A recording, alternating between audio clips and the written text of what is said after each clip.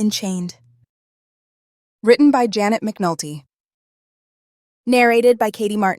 Chapter 1. Rain.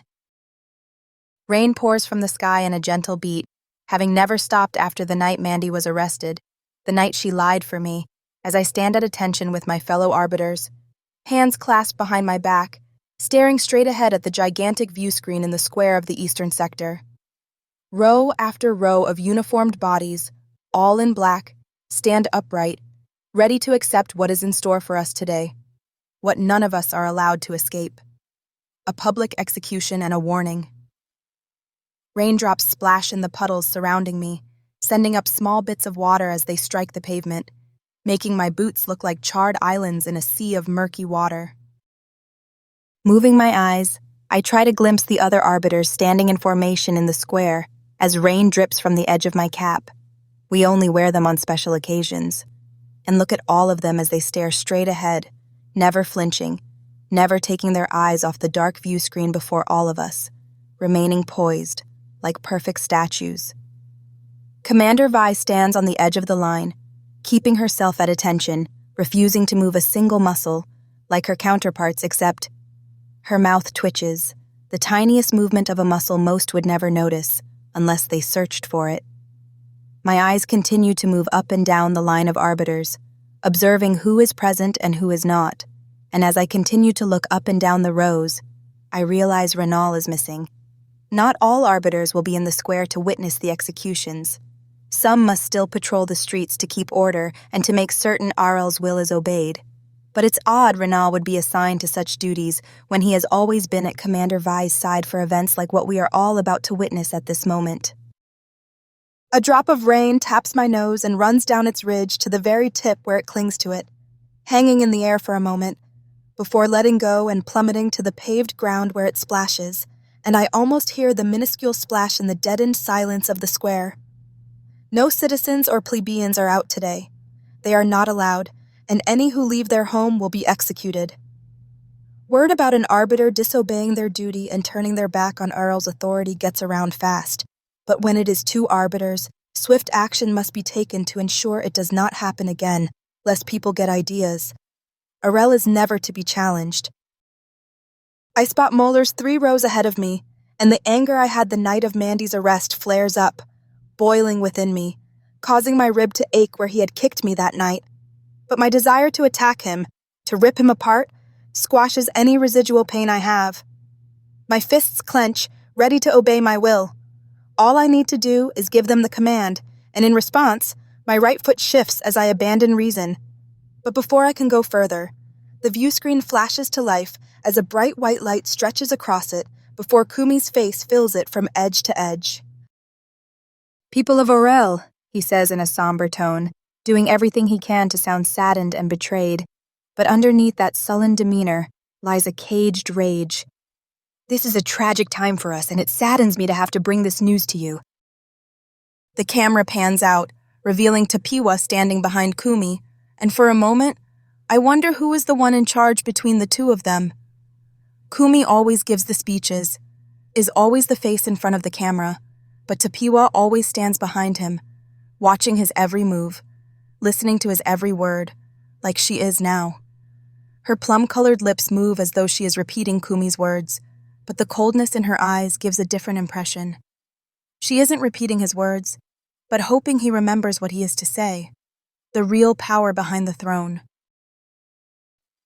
"But 2 of our own, arbiters no less, have betrayed us, betrayed our trust. They used their position to disobey the laws that are in place, laws that are there to protect us all from the cruel world outside our walls, and to protect us from the threats within our walls. This betrayal cannot go unpunished. They swore to obey and to protect Arel, but instead of serving our collective community, they chose to give in to their individual desire and abandoned us all in the process. Their selfishness has caused us pain, suffering, and irreparable harm to our way of life." I flinch as Kumi's tone goes from somber to wrathful. "In the days before Arel, we were ruled by the fair-skinned and treated as oxen, but we rose up and defeated our masters, setting up this city, Arel, as a testament of our hard-won freedom. We have achieved equality, where no one hungers, no one wants for anything, and where no one is jobless. We all do our part for the good of Arel, as we all must, and the sacrifices of so many to bring about our collective freedom has been spat upon by these two traitors. They have turned their backs on you. A few grumblings rise among my fellow arbiters as Kumi's words bring out their anger, and the same demon comes to life within me, but it isn't Mandy or Amal it wants to devour. Commander Vi clears her throat, silencing them. We are arbiters. Emotions are our downfall. Flickering lights within grime-encrusted windows attract my attention as I realize that even though people are to remain locked in their homes during this time, they are also required to watch the executions as well, and curiosity always forces people to act when they are forbidden to. Such is the way of Arel. These protectors of our society, of our ways, helped people sneak to the outside world where they could embolden our enemies. We are one. If even one person abandons us, it puts our society in danger and mitigates our shared struggle. One individual, straying from our cohesiveness, will give Kitian what it needs to wipe us off the face of the earth. Alone, a person falls, but together, as a collective, we are strong and we will prevail, which is why the treachery of the two who will be brought before you cannot be allowed to stand. Why? The quiet voice echoes over the plaza from the loudspeakers, as it comes from one of the concubines standing behind Kumi. Both Tapiwa and Kumi turn toward the girl as she tries to sink into the shadows, hoping her braids will hide her. But what must have been intended as an internal, private thought had been released for all to hear. Within seconds, arbiters appear and drag the girl off the stage, clamping a hand over her mouth so that even her screams will be silenced. The infection spreads. It is time for the people of Arel to remember their place and what is at stake if non-compliance becomes the norm. Have you all forgotten the wars? The period of starvation? The chaos that followed when we refused to give up our selfish desire for individuality? Strength in our kind. The voices around me echo, reverberating off the exterior brick walls of the buildings surrounding us, and I imagine the people within their residences repeating the mantra of Arel with enthusiasm. But while their lips move, mine remains still. Strength in numbers! Strength over weakness. Still, my lips do not move. Something deep within tells me I should repeat the words, that I must repeat the words like I have done countless times throughout my life. But another part of me wonders if I am more than what I have been trained to be. If I can be more than what my superiors told me I would ever be. Are greater numbers better than one? And what is our kind? A people that demands obedience at all times where nonconformity is punishable by death? I shove these thoughts away. I cannot have them. They are what caused me to get Mandy arrested in the first place. They are the reason Mandy now faces execution. They are the reason so many I have tried to help in the past have perished, and by my hand. Weakness is, Kumi shouts into the microphone. Failure! The shouts of the others surrounding me drown my thoughts and beat through my chest, urging me to join, but I cannot. Failure is death. A wisp of movement catches my attention, and I turn my head, not wanting to disrupt the formation or bring unwanted attention to myself, to get a better glance at what seems out of place. A lone man stands inside an alley, tucked inside the shadows, obscuring him from prying eyes, but I make out the faint shape of his form through the veil of rain falling to the ground. For a moment, I believe we have locked eyes, that he has been watching me, and that uneasy feeling that overtook me the day the mysterious voice convinced passengers on a rail car to attack me overwhelms me again. Is he watching me? Before I can determine what this stranger is doing out in the rain, observing a bunch of arbiters standing in formation, he disappears, fading into the background as though he was never there. Bring out the prisoners, Kumi demands. The camera pans from Kumi to a copper door with Arel's insignia on it as it opens, releasing a low screeching sound as two forms are dragged out of the darkness within and forced to step into the drizzling rain.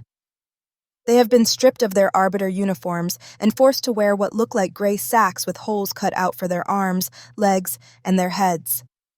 My eyes glue themselves to the view screen as Mandy walks with her head held high, proud to be executed for what she believes in. Or she is too stubborn to show fear in front of her executioners because fear is a quality arbiters are not allowed to possess. Behind her, Amal pulls away from the arbiters, leading him to the two poles at the end of the pathway, screaming as he tries to get away, insisting he is innocent. More arbiters appear and place a muzzle over his mouth, silencing him as they haul him to the two poles, while he kicks his feet in fear. "Look upon them!" shouts Kumi. "Look upon their treacherous faces! See how the coward tries to run. These are the ones who put our collective safety at risk. They are the ones who decided their personal desires were more important than you." A series of boos and hisses rise among the crowd, filling the courtyard at the presidential palace where Kumi speaks, followed by rotted vegetables flying through the air, and I find myself wondering if those had been handed out for this occasion. Arel prides itself on order, and rotted vegetables go against that order. Bits of moldy cabbage strike Mandy in the face, but she never flinches as she is tied to the metallic pole, while Amal continues to struggle before being subdued with a strike to the head. "These two are to die here today," continues Kumi, "but we are merciful, and they are to be given a chance to speak any last words, to ask for forgiveness." Mandy laughs in response. Her laughter silences the gathered crowd as all eyes turn toward her. "Forgiveness?" she says, her voice strong despite the black and blue marks that litter her face, or how her swollen lip tries to impede her ability to speak. "You don't know the meaning of the word. You speak of treachery, but neglect to mention that you and your sister committed the first act of treachery when you murdered your father with poison, and we all know that the real power is the one in your bed every night." Mandy glances at Tapiwa, whose smug expression transforms into rage.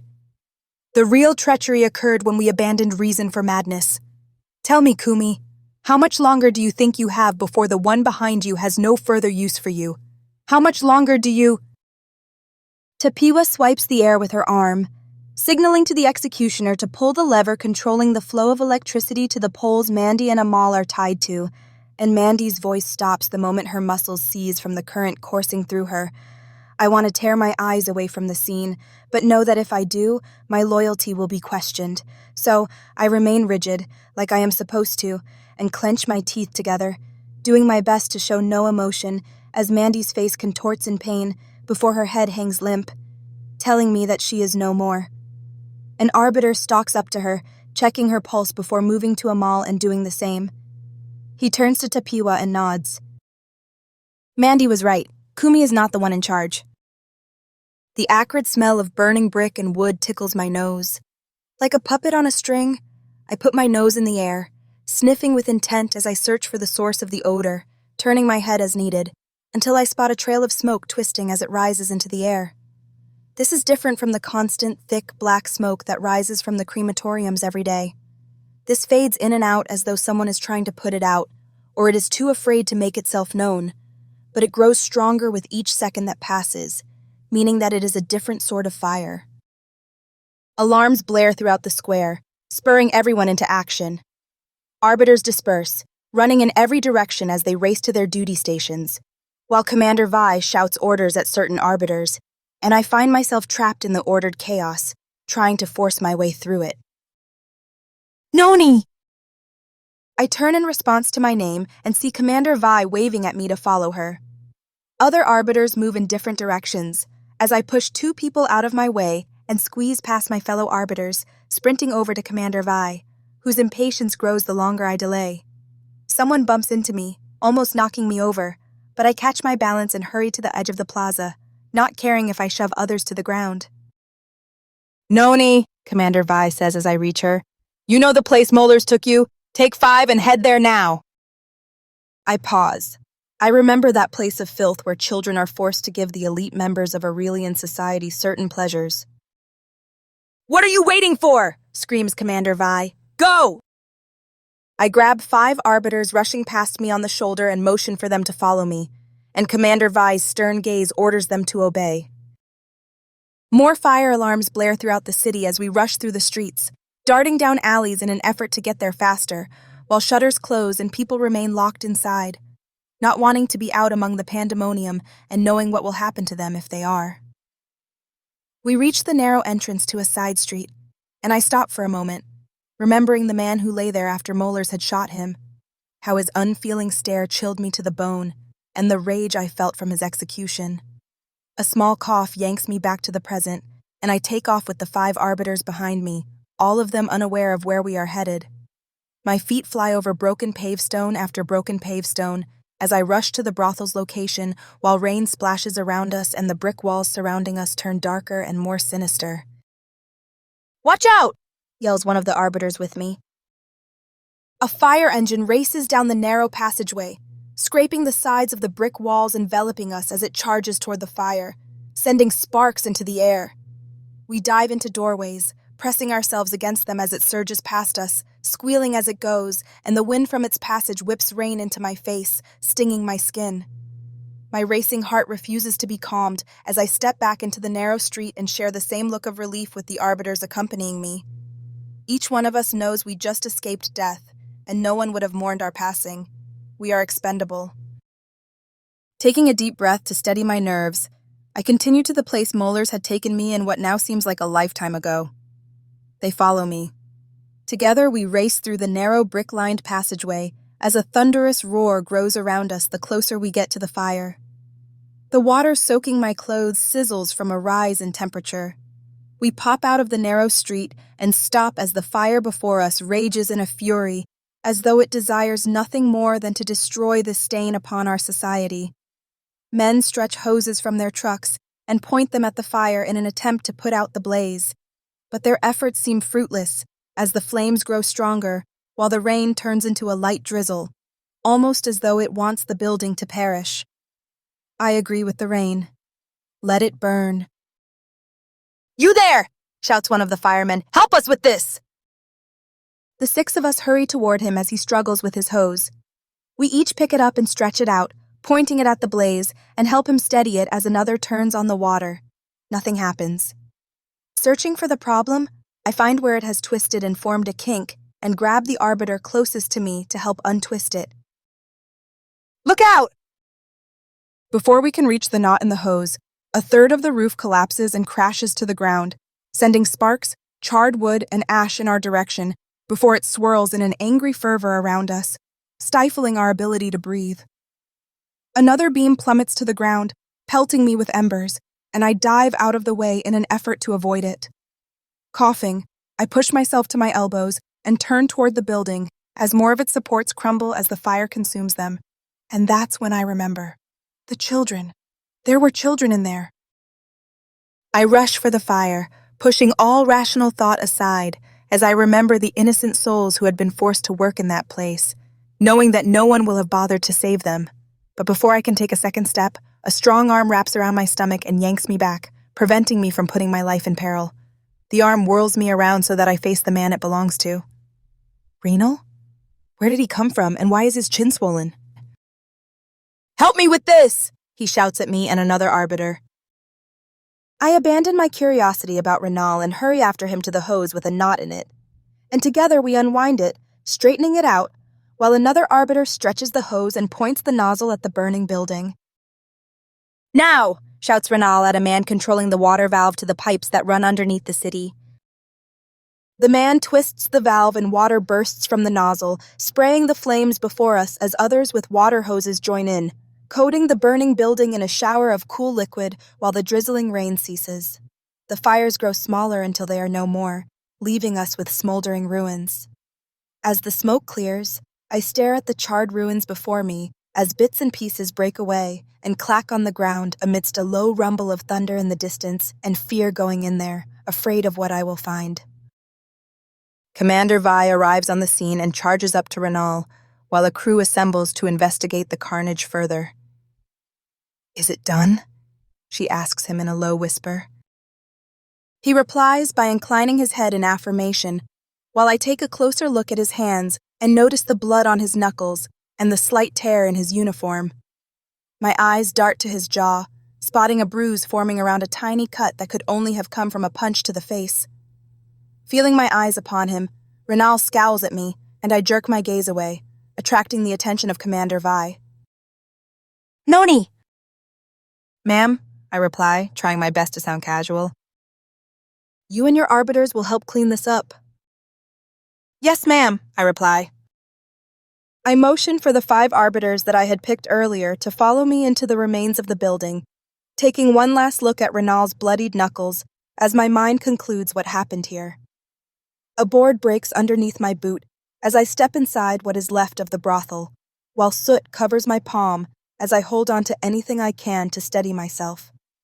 Silence reigns while a smoky fog envelops me, cutting me off from those searching the charred remains with me, while my stomach leaps from the fear of what I will find.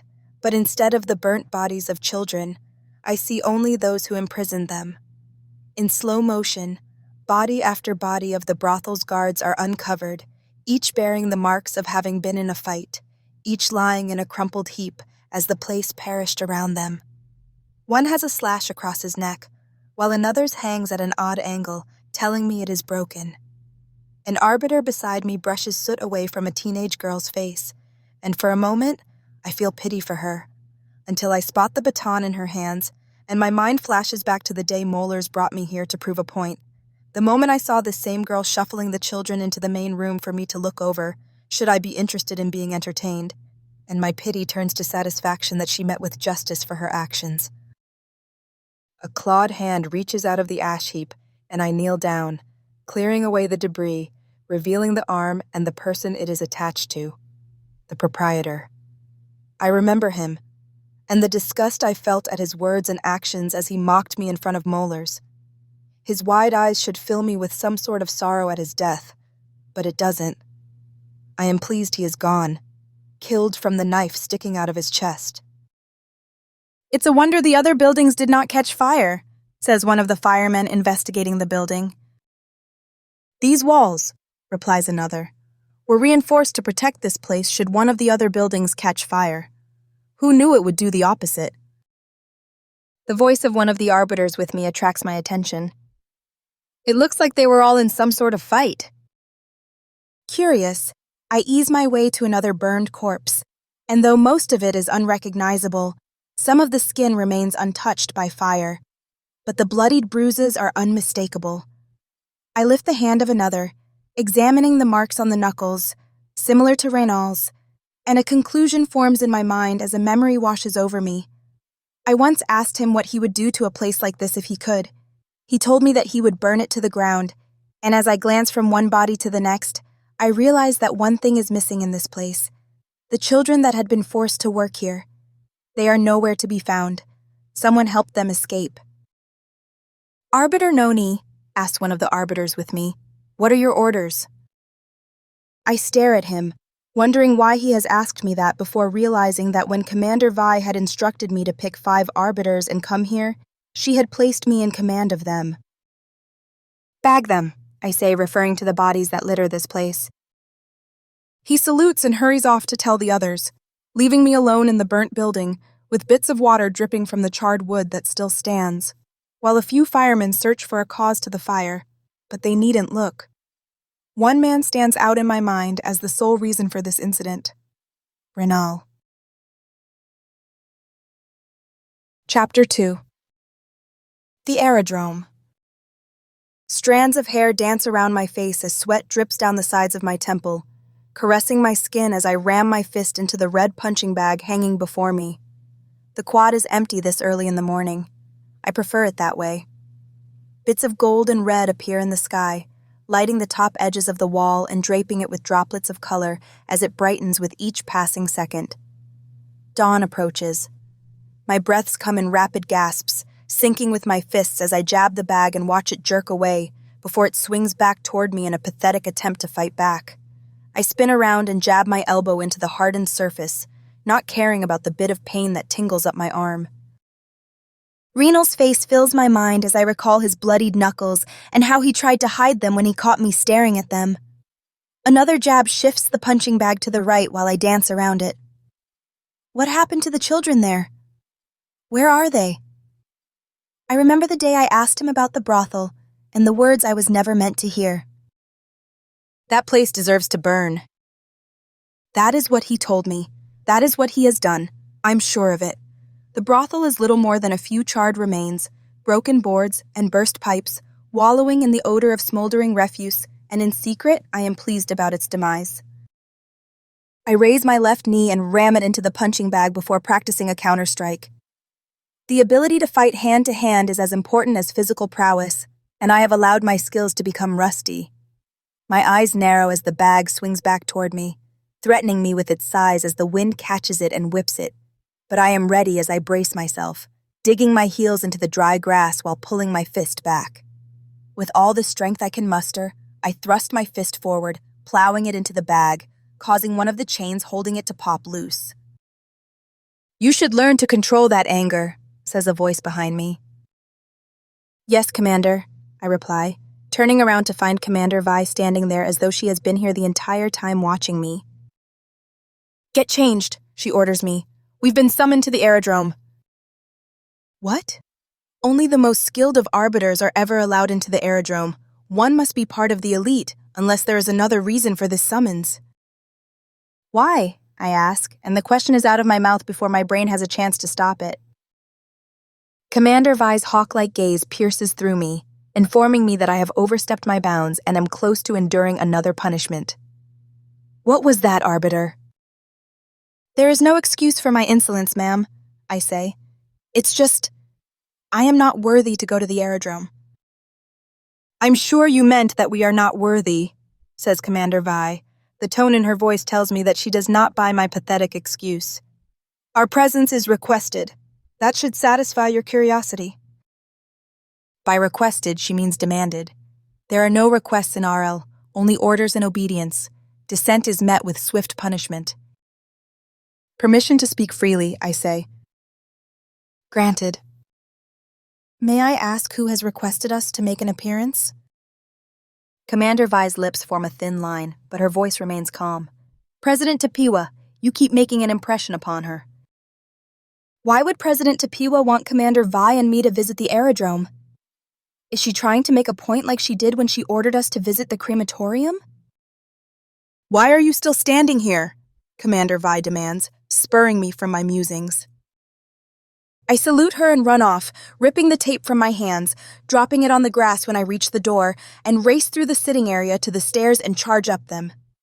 The door to my room slides open as I reach it, and I waste no time pulling my sweat-soaked shirt off as I rummage through my closet for a clean one and yank it over my head, wishing that I could have showered first. But Commander Vi's orders are clear. Be quick. I check my pants as I search for a uniform jacket. They seem clean enough and will have to do. After I zip up my jacket, I rush for the door, but pause when I pass the mirror as my untidy hair grabs my attention. With a few quick swipes of my hands, I twist my long hair and wrap it around itself, redoing my bun, until every strand is in its place. Satisfied, I hurry through the door and down the stairs to the foyer before stopping cold. Gwen and Sheila stand with Commander Vi with frightened looks on their faces. "Commander," I begin, but she cuts me off. "We've all been requested." Sheila looks at me, but I shake my head, hoping she understands that there is nothing I can do. The decision has been made, and we are stuck with it. I feel Commander Vi's eyes on me, waiting for me to do as I'm expected, so I stroll to the yellowed door covering the entrance to the manor, and it opens before me, allowing the bright sun to strike me in the face as I enter into its graces, only to be stopped by a surprise once again. A transport awaits us with its doors open. "There is no rail that goes to the aerodrome," Commander Vi says, answering my unspoken question. I step toward it and get in, taking my place in the back seat, while she sits in the front. Sheila and Gwen crawl in on the other side, taking their place on the floor, as their station dictates, and I move my feet over to the edge of the footwell to give them more room, hoping that Commander Vi does not notice. The doors close and the transport moves as the driver puts it in gear, taking us away from the gated driveway of the manor, and I watch as the building fades in the distance, looking pathetic and uncared for, while Sheila and Gwen huddle in the footwells, wondering why they are with us. They are not the only ones wanting to know the reason for their accompaniment on this errand. The transport works its way through the streets of the eastern sector, bypassing the dwindling crowds of people, if you can call them that, as more restrictions on our movements have been put in place, and ignoring the trolley's sharp bell as we pass over the tracks in front of it, heading for the northern sector. Like I have done on several occasions, I watch as the dilapidated buildings of the eastern sector change into pristine structures of glass and steel, with windows that possess no cracks or chips, and are so clean that dirt does not dare cling to it. They tower over us, making me feel smaller than an insect as we wind our way through their maze, heading to the upper levels of the city. The whine of a railcar screeches around us as it passes above us, resembling a centipede made of rainbow glass, instead of a form of transportation meant to help Arelian citizens move throughout the city and keep us connected. But as I peer into the windows, I notice that very few are on it, unlike the times I have ridden it, where it overflowed to the point where people forced their way on and off, not caring who got in their way, so long as they moved in the end. We turn down a road I do not know, and the windows darken, as though someone has blacked them out. Panicked, I press my face against the glass, wondering why I can no longer see through it, before realizing that we will crash if the driver cannot either. I whip my head forward, but Commander Vi remains rigid as though nothing has changed, and that is when I notice it. The driver wears dark glasses, but unlike any I have seen before. As the transport turns to the left, before banking to the right, I realize that these are specialized glasses that allow him to see through the now blackened windows. "The location of the aerodrome is protected," says Commander Vi, and judging by the warning in her voice, I know that I am to sit back and remain still. I settle back into my seat and try to give an encouraging grin to Sheila as she glances up at me with frightened eyes, while Gwen's head remains buried in her soiled knees. The transport slows. My head jerks up as the windows change, allowing me to see through them again, and my mouth drops open as a giant overhang towers above us, stretching upward until it forms a pointed arch, reminding me of the letter A, and as my eyes scan the off-white stone, I spot the 3 S's on the right side of a horizontal beam, finishing what is supposed to be the insignia of Arel. We pass underneath the beam and disappear into the interior of a massive building designed to hold aircraft. The transport pulls to a stop and the doors unlock, telling me that I must get out. I do. Echoing sounds strike my ears as I step out of the transport and place my feet on solid yet smooth concrete that has texture to it to provide traction and prevent my boots from sliding as I stand up. Arbiters in flight suits hurry past, ignoring us as though we are of little importance, and perhaps we are, since, compared to them, we are little more than insects, annoying and unwanted. 2 arbiters march up to us, and I stand at attention. "Identify yourselves!" Commander Vi speaks first. "Commander Vi, serial number V21923. One scans the back of her neck, nodding as her identity is confirmed before turning toward me. "Arbiter Noni," I say, "serial number N27461. He scans the tattoo on the back of my neck, the one I received upon birth, and nods, confirming my identity. "Noni," says a sticky, sweet, familiar voice as Tapiwa approaches us with Kumi walking beside her, and he gives her a small, affectionate pat on her behind, thus giving credence to the rumors of their unusual yet close relationship. An anger flashes in her brown eyes before dissipating, not wanting to spoil the charade. "How good of you to come." "As always," I reply, doing my best to hide my confusion at the request of our presence here. "Refusing you is most unwise." She smiles at me, showing me her teeth. Each one makes me wonder if they are made of actual pearls, through her plum-colored lips, warning us all that it is best not to challenge her. "Commander," Tapiwa says in a more formal tone, nodding in Commander Vi's direction. "Madam President," my commander replies. "This is Commander Ramus." Tapiwa introduces us to a stoic man who appears from nowhere and stands with his feet shoulder-width apart and his hands clasped behind his back. He will be showing us around today. "Madam President, Mr. President," says Commander Ramus, addressing them both. Once again, I find myself believing that Kumi is little more than a pawn.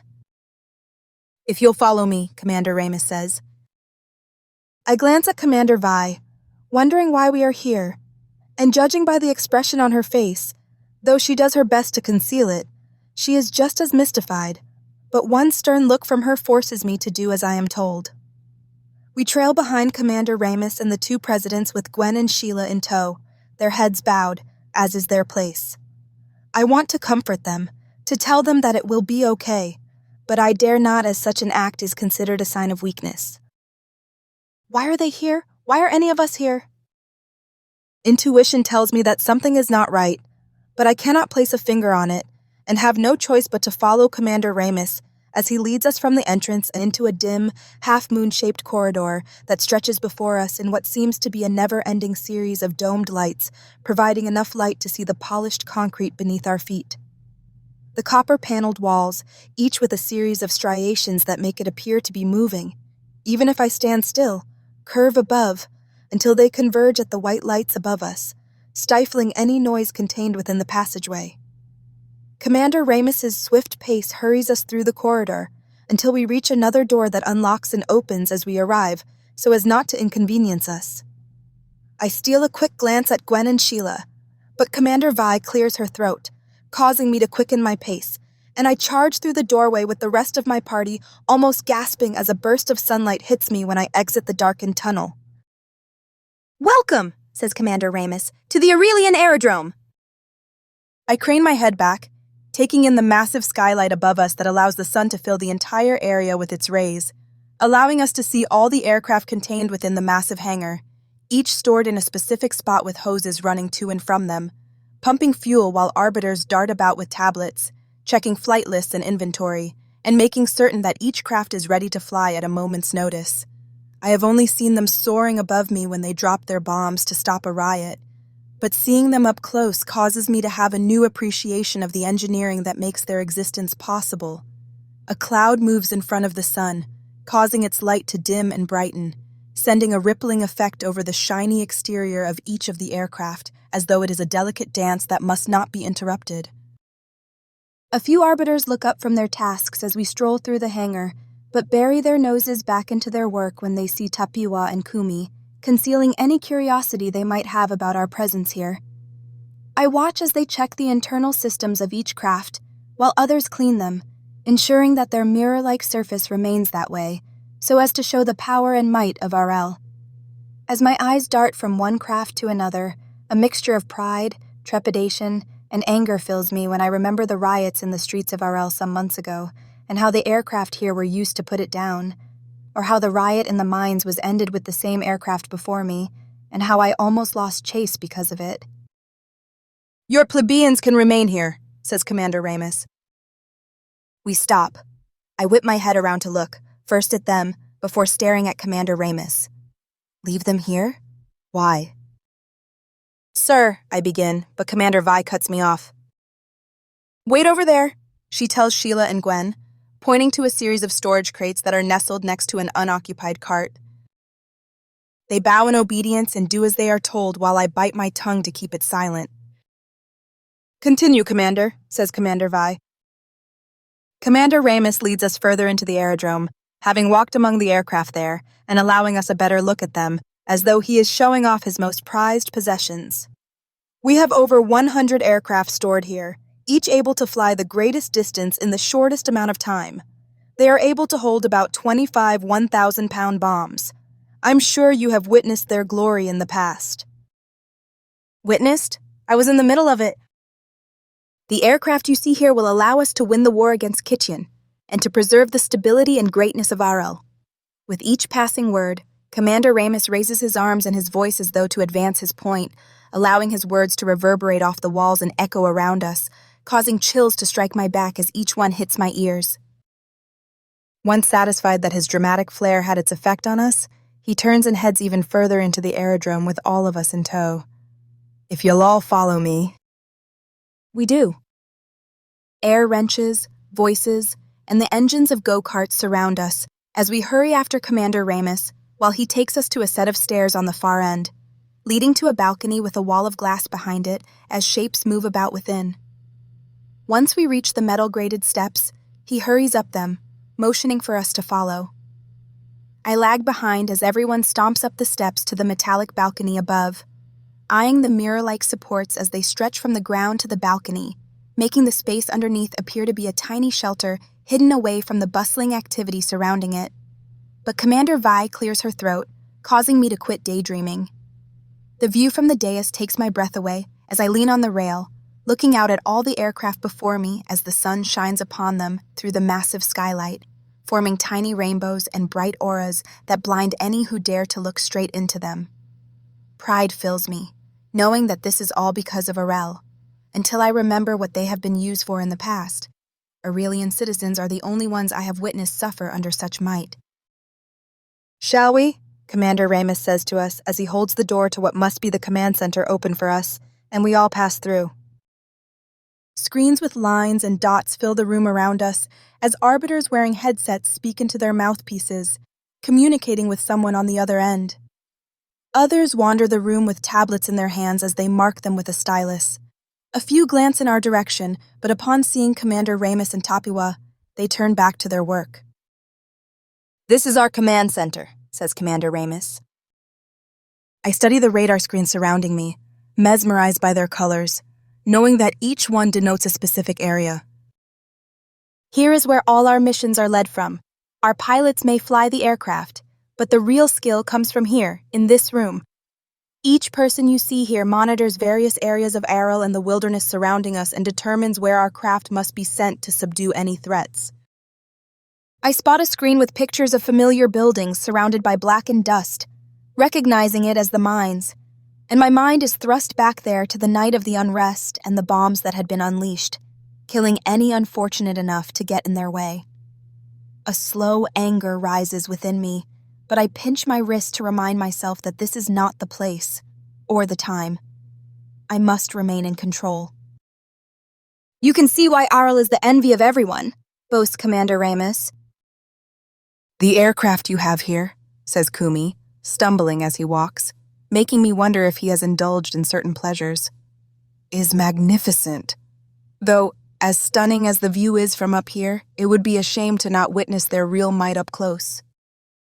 "You are correct, Mr. President," replies Commander Ramus.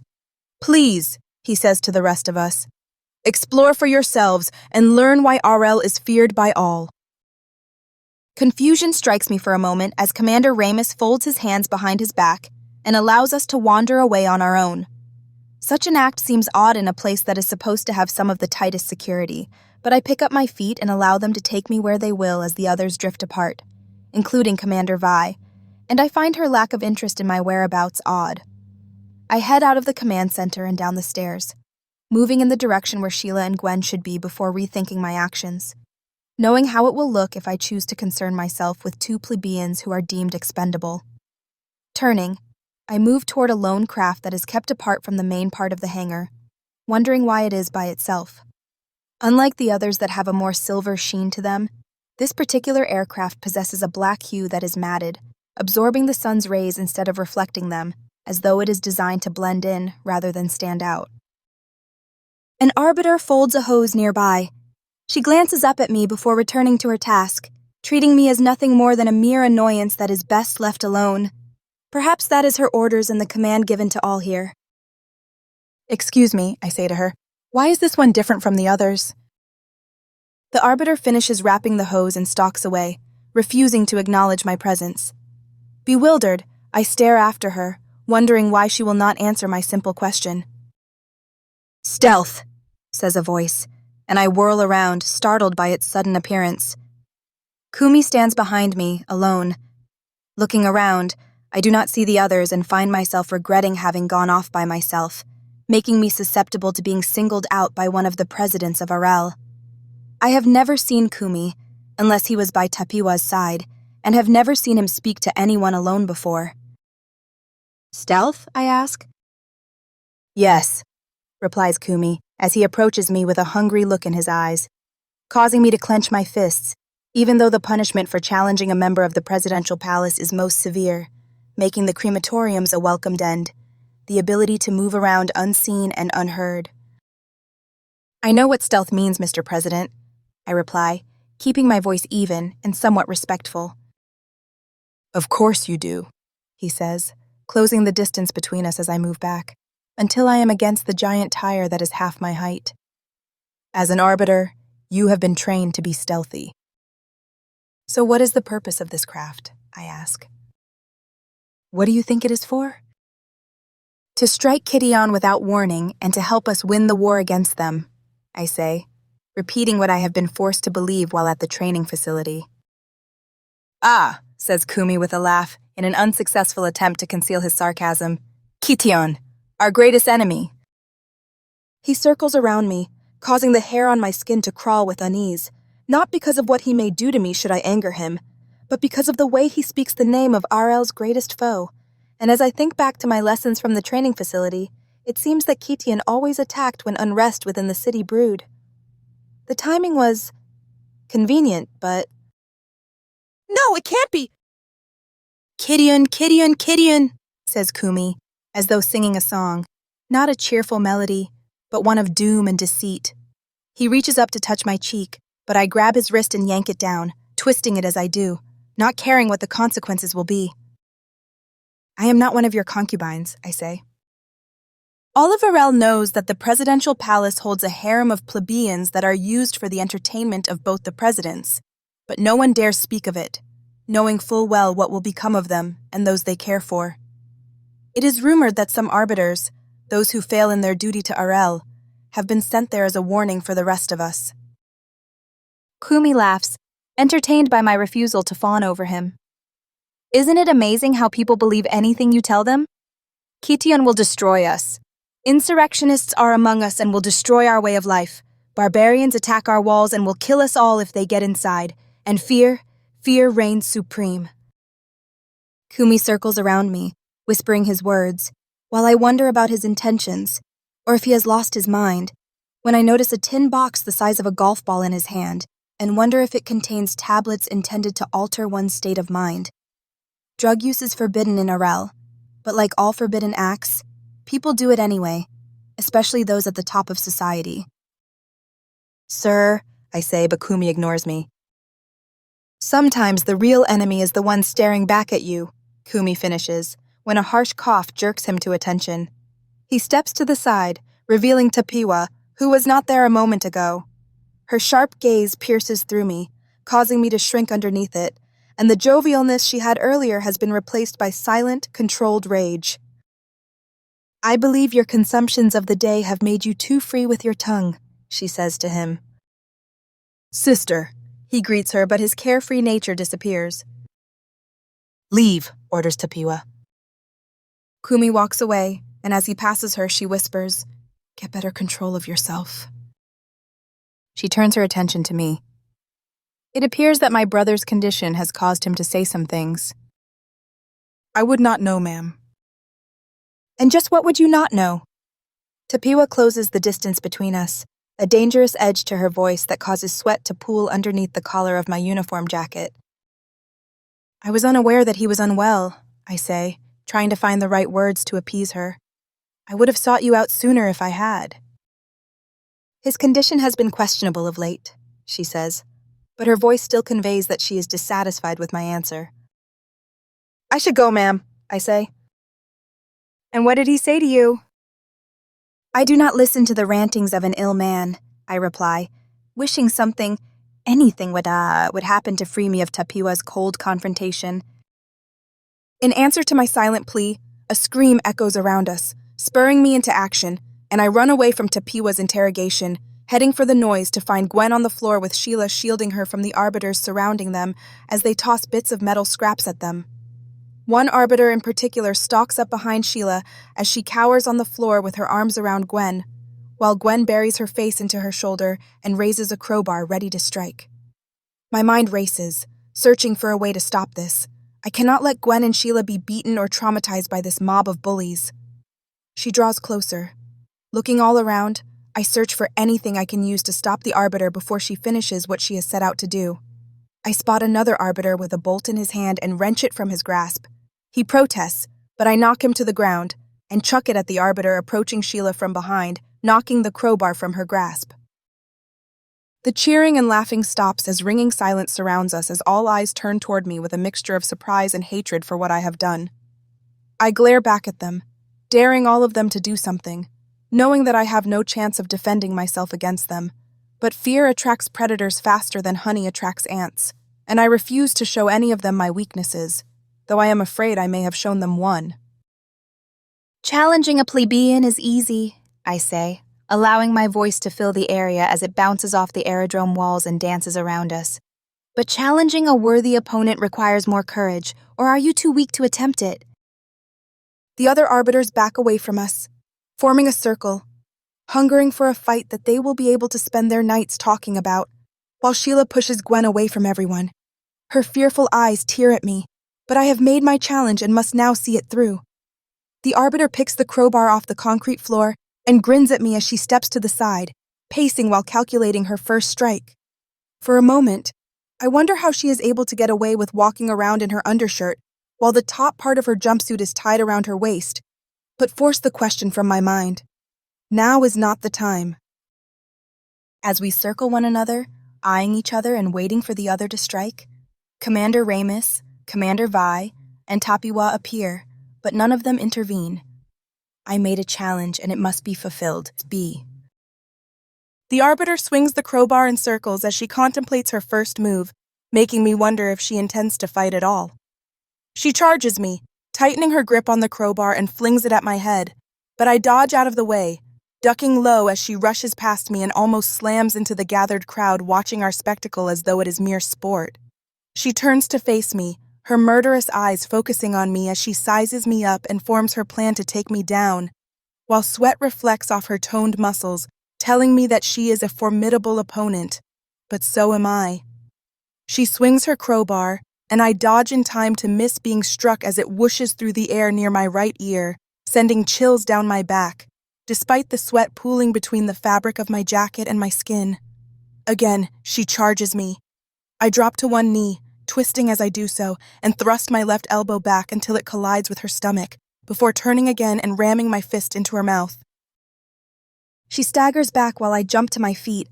Her venomous eyes dig into mine as she wipes the blood trickling from the side of her mouth. Enraged, she rushes for me with her crowbar raised. I dodge again, but realize too late that it was a feigned attack, and before I can react, her elbow digs into the middle of my back, causing me to rear upward, exposing my stomach for the crowbar as she strikes me with it.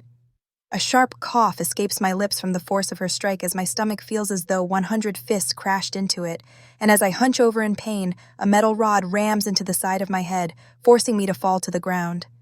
The iciness of the concrete seeps through my clothes as I lie there, dazed while the world spins before me as I try to regain my focus. But a boot in my middle ceases such an effort, and I fall back to the ground. Taunting footsteps and laughter drown my senses.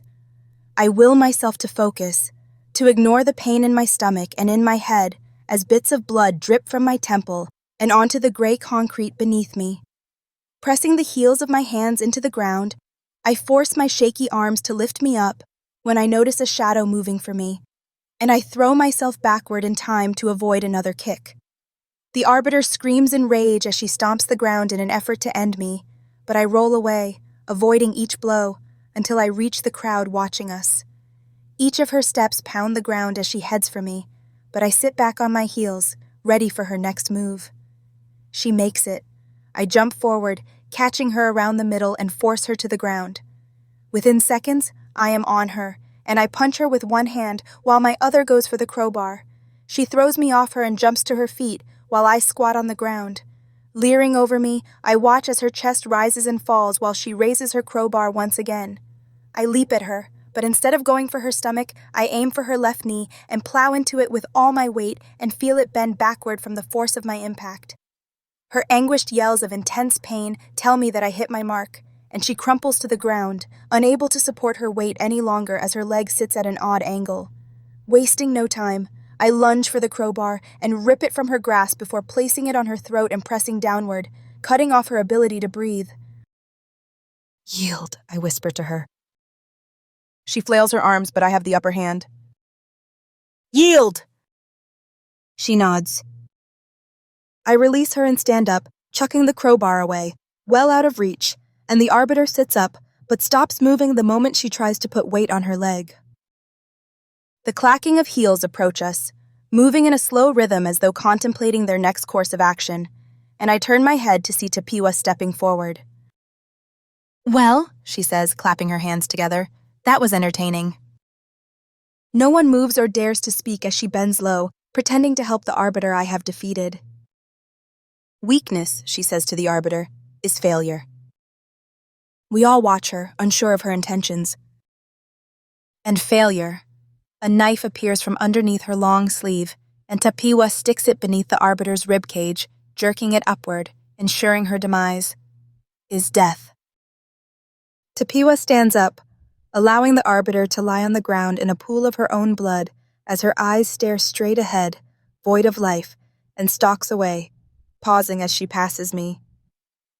That was enlightening, she says as she passes by. Don't you think? Silence is my answer. I do not know what to say as I steal a glance at Sheila and Gwen, who both huddle in the shadow of an aircraft, wishing this nightmare would end, and I share their sentiment. Tapiwa moseys away with a pleased grin on her face as she disappears into the shadows.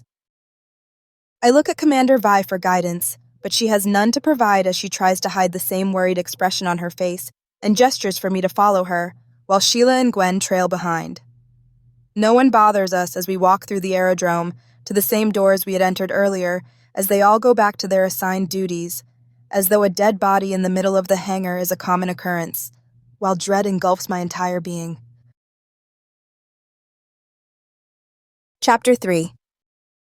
Obey. Lines of people stand before me, each spaced 3 feet apart as they stretch out from the booths that have been set up for this occasion. Massive vaccination. Arbiters surround each line, ready to put down any who resist or prove to be troublesome. I watch as a fair-skinned man rolls his sleeve down after receiving his injection and notice the mark burned into it. The mark of a freed plebeian. On occasion, a plebeian will be emancipated as a sign of goodwill, that Arel is merciful, but in the end, and as Chase pointed out to me once, none of us are free.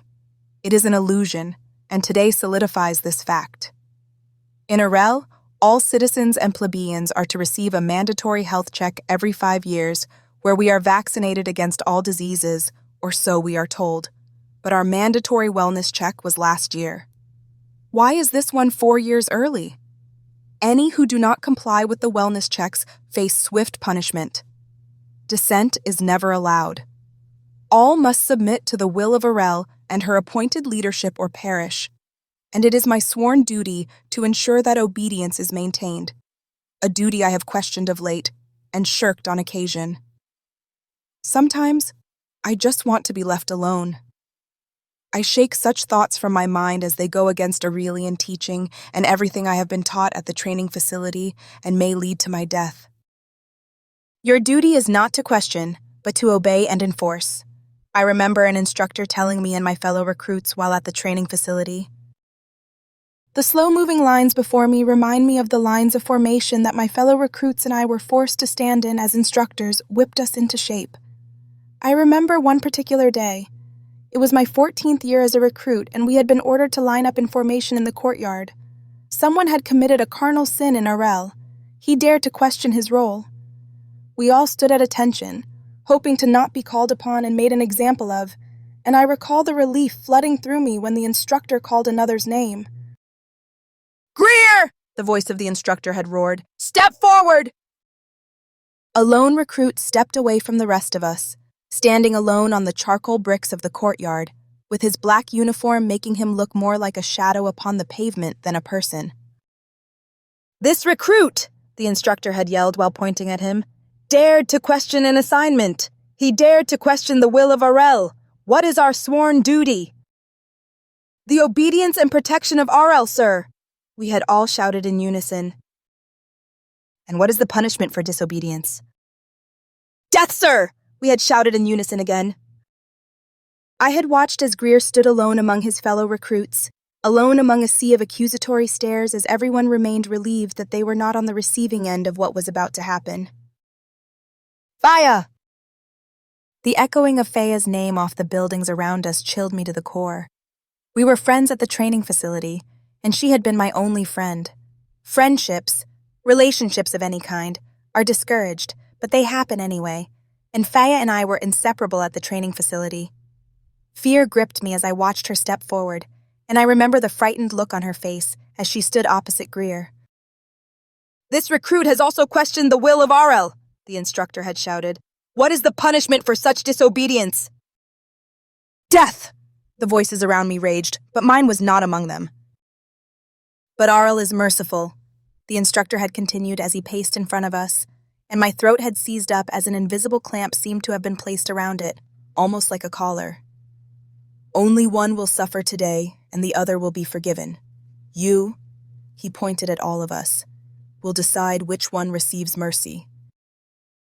The instructor had pulled a knife from under his sleeve, and before I could stop myself, a single word, sharp and deafening, escaped my lips. "No!" The instructor stopped at my single command and turned toward me. I remember wanting to shrink under his piercing gaze, but had forced myself to remain rigid and strong. Weakness is never tolerated in Arel. "Noni," he had called to me, "step forward." I never moved. Infuriated, the instructor seized me around the neck and dragged me out of the lines of formation and away from my fellow recruits, dumping me in the middle of the courtyard between Faya and Greer. "It seems that Noni has volunteered to make the choice for you, to demonstrate the might and mercy of Arel." The knife clattered on the pavement in front of me when he tossed it. "Make your choice." A sickening feeling had overwhelmed me at that moment, as the realization of what the instructor had demanded I do wafted over me. I had to choose who lived and who died. I refused to make the choice, and upon my hesitancy, the instructor pounced on me, gripping me by the chin and forcing my ear near his mouth. "Weakness is failure," his hot, sticky breath whispered into my ear. "And failure is death." He pushed me to the ground, and my hands landed near the knife, brushing the pointed end of its sharp blade. "Choose!" Faya's eyes met mine, and her unspoken fear of death filled me as well, and my selfish desire to not lose anyone I cared about made the decision for me as I picked myself up, facing the instructor, before raising my left hand and pointing at Greer. "What are you waiting for?" he had asked. I looked at the knife as I understood the full extent of my instructor's command. It wasn't enough for me to choose who lived and who died. I had to carry out the act myself. They forced us to kill animals at the training facility so as to desensitize us toward the very notion of taking a life. But this was different. This time, I had to murder another human being, and failure to do so meant my own demise. As I hesitated, the instructor seized Faya, putting her in a headlock and squeezed his arm tight around her throat as his eyes bore into mine, while Faya's panicked ones pleaded with me to do what was commanded of me. I picked up the knife. Greer, knowing what came next, turned to run, but the other recruits broke formation and blocked his escape, forcing him to face what Arel had deemed just punishment for daring to have an opposing thought in his mind. He dashed from one direction to another as I approached with the knife in my right hand, and each time, recruits blocked him. I gripped the dagger tighter as I approached, while sweat formed around its smooth hilt, threatening to cause me to drop it, and steeled myself for what I must do, or Faya and I would both perish for my lack of commitment to my duty as a future arbiter. Knowing his fate had been sealed, Greer stopped trying to flee and faced me, and without a word, I plunged the knife into him, ramming it deeper and deeper until blood spurted from his wound, covering my arm in its warm substance, and as I pulled the knife out, I looked at my arm and my face's reflection in Greer's blood. His hand gripped mine, forcing my gaze to meet his, and to look at the relieved expression on his face as though, in the end, he had been glad to be leaving this place, even if the finality of it meant that his brief existence had ended. In the end, death meant freedom. Anger filled me in that moment, and as I stand in line, once again, waiting to be called, the memory of that anger fills me to the core of my being. I had allowed that same rage to dictate my next move that day, as I had turned on the instructor, screaming in fury when I flung the knife at him, but he dodged, throwing Faya aside, and I had missed my mark. Within seconds, he was on me, and despite my training, I was no match for him as he threw me to the ground, forcing me to look up at him from the flat of my back, and the last thing I remember from that day is the sole of his boot coming straight for me. "Arbiter!" the medical officer calls to me for the fourth time, yanking me from what had been a long-forgotten memory, forcing me back into the present, to this moment of once again doing as I am commanded, of obeying what none are to question. I steal a quick glance over those who are lined up like me and spot Chase, and a bit of fear takes hold of me as I remember how the last time all of Arel was forced to line up like this for their mandatory vaccines, his sister had become ill, how none cared that another plebeian might die, and the drastic steps I took to get him the medicine he needed for her. It seems like such a long time ago, but it was only a year ago. Arbiter!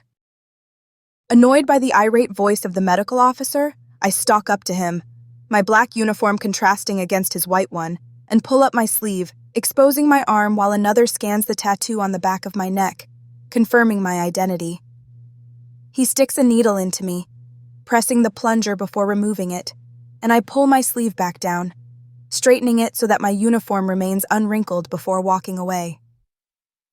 As I do, I glance back at Chase and hope that he remains unharmed as he is shuffled back into a transport by the arbiters around him to be taken back to the manor.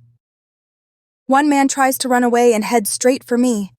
The reflexive action of my training forces my arm to stretch out and catch the man by the collar of his red uniform, thrusting him back in line to get what we all must. And before I have a chance to second-guess my actions, Commander Vi's voice calls my name. Noni, she waves me over to her. I release the man as other arbiters move closer to him to ensure that he does not attempt another escape. Commander, I say as I approach Commander Vi. A few citizens have not reported for their health check. We are to go get them. Health check, wellness check. These are the names for the mandatory vaccinations. During this time, some are given a complete physical, but most of us just line up to get what we are ordered to. Yes, ma'am, I reply, knowing that I have been ordered to accompany her. A transport pulls up, stopping next to us. Without waiting to be instructed, I open the door to the back seat and get inside, while Commander Vi gets in the front. It seems odd to be taking a transport to round up a few people who refuse to show up for their health check. But as I start to voice my concern, I shut my mouth, remembering that questioning anything in Arel can be fatal, and the gnawing feeling that this is more than a simple matter of ensuring compliance festers in the pit of my stomach. Ramshackle buildings, crumbling pieces of brick falling away from the exterior walls, a slanted balcony that looks like it will fall at some point, and the rotted paneling of windows demonstrate the sum of how people within the eastern sector live, pass by my window as we drive past, going to a part of the eastern sector that I have only been to on a few occasions. We turn down a side street, and the shadows of the buildings stretch over us, blocking the sun and the high clouds that look more like a thin gray veil doing its best to shield the sky from the inhabitants below. The transport slows to a stop. Commander Vi gets out, and I follow her. She creeps down a narrow street, too narrow for the transport, with me behind her as we approach the entrance to an abandoned-looking residence. Its concrete steps form a frown as it seems to mourn for the corners that have broken away as cracks zigzag throughout them, causing more of the steps to break off from the least bit of pressure, while the support columns for the awning over them leans as it breaks apart in the middle, reminding me of how the eastern sector is left to suffer while other parts of Arel, the wealthier and influential parts, are well maintained. No matter how many attacks Arel suffers, the area with the presidential palace, council chambers, and the economic powerhouse will always be rebuilt. But the eastern sector is where the dregs of society are sent and forgotten, and suffers the most from rebellion, which is why it is said that whoever can control the eastern sector is the most powerful in Arel. So far, none have succeeded. I push these musings from my mind as other arbiters in body armor and with weapons approach the front of the building, making no noise, and notice a wisp of smoke escaping a small hole in a cracked window that someone had tried to plug with a stained rag. "You will take the lead on this," Commander Vi whispers to me. Now, Commander Vi's insistence on having me accompany her makes sense. She could have gotten any arbiter, a more experienced arbiter, but she chose me, and I cannot help but think that it is because of what happened at the aerodrome. I had showed sympathy for two plebeians. I cut myself off, noting the hardened expression on my commander's face. She has given her command and obedience is demanded. If I fail here, it will mean swift punishment and a possible trip to the crematoriums. Its fires are visible to all in Arel at all times as a warning. This is a test, and it is about more than my ability to carry out my duties. It's to judge whether I will fulfill them without question. Yes, Commander, I reply as I eye the arbiters that surround us. Commander Vi steps back, allowing me to take control of the situation, as the other arbiters look to me to issue orders. I eye the building before me, and a plan forms in my mind. One of the hinges of the door sits askew, meaning that it is loose and the screws stripped. This will make ramming it open easy, but it may still provide enough warning to the people inside, allowing them to escape. Arbiter, I say to the arbiter closest to me, do you have any tear gas or flash bombs? He nods. Pick another to assist you. Upon my command, you each will throw in a flash bomb and a can of tear gas. He runs off and chooses another to help him as ordered. You, I point at another arbiter, get your battering ram and wait by the front door. The rest of you prepare to enter upon my command. They all line up in their positions, awaiting my orders. I steal one last glance at Commander Vi, who takes a step backward, letting me know that this is my command, and another test. A jovial noise escapes from the hole in the cracked window, piquing my curiosity, and for the tiniest moment, I allow myself to entertain it, and I listen to the laughter and sounds of people enjoying themselves, until a cough from Commander Vi brings me back to the present and what is expected of me. I take my position, whipping out my baton as I do so, while the others await my instructions. I raise my hand with slow deliberation as my heart beats faster from the anticipation of what comes next and drop it. 2 sets of tear gas and flash bombs burst through the glass into the building, followed by a tremendous banging sound and a flash of light, while the tear gas fills the area with its smoke. The arbiter by the door strikes it with his battering ram, forcing the door off its hinges as it swings inward, allowing the others to go inside, and they rush in screaming at the occupants to get down before dragging them out. Run! Screams a woman from inside. One manages to flee and charges into the street, looking all around him as he tries to figure out a way to escape. An arbiter hurries out after him. The man runs toward me, his red uniform contrasting against the soiled brick walls of the buildings surrounding us, almost like a blood stain, a reminder of what this world offers to any unfortunate enough to live in it. Instinct takes over, formed from 18 years of indoctrination at the training facility, and I throw my baton out, catching him in the middle, causing him to double over as he takes in a sharp breath. Before he can recover, I bring my baton up and ram it into his back, forcing him to his knees. He glances up at me, and once again, my training takes over, and I raise my baton for a 3rd time. No! Screams a woman as an arbiter drags her outside, the same woman I heard earlier. I turn my head to get a better look. She's a plebeian. Both the plebeian woman and the man in the red uniform look at each other as they share a silent gaze of longing for one another, worried about the other's fate more than their own, and the nature of their relationship is made clear. I pause. The 2 of them remind me of Chase and the forbidden nature of our relationship, a forbidden love. Associating with anyone outside of your caste is forbidden.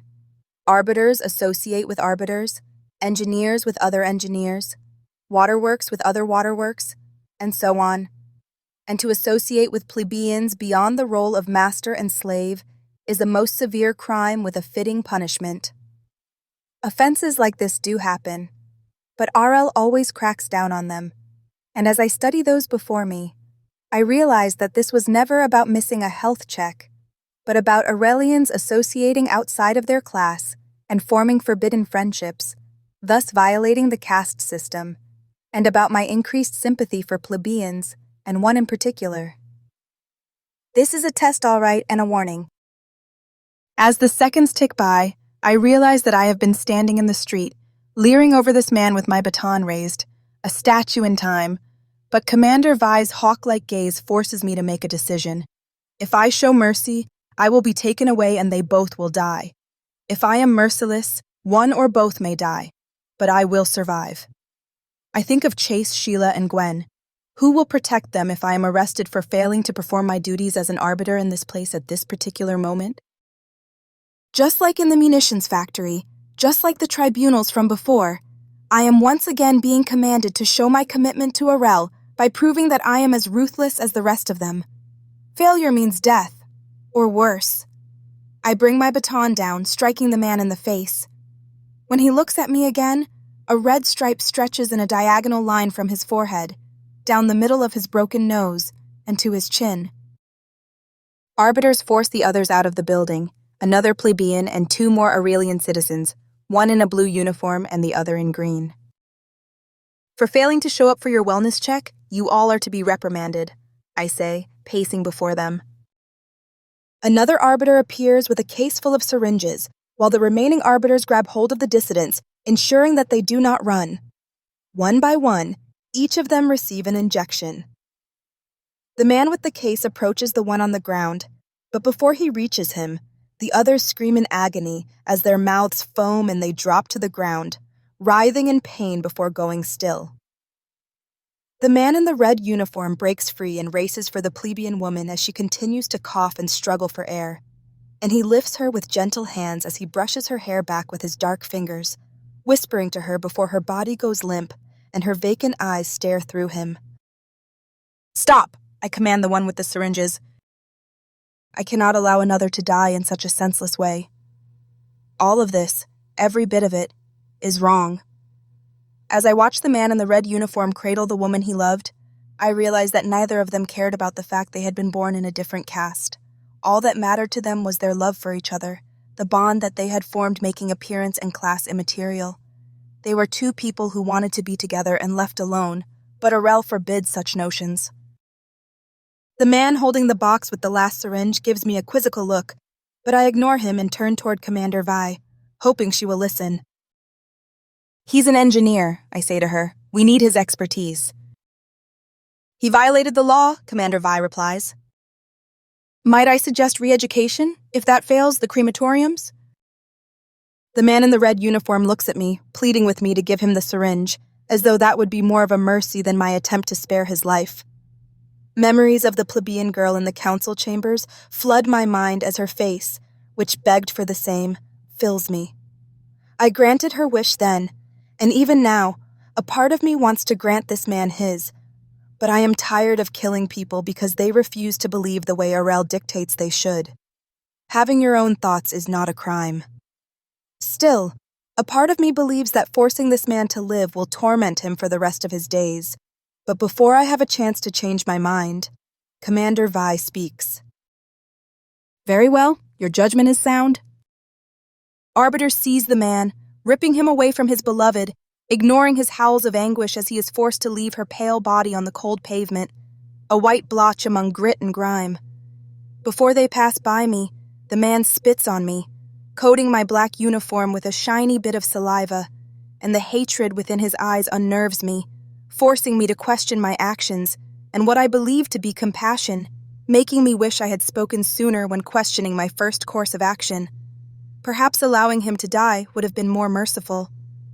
As they haul him away, I remain rigid, immobile, and uncertain about my actions. "Noni," Commander Vi says, pulling me from my spell. She motions for me to go inside where the dissidents had been. Knowing I will not get out of this, I salute her and head for the door with 2 arbiters following me, keeping my gaze straight ahead so that I do not have to look into the dead faces of those who had been living moments before, but whose corpses are now left as a warning because of me. The moment I step through the shattered doorway, a sticky, sweet smell mingled with the odor of burnt grass strikes my nose, and my throat clenches as it gags from the smell, but I refuse to give in to the impulse to cough. I refuse to show weakness. Torn couches sit on the sides of the room, their once vibrant yellow color more of a dull brown. A table, cracked and with a broken leg, is in the center of the room, coated in ash and trays that hold burning bits of grass rolled in special paper. Illicit drugs. That is what they were doing as they laughed and talked, unaware that we were outside. I know what I must do, and what the punishment for not following through will be. "Burn it," I say to the arbiter closest to me, before I step back outside into the muggy air, hoping to feel some sort of relief, but it is denied to me. Commander Vi still stands in the middle of the abandoned street. "Are there any more orders?" I ask her. She shakes her head and starts to walk away, but I stop her. Have you ever asked yourself, I say as fire erupts within the building behind me, if what we do is wrong? If they deserve this? She glances at the bodies on the ground before answering. Do not convince yourself that what you did to that engineer today was merciful. I've been watching you, Noni, and I'm not the only one. If the aerodrome was not warning enough, then let today serve as one, and rid yourself of this newfound compassion before it gets you killed, or before far worse happens. It will cost you in the end. They were just people, individuals, who wanted to live their lives. Do we all not want that? Commander Vi's face hardens. There are no individuals in Arel. You are what Arel says you are. Your identity is what Arel says it is, and for you, that is an arbiter. She stalks away, making light sounds on the broken pavement, leaving me alone in the street while the fire burns every trace of nonconformity behind me, as a warning of what happens when one goes against the dictates of Arel. Chapter 4. Kumi's Warning. My head lays on Chase's chest, listening to the steady beating of his heart as he sleeps with his arm around me. I had snuck down to the plebeian quarters last night, unable to sleep in my own bed after all that has happened, and though he protested at first, knowing what the punishment would be if someone caught us, he later relented and held me until we fell asleep. The boards above us creak, alerting me to the fact that morning has come and I need to get to my room and change before reporting for duty, though I do not wish to leave the warmth of his embrace. Chase grunts when I slide out from under his arm and sit up, glancing at Gwen as she slumbers on the other cot with her blanket wrapped around her as its frayed edges hang in the air, while her hair spreads out on the pillow, hiding her face, reminding me of the night I had first run into her. The board creaks again as hard stomps sound above me, and I jump up, having wasted too much time. It can't be morning yet, Chase says as he stirs. It is, I reply, standing, trying to straighten out my tangled hair before giving up on it. Morning comes too quickly, he says, and Gwen stirs. I put my finger over my mouth, and he quiets his voice, even though they will both need to be up soon to start their duties. Plebeians are expected to report to their tasks early and to do them with pride and cheerfulness, even while being beaten. But as I think about all the horrors Gwen has had to endure in her short life, I want her to get as much rest as possible. I know, I whisper. I wish we could run away, he says. And go where? I ask. Between the outposts and the barbarians, we would never make it. What about the ones you helped escape? I stare at the floorboards, blackened from years of grime and the formation of mold from the constant dampness that plagues this place, as I think about the ones I helped escape in the past, Seagal's family being the first, and I wonder if any of them ever survived once outside the wall. Arel may be harsh, but so is the world beyond the wall. I have a difficult time believing any of them have lasted very long out there. Then why do you help them? Why? That is a question I ask myself each day, and the answer is always the same. Because certain death would have met them here. Out there, they have a chance, and it was a choice they made. What right did I have to tell them that they couldn't try? To be honest, I don't know if I am helping anyone or making things worse. Tears well in my eyes as I remember the pregnant woman I had failed to help escape, and I feel the weight of her body once more as the memory of her dying in my arms haunts me once again. Chase's muscular arm wraps around me, comforting me, like he has done for so many nights. You cannot blame yourself for every horrible thing that happens. Can't I? Some of it is my fault. Not all of it. He wipes a single tear that drops on my cheek and lifts my chin so that I stare into his gray eyes. If you want to keep helping people get outside the city, I will be here. And if you ever decide that you want to leave, I will be here. We'll get Gwen and Shelia and take our chances, together. I nestle my head into his broad shoulder, relishing the warmth of his body, wishing that we could stay like this forever, but the commotion above us reminds me of who I am and where we are. I need to go. Stay safe while I'm gone. Chase grabs my hand as I walk away and holds on to it for a moment as he looks into my eyes, and I know the unspoken message he has for me. He has said it so many times. Do what you have to survive. I will, I tell him. As I leave the room, he goes to Gwen and shakes her awake with a gentle hand, whispering to her that it is time to get up. I tiptoe down the hallway, taking a quick peek in Sheila's room, only to find that she has already gone upstairs, which I should have done much earlier. I hop on the first step of the stairway, avoiding the small pool of brown water before it, and hurry up them, keeping my movements light so as not to cause much noise. My hand slips from the dampness coating the rusted railing, and the soft clack of a screw that has come loose and popped out of its hold, hitting the floor, reminds me of another bit of repair work that will never be completed. Such is the norm in the eastern sector. Once at the top, I open the door a couple of inches and peek out, making certain that no one is in the hallway before darting out into the stairwell leading to the second floor. I hurry up them, dashing into my room before anyone sees me. A soft whimpering sound prickles my ears, causing me to turn away from the door and to the shape hunkering beneath my bed. "Sheila," I say. She doesn't come out. "Sheila!" I rush to the bed and pull her out from underneath it, wiping the tears from her red and blotchy face as she looks up at me. "He's going to kill me!" she screams. "Who?" "The master arbiter." Molars. The rage from the night Mandy was taken away simmers until it reaches a boiling point, but I close my eyes, refusing to give in to its demands. Now is not the time. I help Sheila up and seat her on the bed, hugging her as I do so, trying to comfort her and let her know that everything will be all right. "Tell me what happened." "I was supposed to serve breakfast today, but as I brought a plate of eggs out, I bumped into him and spilled egg all over him. She doesn't need to finish as I turn her face, studying the bruise forming on her chin, knowing what happened. Molars punished her. It doesn't take much to anger him, and his retributions are swift. He threatened to send me to the crematoriums. The crematoriums. Their fires always burn, day and night, never ceasing, always devouring, ravenous for more bodies. Any who are sent there are never seen again. The lucky ones feed the fires, the unlucky ones manage them. "Where is the little bitch?" roars Molars in the hallway as his boots stomp on the floor, sending angry hollow sounds throughout the manor that echo around us. Sheila shrinks. There isn't much I can do to protect her.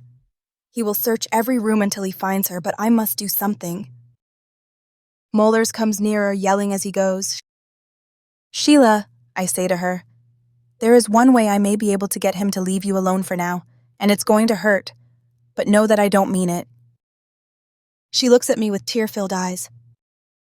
"Do you?" "Yes." Thinking as fast as I can, I look around my room for anything that might... My boots. I have an extra pair laying on the floor, scuffed and unclean, having never made it into my closet. I grab them and wave her over to the door. "Are you ready?" I ask her, wishing I had another option, and she nods. Molars reaches my room as I open the door and throw Sheila through it, willing myself to cut myself off from my emotions and to remain expressionless as she hits the wall, while hoping that I haven't thrown her too hard, but the act must be believable. "You little... I told you to clean my boots." I wave my boots in the air, allowing Molars to see the mud still caked to the soles. "And this is what I get. Look at them." I throw the boots at her, with enough force for them to land near her, but not harm her.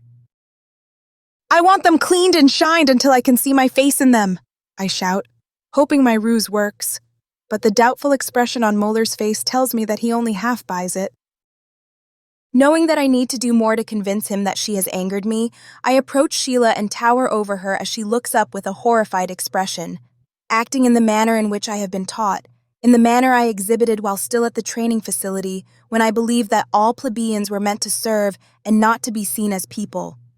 Steeling myself, I raise my hand and bring it down upon her, leaving a bright red mark on her cheek, swallowing as she yelps in an effort to not break down while she cowers on the floor, clutching her face and the fresh mark I have put there. "Now go!" I hiss at her, frightened by the sound of my own voice. "It will be the worse for you if they aren't cleaned by this afternoon." Sheila snatches the boots and scrambles to her feet, rushing down the stairs into the laundry, where I hope she is able to avoid molars for the rest of the day, while I remain rooted to the floor, mustering what strength I have to not show any sympathy for her. Arbiters are not supposed to have sympathy or empathy. Emotions are for the weak. That is what my instructors taught me, and for the moment, I wonder if they were right as my lip quivers, but I mustn't allow anyone to see it, least of all molars. He walks up beside me. "Is there anything I can do for you, Master Arbiter?" I say, keeping my voice even. "A bit harsh for some scuffed boots," he says in a mocking voice. It is a test to see how I will react. Molars never thinks any admonishment is harsh. He believes they are never cruel enough. I turn my head, staring him in the eyes, keeping my face as emotionless as I can before speaking. Weakness is failure, and failure is death. Smirking, Molars leaves, and any heads that had poked out of their rooms to witness the commotion disappear as he does so. Alone at last, I grip the corridor wall for support as the tears burst free, desiring to be contained no longer, as the guilt for what I did to Sheila overwhelms me, caging me with its condemnation. I may have had to do it to save her for now, but it does not make me feel any better, nor does it eliminate the guilt. A door opening jerks me from my self-loathing, and I wipe the tears from my face as I hurry back inside my room before another can see me. And as I pass through the door, I spot Chase at the end of the hallway covered in shadow. How much did he witness? Watching me with concern, but I cannot look at him right now. My shame is too great. I rip my shirt and undershirt off and put on clean ones, dumping the old ones in the laundry, but before I let go, I hold them a moment as I ponder what just happened and my most recent actions. Did I do the right thing? Will Sheila forgive me? I release the clothing. Knowing I need to get downstairs soon, I pull on a fresh pair of uniform pants before snatching a clean jacket from my closet, smoothing the wrinkles that try to form in habitual fashion, before putting my long hair into a tight bun as required by regulations. Once the last bobby pin is secured, my hands fall to my side in slow motion as I study my appearance in the mirror, silhouetted by the red glow of the morning sun forcing its way through the window and into my room. I look every bit the arbiter I should be, except for my eyes. Brown like my skin, and where they were once full of pride, arrogance, and excitement, now sadness, guilt, and confusion fill them. My hand reaches up and touches the place where the tattoo is, an N with my serial number contained within it, the one given to me upon birth, denoting my assigned station within Arel. This is not who I wish to be. Not anymore. I am supposed to protect, not harm, and it seems I have been forced to do the latter more than the former. I leave my reflection in the mirror, the reflection of a young woman I no longer know, and hurry out of my room and down the stairs to the main floor of the manor, stomping on the step that creaks, not caring if it alerts others to my presence. I spot a plate full of hard-boiled eggs on the table in the dining room and rush in there to snatch a couple, not caring if I seem rude, and shove them in my mouth, eating them as fast as I can. Good thing, too, because at that moment, Commander Vi's voice echoes down the hallway from her office and to my ears. "Noni!" Swallowing the last of my meager breakfast, I stroll to my commander's office, doing my best to maintain a professional appearance and to not let on that her sudden command of my presence unsettles me. I pass the doorway leading into the kitchen and notice molars hovering over a tray with a plate of food on it, sprinkling some sort of dust-like substance over it. But before I have time to wonder about it, my name echoes through the manor a second time, and I hurry to Commander Vi's office. I enter the familiar, noting the reports stacked in a neat pile in a corner of her desk, the pens lined in a neat row before the reports, and the absence of dust. Not even the slightest speck of it can be seen on the shiny metallic surface, as she sits in her chair, straight-backed and rigid, watching me with her hawk-like gaze that had filled me with anxiety upon my first day here. "Commander," I say. "I hear that there was a disturbance upstairs earlier." Molars. My fists clench as my thoughts turn toward him, but I take a deep breath and relax. Now is not the time. "Just a plebeian forgetting her place," I reply, knowing the charade I must keep. "Master Arbiter Molars." With all due respect, ma'am, Mollers wants your job, and he doesn't like me much. Commander Vi's eyes narrow as she glares at me. I have overstepped my bounds once again. I know it, but I tire of the constant questioning of my loyalty. Have I not proven myself? A soft knock raps the door. Enter, says Commander Vi. A plebeian enters with a tray containing a plate of food, the same one I had spotted earlier in the kitchen with Mollers, a glass of water, a napkin, and utensils, and places it in front of her before leaving without a word. My mind springs me back to a few minutes earlier. What was Mollers doing in the kitchen? Dread washes over me as the sense that something is not right prickles my mind, and as Commander Vi readies her fork, I dive for the tray and shove it off the table, contents and all, allowing all of it to clatter to the floor, covering it in eggs, fruit, and cauliflower, while the water splashes the stained wall. What is... Forgive me, Commander, I plead with her, cutting her off, but I don't think you should eat that. Noni, you must learn... I saw Mollers alone with it earlier. Silence envelops the room upon my words as the irate expression on Commander Vi's face softens, and she realizes the implication within my words. Please, Commander, I continue, think about it. Mollers managed to get himself assigned here to the Eastern Sector after years of being denied. Any who can command the Eastern Sector may be able to advance further, and may even have the chance of being named Admiral and placed in charge of the guards at the Presidential Palace. His ambition knows no bounds. The only person standing between him and his goal is you. Commander Vi ponders my words before speaking. I know that there is no love lost between you two, and his reputation at the training facility is well known. She eyes the cauliflower on the floor, alone as though it was sacrificed for another's end. Your presence has been requested at the hospice here in the Eastern Sector, Commander Vi says, changing the subject. You will report there immediately. Commander, I begin. You're dismissed. Yes, Commander. I salute her, but before I can leave, she stops me. One other thing, I'm not the only one here with enemies. Her warning unnerves me as I open the door, stopping when I see Mollers outside. Was he waiting there for the moment when I call for help? Master Arbiter, says Commander Vi, noticing his presence. Is there something I can do for you? He glances at the overturned tray and its contents littering the floor, while the water seeps through the wooden floorboards. No, Commander, he growls. The disappointed look on his face betrays his true intentions. Then get a plebeian to clean this mess up, replies Commander Vi. Noni, you have your orders. I salute her again before turning to Mollers and saluting him, as is expected when meeting a higher-ranking officer, and head for the front entrance, glancing back as Mollers stalks off, doing his best to contain his rage over his failed attempt at poisoning my commander. I cannot help but smile at his misfortune. Within minutes, I am at the trolley tracks, having run out of the manor and down the driveway to the street. Enough time has been lost, and I do not wish to be punished for wasting more. The bell of the trolley alerts me to its presence, and as it hurries past, I jump on, not waiting for it to stop, and take my place near the front, ignoring the eyes that watch me, except something is different about them.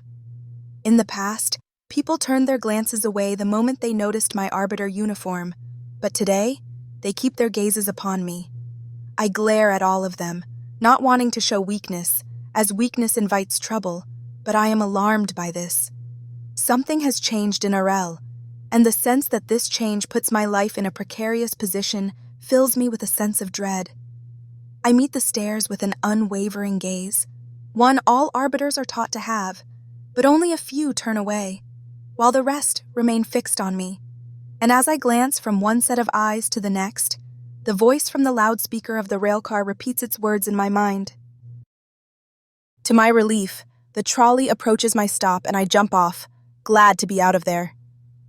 As I walk the last 2 blocks to my destination, I keep a wary eye on the people passing me, noting how some avert their gaze, while others do not. Similar to my experience on the trolley, pausing as I reach the walk to the hospice, when a lone figure standing on the other side of the street, half in shadow and half in sunlight, catches my attention. I recognize him as the same man I saw during Mandy's execution, and can feel his eyes on me like I did that day. I start for him, but stop when my wristband chirps, reminding me of my orders, forcing my reluctant feet to turn back to the hospice and continue onward. The white building of the medical center glows gold in the sunlight as I approach the bleached columns with the hospice insignia on it, stopping when I see the 2 guards stationed in front of the semi-transparent silver doors. They were not here the first time I entered this place. "Identify yourself," they demand. "Arbiter Noni, serial number N27461. I was summoned here." Before the guard can respond, the doors to the medical center slide open and Dr. Sahir rushes out. "Arbiter Noni," he greets me. "It's a pleasure seeing you again. Please follow me." I do, wondering about his amicable manner. When I was last here, he was pleasant, but all business. "It is good of you to come. I was told my presence had been requested." Dr. Sahir stops. "You don't know?" The quizzical look on my face must have answered his question because he starts talking once again. "President Tapiwa wished for you to be here." Tapiwa. She has been requesting my presence a lot these days, and I have not figured out the reason behind it.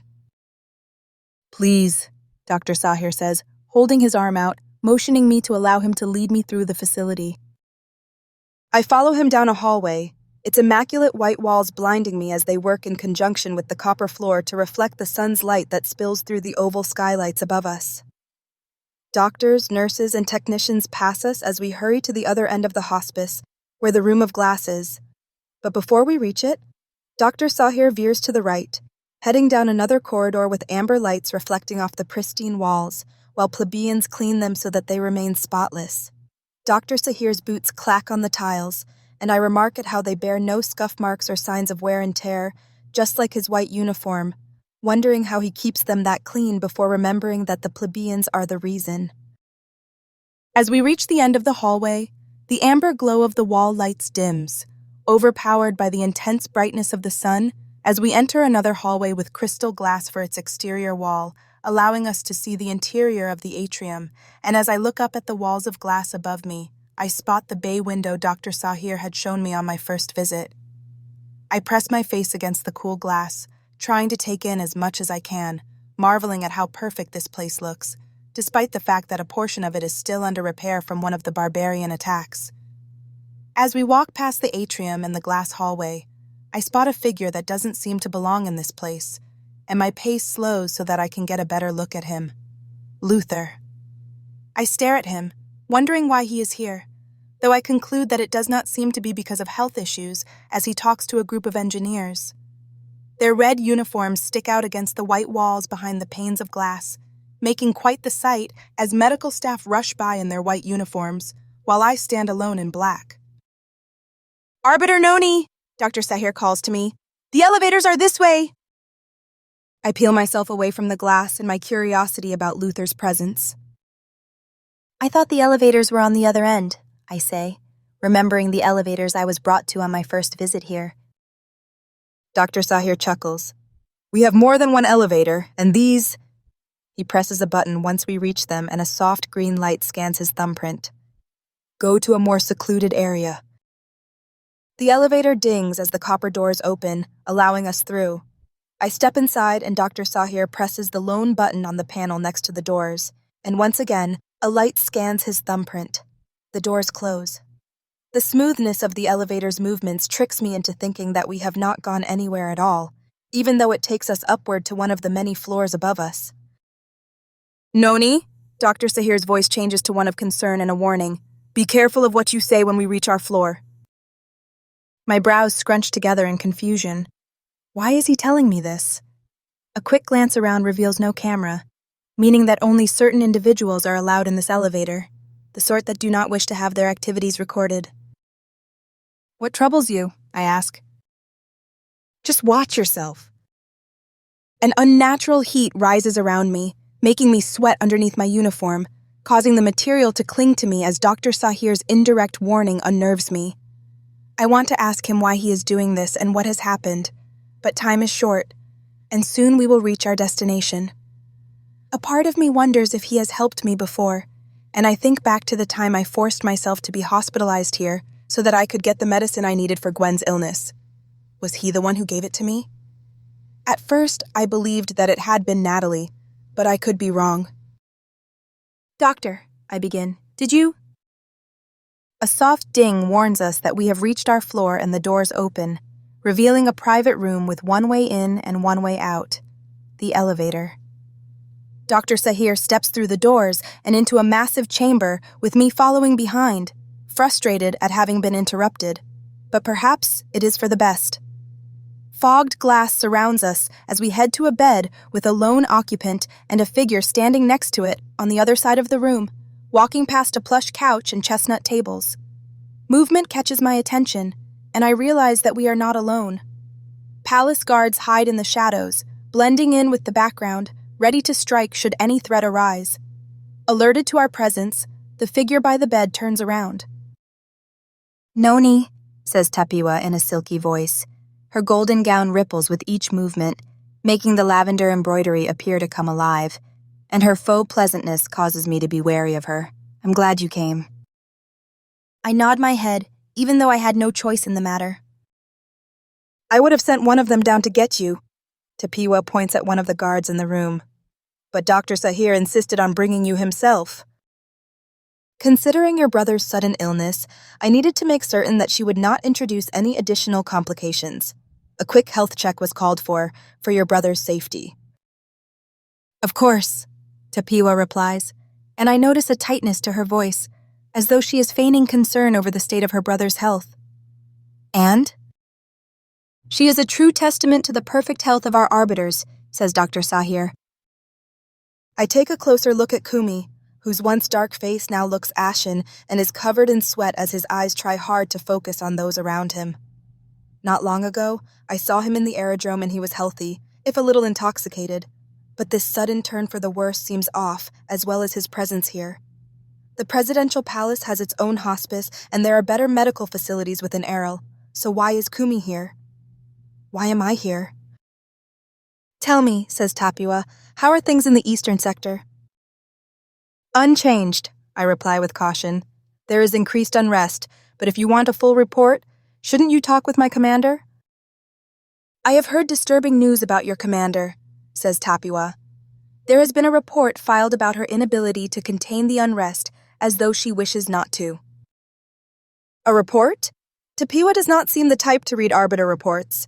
Why would she bother with it unless she believes that the ones who initiated the bombings and recent attacks on the people originated here in the eastern sector, and that Commander Vi might have something to do with it.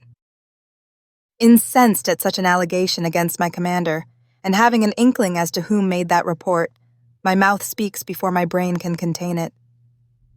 "Madam President, Commander Vi has always served Arel and executes her duties with precision. She makes certain that the arbiters under her command fulfill their oath to protect Arel, and any who do not are met with swift punishment. I have never witnessed her act in a manner that would convey an ounce of betrayal. As for that report, it might interest you to know that Master Arbiter Mollers has his own ambitions and does everything for his own ends." Dr. Sahir steps behind Tapiwa and shakes his head at me, warning me to contain myself, but my anger at being used and tested outweighs my common sense and my sense of self-preservation. "I never said it was him who sent the report," says Tapiwa. "You haven't denied it either," I reply. Tapiwa bursts with laughter, but it sounds hollow. "I knew I liked you, Noni. Such a bold one, but even temerity overstays its welcome." Kumi squirms in the bed and Dr. Sahir checks his vitals. "Madam President," he says, "I must speak with you alone." I watch as the doctor leads Tapiwa away. The light shines upon the gold threads in her hair, making it look more like a crown, and explains her brother's situation to her, and judging by the movement of his arms, it isn't good. Yet her face remains emotionless, as though she does not care or is pleased. Kumi's sweaty hand clamps around my wrist, forcing me to face him, but before I can pull free of his grasp, his lips move, but his voice is inaudible. I glance at Tapiwa, making certain that she remains unaware of Kumi's actions before I bend low to hear what he has to say. "Beware of my sister," he whispers to me, his voice strained and hoarse. Nothing is as it seems. Gideon isn't poison. Our father. He takes in a sharp breath. She likes her toys, he continues, and when their usefulness is spent, they are tossed aside. His hand tightens around my wrist, using the last of his strength. Theater, it's all trust no one. He releases my wrist when she turns around and I bolt upright, pretending to have been standing at attention the entire time as she rushes back to the bed, glaring at me. Did he speak to you? She demands. No, ma'am, I reply. She studies me, unsure of whether I speak the truth or not, but very aware of how she must keep up appearances. Permission to speak freely, I say to her, and she nods. Why am I here? With the growing unrest, I belong out there protecting the people of Arel. Of course, she replies, Dr. Sahir will show you out. Knowing not to argue, Dr. Sahir inclines his head to her and ushers me to the elevator, and I obey, realizing that it is time for me to leave, but finding the ease of which she agreed with my desire to leave odd. As we head for the door, a plebeian appears from the shadows with a pitcher full of water and runs into me, knocking me backwards as she spills the clear liquid on my front. I look around me, feeling Tapiwa's eyes on me, watching what I do next and knowing what I am expected to do. The sense that this is a setup plagues me, but I mustn't falter now. I glance at the plebeian girl. She looks to be the same age as Gwen or Sheila, and the frightened eyes that stare up at me, waiting for my outburst of anger at her mistake. Silence rings in my ears as all of them watch me, waiting to see what my reaction will be, and the real reason for me being called here dawns on me. Tapiwa wants to know just how deep my sympathy for the plebeians goes. I raise my hand, swallowing back my emotions, and backhand the plebeian, allowing the sound of my hand meeting the girl's face to fill the room. Stupid girl, I mutter, hoping my voice does not crack, and walk away, entering the elevator as the doors slide open for me, with Dr. Sahir by my side. Before the doors close, I direct my gaze at Tapiwa and notice the victorious smirk on her face. Once the elevator stops, Dr. Sahir leads me through the hospice and to the entrance in silence, as there is nothing he can say that will undo my actions or make me feel better about them. As we stroll through the facility, personnel glance in our direction, noting our presence, before going back to their tasks and ignoring us, as though we are little more than a speck of dust on the floor. The shapes move on the other side of the semi-transparent silver doors, coming into full view as the doors slide open for me once we reach the entrance. Noni, Dr. Sahir places a gentle hand on my shoulder. I'm sorry about your instructor. The kindness in his voice disarms me and almost makes me lose the rigid demeanor I adopted on the way out, but I cannot break down here. How is Natalie? I ask, trying to regain my composure and change the subject. She'll be fine. I smile at the doctor and step out into the sunlight, breathing in a deep lungful of air, glad to be out of that place, and still wondering what the full extent of Tapiwa's plans are. Luther stands outside with the group of engineers, discussing the exterior of the building, and I decide to go over there to hear what he has to say, when I notice the same man that had watched me enter the facility still standing in the same spot, having never moved. I start for him, wondering why he is there, when a series of harsh coughs force me to notice another man approaching the far side of the building, which is odd, because most who need of medical care would go through the main entrance. Puzzled by his behavior, I watch as he approaches the far corner, unable to contain his cough, and as his hands reach into his pocket, the flap of his jacket pulls away, revealing a strange-looking vest. Something is not right. Hey! I shout at him. He refuses to acknowledge my presence and increases his pace. Hey! Luther looks at me before glancing at the man, and that is when I realize that the vest is a bomb. Get out! I scream at everyone while running for the man with the vest. Get out of here now! Before I can take another step, a loud blast deafens my ears as a tremendous force lifts me from my feet and throws me backward, until I crash onto the pavement as debris lands on top of me, causing me to black out for a moment. Noni! I know the voice that calls my name, but it sounds distant, muddled by the ringing within my ears. Hands move a piece of steel off me. "Noni, Noni, wake up!" The same hands remove more of the metallic debris that covers me, but my disoriented mind refuses to focus. "Noni!" screams the same voice as a hand slaps my face. Not hard, but enough to force me to open my eyes, and I lay my head back as Luther's face comes into focus. "We need to quit meeting like this," I joke, followed by a series of coughs as I choke on the dust hovering in the air, while bits of glass clink on the pavement, forming a ring around us. "Can you move?" he asks me, showing a concern for me that he has never exhibited before. I try to sit up as I force my mind to concentrate, glad that sounds penetrate my ears, growing louder as they do and the ringing dissipates. "Are you okay?" I ask. "Me, never better," he replies as he helps me to my feet. I scan the chaos around me and spot the same man that had watched me enter the hospice, and I take off after him, stumbling at first as I struggle to maintain my balance. But I push through, and with each step, my mind becomes sharper, zeroing in on the man. If he has something to do with this, I intend to find out. He runs. I chase after him, but falter and am forced to cling to a nearby rail to maintain my balance.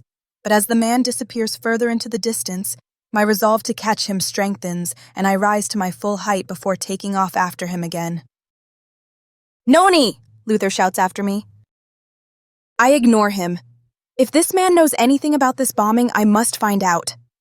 I charge after him, hurrying down the walk and into the streets where onlookers gather to marvel at the hole in the only remaining medical facility within the eastern sector. My pace slows as I shove my way through the gathered crowd, and instead of clearing a path for me like most have in the past after seeing my arbiter uniform, they remain frozen, refusing to allow me passage. One snatches my arm. Out of impulse, I punch him in the face, forcing him to let me go and to step out of my way. Once through, I race down the street, ignoring the commotion around me, and my focus on the man is so great that I never notice the ledge of the sidewalk I approach. My foot catches it, and gravity takes hold, causing me to crash onto the pavement, tearing the left sleeve of my jacket as I land.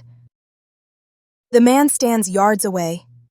He turns back, and when he realizes that I have not given up pursuit, he darts down a narrow walk.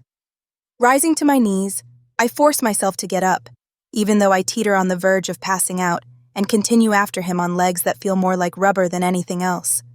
I turn down the same street I last saw him on and reach a dead end, but there is no sign of him. As I study the area, wondering where the man went, a metal bar slams into my back, pushing me to my knees. I turn in time to see the man swing the metal bar at me again and raise my arms, blocking it. But as I attempt to take it from him, he flings me into a stone wall, knocking the breath out of me, and I fall to the ground. My dazed mind refuses to work, but I will it to concentrate enough to roll out of the way of his foot as he tries to kick me. I stagger to my feet, swaying from the exertion. Seeing my weakness, the man smiles, his dark skin making him look wraith-like in the shadows, telling me that he believes he has won. He charges for me. I dodge, allowing him to slam into the wall behind me before twisting around and wrapping my arm around his neck. The man spins in circles before jumping backwards, slamming me into the same wall, once, twice. The third time, my chokehold loosens and he flings me off him. Before I can recover, the toe of his boot rams into my abdomen, causing me to cough. I try to get up. A fist rams into the side of my face, forcing me back to the ground. Coughing some more, I, once again, try to get up, but a hand seizes my hair, ripping my head back so that I can look into the merciless eyes of my opponent. I am beaten. I know it. He knows it. Leering, he raises his fist for the final blow, but just when I think it is over, a metal bar appears from nowhere and catches the man in the face, causing him to release me. He turns to confront his new foe and receives a second blow to the face, causing him to crumple to the ground. "Noni!" Luther bends over me with concern on his face, dropping the metal bar and placing both his hands on my cheeks to stop me from moving around and to help me become more alert as I teeter on the verge of unconsciousness. "Noni, look at me!" I stop squirming upon the concerned tone of his voice. He has never displayed this emotion to me before, and it surprises me, causing me to look into those intelligent eyes of his. "The man," I whisper. Luther glances at the man lying on the ground and shakes his head. "I'm afraid he took another way out." I jerk my head in the direction of the man's body and realize that he is dead, as foaming bubbles escape his lips. Cyanide. Somehow he had been poisoned, or... My mind refuses to finish the thought, afraid of entering the dark place such thinking goes for fear of it being true.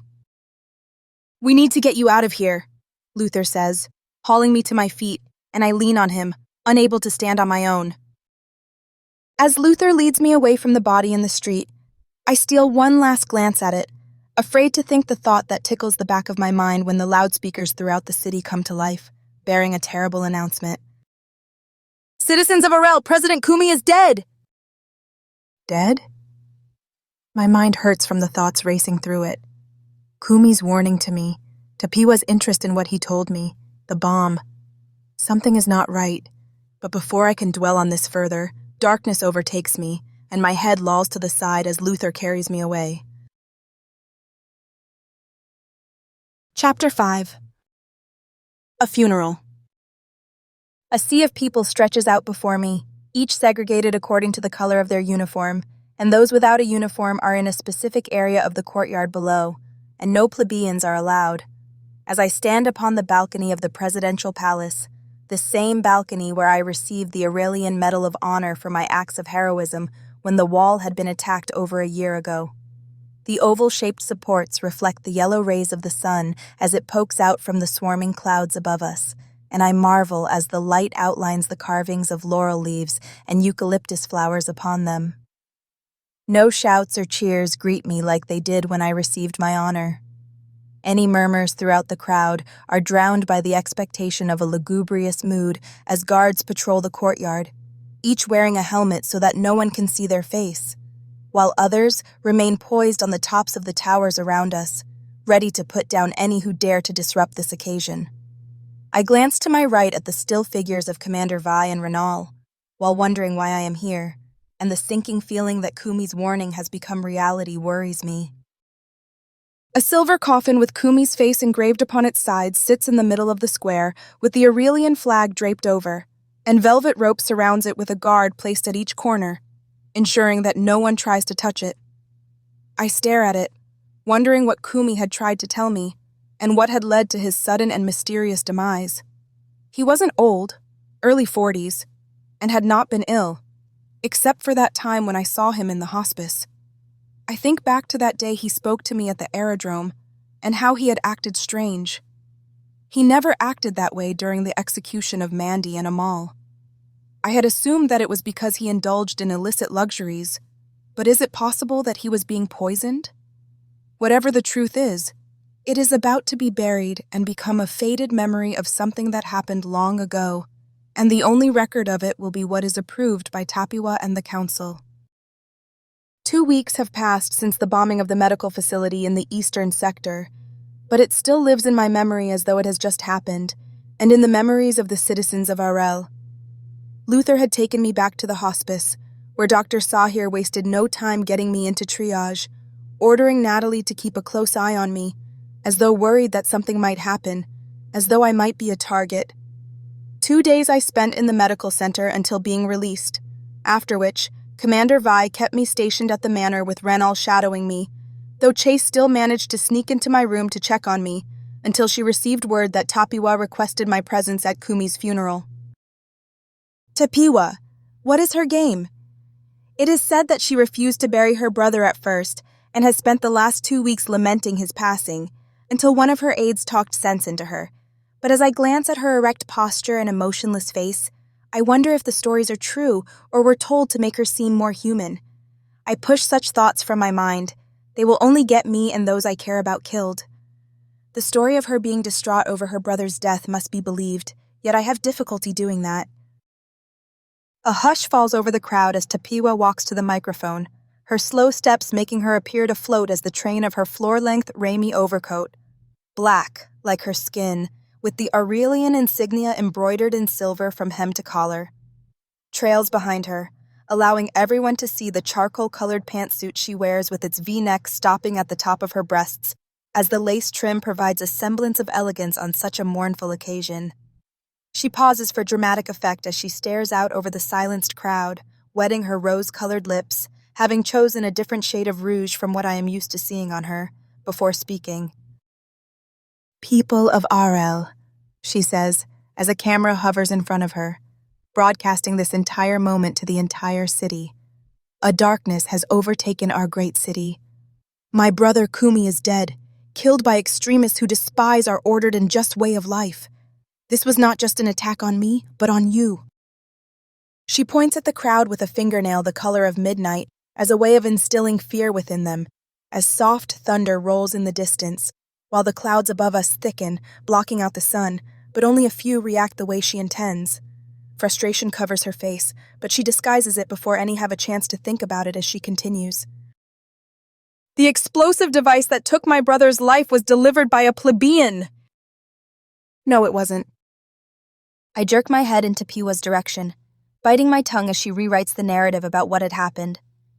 It wasn't a plebeian that attacked the hospice, but an Arelian citizen, and it is possible that he was part of the growing rebellion within Arel. "It is clear," Tapiwa continues, "that we have been too lenient with them. For too long, the fair-skinned mistreated us, and ever since we freed ourselves from their subjugation of us, they have sought to undermine the justice and freedom that we seek to maintain. Therefore, as of this moment, all freed plebeians will be forced back into servitude, as is their place, until they atone for their unjust ways. Only then will we achieve true justice. Only then can we heal the wounds of the past."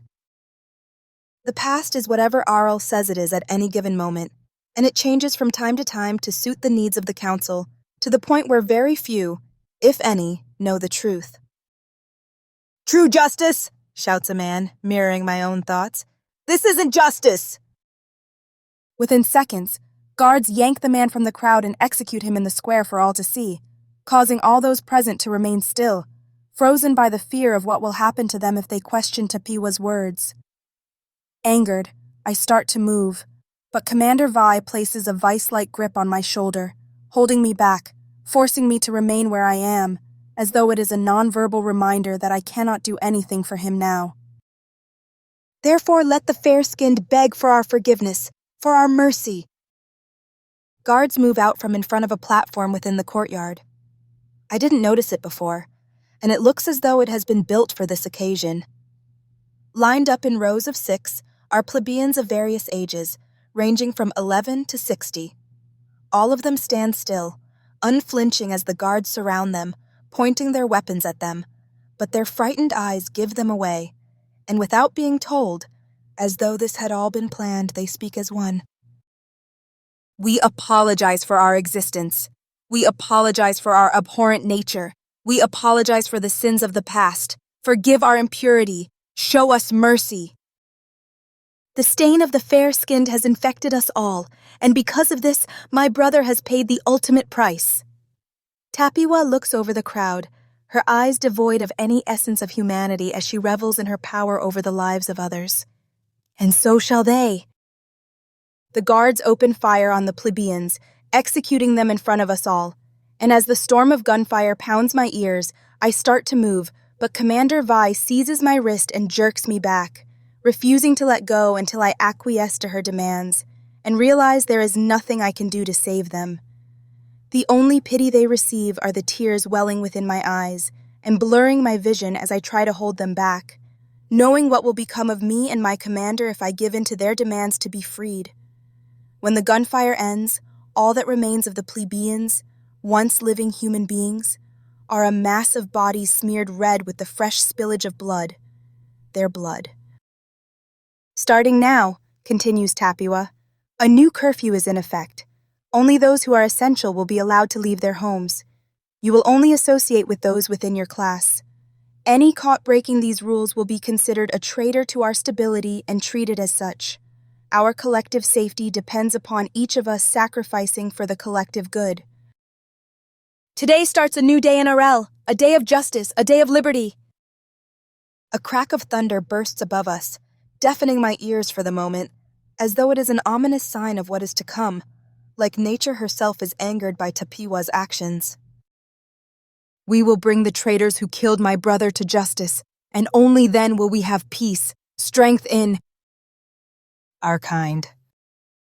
The anemic voices responding to the start of the Arelian mantra incenses Tapiwa, proving that either she doesn't have the charm of her brother and the loyalty of those around her, or that many within Arel no longer believe in its quest for dominance and control, as it keeps us divided, separated from one another, so that we never see each other as individual people and as equals. The guards on the towers point their weapons at the crowd. Tapiwa begins again. Strengthen our kind, the crowd shouts with forced enthusiasm. Strengthen numbers. Strength over weakness. Weakness is failure. Failure is death. Tapiwa stares out at the crowd with her frigid gaze, assessing them and the depth of their loyalty to her before turning and stalking away, with the train of her overcoat flapping in the wind. Unable to contain myself any longer, I turned toward my commander. None of this is true. It wasn't a plebeian, but a... Commander Vi's hand slaps me across the mouth, forcing me to take a step back as the words trying to come out get trapped in my throat, afraid to be spoken. Having heard me, a guard approaches us with his weapon raised, but Renal steps between him and us, ready to stop him if he must. The guard pauses. Is there a problem? Renal demands in a low but firm voice, and once again, I wonder if he is a marshal. The guard turns and leaves. Keep your mouth shut, Commander Vi hisses in my ear. Commander, I was... Whatever Tapiwa or the council say happened. Commander Vi snatches my arm, squeezing it so tight that the circulation stops. Is what happened, understand?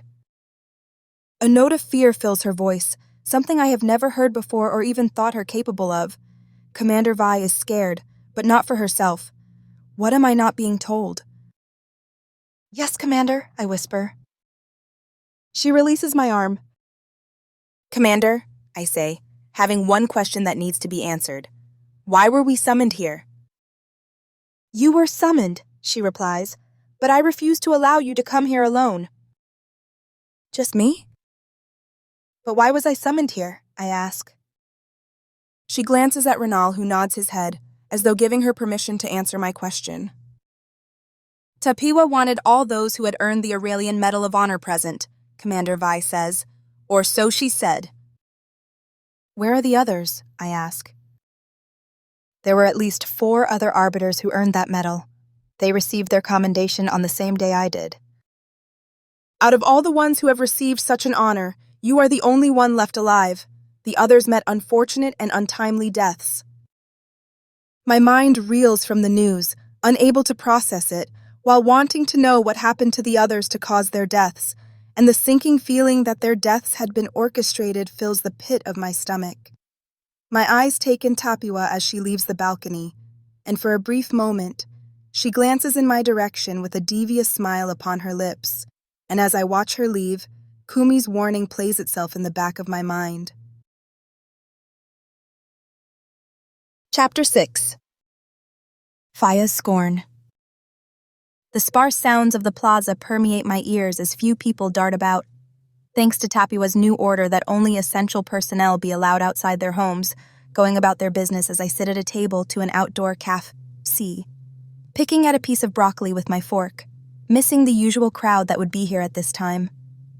The empty tables add to my loneliness.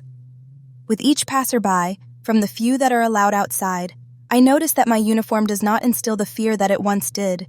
Not that I ever liked the fact that people were afraid of me in the past, but it proved handy on occasion.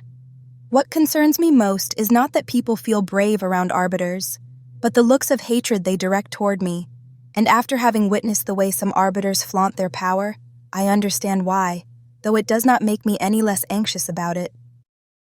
Once again, that uncomfortable feeling of being watched creeps over me, making me want to run, but I refuse to give in to the paranoia or to give the person satisfaction. Keeping my head still, I glance around while pretending to take a sip of my water, missing the days that Segal's caf au was still open and how he always slipped me some juice or pie, even though he was not supposed to. I spot him. Standing in the shade of the food store is a man doing his best to not be noticed by the other arbiters patrolling the streets, but his gaze remains fixed on me. Who is he? Does he work for Tapiwa? She does not need to send others to spy on me incognito. She can use my fellow arbiters, and such is the norm. He must work for someone else, but whom? I put my glass down and start to stand up when a familiar voice stops me. "Sitting down on the job, are you?" says Faya with a little sarcasm as she approaches me. I remain in my seat, after stealing a look at the man, but he has disappeared, much to my disappointment. "Faya," I say, trying to choose my words with care. "The last time we spoke, it did not end well. What brings you to the eastern sector?" "Business." This new formal air of hers warns me to be wary of her. Faya has never acted this way toward me before, but something is different. "It's good to see you," I say, hoping to rekindle that friendship we had shared while at the training facility. "How is Joel?" "He was sent on assignment outside the wall," Faya replies, her voice tight as though she is trying hard to not show emotion, but anger mixed with grief creep through anyway. There wasn't much left of him when he was found. "What? Joel was high up within the arbiter hierarchy. Why would he be sent outside the wall on an assignment that is done by a lower-ranking arbiter, or one that was being punished, unless—" This explains Faya's coldness toward me. She blames me for his fate, and she might be right. It may be my fault. "Faya, I begin, but she cuts me off. You had received the Arelian Medal of Honor, one of the highest honors within Arel. You were given a chance to join the Palace Guard. He risked everything for you by making that recommendation, and he did it because—" Faya cuts off her words, choking back a well of tears and sadness that threatens to break free.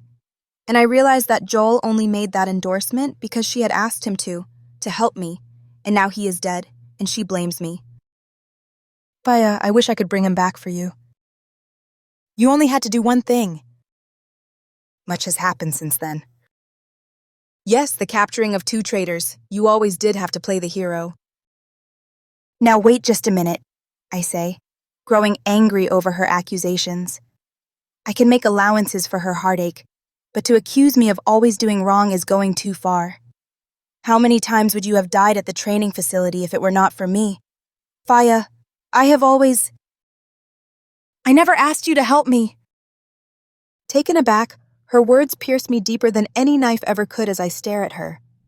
It may be grief speaking, but it may be something more than that. Then I won't, anymore.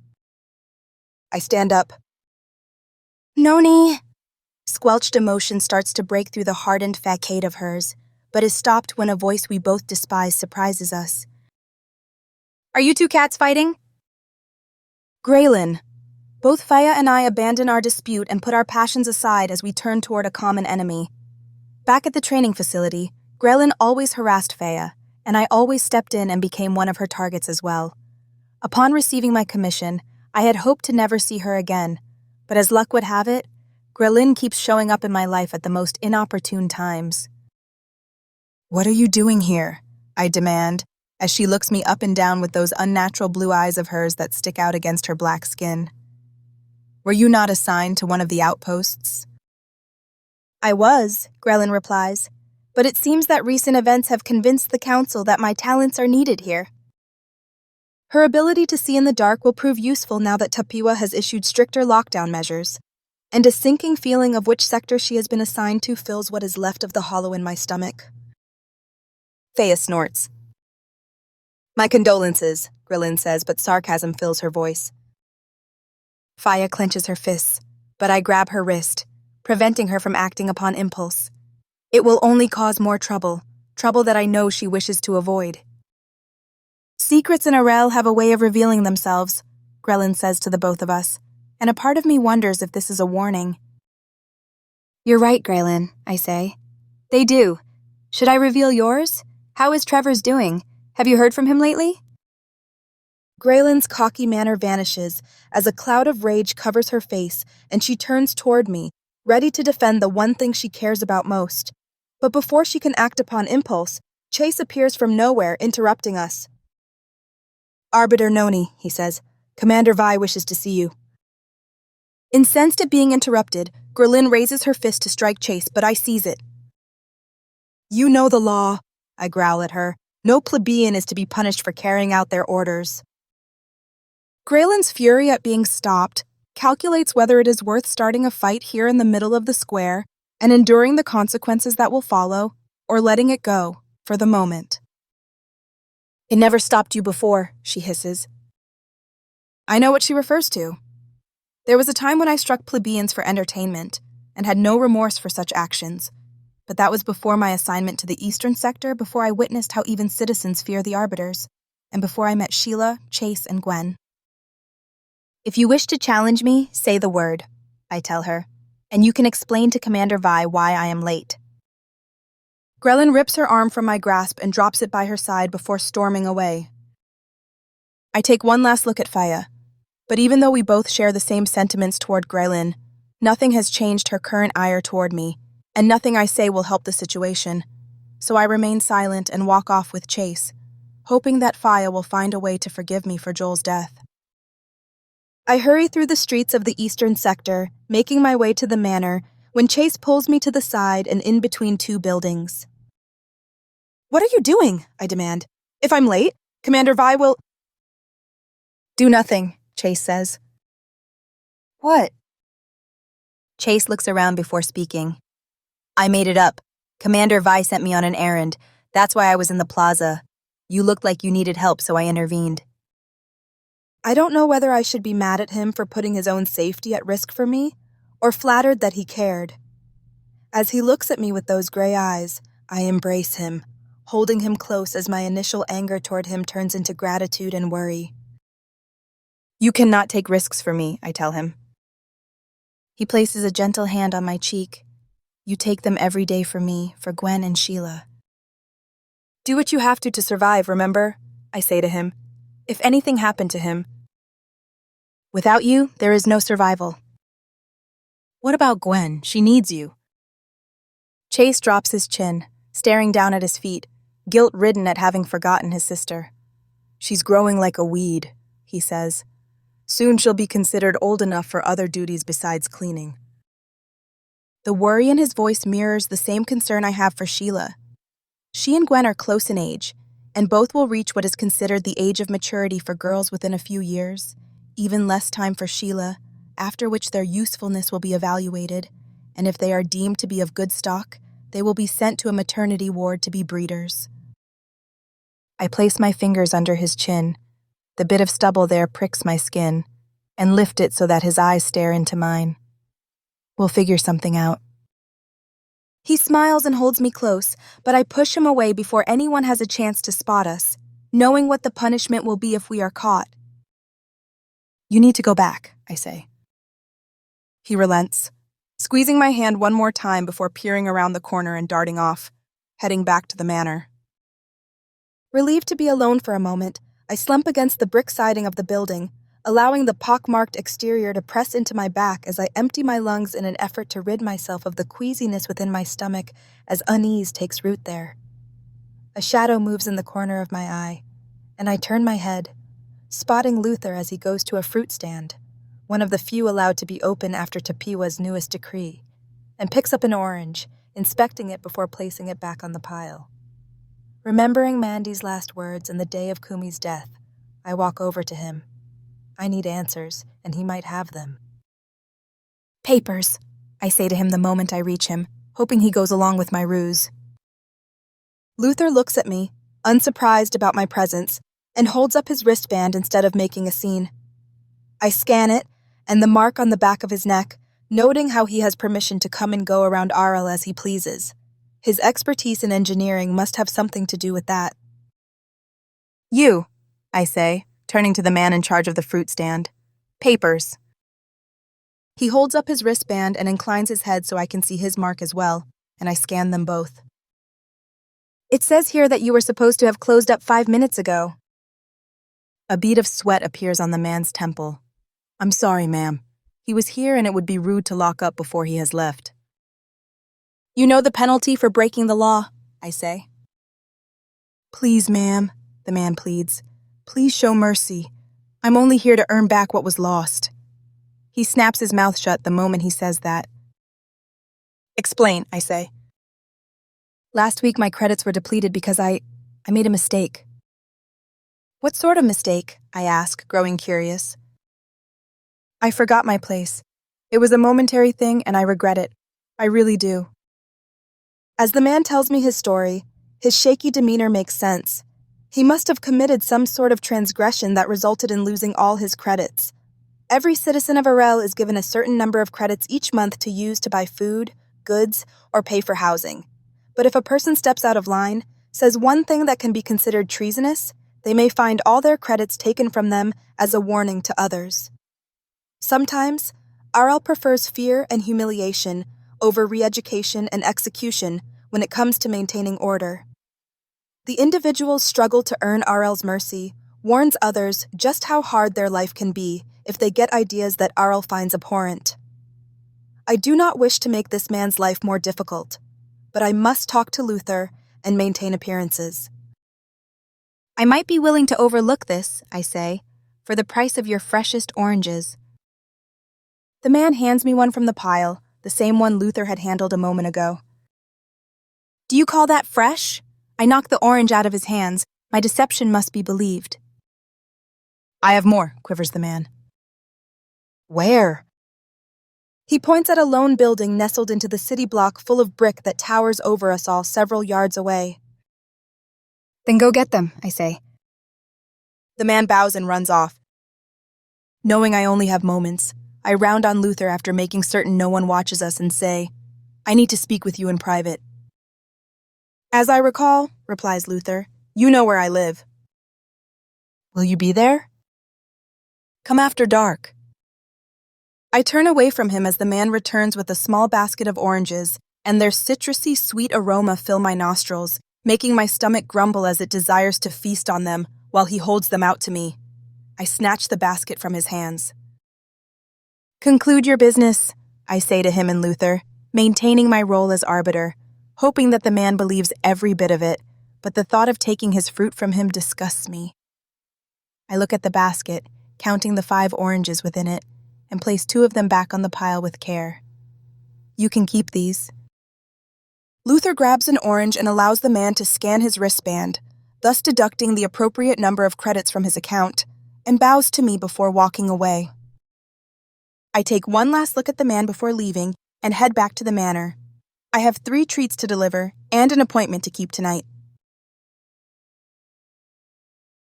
Chapter 7. Another visit. Chase munches on one of the oranges I brought back to the manor from the fruit stand as we wait for Luther to answer his door, hoping that he does so soon before anyone notices our presence. For the second time in a row, Chase insisted on coming with me to see Luther, but I do not mind. I like the company. He puts the last piece of the orange in his mouth, and I smile, pleased that he enjoys it.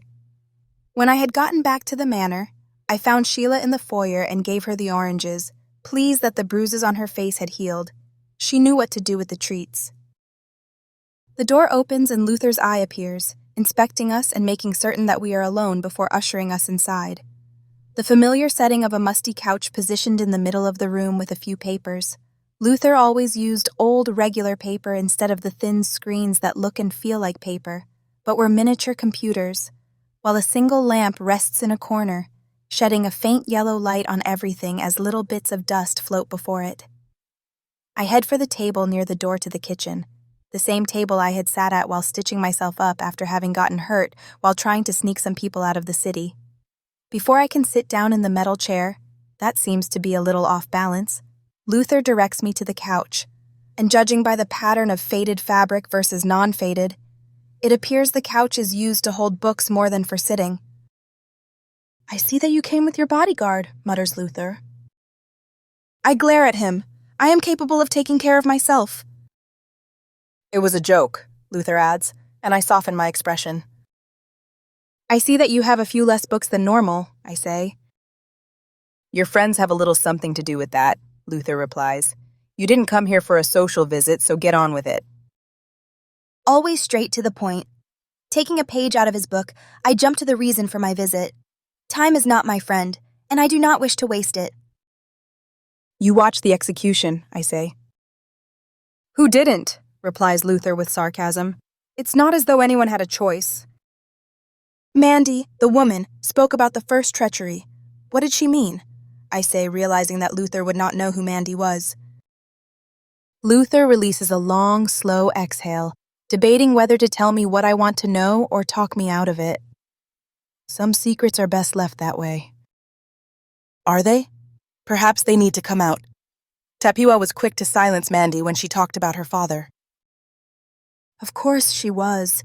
The death of our president's, or I should say the president's, father was both convenient and untimely. Explain, I say.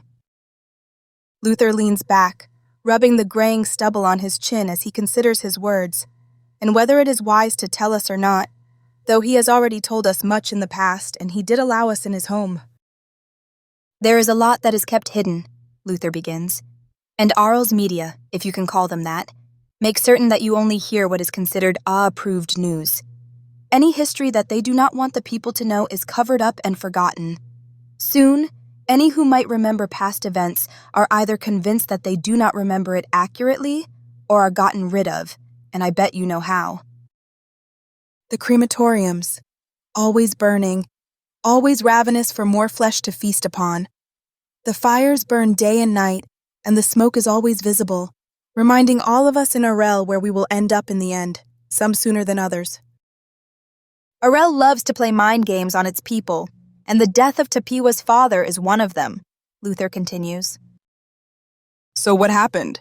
Asks Chase, intrigued. President Chimalsi was the father of both Kumi and Tapiwa. He was a strong man, a proud man. Chimalsi was not like his father before him or his grandfather. He could be a hard man, but he was different. He had different ideas. Arel rules by force and carries out its edicts with an iron fist. This you know.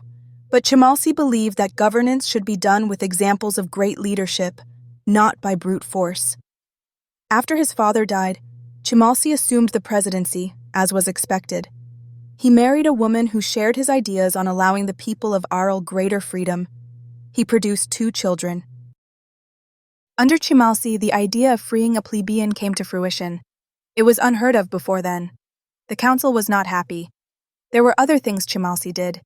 He wanted to end the class system that Arel has. He wanted people to be allowed to choose their own path in life, and with each change he tried to make, the council remained steadfast in blocking him. It was at this time that Chimalsi's wife died a mysterious death, and his grief was great. What happened? I ask. Chimalsi's duties as president did not leave him much time for his children, and so he hired a governess, and she was as dark-hearted as they come. She and Tapiwa grew close, and it is rumored that she encouraged the unnatural nature of Tapiwa and Kumi's relationship. Well, the years passed as they always do. Chimalsi was able to get a few of his reforms through, but most were blocked by the council. But when it became evident that age was catching up with him, he knew he had to name a successor, and here is where Chimalsi broke with tradition on a scale most of the Arelian elite refused to forgive. Most of all, his own daughter.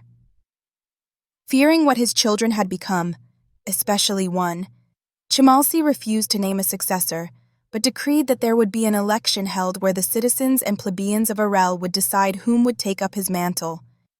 The council fumed, but one person above all was the most furious, Tapiwa. She is not as charming as her brother, nor as charismatic, and feared that she would lose. Kumi always had a way of charming those around him, but Tapiwa only instills fear. But the election would not only be between them because Chimalsi also decreed that anyone could seek the position. Chimalsi was found dead the next morning. The doctors said that his heart gave out while he slept, yet he was healthier than most. Before his body was cold, Tapiwa used the unnatural attraction Kumi had for her to manipulate him, and before the day was over, the council declared them both to be the presidents of Arel, and by presidential decree, all of Chimalsi's reforms were ended. Any who disagreed or who still respected her father were rounded up and sent to the crematoriums, or worse. The fires burned so bright for the next several days that it was as though we had a second sun. Chase and I look at each other, unsure of how much of this story is true, but I have no reason to not believe Luther. He has never lied to me. He has scorned me on occasion, but it is not his words that capture my attention. It's the tone of his voice, sorrowful, reminiscent, almost as though he is remembering a time from long ago, a time from his own past. Luther, I ask, trying to be delicate, why are you in the eastern sector? Luther is an engineer. Most engineers are assigned to the southern or northern sector. A few, the younger ones, are assigned to the eastern sector, but most get out within a few years, and the nagging feeling that Luther was sent here from another sector as a penalty for previous offenses refuses to leave. It is a suspicion that I have had since our first meeting. How perceptive of you, Luther replies in his usual crass manner, to which I have become accustomed to. I did not think that arbiters were so intuitive after all vestige of humanity was beaten out of them. You're being punished, Chase interjects. Luther releases a long sigh, weighing whether it is worth telling us the truth about his past or shoving us out the door. My curiosity hopes he chooses the former. Your powers of perception are correct, though rummaging through my things probably helped you to come to your conclusions. I avert my eyes, remembering the night I led a raid on Luther's residence, and how I helped him escape punishment for sedition. I was not always here, Luther continues. I was once in the executive district where I worked as an architect and an engineer. I had received my commission a few years prior to Chimalsi's death, but had already proven myself indispensable and had received a temporary assignment to the presidential palace. I was there the day of his death. I remember Tapiwa shedding no tears over her father's demise, whereas Kumi was distraught. He loved his father. Tapiwa comforted him, but it seemed forced and with a hint of disgust. But she had appearances to maintain and a goal to achieve.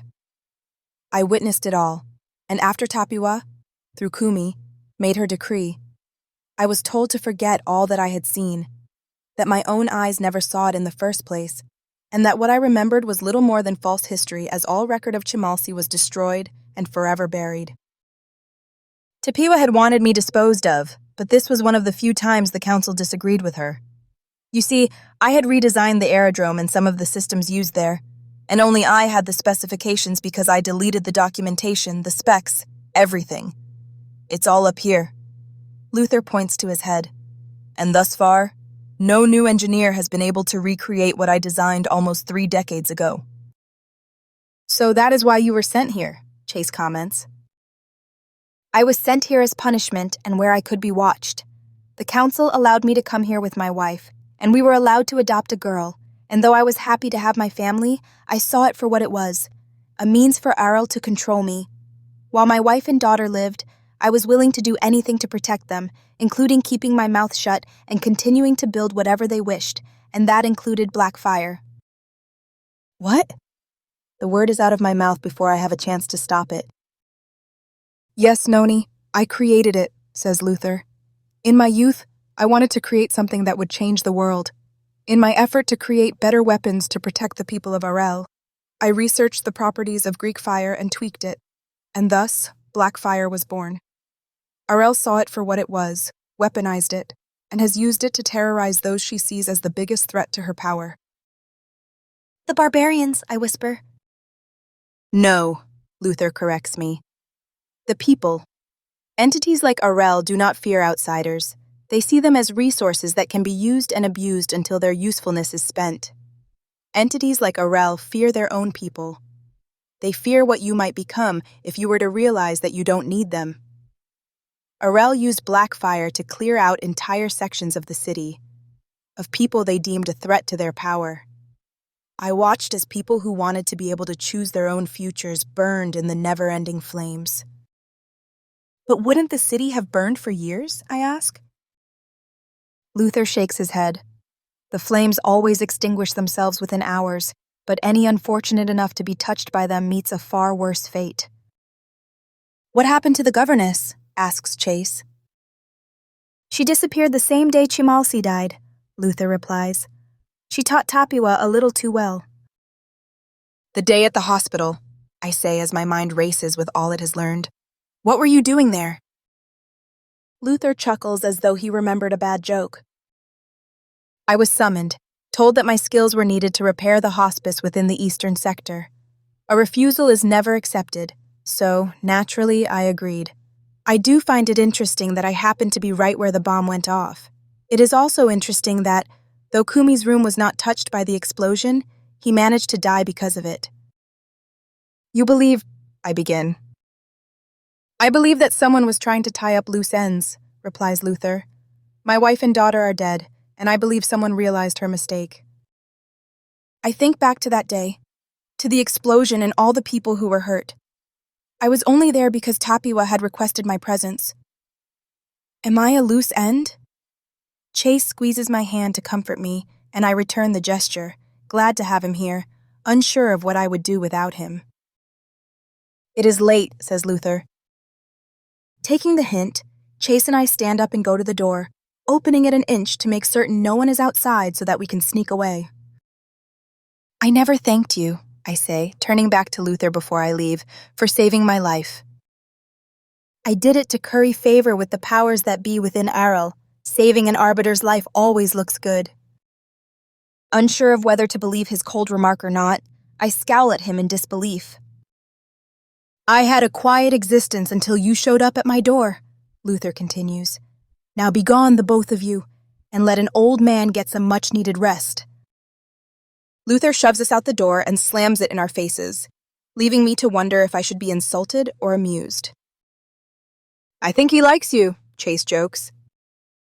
Grinning, I give him an affectionate smack on the shoulder before heading for the hole in the fence. We need to get back to the manor before our absence is noticed. Chapter 8. A challenge made. The Kevlar vest weighs my shoulders down as I put it on, strapping it to my torso so that it fits snug and does not move before putting on arm and leg protectors, remembering the last time I was here getting ready for my duty assignment on the wall.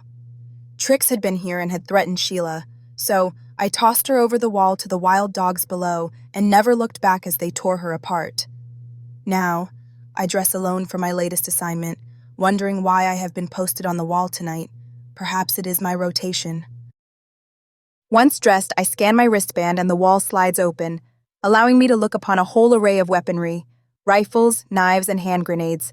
I snatch a knife and tie it around my waist, tucking it under the back of my vest so that it is not visible, comforted by the sheathed blade nestled back there, ready for when I need it.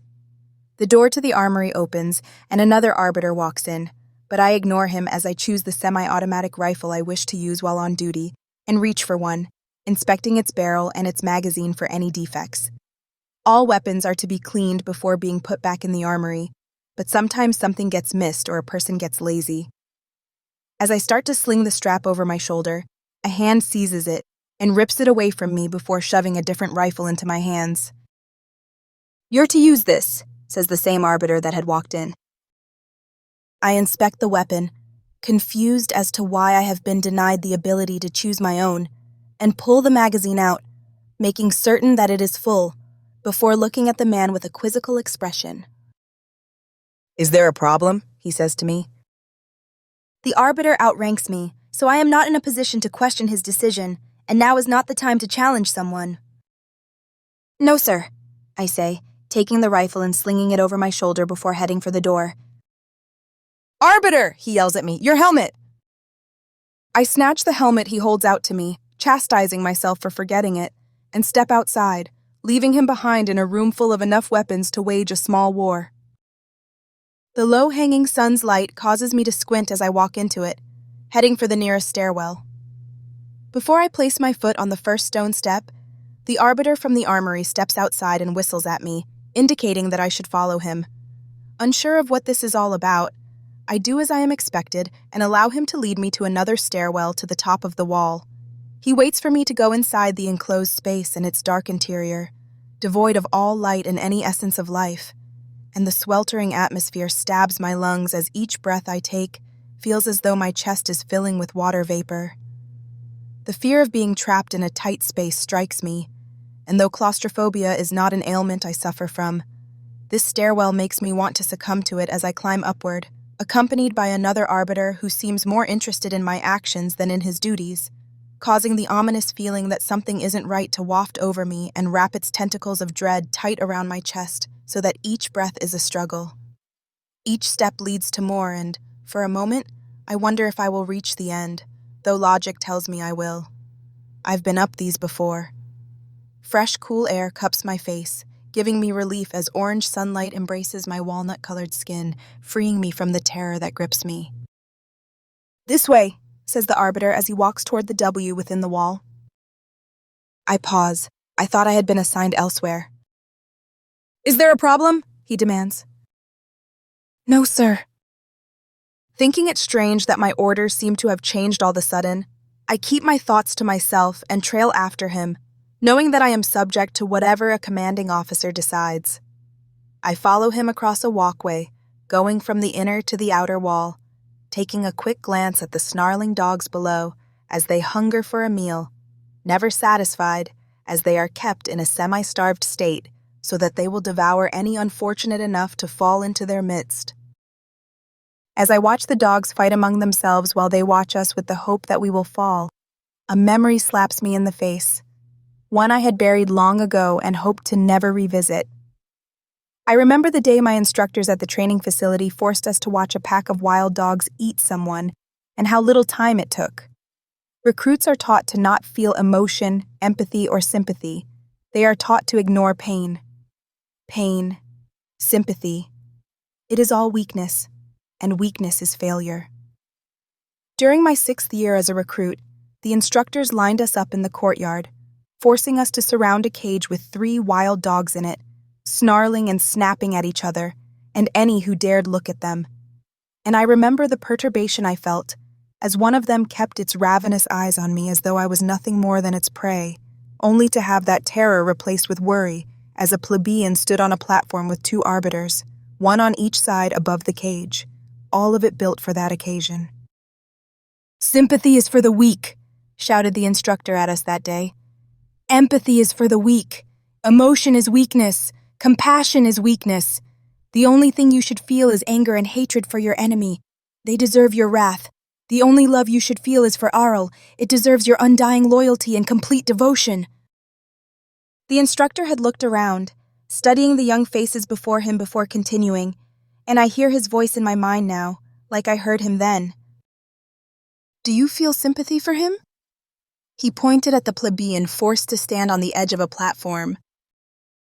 "No," we had all shouted back. "Nor should you. He is of the fair-skinned. He is your enemy, beneath you. He deserves only your scorn as he serves you, and if he fails in his duties—" As the instructor's voice trailed off, an arbiter pushed the plebeian man into the cage with the dogs, and his agonized screams as they tore him apart sent chills down my back, while blood pooled on the ground, forcing me to turn away. The instructor noticed. "Recruit!" All eyes had turned toward me. "Step forward!" I did, afraid of what was to come. "Climb to the top of that platform." I never moved. "Climb!" The instructor had kicked me as a way to motivate me to do as I was told. I ran to the steps leading to the platform and climbed up them as the dogs watched me with fresh blood covering their snouts. Once at the top, I had looked around me, frightened that I would be the dog's next meal, but as I waited for what I feared was inevitable, a plebeian woman screamed in protest as arbiters dragged her across the stone courtyard and to the platform, forcing her up the steps and past me, until she stood at the edge, while the dogs growled and barked at the commotion. "Perhaps a more personal touch is needed," the instructor had said. I studied the plebeian woman before me and gasped. To this day, I do not know how they knew, or if the event had been planned from the beginning as a way of making a point to us all, but the woman they had brought out was a plebeian woman who had been the closest thing to a mother I have ever had. When I suffered beatings, she tended my wounds, dressing them and singing a lullaby as she did. When childhood nightmares plagued my dreams, she had snuck into my room, careful not to wake my bunkmates, and comforted me, humming the same lullaby, but such affection between plebeians and citizens, arbiters most of all, is forbidden.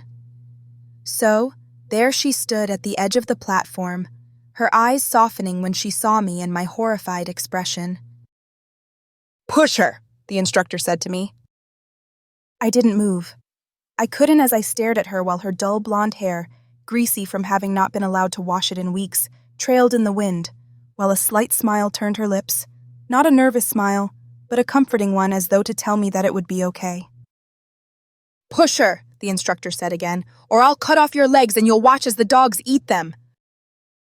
The plebeian woman, I never learned her name, took my hand and placed it in the middle of her chest.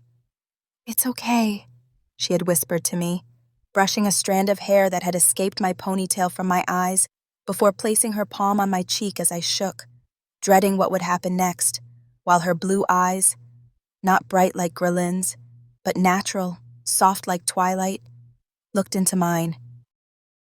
"It's okay," she had said. "Now!" The instructor's voice echoed around us as she moved her foot backward and stepped off the platform, while her fingers tore the edge of my sleeve as she fell to the dogs below.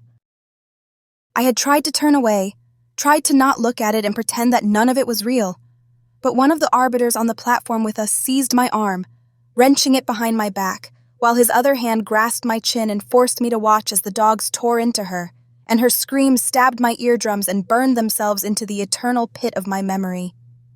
After 2 agonizing minutes, one of the dogs had clamped its jaws around her throat, silencing her forever, as scraps of her bloodied shirt drifted in the wind to be carted across the crimson pools, staining the blackened brick of the courtyard.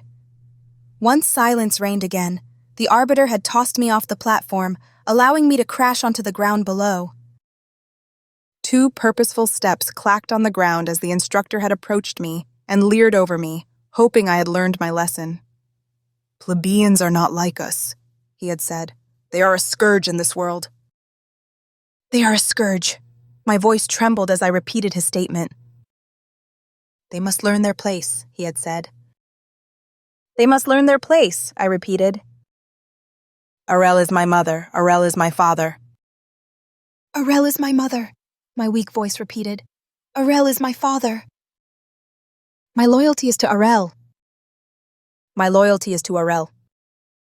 "All else is weakness. Weakness is failure, and failure is death." The instructor eyed me before dismissing me. "Now get back in line!" I had picked myself up and scurried away, retaking my place, while glancing one last time at the dogs in the cage and what was left of the woman. I never once thanked her for her kindness. "Arbiter!" The outranking arbiter's sharp voice rips me from the past, and a memory I had long since buried and hoped to never experience again, and I finish crossing the walkway, following him through a maze of blackened brick, the remnants of previous attacks and the use of black fire, as he leads me to my station on the outer wall. "Arbiter!" he yells at another arbiter when we arrive in the center of the outer wall, overlooking the grassy field beyond. "What are you doing here?" A lone arbiter stands guard on the wall, and the feeling that he is not supposed to be here fills my mind, making me wonder if I am supposed to be here by myself. On most occasions, arbiters on the wall are in groups of 2 or 3, never alone, but something seems off about tonight. The lone arbiter takes off his helmet and turns around. "Renal, what is he doing here?" Before I have time to ponder this development, Renal holds up his wristband, allowing the arbiter with me to scan it, and his face sours when he sees the results. "Very well," he says. The arbiter turns toward me. "You'll be here all night. Stay alert." He stalks off, leaving me alone with Renal, who turns back toward the grassy plain and the trees beyond without a single word to me and puts his helmet back on. Confused, but thankful to have his company, even if we do not speak to one another, I secure my helmet and face the tangled trees beyond as the sun dips below the blackish-purple horizon, plunging us into darkness, while the shadows of the trees lengthen until they touch the wall before vanishing. A serene calm surrounds us as we remain at our post, poised and ever watchful, and a part of me hopes that tonight will be different from my first night upon the wall. No noise interrupts the night, except for the chirping of a single cricket as it calls out, so that anyone who hears it will know that it is here, and that it exists. I take a quick glance at Renal, wondering why he is here, The arbiter that scanned his bracelet did not seem pleased about his presence. I scan the horizon as best I can, but the moonless night makes it impossible to see anything, making me wonder why those on the wall are not assigned helmets with night vision, or are only some allowed such gear. The more I think about what we are allowed to use, the more I wonder about this wall, and if its true purpose is to keep people in, not out. Still nothing. Good. Bored, my hand reaches for the charred stone of the wall, but I stop it when I remember that black fire might have touched it. Though the fire will burn out, sometimes its effects can still be felt and burn your skin, and it is best not to risk it, as I learned soon after arriving in the eastern sector. A muffled cough sounds nearby, forcing me to glance in its direction at the arbiter who made it as he tries to pretend that he hadn't coughed at all. I do not blame him. Illness is a sign of weakness. I turn away from him to allow him the illusion that no one heard his discretion.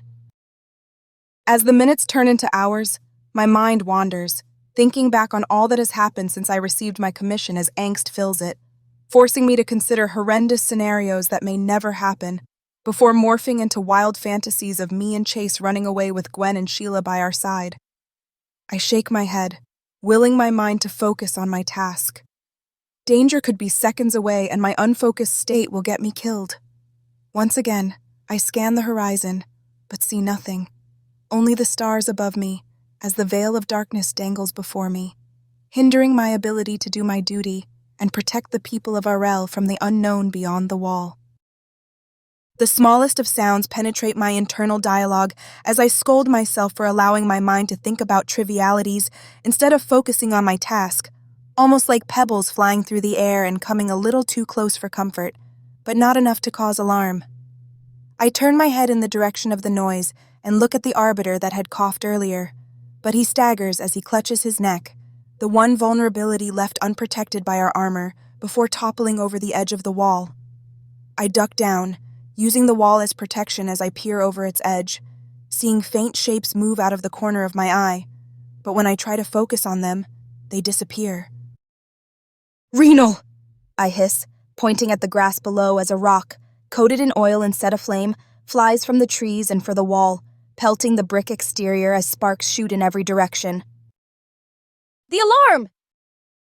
I run from my post, charging across the wall to where the alarm is, and drop to my knees, sliding the last few feet as another flaming rock soars above me, striking the inner wall and spraying me with embers.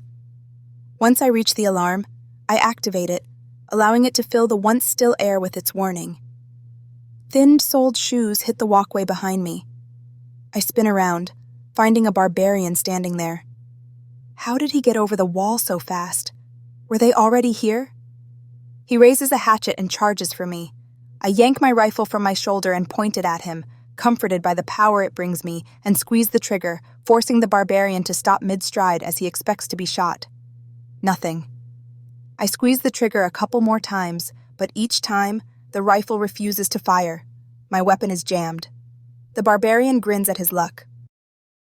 Furious at having been given a faulty rifle, I flip it around, grasping its barrel, and swing it as hard as I can, catching the barbarian in the side before dodging out of the way of his hatchet as he swipes at me, and its blade rips my sleeve. He charges again, raising his hatchet for a killing strike, but before I can react, gloved hands seize both my arms, pinning them to my sides, forcing me to stay in place.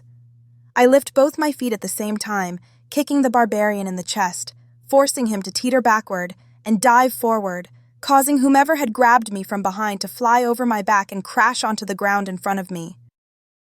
Another arbiter? Why would a fellow arbiter attack me instead of help me during an attack? The arbiter moves for his weapon, and I cast all questions aside, choosing self-preservation over momentary curiosity. I jump for my rifle and swing it at the arbiter, hitting him in the head before blocking an attack by the barbarian.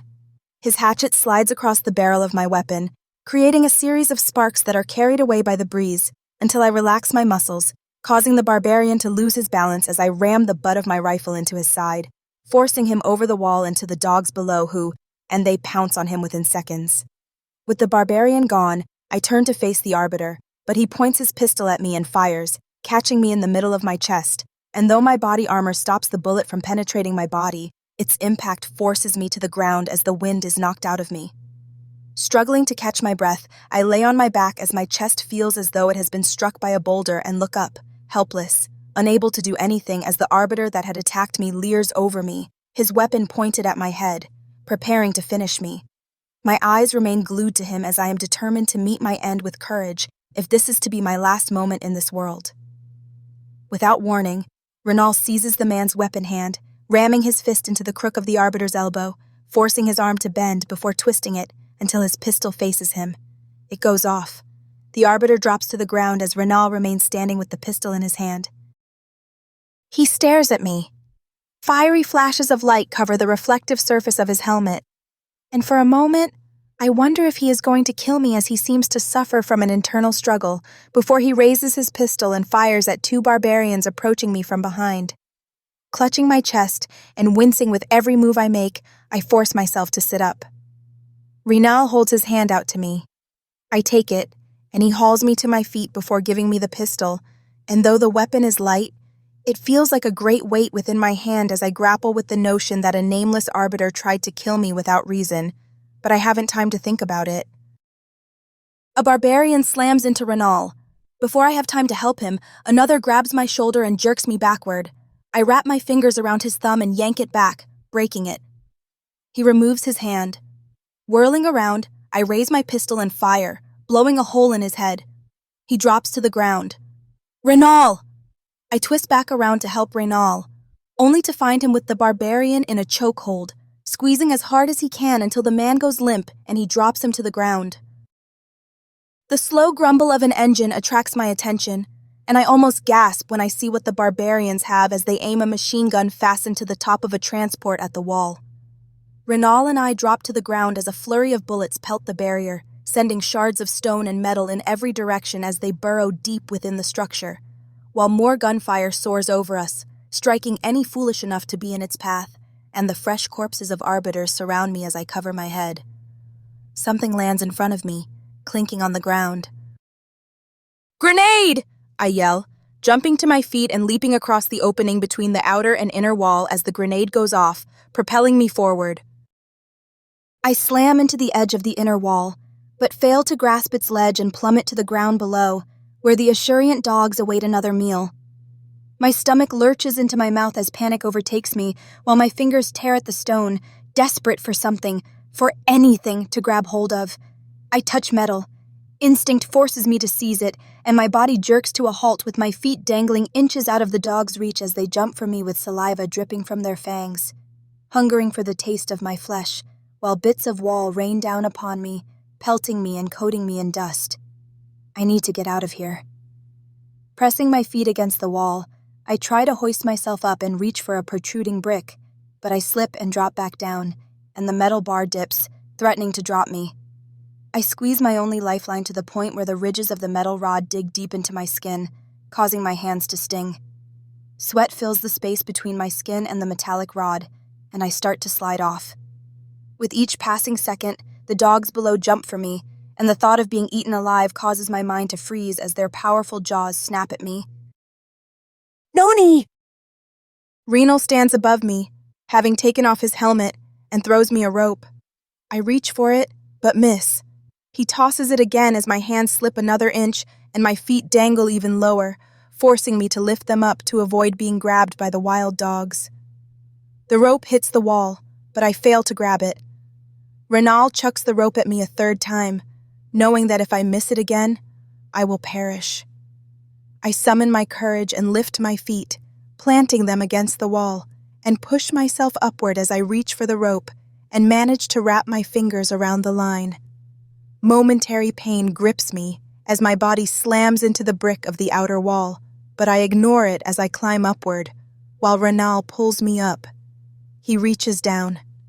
I grasp his hand, thankful to be away from the dogs. The blade of a curved sword strikes the ground near my head. I roll to the side and onto my stomach as my new attacker raises his sword high in the air.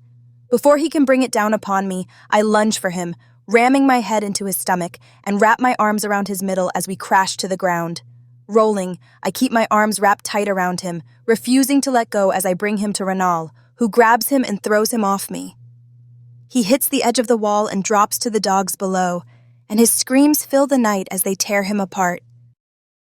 I look up and see a barbarian at one of the flamethrowers, spewing black fire on the arbiters along the wall. The ink-like flames flare up, devouring everything in its path, while people wail in agony as their flesh melts away from their bodies, and rage wells up within me as they run and squirm in an effort to make the torture cease. I point out the barbarian to Renal. "Can you get me over there?" I ask. He gathers up the rope and spots a walkway going between the inner and outer wall and urges me to follow him. I do, dodging intruders and arbiters and shoving them out of my way until we reach the walkway. Renal wraps one end of the rope around the narrow walkway, while I tie the other end around my waist. We look at each other for a moment, and I nod in answer to his unspoken question as he grips his part of the rope as tight as he can. I jump off the walkway. Gravity takes its hold, and I plunge downward until the rope pulls tight, jerking my body to a sudden momentary stop that only lasts a second as I swing forward and toward the flamethrower. Air rushes past me, whistling in my ears as I swing for the edge of the wall below the flamethrower. I grab the wall's edge and hoist myself upward, untying the rope around my waist. I charge the barbarian at the flamethrower. He sees me and swings the flamethrower in my direction, but I dart out of the way, rolling across the ground before scrambling to my feet. As he struggles to point the flamethrower back in my direction, I rush toward him and drop to the ground, sliding across the pebbles that tear into my legs until I pass underneath its barrel. Wasting no time, I ram the heel of my foot into the man's knee, dislocating it. He drops to the ground. I roll out from underneath the flamethrower and plow into him, knocking him on his back. As he struggles to get up, I grip his head and bash it into the concrete 3 times until he stops struggling, before jumping to my feet and taking my position at the flamethrower, turning it toward the barbarian and coating him in black fire. He writhes in agony as his anguished cries fill my ears before he topples over the edge of the wall and to the invaders below, lighting many of them on fire, and as they try to flee, they spread the black flames to others. I point the flamethrower over the open field and pause, remembering the last time I had done so, and how, when my actions were replayed at my commendation ceremony, I looked inhuman, devoid of emotion as I slaughtered others in the name of Arel. Time slows around me as I weigh my actions and the cost to my soul, but the more I consider it, the more I realize that the ones attacking the wall intend to harm all within Arel, and if I do nothing, if I remain immobilized by the fear of losing what vestige of humanity I have left, I'll sentence innocent people within the city to a fate worse than death. I do what I must, and spew the flames of black fire over the open field, like I had done before, blocking the terrified screams from my mind as the flames rip across the grassland in front of the wall, transforming it into uninhabitable, smoldering ash. A mortar shell slams into the wall below me. Its blast rips me away from the flamethrower and propels me backward as a mixture of stone, ash, and pebbles envelop me. I crash onto the ground, unable to stop as I roll toward the edge of the wall, but before I drop downward, a hand grasps my arm and stops me, pulling me back up. Strong arms haul me back onto the top of the wall and away from the edge. When I look into the face of my savior, I find Renal. He had somehow managed to reach me in time, but before I can thank him, a man charges us with an iron rod in his hand, releasing an ear-splitting battle cry and heading straight for me. Renal pushes me out of the way and tackles the man, twisting as he wraps his legs around the attacker's torso before grabbing his arm and wrenching it backward, breaking it. As the man succumbs to pain, Renal rips the iron bar away from him and jabs it in his neck. A small mark sticks out on the man's forearm. Curious, and giving into it, I take a closer look. He was a freed plebeian. This is not the first time I encountered a freed plebeian attacking the wall with barbarians. Something falls out of his hand. I pick it up. It is a picture of me. You need to.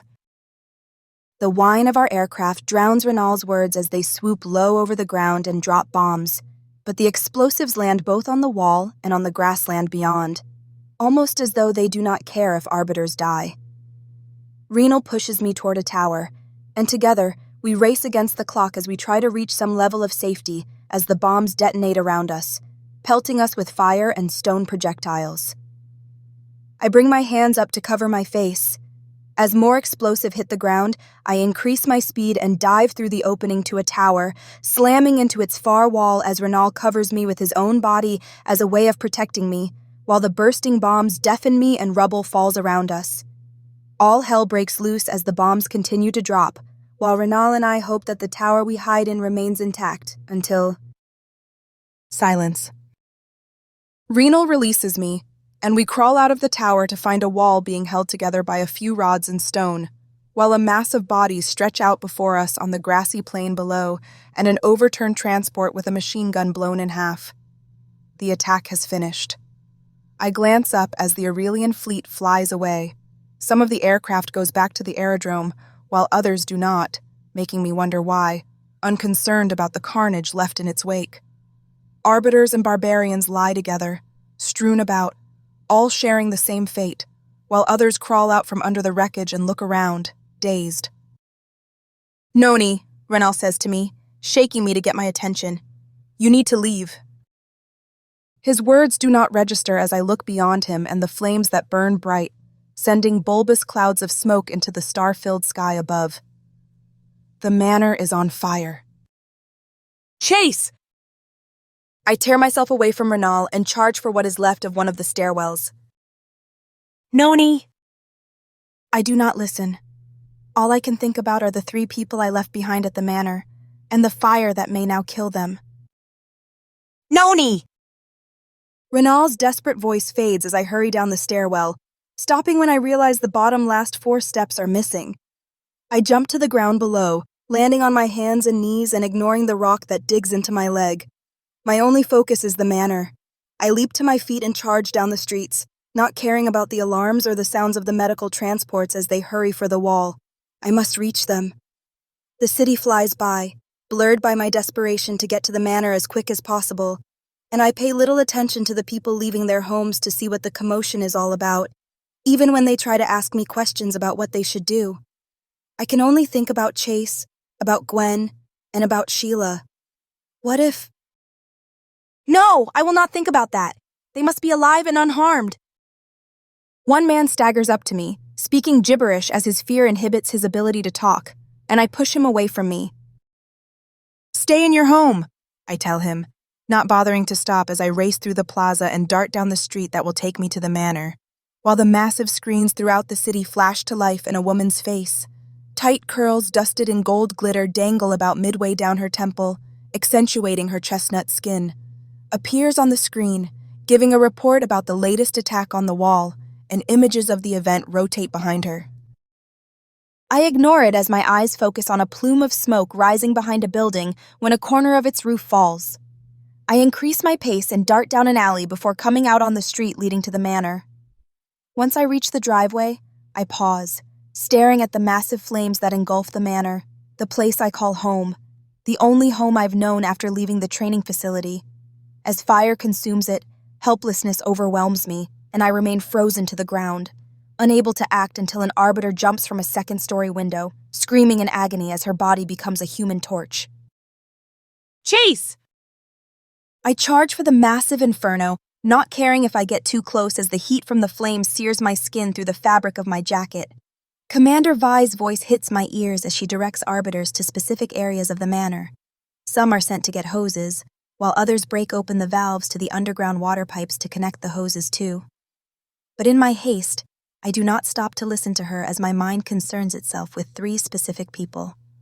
As I run to the building, my feet crunch on the grass, dried out by the heat of the flames as they stretch higher and higher, covering the outside of the manor itself, hungering for more, and without thinking, I hurry to the front entrance. The door slides open upon my approach, but the sudden introduction of air causes the fire contained within to burst outward, breaking the door and creating a force that knocks me off my feet. "Chase!" I scream, getting to my knees, but the roar of the flames out my voice. No response.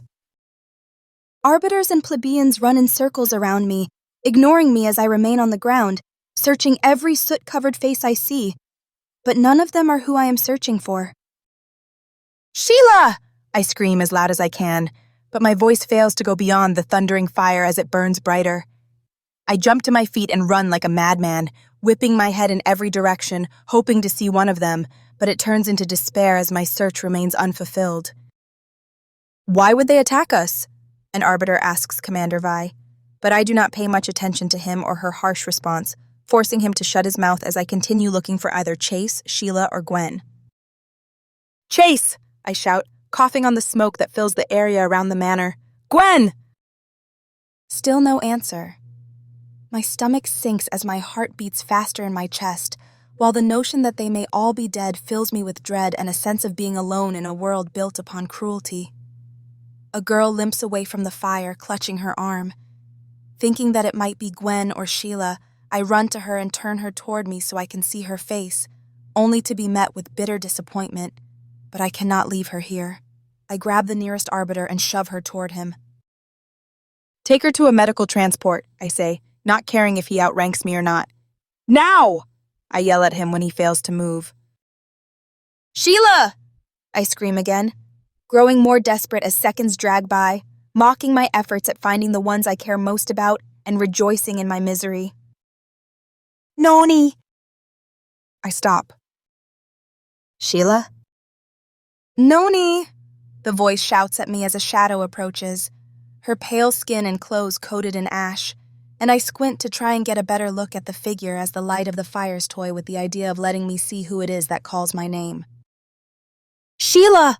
I shout, running to her and embracing her, squeezing her so tight that she coughs, but I don't care. I don't want to let her go. She is alive, and she is safe. She wraps her scrawny arms around me, and we hold on to one another, glad that the other is okay. Your face, she says, noticing a bruise forming. I hadn't felt it until now. It's fine, I tell her. Where's Chase? Sheila's face falls, and I lift her chin so she will look at me. He went to find Gwen. After he helped me get out, he couldn't find her and... Sheila, where are they? I ask as a menacious feeling swathes me. Sheila points at the emblazoned manor. In there. No, they can't be, Resolve takes control of my mind and body as I stand up and face the burning building, determined to not lose Chase or allow him to lose his sister. They're alive still. They have to be. I scan the area around me, looking for anything I can use as a shield against the flames and spot a piece of siding. It will have to do. Find someplace safe and wait for me, I say to Sheila, giving her a final hug. She grabs my wrist as I start for the fire and I pause, turning back to her, my heart aching over the worry and fear on her face. I'll be back, I tell her, trying to comfort her and give her a light kiss on her forehead, the way I imagine a parent would give to their child. I promise. She lets go. I face my foe, holding the siding like a shield, and charge a window that is more smoke than flames, crashing through it, landing on the hard floor of the manor as shattered glass circles me. Thick smoke smothers my lungs, destroying my ability to breathe, forcing me to bury my face into my sleeve in a futile attempt to filter it out as I look around, despite the particles hovering in the air that sting my eyes. Coughing, I force myself to stand up, keeping the bit of siding in front of me as I navigate my way from the... Where am I? My elbow bumps into a bookcase, the recreational center. Having gotten my bearings, I make my way to the hallway. Chase! I shout, but I cannot hear my own voice over the roar of the fire. Where would they be? I force my mind to remember Gwen's responsibilities for the night so as to get a better idea of where to look. She had kitchen duty, and once plebeians are finished in the kitchen at the end of the day, they're allowed to go to bed. The basement. She would have gone there after finishing her tasks. Fire reaches out for me as I work my way through the hallway and to the basement door, sending searing tendrils of flames toward me in an attempt to grab hold of me and imprison me in its hellish blaze. Something creaks beside me and shifts. I dodge out of the way as a piece of the wall crumbles and falls straight for me, sending up a cloud of glowing embers and ash, smothering me in its toxic fumes and causing me to choke as I try to inhale, while the piece of siding slips from my grasp and flies into the inferno. If hell is real, this place at this moment would be it. I do not hold religious beliefs. They are forbidden and taught to us to be nothing more than mere superstition from a more primitive age, since serving the will of Arel is supposed to be the center of our existence. But as the thunderous roar of the raging fire pounds my ears, causing my head to feel as though it is trapped in an ever-tightening clamp while my veins pump blood as fast as they can, the fanciful notion of a god protecting me is the only comfort I will find here. Let me find them. Even if they are, I need to know. Another panel of the wall drops in front of me, sending a plume of smoke and ash into my face, blinding me as my eyes water in an inefficacious attempt to clean themselves of the debris, while my throat seizes as I cough in rapid succession, trying to expel the contaminated air from my lungs. Flames crawl up what is left of the walls and stretch out on the ceiling above me as it consumes everything in its path. But despite my need to keep moving, I cannot as my body is racked by incessant coughing, until vomit mixed with spittle bursts from my mouth and lands on a few paint chips laying on the charred floor, oblivious to the chaos surrounding it. For a split second, I remember the paint chips swept into a pile on my first day here and how I had stepped on them, spreading them across the floor, not caring that I had added to the work of the plebeian girl holding a broom. That girl was Sheila, and she waits for me to return to her with Chase and Gwen.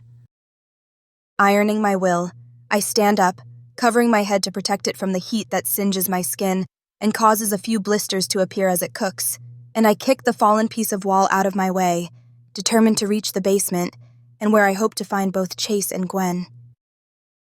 "Chase!" I scream again as loud as I can. "Gwen!" I reach the basement door and it sits off kilter as the fire has eaten away one of its hinges. Perfect. I step to the side of the door and kick it over and over, harder and harder, and the more it dangles at a precarious angle, the more I slam the sole of my boot into it, until it pops free and crashes into what's left of the smoldering floor. "Chase!" I delve into the smoky darkness, covering my mouth in a feeble attempt to filter out the smoke pollution as I hurry down the steps, while being somewhat cautious. I do not know how stable they are. A step breaks away underneath my weight, and I cling to the rail, ignoring the pain as the metal burns through my jacket and my skin as I try to not tumble downward. Bright orange seeps through the floor above me, warning me that my time grows short. I need to find them. Now. I jump to the next step, using the rail as a way of stabilizing myself as I hurry down into the darkness beyond, broken only by a single lamp on the wall, whose murky light morphs into gray shadow as the clouds of smoke multiply. The light bursts when I reach the bottom of the steps, sending bits of glass my way, and I raise my arm while turning away to protect myself from its fury. "Chase!" I shout into the darkness as my voice grows hoarse and breaks from the smoke that coats it. "Please answer, please!" "Noni?" The familiar sound of my name coming from his lips causes my heart to skip for a moment from this elation as my pleas are answered. He's alive. "Noni!" "Chase, where are you?" "Over here!"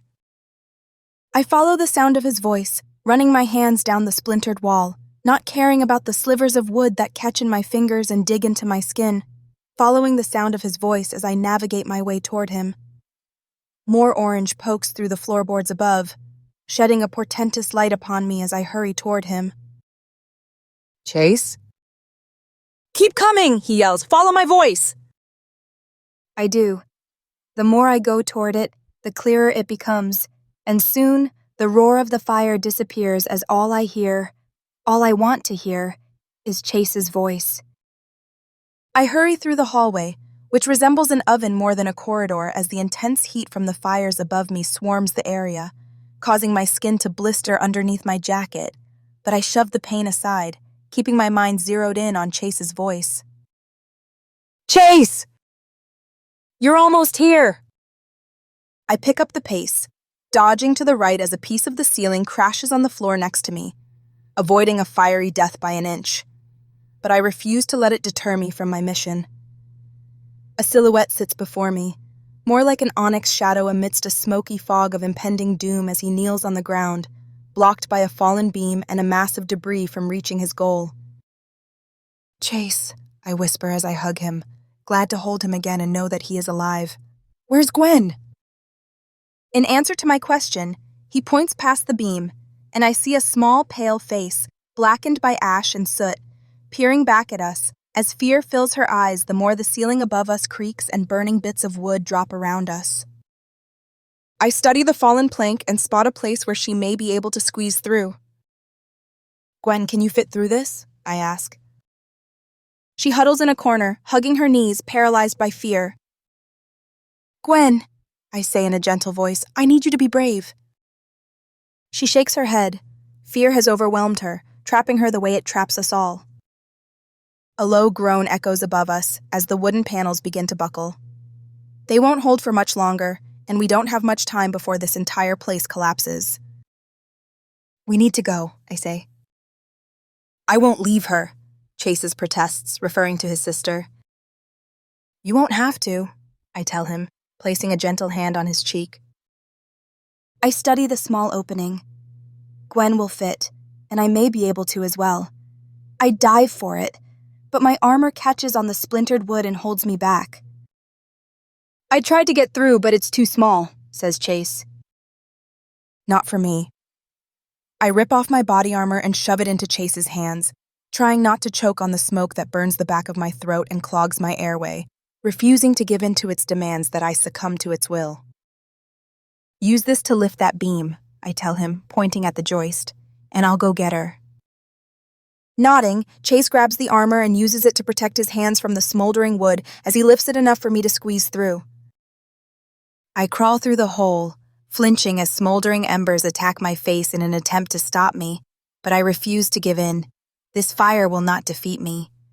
As I wriggle my way through, a plank of wood snatches my jacket and tears through it, scraping my stomach and causing a few droplets of blood to fall, but I ignore the pain, knowing what will become of us all if I fail.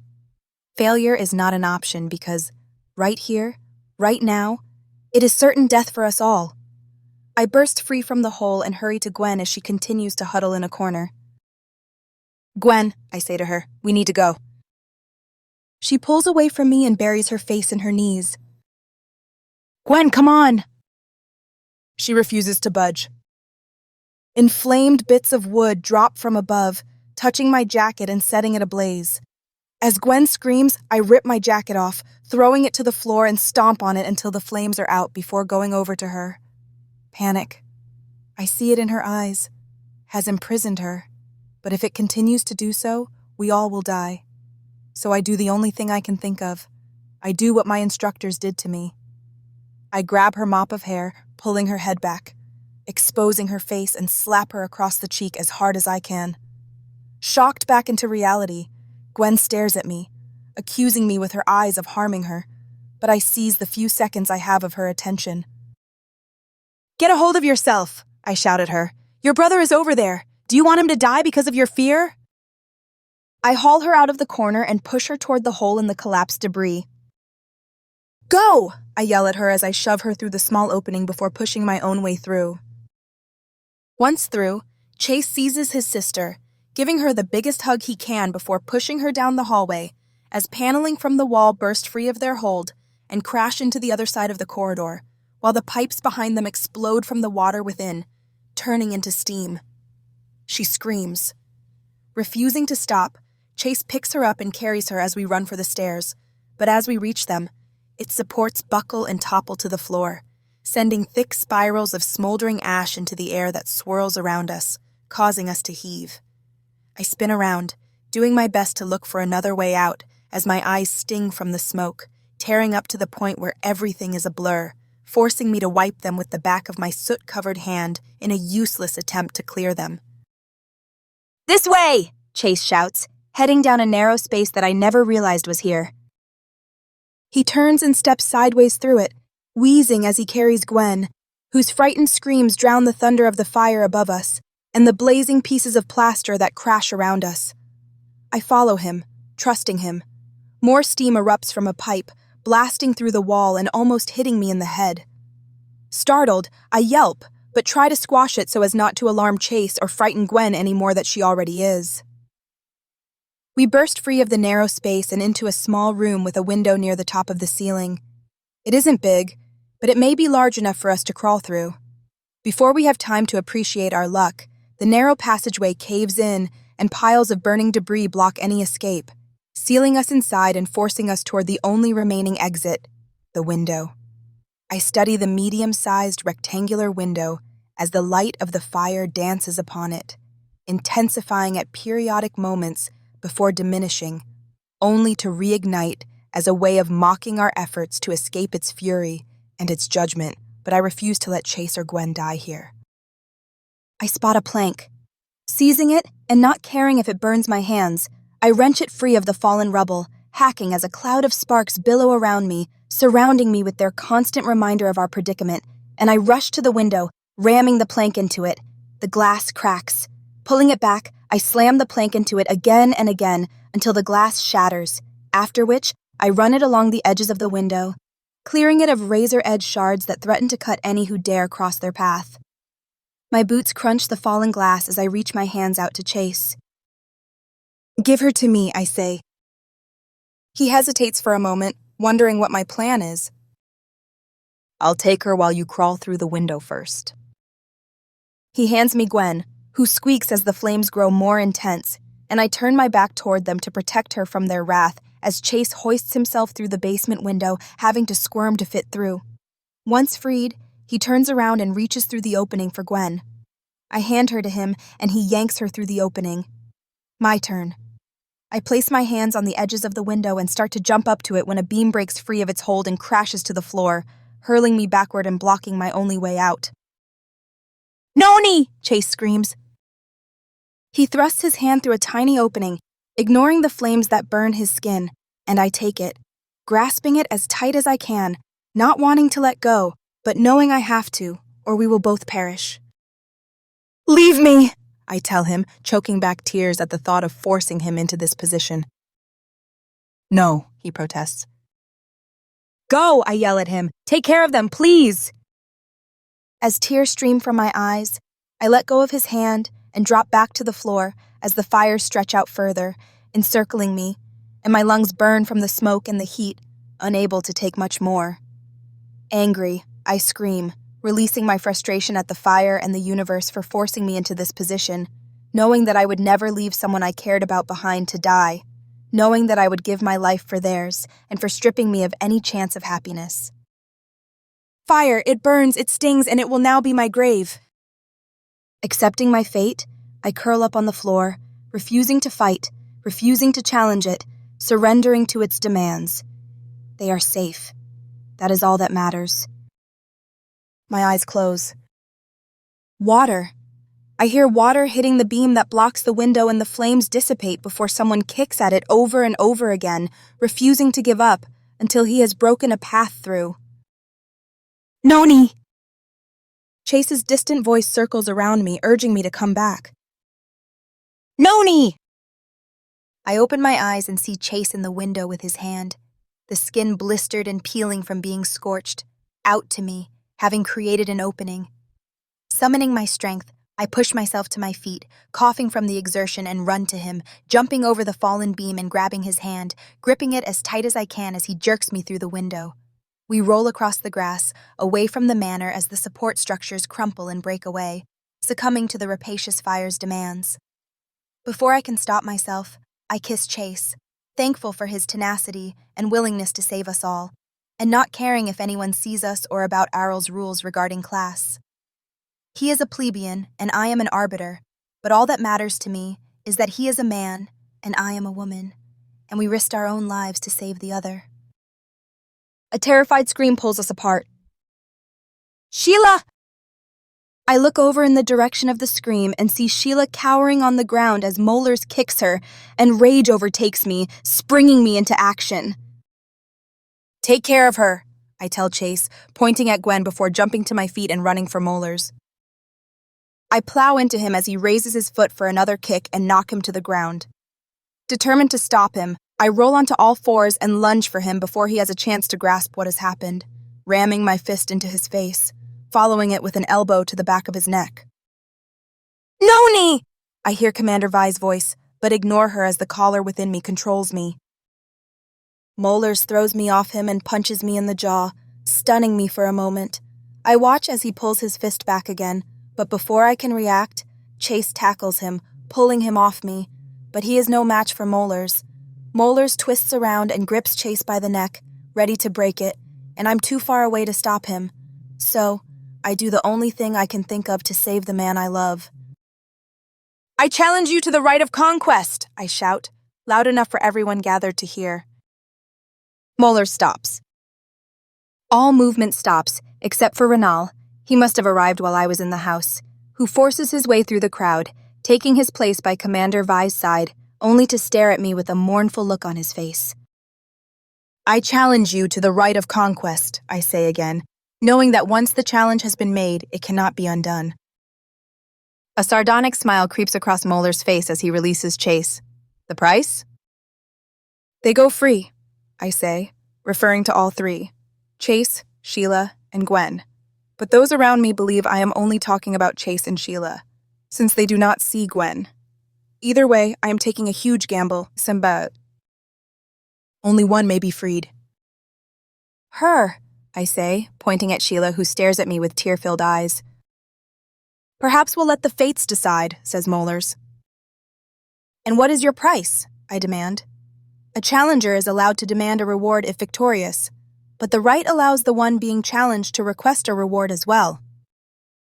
"Your servitude."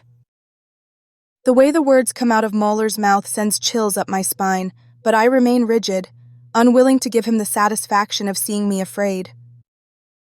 "Do you accept my challenge?" I demand, sounding braver than I feel. Molars' eyes dart between me, Chase, and Sheila, and I know that he has learned my secret, that I care for them, but before silence can reign much longer, Renal steps in. "Master Arbiter, the challenge has been made. What is your choice?" Molars doesn't have to accept my challenge to the right of conquest. Anyone can refuse a challenger, but to do so marks them as a coward, and cowards go to the crematorium. Molars knows this. "I accept," he says. Renal turns toward Commander Vi, awaiting her command. "Very well," she says, disguising her concern for my actions, but knowing there is nothing she can do about it. "Take them away." I steal one last look at Chase before a black bag is rammed over my head, and my hands are put in restraints as I am led to my fate. Chapter 9. Preparation. The cold metal table I lay on seeps through the thin polyester gown I was forced to put on when I arrived at the training facility. I don't know why they brought me back here. I haven't seen it since I received my commission, but perhaps they had nowhere to take me that would be protected from outsiders. I start to sit up, but the arbiter in the room with me jerks his eyes in my direction, causing me to change my mind and lay back down, calculating whether I should take him out. But foresight warns me that there are at least 2 more arbiters outside the door. Once an arbiter issues the challenge to the right of conquest, and once it is accepted, all precautions are taken to ensure that neither party backs out. The right of conquest is a right bestowed upon arbiters as a way for them to earn renown and prestige, but it is also used as a way to rid one of an enemy. During the rite, both arbiters are given a tracker, in addition to the wristband they already wear, and are dumped in the wilderness beyond the wall with a single drone to record their actions, and no tools. They must hunt one another and survive the elements like primitives. Only one is allowed to return, and if I win, I will accomplish 2 goals. No more molars and prominence within Arelian society, giving me more freedom. The rite itself has been initiated 5 times in the past. Only one is known to have survived it, and I challenged him, though his victory has been marred by rumors that he was never the true champion, but that his opponent was and is a man who remains a mystery to this day. White rectangles stretch across the ceiling, causing me to squint as I stare at the bright light they release, illuminating the mirror-like walls of the medical wing, making them appear more white than silver.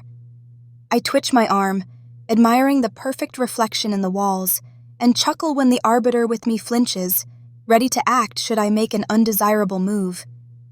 Growing impatient, I drum my fingers on the table, not liking that the gown I wear is the only thing between my naked body and the frigid table. Arbiter stripped me of my clothes the moment I arrived. The door slides open and in walks a medical officer, his white uniform almost blinding me, and he heads straight for me with a tablet in his hand, scrolling through charts. Without saying a word, he grabs the sphygmomanometer instrument and wraps the cuff around my bicep to measure my blood pressure. Silence ensues between us as he continues with the examination, putting all the information in his tablet. Minutes pass as he moves from one thing to the next, taking my temperature, taking my pulse, measuring my heartbeat, checking my pupils, checking my ears, and checking my esophageal muscle. "You are a fine specimen of Arel," he says, breaking the tense silence, and heat rises around the back of my neck as something does not feel right. Hands grab me under my arms, pinning me to the table as the arbiter in the room holds on to me, having snuck up behind me while my attention remained focused on the medical officer. "It's not often that we have access to such a fine specimen," says the medical officer, pressing his hands between my thighs and opening them. I twist at the waist, freeing one of my legs from him and kick the medical officer in the face, forcing him to stumble back as he clutches his nose and blood oozes between his fingers. Before he can react, I bring my knee over my head and ram it into the arbiter's face. His grip loosens. I roll off the medical table, allowing my bare feet to plop on the frigid tile floor as I prepare myself for an attack. The arbiter lunges at me. In a flash of motion, I scoot the table between us, catching him in the stomach, before grabbing his head and ramming it into the metallic surface. While he buckles over, stunned, I hurry to the medical officer and slam him into the wall, snatching him by the back of his head and shoving his face into the wall as many times as I can, until the arbiter whips out his electrified baton and sticks me with it. Electricity courses through my body, causing my muscles to seize, but I will them to move and snatch the baton from him, striking him in the face with it. More arbiters enter the room. I stun one with the baton, but two of them tackle me, and I crash onto the tile floor, gasping as the wind is knocked out of me, while another arbiter pries the weapon from my grasp before turning it on me. Another one kicks me in the stomach. I reach for the ankle of one, but a fist plows into my face, stopping me. My body writhes in agony as 5 different electrified batons send jolts of pain through me, preventing me from being able to defend myself or plan a counterattack. "What is the meaning of this?" The pain stops. Wheezing, I hack up a mixture of mucus and spittle as I try to regain my breath and bearings as the torment of the electrical shock still permeates my body. Commander Vi stands in the room, her gaze piercing through all present as she demands answers, but no one speaks. She stalks up to one of the arbiters in the room, her nose only inches from his face. "Well?" He says nothing. "Have you no tongue?" Commander Vi demands. "Perhaps I should cut it out." "It was just a bit of fun," he says. Commander Vi's lips form a thin line as she raises her fist and punches the arbiter in the face, knocking him to the floor. "How is that for a bit of fun?" One of the arbiters shifts and Commander Vi rounds on him. "You wish to try something, mister?" He backs down. "He just wanted to admire a fine specimen," the arbiter who had been in the room with me from the beginning says, pointing at the medical officer. Commander Vi walks up to the arbiter. "Admire. And where were you?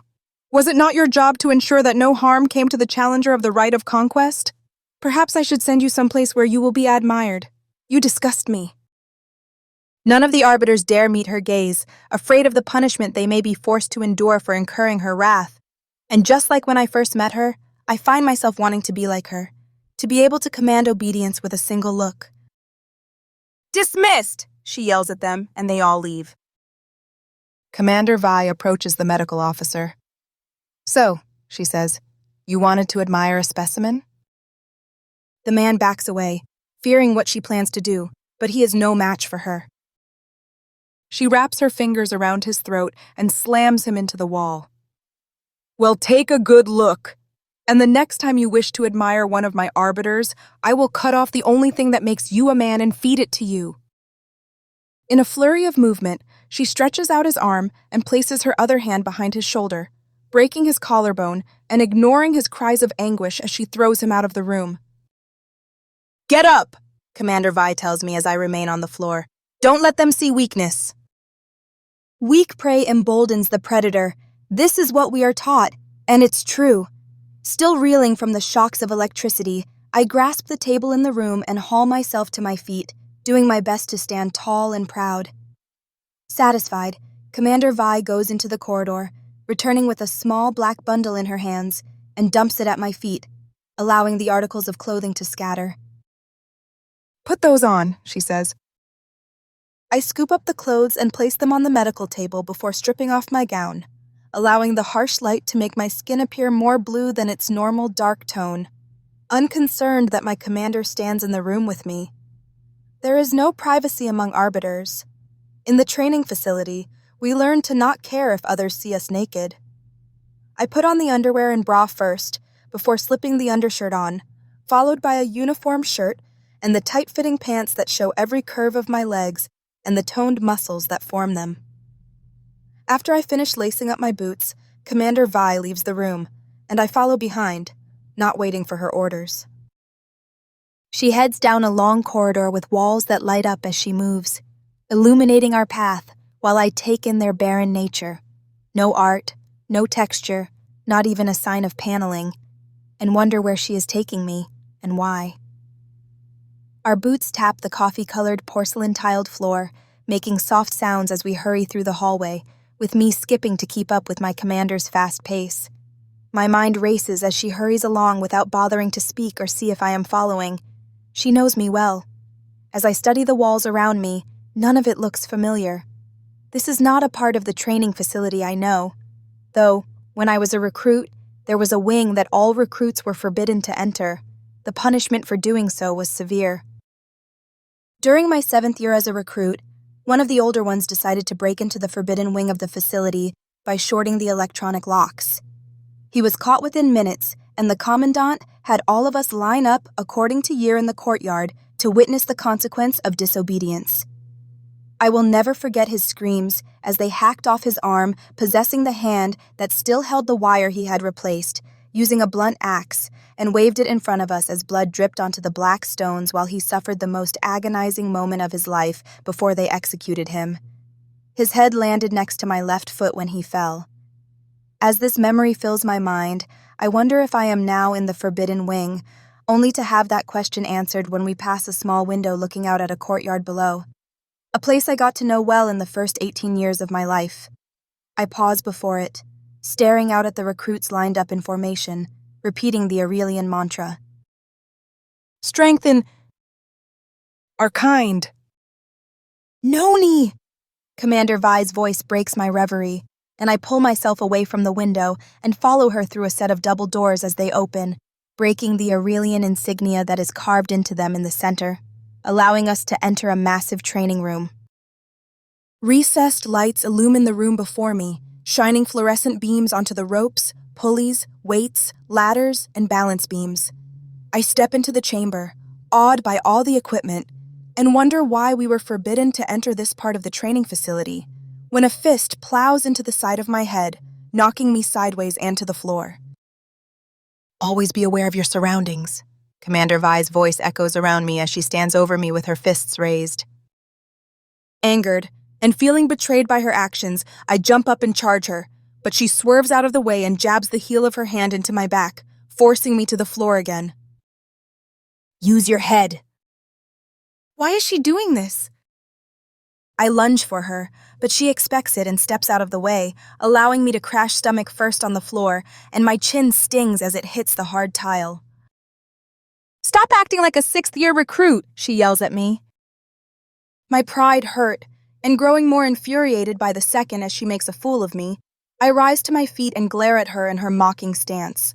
I feign a punch, and as she goes to block it, I bring up my other fist, catching her in the chin, but it never phases her. She swings a fist at me, and I block it as she brings her knee up into my stomach. Gasping from the sudden pain, I refuse to show weakness and reach for her thigh, gripping it, thinking I have the advantage as she hops on one foot. But Commander Vi twists and drops to one knee, forcing me to loosen my grip before she seizes me by the shoulders and pushes me into the floor with her arm in the back of my neck. "Molars will not be so kind," she whispers into my ear. "He has trained you. He knows your weaknesses. He knows your style." She lets me up. "Stop relying on your physical strength and use your head," Commander Vi says. She throws a punch. I duck, dodging it, and ram my shoulder into her side, knocking her off balance. But before I can put her down, a steel rod strikes me in the chest, throwing me backward into the floor. When I look up, Renal stands in the room. I never noticed his presence, with the rod by his side. "Pay attention to your surroundings!" Commander Vi screams at me in frustration. Feeling stupid. We are taught early on to have situational awareness, but I allowed myself to believe that the commander and I were alone in this room. I faced both her and Renal, calculating my next move while considering theirs. We eye each other, circling one another as we gauge the other, wondering who will make the first move. Renal lunges, but I drop to the floor, swinging my foot around and knocking his out from under him. As he stumbles, I round on Commander Vi, kicking her in the chest, but before I can turn back to Renal, he hits me in the back with the pole, and I fall to the floor. He rushes me, but I jump up and grab the bar. Commander Vi approaches. Eyeing the room, I spot a rope nearby and the balance beam between it and us. I only have seconds. I drop to the floor, landing on my back, and fling Renal over me until he crashes onto the tile. Commander Vi rushes me. I roll across the floor underneath the balance beam and closer to the rope, before springing to my feet and catching her leg as she kicks at me, twisting at the same time, enabling myself to fling her into the hanging rope. It tangles around her, and I spring on her, wrapping it around her hands and feet so that she is unable to move. Once done, I turn back to Renal, running for him and jumping over the balance beam before scooping up the pole. He dodges my first attack, but I roll over the balance beam with the bar in my hands and bring it down upon him, and before he has time to recover, I use the rod to sweep him off his feet, forcing him to the ground, and jump on his back, pointing the end of the pole at his neck. "Please tell me you did not make this easy on me," I taunt him. He smiles, and without warning, he throws me off him, snatches the rod from my hands, and pins me to the floor. "Never become overconfident," he says before releasing me. "Better," Commander Vi says. "You're good, Noni, but up until now, you have only faced people who are not trained like you. Moeller's is different. He has 3 times your years of training, knowledge, and experience. He shows no mercy and feels no compassion." In that moment, a part of me wonders if Commander Vi knows my secret, but if she does, she never reveals it. "Now untie me," she says. I do. The doors open as arbiters storm in and surround us. "Commander," one of them says to her, "you have been charged with attacking a medical officer. You are to be—" His words trail off when Renal steps between him and Commander Vi. "I attacked him." The arbiter's mouth opens, closes, and opens again. "Lieutenant, Take me in if you wish," says Renal. "But the commander is—" "To be let go." "I have my orders, sir," the arbiter says with trepidation. Renal stalks over to where more metal rods are and picks one up, holding it by his left side while the one he took from me hangs by his right, ready to strike if necessary. Who here thinks he can challenge me? Each of the arbiters look to one another, unsure of what to do, and as I watch the scene unfold before me, I ponder whether Renal is something more than a lieutenant within the Corps, perhaps more than a marshal. But whenever I pry into his backstory, I'm met with roadblocks, and I do not dare challenge him. One foolish arbiter charges him, but Renal sidesteps and kicks the man in the calf, breaking it to the point where the bone reveals itself. As the man cries in agony, Renal silences him before facing the rest. 2 more come at him. In one swift movement, Renal jabs one in the throat, hits the other in the groin, swings the rod, and rams it in the back of the neck of the first, forcing him to the floor before disabling the second. Movement catches my attention, and I turn in time to see an arbiter come for me.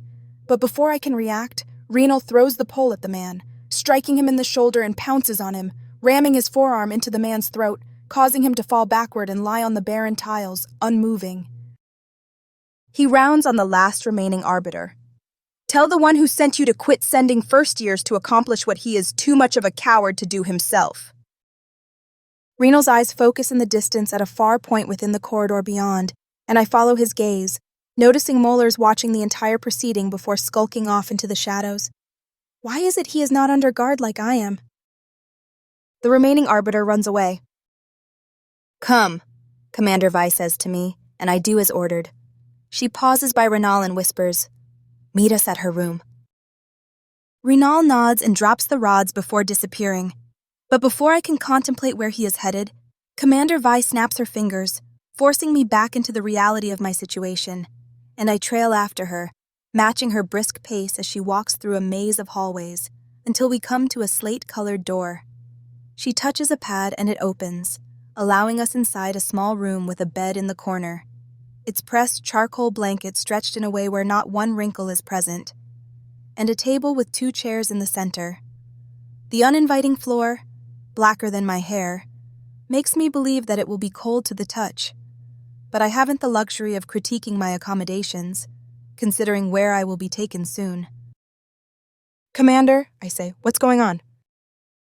You made a challenge, she replies. "Why am I under constant guard and Master Arbiter Mollers isn't?" Commander Vi lets out a sigh, debating if she should tell me or let me continue to brood over questions I will never learn the answers to. "Haven't you wondered why he was at the dinner of your Medal of Honor ceremony?" Yes, I have thought about that several times, and each answer I come up with is more sinister than the previous. "Will I make it through this?" "That is up to you, Noni. It does appear, however, that our standing president wishes to use this challenge of yours for her entertainment, while the tribunal sees it as a training lesson for future recruits. Either way, you have attracted the attention of people best avoided." "Mollers is well trained. He is very skilled. He has made it through this before. He will hunt you and he will kill you. Stay sharp. Stay alert. Mollers will not be the only one hunting you." "Not the only one hunting me?" "What?" A single knock on the door stops my words in my throat.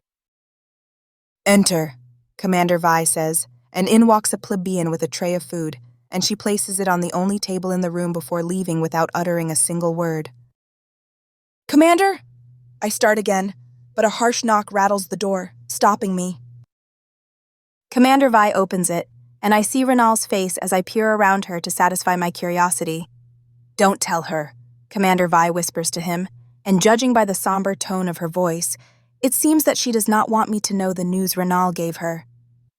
Before I can consider it any further, Chase enters the room, and Renal steps aside, taking up his post outside the door, while Commander Vi steps out, leaving the door ajar. "Chase!" I say, not caring if she or Renal hear me. They must already know my secret. He puts his hand over my lips, forcing me to contain my enthusiasm at seeing him as he looks around, his eyes nervous. "Chase," I say in a lower voice, "what is it?" "I don't know," he replies. "They got me out of that detention center and brought me here, and I keep thinking that there has to be a more disturbing reason for it." "Hey," I say, putting my hand on his cheek, and he holds it there for a moment. "It'll be okay." The aroma of steamed green beans and meatloaf permeate my nostrils, causing my stomach to grumble and reminding me that it has been a while since I've eaten. And before I know it, my hand reaches for one of the beans, but Chase stops it. Curious, I watch as he takes a piece of the meatloaf and a single green bean and nibbles on it before pouring a glass of water and taking a sip, while Commander Vi's watchful eyes take it all in. After a few minutes pass, he pushes the food toward me. "You don't think," I begin. "I believe that you need to be extra careful." I take a bite of green bean and offer him some, but he turns it down. "You need it more than I do," he says. "Chase." "Eat." I place a bite full of meatloaf in my mouth, doing as Chase asks, wishing he would quit looking at me as though I was about to die. Though, I share his sentiment. "Have you seen Sheila?" He shakes his head. "They split us up soon after taking you. I haven't seen her since, and no one will tell me anything. I'm a plebeian." My face falls as worry takes over my mind with the uncertainty of what has happened to her, while all I can do is hope she is safe and will remain safe until I return. "Noni," he says, "promise that you will do what you need to survive." "Chase." "Promise me." "I will." He presses his forehead against mine when Commander Vi enters the room. "Time to go," she says in her usual businesslike tone. Reluctance dictates Chase's movements as he heads to the door, but Commander Vi's impatient clearing of her throat speeds him up as he goes into the hallway. "Commander," I say, "I'm sorry for putting you in this position. I know my impulsive actions of late reflect on you and—" Commander Vi closes the distance between us, and her expression softens as she cuts me off. "Your actions only reflect on you. I told you once that I saw a lot of myself in you. I was wrong. You are far better. When the right begins, trust no one and do as Raynal tells you." She moves to the door but pauses and turns toward me. "Get some sleep, you'll need it." The door hisses as it closes behind her with a quiet thud, leaving me alone in silence with an empty food tray as exhaustion wraps its tendrils around me, urging me to retire for the night. I move to the bed and sit on the hard mattress, stretching out on it, falling asleep before my head rests on the feather pillow. The door opens and heavy boots stomp on the tile floor as arbiters rush for me and ram a black bag over my head and jab me in the thigh with a needle, injecting me with a tracker.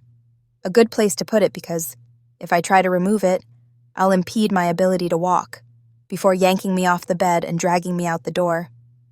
Groggy, and wondering how long I have slept, I try to move my feet in an effort to keep up with their brisk pace and to avoid having the edges of my boots drag across the floor, but my legs refuse to obey me, causing me to stumble. In response, one of the arbiters jerks my arm as a way to convince me to stand up and keep up, even though I have no clue where I am being taken. "I'll take her," says Raynal. I recognize his voice, and my head flops forward when we stop. "Sir," says one, "we have orders to—" "I said," Raynal growls at them, "that I will take her." When the arbiters surrounding me continue to hesitate, Raynal speaks again. "Tell them you are following my orders." The arbiters hand me over to him, refusing to say another word, and he takes my arm and leads me down the hallway, until we pause before a door that swooshes open, allowing a rush of air to blow past us before we step through. I want to ask him why others are afraid to challenge him, but know that this is not the time, nor will he answer.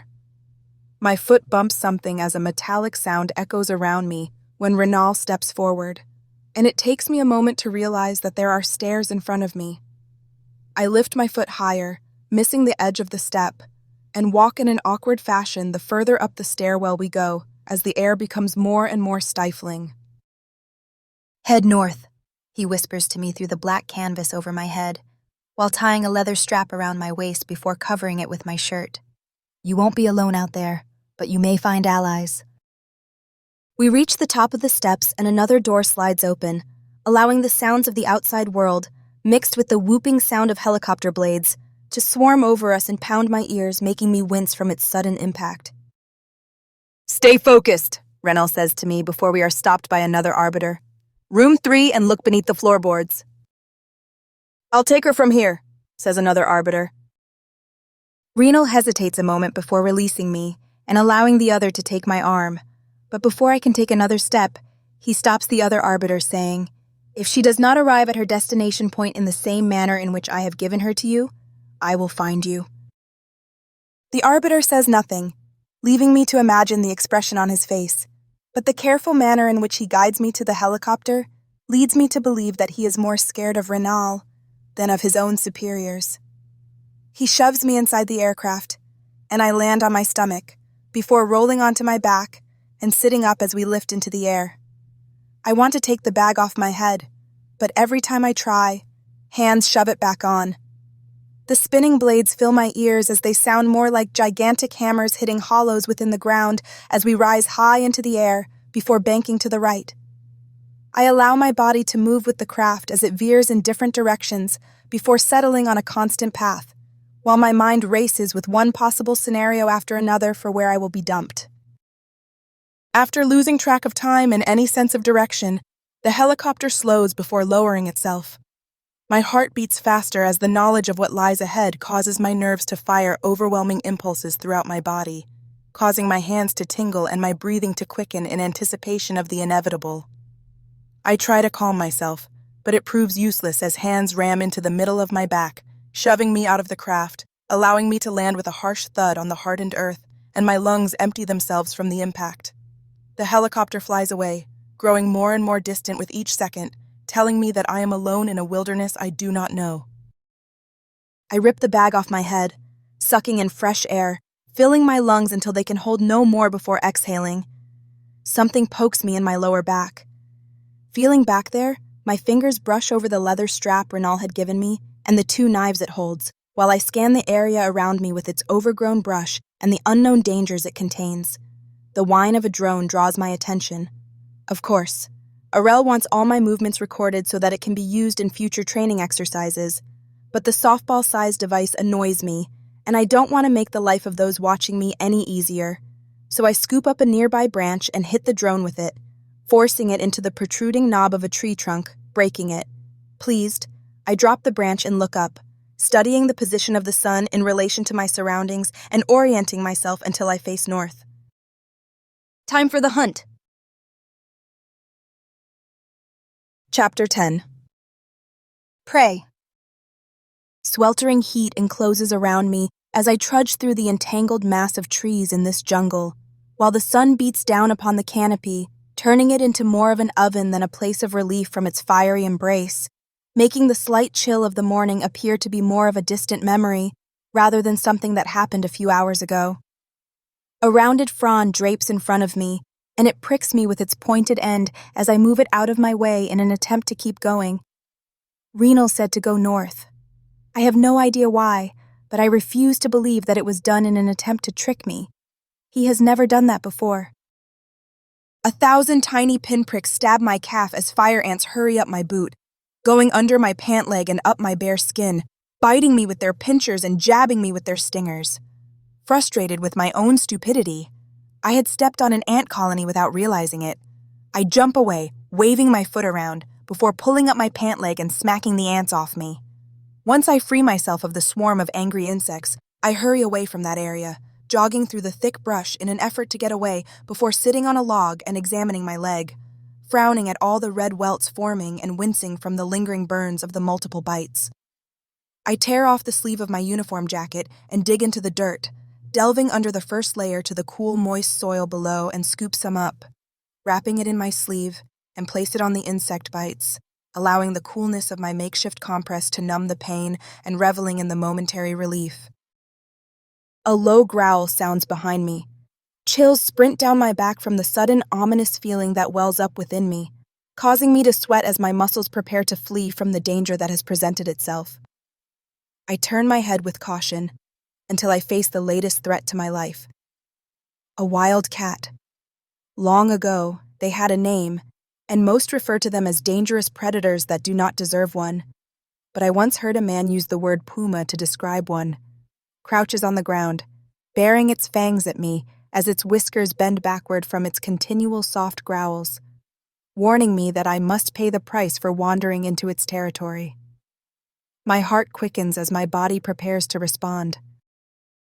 I drop my homemade compress and leap to my feet, but before I can take 2 steps, the animal tackles me, forcing me to the ground.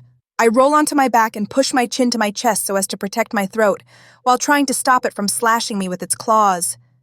It hisses and roars in frustration as I squirm underneath it, trying to push it off. My hand brushes a rock. I snatch it and slam it into the wild cat's head, forcing it to coil back, giving me the opportunity to scramble away and run. Branches and leaves crunch underneath my heavy boots as I charge through the wilderness at full speed, hoping to put as much distance between me and the cat as a harsh yowl warns me that it still considers me its prey. I run faster. Branches and leaves stretch out to stop me, as though entertained and wanting to see what will happen if I am caught in the wild cat's claws. My feet fly over the ground as I hurry. A log lays in my path, threatening to stop me. Knowing that the wild cat is still behind me, I lift my feet and jump over the log, stumbling as I land on a pile of stones obscured from view by a carpet of dead leaves, and I cringe when tiny slivers pierce the skin of my hands as they catch my fall. The wild cat crashes through the wilderness behind me. Ignoring the agony within my hands, I leap to my feet and charge through the trees as I hurry through the bush, hoping to either get away or that the cat will give up its pursuit. I lose on both counts. It draws closer, and with each step I take, I feel the wild cat's presence and know that I must think of something. Light increases as the trees thin out. Emboldened, I run faster, pushing myself to my limit as my chest heaves from the increased exertion. The trees thin out even more, revealing a drop-off, and I am headed straight for it. I cannot stop.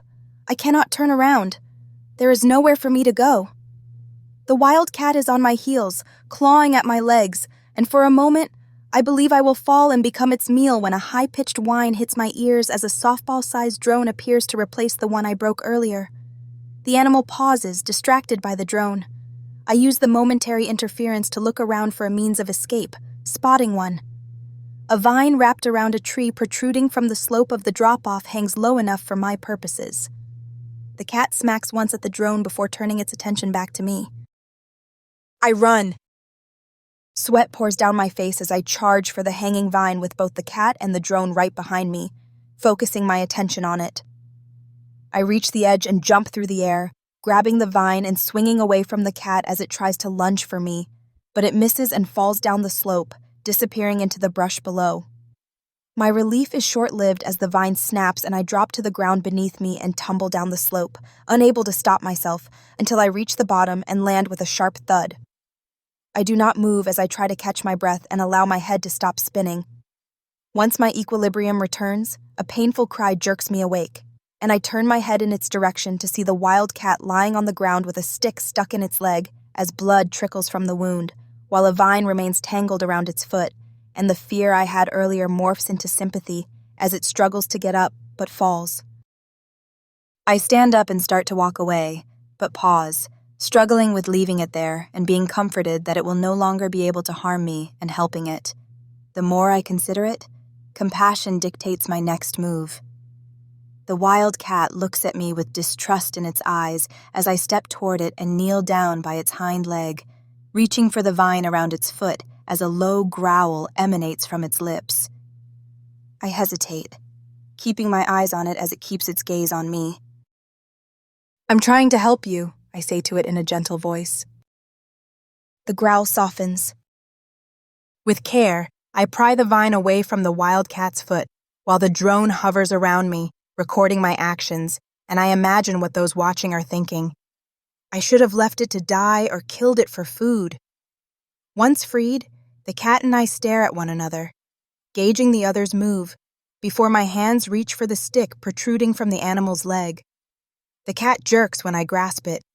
Keeping my eyes on it, I rip the stick out, and it swipes at me with the pads of its paw but does not touch me. Now I need to dress the wound, but if infection sets in, the animal will die.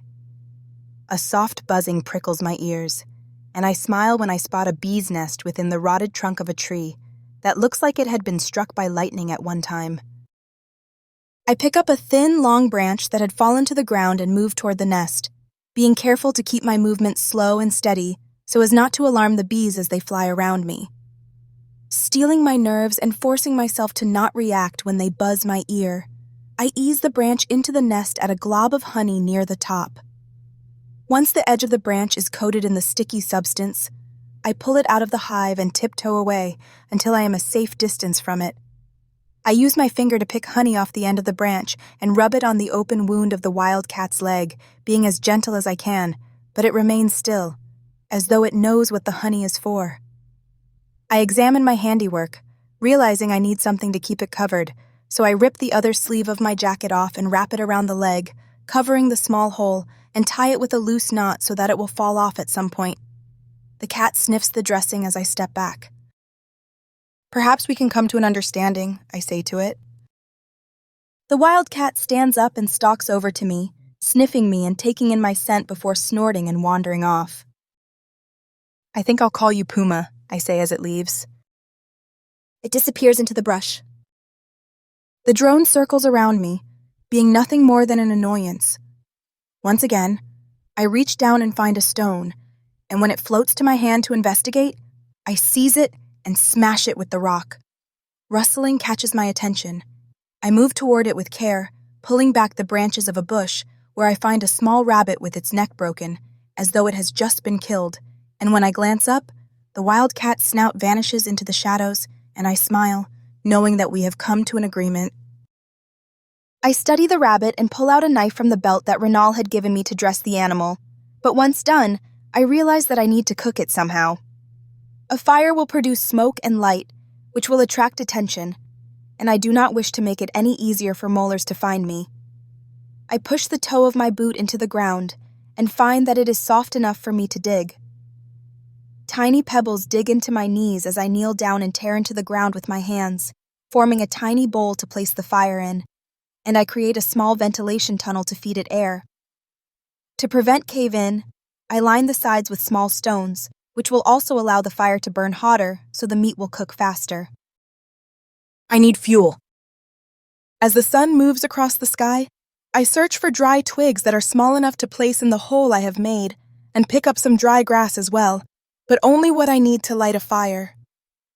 Once everything is placed in the hole, I use one of the knives Renal gave me and scrape it across a dry rock to create enough sparks to light a fire. A little flame pops up.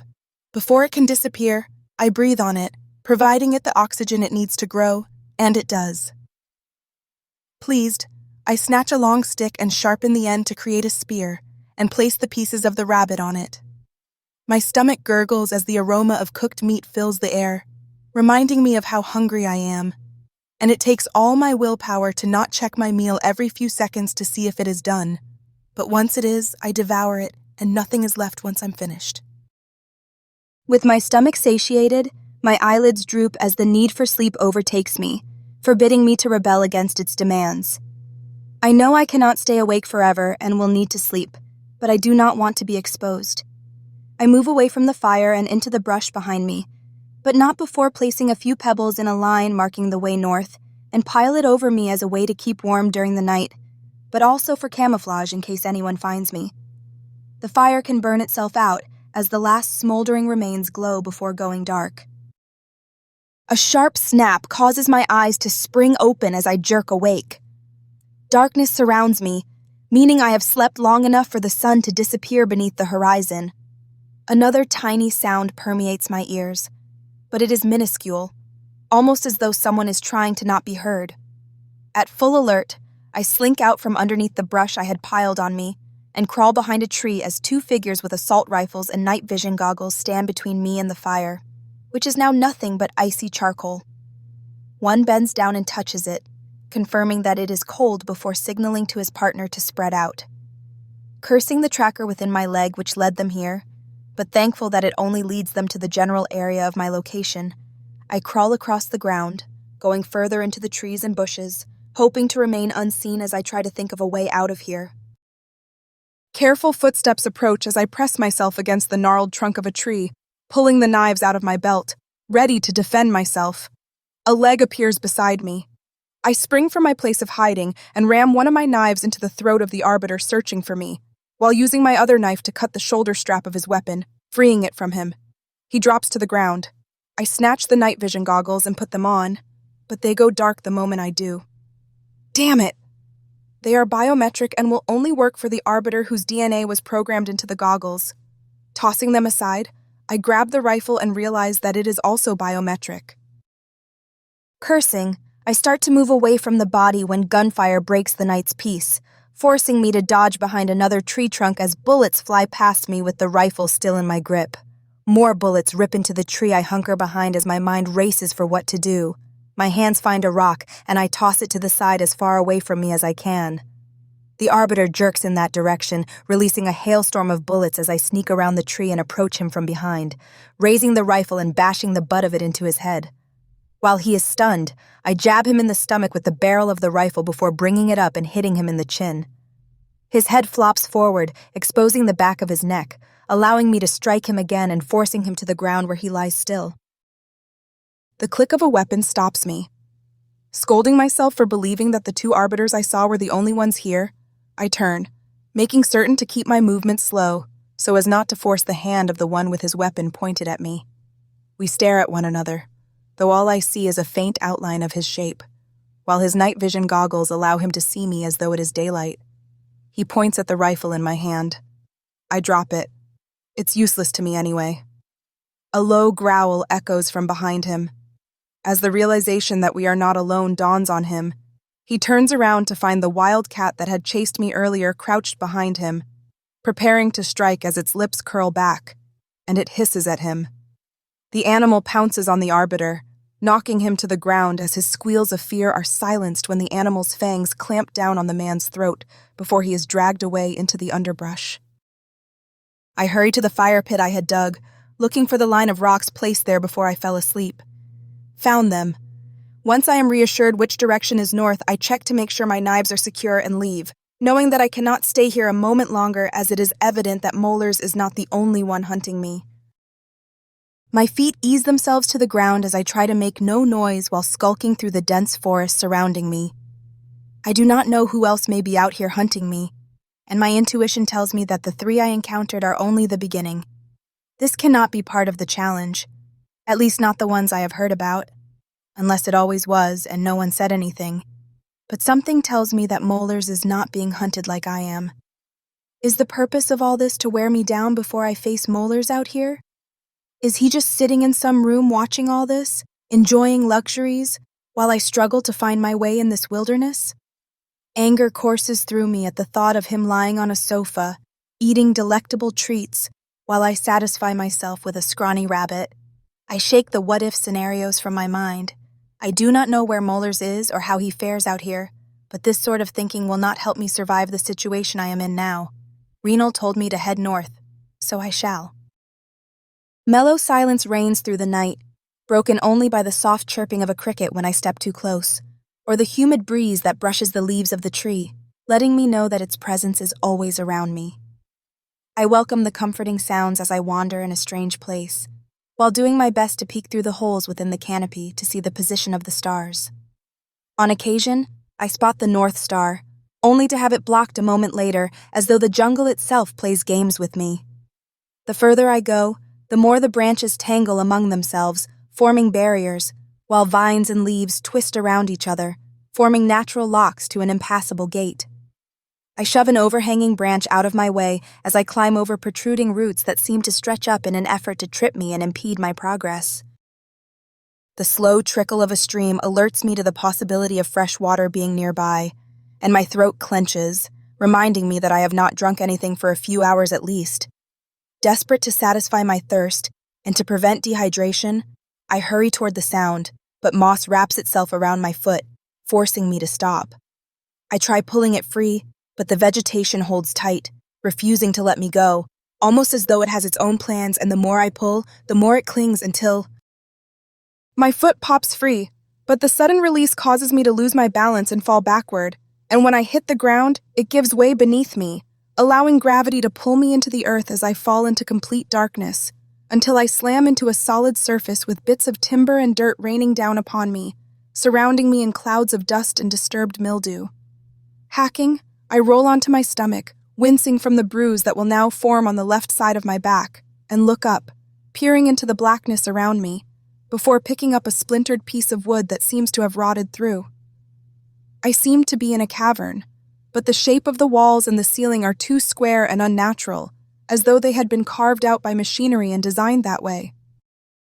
I'm not in a cave, I'm in an abandoned mine. Dust hangs in the air, never moving, never ceasing as it waits for me to inhale it, making me cough as it sticks to the back of my throat and forms a gritty blanket that blocks my airway. My hand reaches out for something to use to help me lift myself to my feet and finds a support that had broken in two and leans outward, away from the sides of the tunnel. Darkness. That's all I see. Glancing up at the hole I have just fallen through, I try to jump for it, hoping that I can climb back through it, but it is too far above me, and there is nothing but loose dirt for me to grab, causing my hands to slip and me to fall back downward. I need another way out, but which way do I go? If I pick the wrong direction, I will end up going deeper in the mine, and to my death.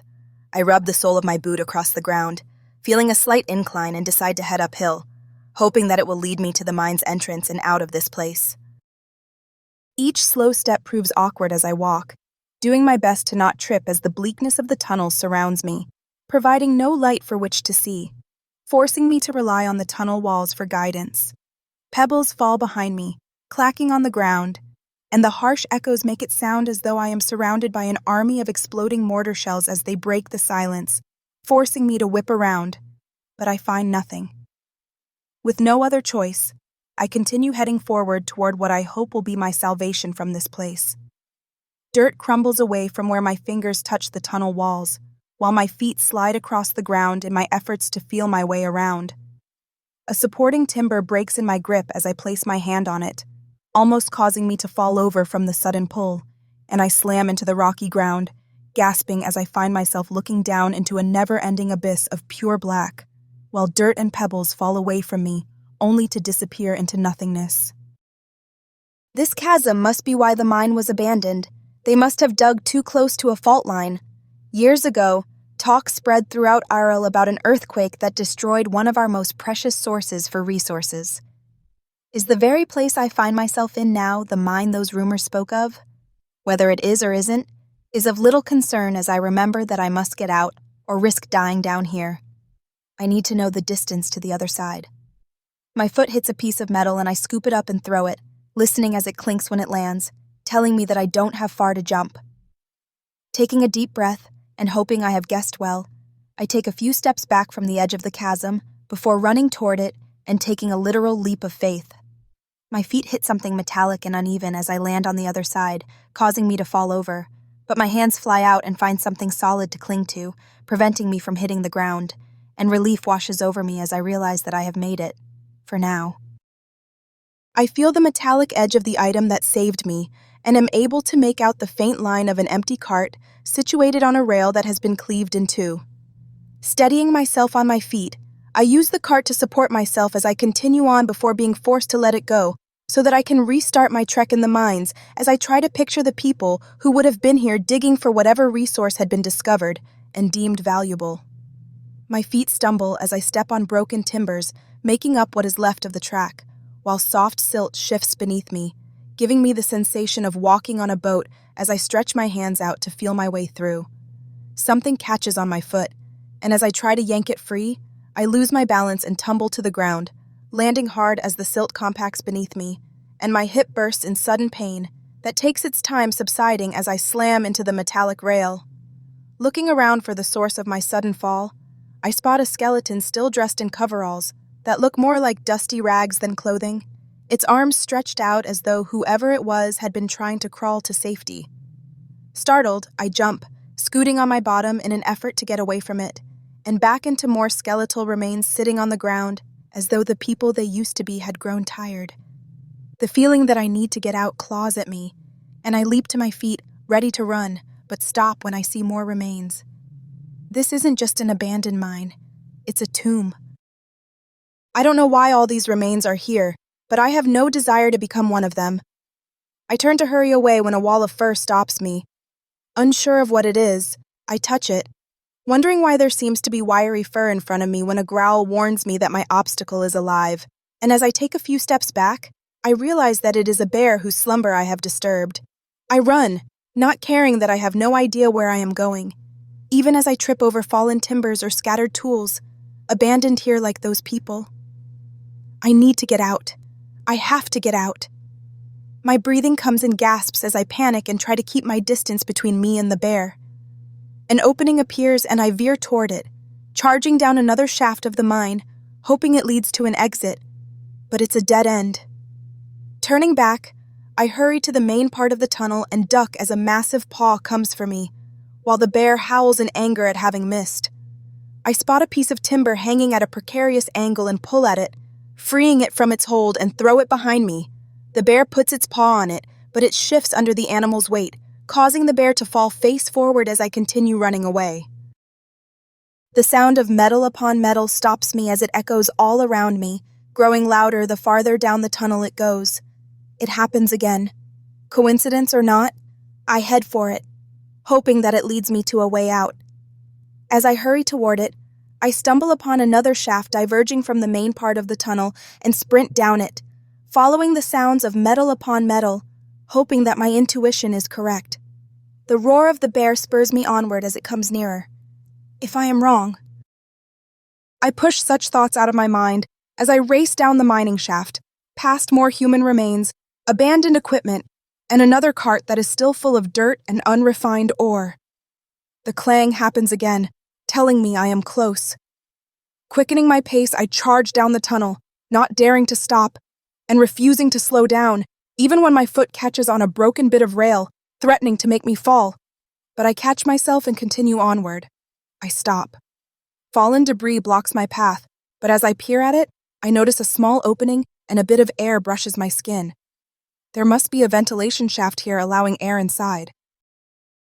The bear's howl warns me that I have little time. I dive for the small opening, pushing my way through despite the tight squeeze. The beating claws of 400 pounds of bear charging straight for me fills my ears, causing me to panic as I wriggle my way through the barricade, until I come out the other side and roll across the ground as the bear crashes into it. Some of the wood splinters and dirt falls from above, coating the top of my head as the animal reaches through it in an attempt to get me, snarling as it does. Knowing I cannot stay here, I feel around for the breeze I had felt earlier, hoping it will lead me out of here when I touch it. Cool air brushes my fingertips, and I follow the zephyr, allowing it to lead me to a part of the tunnel wall covered by fallen timbers. This must be it. The bear snarls and claws at the debris, preventing it from catching me. But the more it charges it, the more it threatens to break away. I must get out of here. Splintered wood pricks my palms as I grasp the fallen timber blocking the ventilation shaft and toss it aside, revealing a hole stretching upward at 45-degree angle. A tremendous crack punctures the air around me, warning me that the bear is almost through.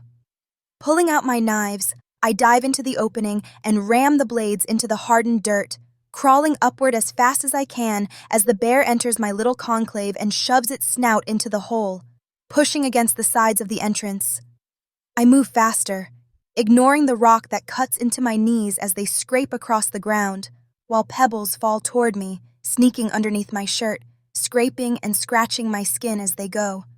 My foot slips and I slide back a few inches, sending small clumps of soil downward, hitting the bear in the nose.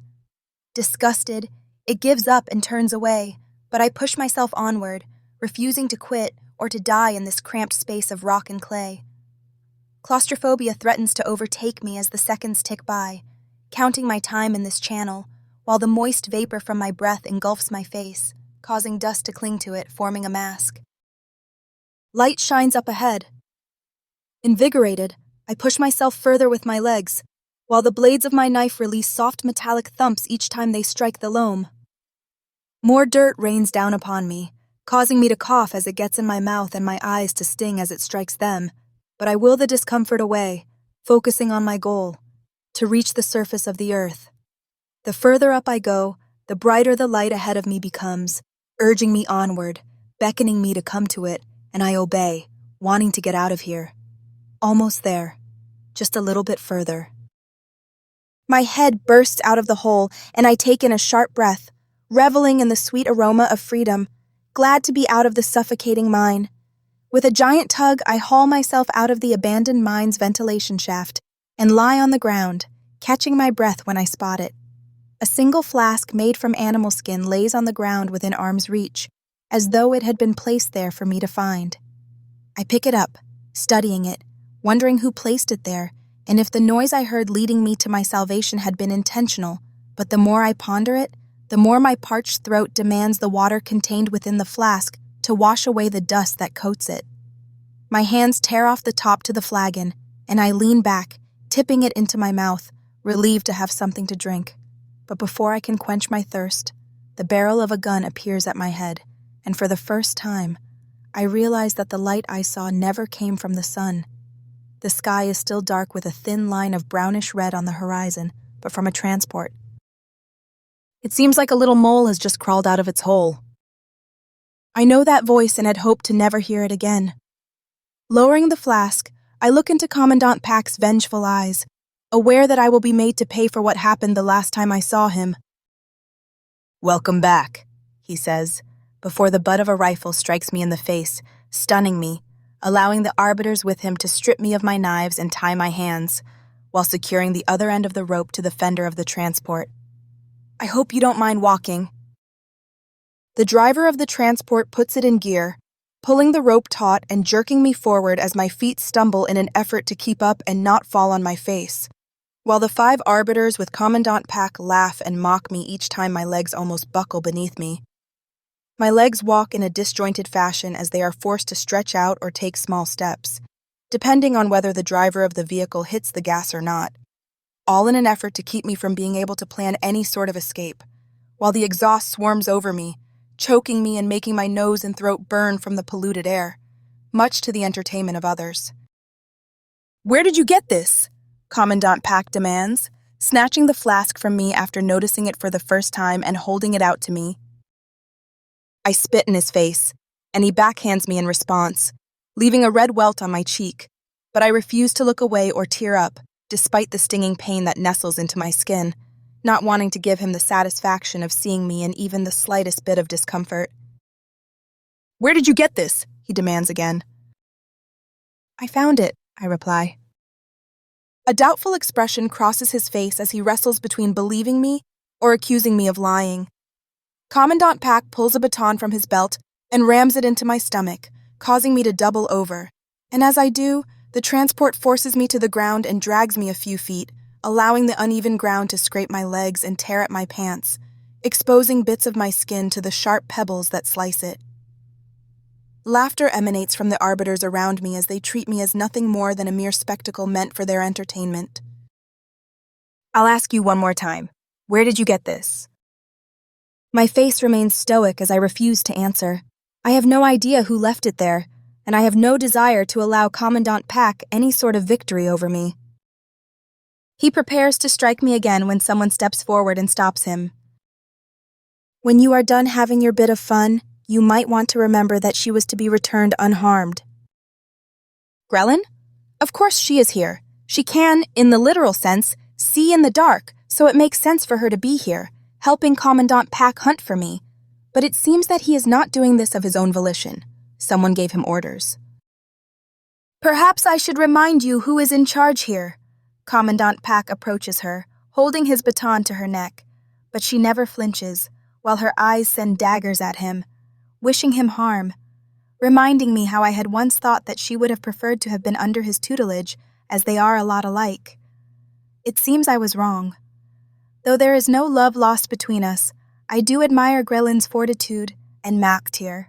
I do not know what happened between them, but Grelin's face exhibits nothing but malice toward him.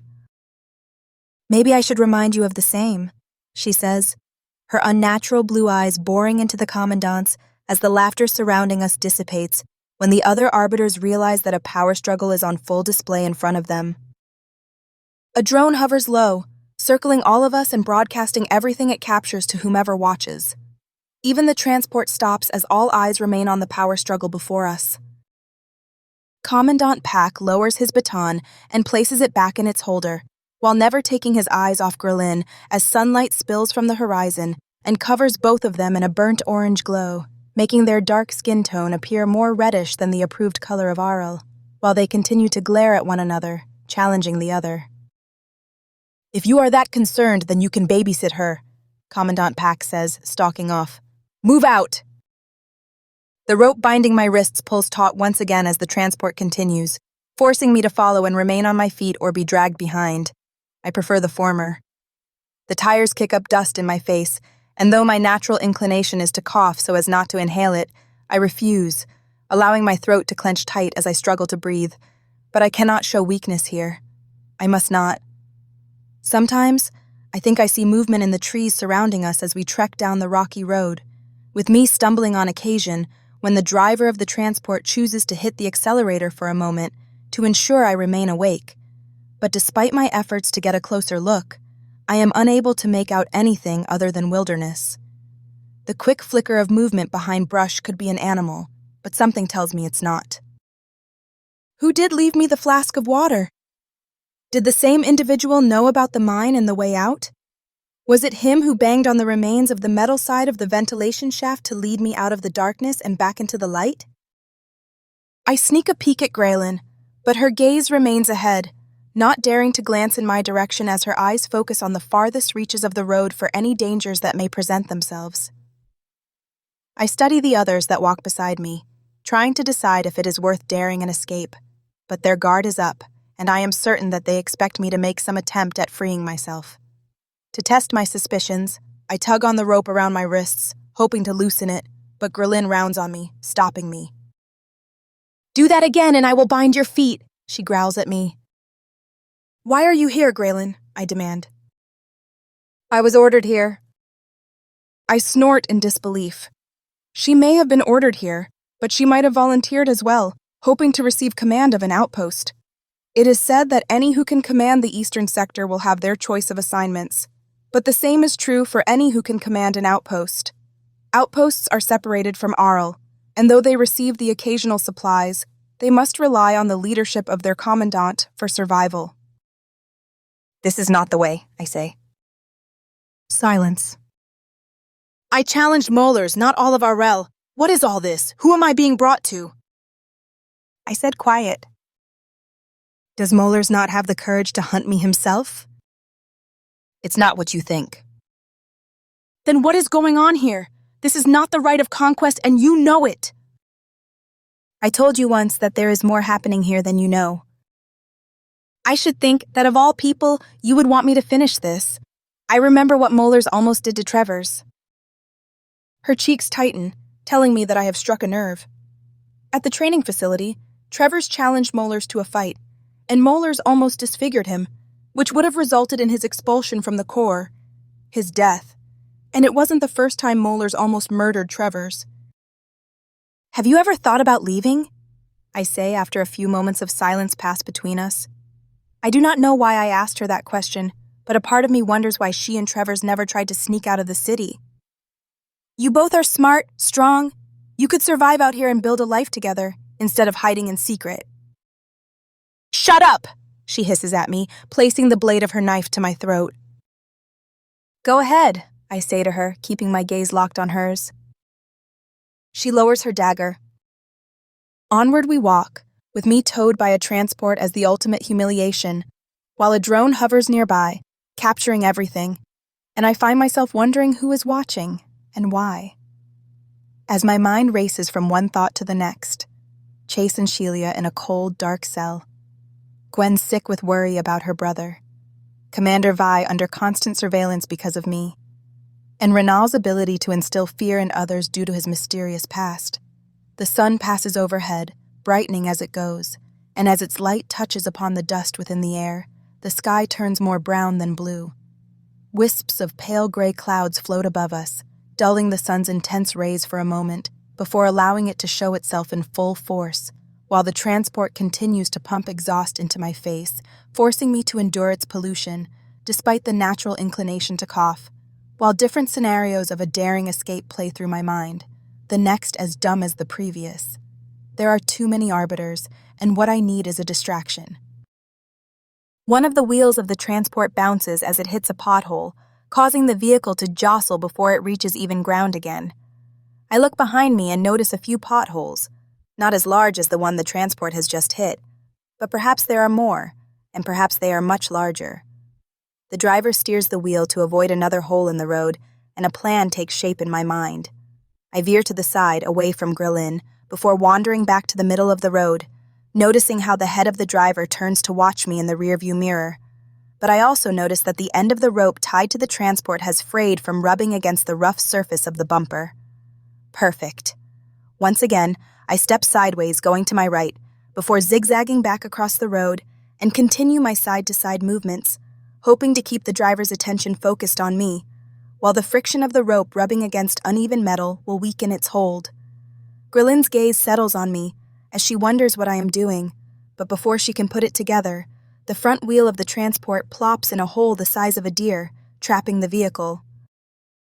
When Grelin jerks her head in the direction of the transport, as the others gather around the front wheel to assess the damage, I push her into the rear bumper and yank at the rope. It breaks free. With no time to untie my hands, I run, heading toward the tree line as Grelin recovers from my attack. She charges after me. Alerted to my escape attempt, The others follow as I dive behind the trees and continue uphill. If I can reach the crest, perhaps I can escape. I charge up the hill, climbing as best I can, but its steep incline proves to be more cumbersome than I had first thought, causing me to sink to my knees, but I push myself onward, desperate to get away. An arbiter closes in on me, but a small rock hits him in the face, causing him to fall backward and roll down the hill. With no time to consider who threw it, I continue climbing up the hill as my legs burn from the effort before the rope around my wrists pulls tight, yanking me off my feet. Its other end has wrapped itself around a bush. Desperate, I struggle with my bonds, trying to get my hands free of its constraints so that I can get away. Arbiters close in, but more rocks fly from behind me, catching them in the face, forcing some to seek cover, but not Grelin. Her malicious eyes dig into mine as she focuses on me, angered that I have embarrassed her. While I struggle with the rope, she uses her hands and legs to climb upward, at a speed I never knew was possible. But before I can consider my options, a low growl emanates behind me. Not wanting to know what is there, but knowing I cannot avoid it, I turn my head, keeping my movements slow and calm, and see a wild dog, its ribs poking through its hide, looking at me as though I am its next meal. It lunges for me. I stretch out the rope that is still tied around my wrists and fall backward as its teeth sink into it, while it bites and snarls in an effort to get to me as saliva drips from its blackened fangs and onto my shirt. I throw it off me, and it lands on its side before springing to its feet. An arbiter rushes for me, but the wild dog attacks him, gripping his arm with its jaws, and yanks him down to the ground before going for his throat. Another dog jumps for me. "They hunt in packs!" yells Commandant Pack as more wild dogs charge over the hill for us. One seizes me around the shoulder and drags me away as I kick my feet and reach out for anything to hold on to, but my bound hands make it impossible. I grasp a rock and bash it into the head of the animal, pleased when it yelps in pain and lets me go. As I roll onto my stomach and look up, the dog and I eye each other for a moment, and its growl warns me that I haven't a chance. No matter what move I make, it's faster.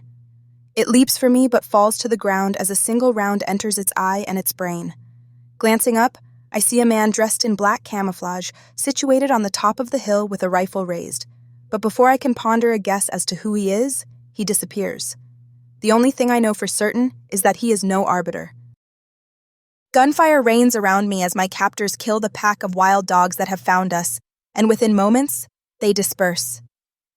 Glancing back down the hill, I spot Grelin as she heads for me. I need to go. I hoist myself to my feet and charge up the hill with Grelin right behind me, determined to not let me escape. I must be too valuable of a prize for whomever wants me. My pulse throbs in my neck as I charge up the hill, breathing in rapid succession to provide the necessary oxygen to my body as it exerts itself. I'm almost there. Just a few more steps. My foot steps on loose rock that breaks away beneath me, causing me to tumble to the ground. I sit up and see another arbiter coming for me with his weapon raised. Frantic, I claw my way upward, but Grelin pounces upon me, dragging me backward and rolling me onto my back.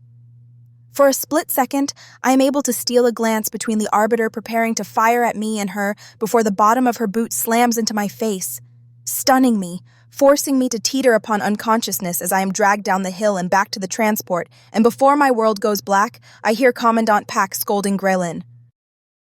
"Your incompetence allowed her to escape!" screams Commandant Pack. Grelin opens her mouth to retort but is cut off. "You will carry her." Rough hands scoop me up and I grunt when her shoulder presses into my stomach, while the world around me phases in and out of focus before I pass out. My head bobs back and forth, bumping into the firm, muscular back of Grelin as she carries me over her shoulder, waiting for me to regain consciousness, while the evening sun causes the trees surrounding us to form elongated shadows on the dusty road before us.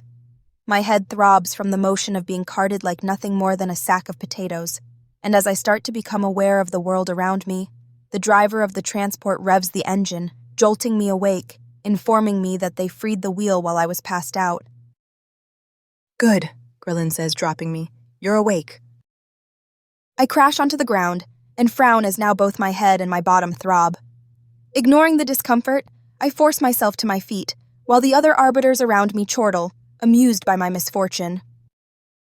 How much further? I ask. Until we get there, Grillin snaps. What outpost are we going to? We're not headed to Commandant Pax, yet he seems to be the one in charge here, unless he is nothing more than an errand boy, and you are little more than his obedient plebeian. Graylin's fists tighten, and I smile, knowing that I have touched a nerve. We're going to the same place where you spent time healing up after you suffered a broken leg. The third outpost. I remember that place. The arbiters there did not act like sloven fools, nor were they ruled with an iron fist like in the outpost that Commandant Pack commanded, but were disciplined and treated in a fair manner. It will be nice to see Commandant Jensen again, I say. Commandant Jensen is no longer there. It seems that someone found evidence of her smuggling plebeians out of Arel. What? Commandant Jensen was not the type to violate the law in such a fashion, and as I think back to my time there and the fight Grillin and I had, a dreadful suspicion creeps in on me. You, I hiss. I told you once, Noni, that there is much that happens outside of Arel, and you would have done well to have listened to me. You didn't act alone, and you would have expected to have been paid a high price for such an act. I glance at Commandant Pack as he berates another arbiter for getting mud on his boots. What deal did you strike with the devil for which you will never receive payment? Graylin's scowl darkens, but I continue pushing.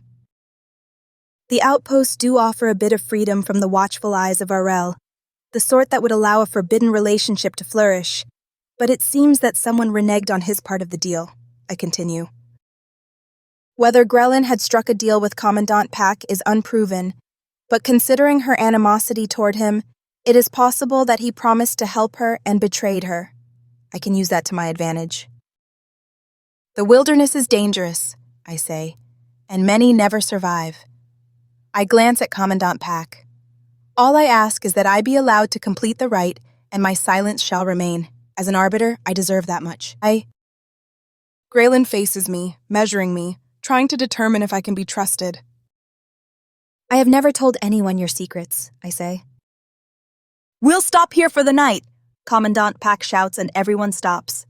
Grillin, make yourself useful and start a fire.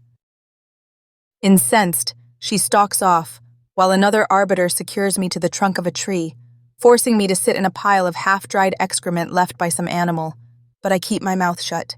Provoking them is not prudent right now. Left alone, I scan the area, noting the cliffside and the tops of the trees that poke over its edge. Only 11 arbiters remain, not including Graylin or Commandant Pack. I press my mind to formulate a plan, but no matter how I work it out, any attempt to flee will result in my death. So I nestle into the trunk of the tree as the sun dips below the horizon, allowing the shadow of night to wash over us as it grows darker by the minute to where the only light left is the fire that Grellin starts. Laughter spills from those gathered by the fire as they chew on a few rations while pointing at me and telling jokes at my expense. I ignore them after taking note that only 6 sit around the campfire. There is no sign of Grellin, Commandant Pack, or the other 3. Tugging at the rope, I rub it against the base of the tree to see how well it might fray, but the fibers hold firm, refusing me the least bit of reprieve, while a drone hovers nearby, buzzing around my head and being more of an annoyance than a fly that refuses to go away. I swat at it, but it backs away, out of arm's reach, before circling around me again, making me wonder who watches the feed on the other end. More roars of laughter escape those by the fire, making me cringe at all the noise they make. None of them established a sentry. A rookie mistake, but something I can exploit as long as they remain distracted by their own entertainment.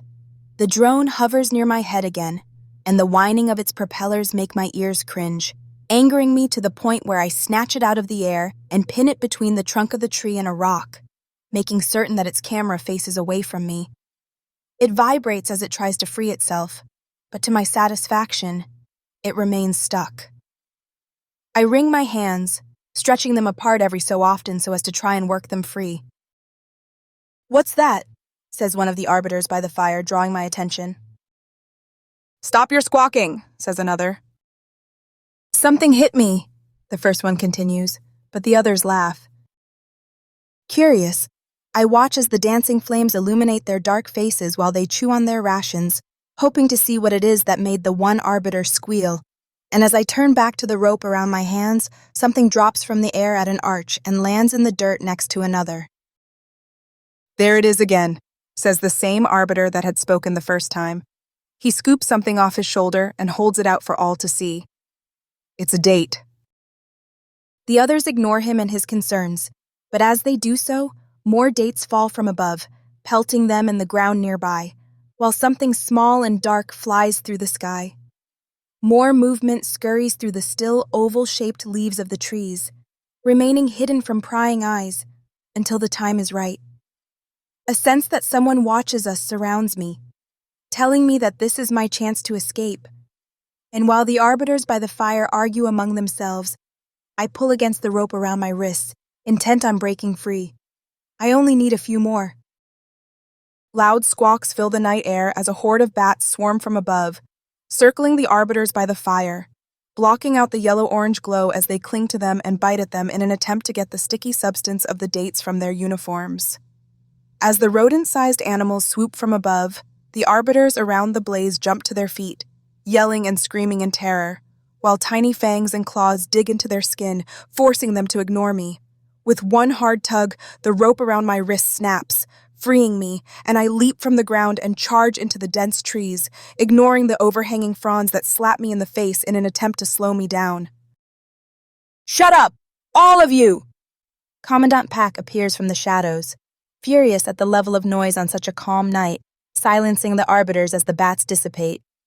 "You all are acting like recruits. Where is your sentry?" No one answers. "I want a perimeter set up," Commandant Pack says, "and keep your eyes. She's escaped." Commandant Pack's words echoes throughout the wilderness, following me as I charge through the brush, dodging fallen branches and low-hanging leaves in an attempt to get away. As shouts and yells follow me, I stop, reconsidering my options. They will expect me to run without thinking, and if I do, the noise generated will alert them to my location. I need to do the unexpected. Listening, I note the position of my pursuers as they crash through the dense trees, crushing leaves and dried sticks as they conduct a sweep, and if I know arbiters, they will do it according to a specific pattern. Backtracking, I step into the footprints my boots have already made, being careful not to make noise and to keep my nerves at bay, while beams of light float across the area in an attempt to find me until I am even with a tree. I judge the distance between me and it as I prepare to jump for its trunk. I have to get this right. I jump sideways and twist in the air so that I face the tree, gripping the knots on its trunk when I slam into it. Voices settle nearby. Hurrying, I climb upward, but my sweaty hands slip, causing me to slide down a few inches. Undeterred, I crawl up the trunk until I reach the branches and hoist myself onto one, steadying my breathing as I crouch, looking downward, shielded from view by the intertwined blotches of green, red, and brown as the edges of the leaves tickle my skin in an effort to convince me to react. I remain still, waiting, and watching. An arbiter screeches several yards away, as though someone has attacked him. But whom? I force the question from my mind. Now isn't the time. The steady crunching of dried brush alerts me to another's presence, and I watch the faint outline of a figure move beneath me with caution, as though he does not want to be heard, but I know he's there. Poised on my branch, I wait with the patience of a predator, salivating over the thought of a fresh kill as the arbiter moves until he is below me. I jump from my branch and land atop him, forcing him to the ground as his weapon skitters across the earth as he loses his grip. He kicks at me, catching me in the chest and forcing me to take a step back as the wind is knocked out of me, but I refuse to give in to the pain and pounce on him again, catching him around the knees and pull his feet out from under him. Stunned, he lies still for a moment, but his slowed reaction gives me the edge I need, and I jump on his chest and ram my fist into his throat until I feel my knuckles crush his windpipe. He clutches at his throat, and as he suffocates, I reach for his weapon, seizing it, and beat him in the head with it until blood pools on the ground. Another arbiter approaches. I raise the semi-automatic rifle and prepare to fire, but nothing happens, and after checking it, I realize that this one also requires a biometric signature just like the ones from the first group of arbiters that ambushed me, I place the hand of the dead arbiter on it, and for a moment, my elation fills me when a faint green light appears. But the moment my handprint registers, a red light flashes and the weapon locks itself. Only the arbiter assigned to the weapon can use it. If any other person touches it, it freezes, becoming useless. This is how Arel has made certain I will have no advantages out here in the wild. The only way for me to use this weapon is for me to have the arbiter's hands in constant contact with it. Cursing my terrible luck, I dip behind some brush, listening to the purposeful steps of another arbiter as he hunts me, picturing in my mind his whereabouts as I plan my own trap. He's close. Remaining statuesque, I listen as the arbiter creeps closer to me while still clutching the rifle, careful to not make too much noise as he searches for his prey. But tonight, I am the predator. Another yell for help, coming from behind me, startles the man. A moment passes where, once again, I wonder who has attacked whom. And he turns to face the noise, only to see me. I plow the rifle into the man's stomach before flipping it and ramming the butt of the gun into his face. He staggers back. I pull the barrel free of its hold, giving me 2 makeshift batons, and swing both at his shoulder. He blocks and slams the heel of his hand into my collarbone, forcing me to take a step back. Using his advantage, he raises his weapon and prepares to fire, but I charge him, bringing 1 makeshift club down from above and the other from below, catching the barrel of his rifle in between and twist, freeing his weapons from his hands. He kicks at me, but I raise my weapons and block, stepping back each time he attacks, never letting him near enough to touch me. He rushes me, but I dodge and jump at him, catching his head between my weapons, and I twist them, breaking his neck. He crumples to the ground. Bits of leaves fly away when he lands, with his vacant eyes staring upward at the canopy above us. A twig snaps. I toss the lower part of the rifle away from me toward the arbiter that approaches. He turns when it thumps on the ground, and I jump between the narrow opening of 2 trees situated close together, catching him in the side and forcing him to tumble to the ground.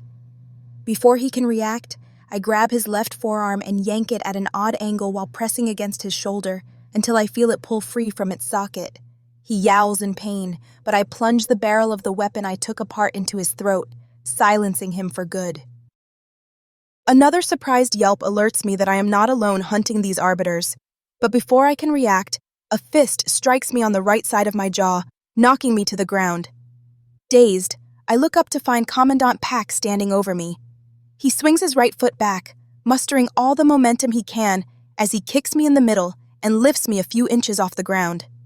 Gagging, bits of stomach acid free itself from the confines of my stomach and escape my mouth, dropping onto the ground beneath me, coating a leaf with browned and decayed edges. "You little bitch!" he roars at me as I try to crawl away, but he stops me with a kick to my right side, causing me to squeal. "You thought you would be allowed to conduct the rite of conquest unhindered? Molars won the last one.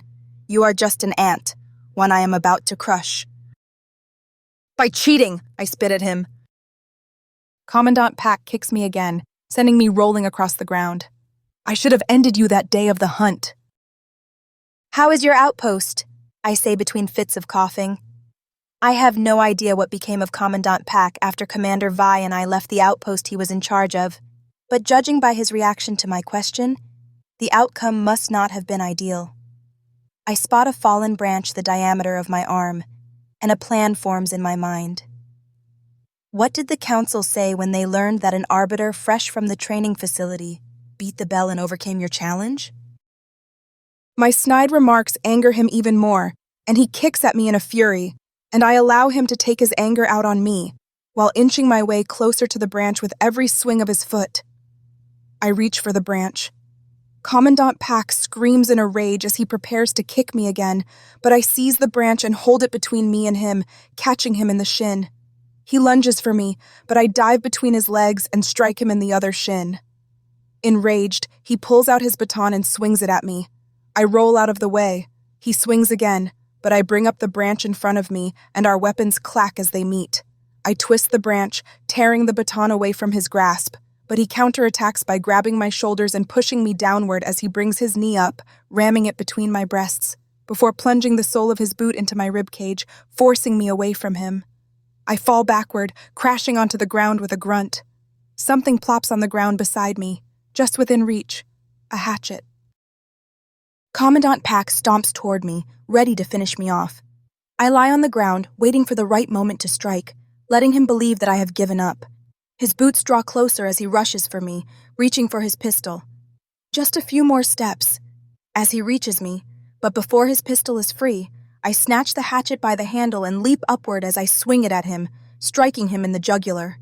Shocked, his eyes widen in disbelief as he attempts to plug the hole I have left in his neck, while warm blood spurts from it and all over him, dripping from his elbow to his hip and down his leg to the soil beneath his feet. He drops to his knees, his face saying everything, asking how it could end like this for him before he falls face forward into the brush littering the ground. I study the hatchet in my hand, noting its rudimentary craftsmanship, but though unrefined in construction, it is effective. An idea crosses my mind. Knowing that the drone is still where I left it, I bend down and hack at the back of Commandant Pax's neck until his head is freed from his body. I clean the hatchet by rubbing its blade across the earth before trekking back to the tree where I had been tied to, noting that no sounds reach my ears as silence falls upon the wilderness around me. While I walk among the remains of those who had captured me, they are all dead, but not by my hand, and the kill is precise as though it came from someone who is well-trained, someone who once went to the training facility. I reach the tree and pull the drone that is still trapped between the trunk and a rock free, turning it so that it can see Commandant Pax's severed head. You've sent your goons to hunt me. Now do it yourself. Or are you not arbiter enough to complete my challenge? I lean in closer so that whoever watches can get a good look at me. I'm coming for you. I throw the drone onto the ground and pick up a rock to smash it, until it is nothing but wires and a broken outer shell before tossing Commandant Pax's head aside. You'll want this. I whirl around, ready to meet my next threat, but stop when I see Grelin holding the belt with the 2 knives that Renal had given me. Cautious, I take it from her and tie it around my waist before putting the hatchet in it as well. If she had wanted me dead, she had ample opportunity to kill me. You're right about one thing, Grelin says to me. This is not the arbiter way. The low rumble of an engine approaches. You should go before they get here, says Grelin. What about you? Don't worry about me. Your legend will grow even more after tonight. Just do me one favor. I give her a quizzical look, having never known Grelin to offer me any sort of help or ask for it in return. When you find Molars, kill him. I intend to. Before I can respond, headlights appear through the trees and Grelin slips away, disappearing into the darkness as though she was never here. Damn her and her ability to see in the dark. It makes her impossible to find. There she is, shouts an arbiter on a transport with a machine gun attached to it. Time to go. Scanning the area around me, the edges of the transport's headlights caress the tops of trees yards away, illuminating them in a faint light. I must be near a cliff. I run for the edge of the cliff, jumping over a fallen log as bullets pelt the ground around me, splintering the trunks of trees and severing branches from their hold, but I refuse to slow down or look back. As I reach the ledge, the gunfire stops as someone pulls the triggerman from his seat, and I leap into the air, allowing momentum and gravity to dictate my fate. Wood snaps and cracks as I slam into the first layer of branches, closing my eyes and holding one arm in front of my face to try and protect it from the splinters flying around me as I fall. Pain seizes my left side as I crash into another branch with a knob that digs into me worse than any knife might have, and as I continue to plummet to the earth below, my body turns, forcing the soft spot of my torso to take the next impact. With each branch I hit, the slower I fall, until I reach the bottom layer of the entwined branches and burst free of the confines of the trees and their thick canopy. Instead of hitting solid ground, I plunge into water, and the current of the river carries me away, twisting and turning me until I am so disoriented that I have lost my sense of direction. Foaming water forces its way into my mouth, causing me to cough and spit while trying to breathe at the same time, making me choke even more as the rapids decide where I will go. I try to swim to the shore, but each stroke causes excruciating pain to surge up my left side from the bottom of my ribcage to my armpit, causing me to freeze, which results in my head dipping beneath the surface of the river. As I try to think of a plan, a thundering roar engulfs my ears, warning me of another danger. I am heading for a waterfall.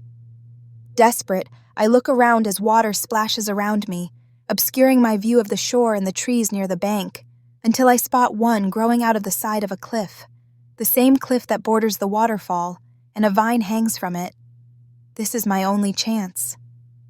I think back to the sewage tunnel and how, as recruits, we would slide down the metal tube, allowing the water to carry us until we reached a drop-off, and our only salvation was a low-hanging ladder, and missing it resulted in death.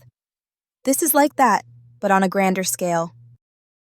I use my arms to line myself up with the vine as the river pushes me toward the waterfall, and its roar intensifies until I hear nothing but the rush of falling water. As the water careens over the edge, it propels me into the air, and for a moment, I feel weightless, before gravity takes hold and I start to drop.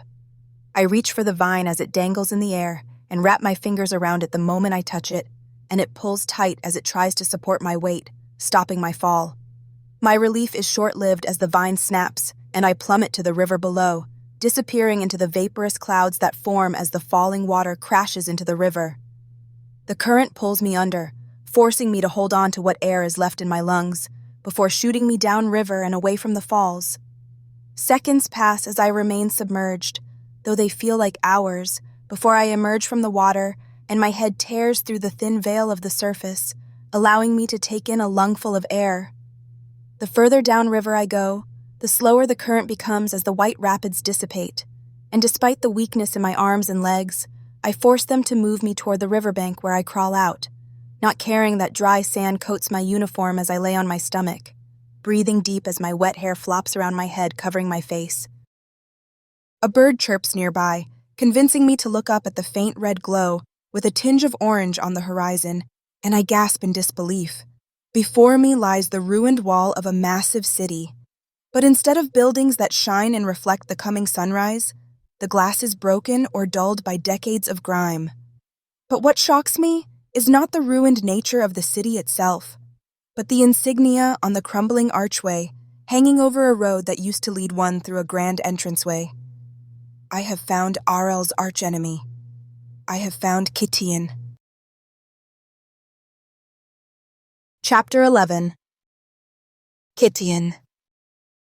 As the sun's light intensifies, sweeping over the earth and shrouding it with a burnt orange glow that morphs into a lighter shade the higher above the horizon it gets, I stare at the archway and the titanium plates peeling away from the supports, dulled by years of dust that has formed its own outer layer, disbelieving where I am.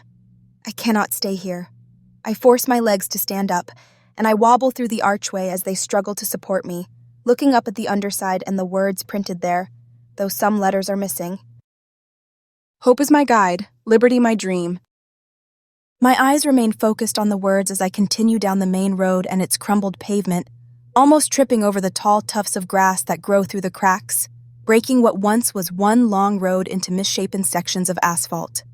A titanium plate drops from the archway, crashing on the ground as I walk, breaking the eerie silence surrounding me, warning me of what I will find. But I ignore it and continue my trek through Kitian. This must be what Grelin warned me about at the last outpost. She must have found this place during one of her patrols and learned one of Arel's darkest secrets. Kitian, our most hated enemy, no longer exists, and from the looks of it, it seems that they have not been around for several decades or more. As I pass an obelisk-shaped building that stretches up 40 stories with its top forming a spire that goes even higher, I remember the barbarians that always attack the wall, and how their weapons bear the insignia of Kitian. But if this is what is left of Kitian, where are they getting the weapons? Unless... I refuse to consider it, even though it must be true. But I cannot fathom that the very people charged with protecting Arel would supply its own enemies with weapons and let them attack us. As my mind wrestles with what it does not want to believe, I place one foot in front of the other, continuing through the ruins, stumbling as my foot settles upon uneven ground, while I make my way toward what appears to be a fallen railcar track with holly bushes growing through its bars as their branches wrap around the metal, claiming it as their own, blocking my path. Undeterred, I push the branches of the bushes out of my way, ignoring the tiny thorns that press into my skin and force my way through them, disregarding the snags on my clothing as I re-emerge on the other side only to stop the moment I do. A hole within the city balloons before me as ash and dust are all that remains of the skyscraper that used to be here. But it's not the vaporized building that horrifies me. It's the skulls of what used to be people. I take a step back, but jump when my foot crushes a femur bone, and the more I try to not trample the remains surrounding me, the more I lose my balance, until I crash onto the ground and stare into the empty eye sockets of what used to be a person. To my right are two more skeletal remains, one large, one small, with the larger one holding onto the smaller one as though it was a mother trying in vain to comfort her child, knowing that the inevitable had come for them both. And for a moment, I imagined the fear she must have felt as she tried to put on the facade of bravery for her child. Unable to help myself, I reach out to touch the remains, not wanting to believe my own eyes, afraid to believe them. And as the tip of my index finger touches one of the arms, they both disintegrate, turning into dust, only to be blown away by the breeze as nature does its best to sweep away this tragedy. But it is already ingrained within my mind and my memory. Distraught, I scramble to my feet and run, stomping on any bones that get in my way as I push past ivy snaking its way up the rusted poles of streetlights and stretching across to form its own barrier, not caring about the leaves that stick in my hair. I cannot stop. I have to get away from this mass grave. My feet fly over the skeletons littering the ground, slipping on them, threatening to give way underneath me until a small bit of light catches my attention, and I stop. Mesmerized, I approach a door that still has its glass, while the one next to it possesses nothing, and wipe the grime from it, brushing the gritty substance from my hands as I stare at my reflection, my unrecognizable face with its bruises and cuts and the dark circles under my eyes, reminding me of the forlorn faces from the mines, and the remains of a city behind me with the tops of its buildings caved in, eroded from neglect and decay, while the residents remain in the open, denied the decency of a proper burial. The more I study my reflection, the more I realize that I have been lied to. All of Arel has been lied to, by the very people who swore an oath to protect and defend us. We have been betrayed. My whole life is a lie.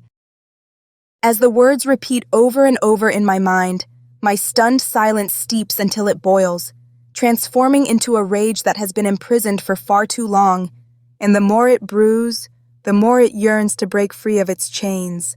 The very chains I have been trapped in my entire life, even if I never knew it, until it controls my actions, compelling me to lift my right foot and kick the glass out of the window, shattering it and allowing it to pool around me as the shards tinkle on the broken pavement, coating the tops of my boots, turning the tarnished black exterior into glittering dust. I move on. With each step, my rage grows. With each step, my heart aches for a people I never knew. Each skeleton turns into the face of someone from Arel, whether it is someone I was forced to execute for the crime of wanting to live his own life, the woman who died in my arms in the minefield, the infant I murdered, or the only ones I care about, Shelia, Chase, Gwen, and even Luther, Renal, and Commander Vi. Each skull reminds me of them, and the more I trample on what is left of a long-forgotten civilization, whose memory only lives on with the tainted tales of Arel, the more I imagine them lying here. A tremendous crash sounds behind me, sending echoes that grow in intensity before fading away as a support beam falls, causing the structure it held to crumble away and smash into the ground, sending up plumes of dust that billow in the wind, forming swirls of white particles that thin out the higher into the sky they go, until nothing remains. Bits of dust sweep across the expanse before me, carried by the wind, and stick in the back of my throat when I inhale, reminding me of my thirst and how I have not had any water for hours. As though something in the universe heard my silent plea for a drink, a single drop of water falls from an exposed pipe and into an open well. Its cover had gone missing long ago, and splashes in the liquid within, sending a welcome sound to my ears. I head for it, desperate to quench my thirst, knowing I will die without water and stop the moment I reach the well.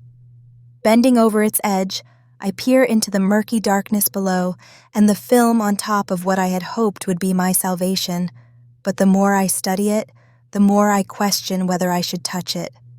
My need for water wins the debate, and I reach down, dipping my cupped hand into the questionable liquid and past the bits of leaves and dust particles that float on the surface before pulling it out and bringing it to my mouth. I spit it out. The water is foul, made so by the destruction surrounding it. Frustrated, I stand back up and search my surroundings, hoping to see some source of fresh water, but conclude that I need to go back to the river. I turn around, dreading the trek back to the raging river that almost drowned me, but I have little choice if I want something fresh to drink that won't poison me. Taking ginger steps so as not to disturb the remains surrounding me, I head back to the overgrowth of thorn bushes and to the road that led me here. But before I get too far, movement catches my attention, and I stop, jerking me head upward to get a better glance at what may be danger. I see it again, a wisp of movement as a person disappears. Knowing that I cannot remain here, exposed to whomever is also in this cursed place, I sprint to an outdoor staircase, which looks more like a fire escape than a means of getting to the upper floors, but its lower half has broken off and rests on the ground as nothing more than a crumpled heap of molten metal, damaged from a force more powerful than anything I am aware of. I try jumping for it, but it is too high. Desperate to get to the top, I spin around on my feet, hoping to find anything that I can use to climb up with when I spot a downspout 3 feet from the stairs. It will have to do. I jump for it, gripping it as tight as I can as I straddle it and press my feet against the smooth, glass-like exterior of the 4-story building and inch my way upward. Images appear on the side of the wall. There must be a residual power source somewhere, advertising a product I had never heard of before, as though it mocks my efforts to climb upward while making me appear to be no more than an ant.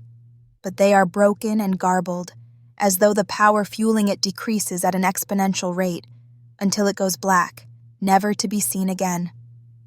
My foot slips on the smooth surface, causing me to fall a few feet as I cling to the downspout before stopping, and my feet dangle in the air, beating against the exterior of the structure, leaving marks within the layers of dust that cakes it. Relieved, I resume climbing the downspout a second time, hoisting myself up as I inch my way upward, not bothering to look down the higher I go, keeping my focus on the lower step of the staircase. Almost there. My exhausted arms scream at me to stop, but I refuse their pleas, not wanting to give up and admit defeat. Defeat is weakness. The lower step is almost within reach. While hanging onto the downspout with my left hand, I reach for the staircase with my right, frustrated when the tips of my fingers brush the concrete step. Climbing higher, I press the soles of my boots against the wall, bending my knees as much as I can before leaping from the downspout into the staircase. My upper body slams into the step, causing me to yelp from the pain as my legs dangle in the air. Using what strength I have, I haul myself onto the lower step, but it gives way under my weight as the rusted metal bolts break apart, and I drop to the ground below. Desperate, I throw my hand out, reaching for anything I can grab hold of, and grasp the railing as the step falls to the ground, leaving me hanging, swinging in the wind as I second-guess my actions, but I cannot turn back now. I grab the rail with my other hand and yank myself upward until I can crawl onto one of the steps, breathing a sigh of relief when I do as I sit upon it, resting for a moment. With no other choice, I stand up on the stairs, using the rails to keep my balance as they sway, telling me that whatever connects them to the side of the building has weakened and could give way, and hurry up them until I reach the top and step over a ledge onto the roof. I spot the figure I had seen earlier. It runs. I chase after it. The person bolts across the roof, moving faster than I believed he could, and jumps across an opening to the roof of a nearby building. I do the same, keeping pace with the stranger, hoping to catch him and to get some answers about this place. He reaches the end of the roof, jumping to another that looks more like a triangle, and scrambles to its peak before running across it on the narrow platform that is there. Refusing to stop, I leap across to the roof, but misjudge the distance and slam into its edge. But before I can crash to the ground below, I grab a spoke sticking out of its edge and haul myself onto it. I allow myself a few moments of relief before crawling up the steep side of the roof, continuing my pursuit. My sweaty hands slip on the smooth exterior, threatening to force me to tumble to the street beneath me and be skewered on the sharp tip of a lamppost as it leans to the side. Pressing my palms and feet into the roof, I crawl up it into the platform that goes across its upper peak. The lone figure looks back at me. Frightened, he bolts and runs to the other side, but his foot slips and he tumbles over the side of the roof, but I dive for him, refusing to allow my only chance to learn some answers slip away, and grab his hand before he falls too far, while seizing an iron rod poking out of the roof to keep from falling myself. Let me go, you Aurelian filth! He's not a man at all, but a woman. Surprised by this, I relax my grip and almost drop her, but my curiosity convinces me to keep my hold on her. Let me help you, I say. Why? She spits. So you can do to me what your kind did to this place? What? I don't understand. Gideon was always the aggressor, or so I have been told, but maybe that was also a lie. Let me help you, I say. I'll not be your prisoner. That is what your people do.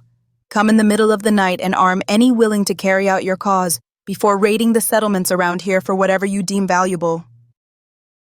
I'm not like them, I plead with her. The woman scoffs at me. You Aurelians murdered my brother and my father in front of me over 20 years ago, before murdering my husband and my child years later. You're all the same. She releases her grip on my wrist so that gravity pulls her from my grasp. Don't! It's too late. Her hand pops free of mine and she plummets to the ground below, bouncing on the roof before she crashes on the broken pavement, becoming nothing more than a faint memory that will soon be erased. The metal rod breaks away, causing me to fall, and I tumble down the steep, metallic side of the roof, tucking my head and arms in, turning myself into a ball as I do in an effort to protect myself. When I reach the ledge, I thrust my hands out and grab hold of it, but it only slows me for a moment as the momentum of my fall breaks my grasp, and I continue to the ground below. Something pliable wraps around my body as I fall, slowing my descent, and I realize that I have landed in an awning, but the decayed material gives way, forcing me to continue downward. For a brief moment, I believe this is the end, but fate has something else in store. My body slams into a grate, made brittle from rot and decay, that breaks apart from the impact, allowing me to disappear into darkness until I crash into water. Stunned, I do not move at first, until the desire to breathe forces me to, and I kick my way to the surface, breaking free, gulping for air, wondering how I am alive and where I am. Darkness surrounds me, mixed with the tender sounds of dripping water echoing off the steel walls surrounding me, as droplets fall from above and plop into the filmy liquid encasing me, beckoning me to surrender to its will. For a brief moment, I consider it, tired as I am from the constant beratement of those around me, the constant tests and questioning of my loyalty, and being forced to witness the death and destruction of so many innocents. But before I delve too deep into the pit of self-induced despair, I think of Sheila and Chase sitting in a cold cell, all alone and frightened. I think of Gwen sick with worry about her brother, and wondering if she will be alone for the rest of her days. Their faces drive me. Their forced suffering compels me to remain afloat and to search for a way out of this place. Defeat is weakness, weakness is failure, and failure is death, but not for me, for them. Treading water, I look around, hoping to find any sign of a way out, but the pitch blackness makes it difficult, as the only light I have spills through the hole I created when I crashed down here. With no better ideas, I swim until I find a barrier, and once I do, I place my hand on its cool surface, ignoring the slime that coats my palm as it peels away and sticks to me, forming a line between my hand and the wall itself. As I follow the wall surrounding me, hoping to discover a way out, I picture in my mind what it looks like, envisioning a dome-like structure made of heavy steel and sealed to contain water within, believing that I must have fallen into an underground aqueduct. Over time, the water has become stagnant and turned rancid, making me want to retch from the acrid fumes this place releases. Something slithers past me, causing me to jump and splash the water, catching myself in the face and getting some in my mouth. I spit it out, but the foul taste remains. As the snake moves into the beam of sunlight, I notice its flat and slender head and realize that it is harmless, not that I want to stay here much longer with it as my only companion. Wasting no time, I bob in the water as I circle the perimeter of my surroundings, not liking the slime that coats my skin and clings to me worse than static electricity to hair, until I find something that does not match the rest of the area. Instead of hitting a barrier, like my foot had for the last several minutes, it hits nothing. Taking a deep breath, I plunge beneath the surface and find a doorway, leading to a tunnel. This must be the way out, or at the very least, my only hope of getting out of here. I pop my head through the surface again, preparing myself for what I must do next: swim through the tunnel. Memories of the time Chase and I were trapped in a tunnel and almost drowned fill my mind, causing my heart to race from the anticipation of what will happen if I fail.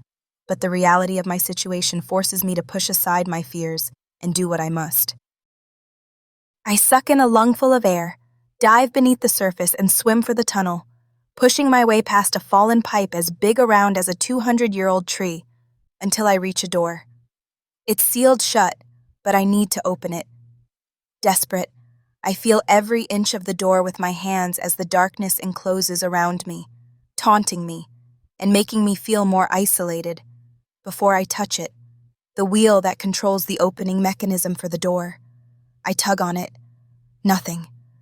Cursing my bad luck, my lungs scream at me to go back, to allow them to be free again. I pull on the wheel as hard as I can, but it refuses to budge. Bubbles escape from my lips as my lungs refuse to hold on to the air contained within them any longer, and my head hurts and spins from the need for oxygen. I swim out of the tunnel and hurry to the surface, expelling the air within my lungs the moment my head pops free from the filmy water. Gasping, I let out a frustrated scream, angered that I cannot catch a break. At every turn, I face an obstruction, and I have grown tired of it. The faces of Chase, Sheila, and Gwen float through my mind, reminding me of what I must do and of whom I am doing this for. I will not stay here. I will not die here. Gulping more air, I plunge below the water and kick my feet, propelling myself through the murky substance and into the tunnel, passing over the fallen pipe, until I reach the door, where I grab hold of it and yank. It still refuses to budge, but I refuse to quit. I pull on it again and again, refusing to be beaten, refusing to be overcome, and in one last desperate attempt to move the wheel, I plant my feet on the door, bracing myself, before tugging so hard that I fear I will rip my own arms off. It moves, not by much. Perhaps it only budged a half an inch, but it's something. It is hope. Once again, my lungs demand that I free them of the air they hold, and I jettison myself back through the tunnel and to the surface, where I breathe as deep as I can before delving beneath the water a third time. I reach the door and pull on the wheel until my lungs demand release and go back to the surface, repeating the process over and over again, swimming through the tunnel, pulling on the wheel, and swimming back to the surface, and each time, the wheel turns a little bit more. My exhausted muscles plead with me to rest, but resting means drowning, so I force them to obey my will, to carry me through the water and pull on the door. I do not know how much time passes, but a quick glance at the sunlight spilling into this metallic cavern tells me that an hour or more must have gone by as it has shifted position. Heavy breaths escape my mouth when I surface the last time, but I am close. I know it. Sucking in another lungful of air, I dive once again and swim through the tunnel, past the pipe, until Elle reached the door, wrapping my fingers around the wheel and pulling at it with all my might, screaming in frustration as it turns at such a slow pace, that the unwelcome thought of being trapped in this place enters my mind, until the latch breaks free and the door opens. The pressure of the water forces the door to burst free of its hold, and it flies away from me, allowing the water contained behind it to pour forth, and it does, taking me with it. My body is thrown through the opening and into another tunnel as the force of the water takes me with it, and I twist and turn so many times that I have no clue which way is up or down, or where I am as disorientation takes hold of me, while a great pressure rams into me and forces me to go down its predetermined path. My ears ache from the roar of the water rushing past me, causing my head to pound as the pressure builds to a point where no amount of relief will save me. I need to breathe.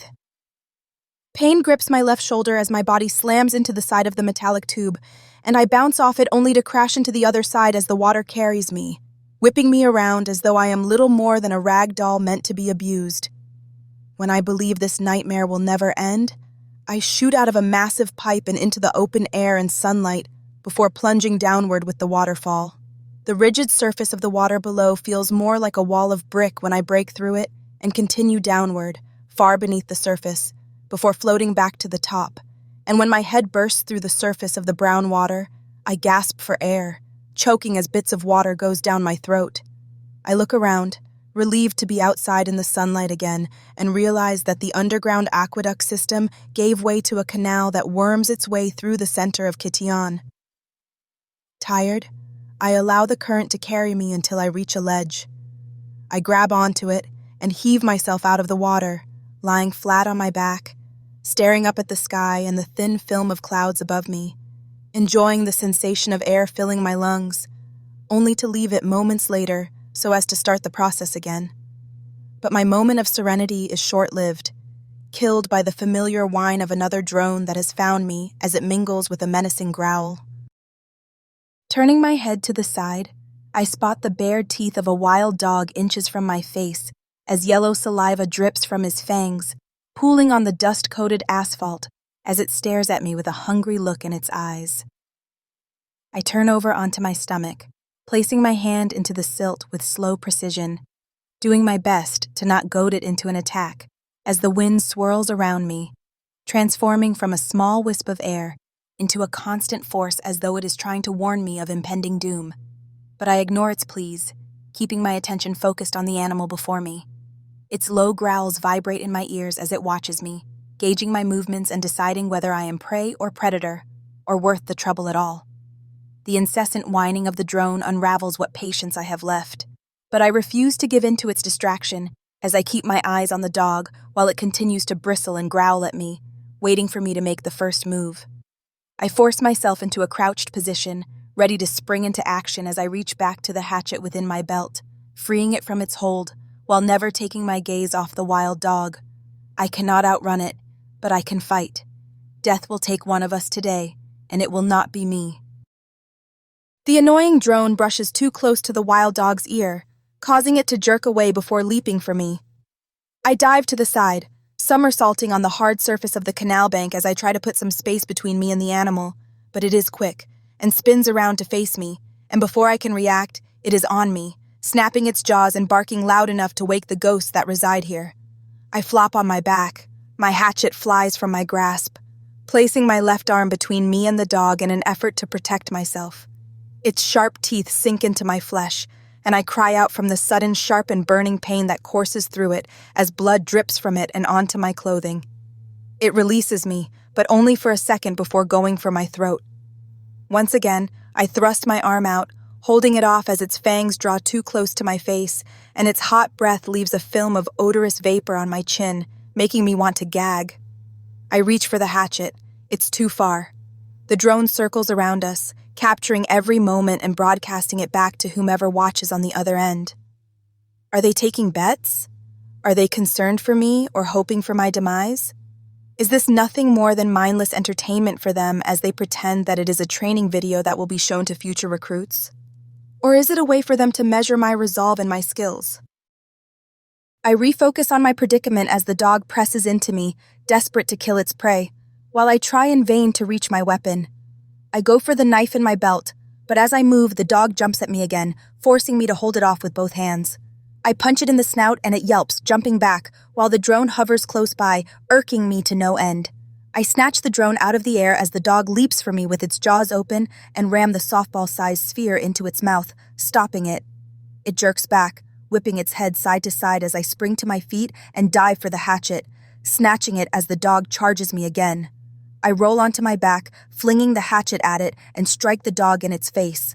It jumps back, but I refuse to let it go, and attack again and again, hacking away at the animal's neck and face until it drops to the ground and lays unmoving in a pool of its own blood.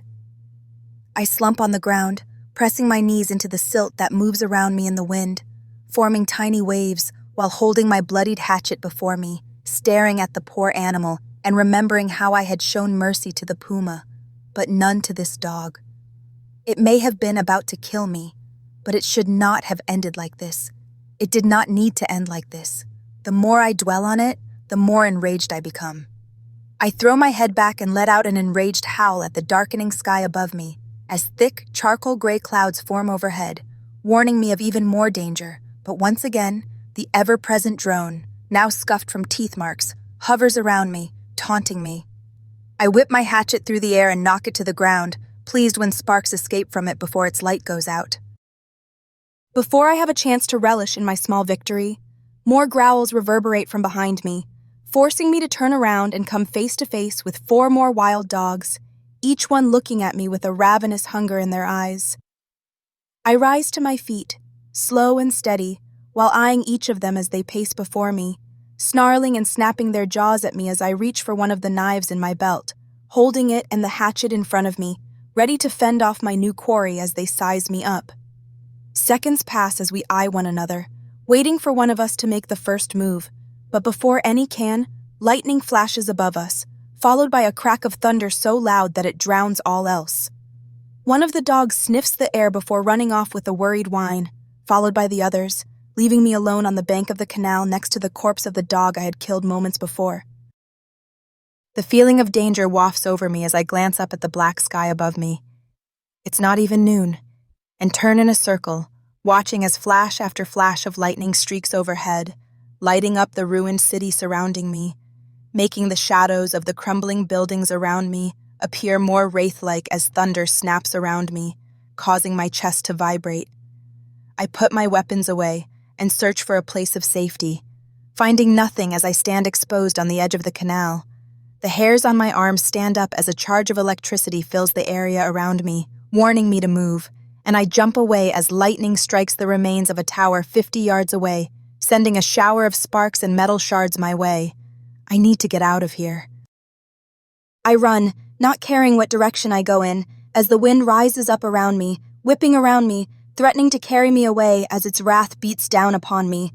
The sound of glass attacking the ground hits my ears as the rain starts, beating the roads, buildings, and me with its fury as the droplets pelt my skin, sending the sensation of 1,000 stings coursing through me, and the more drenched I become, the more frigid my skin becomes, causing the rain to morph into tiny needles digging into me, until numbness takes over.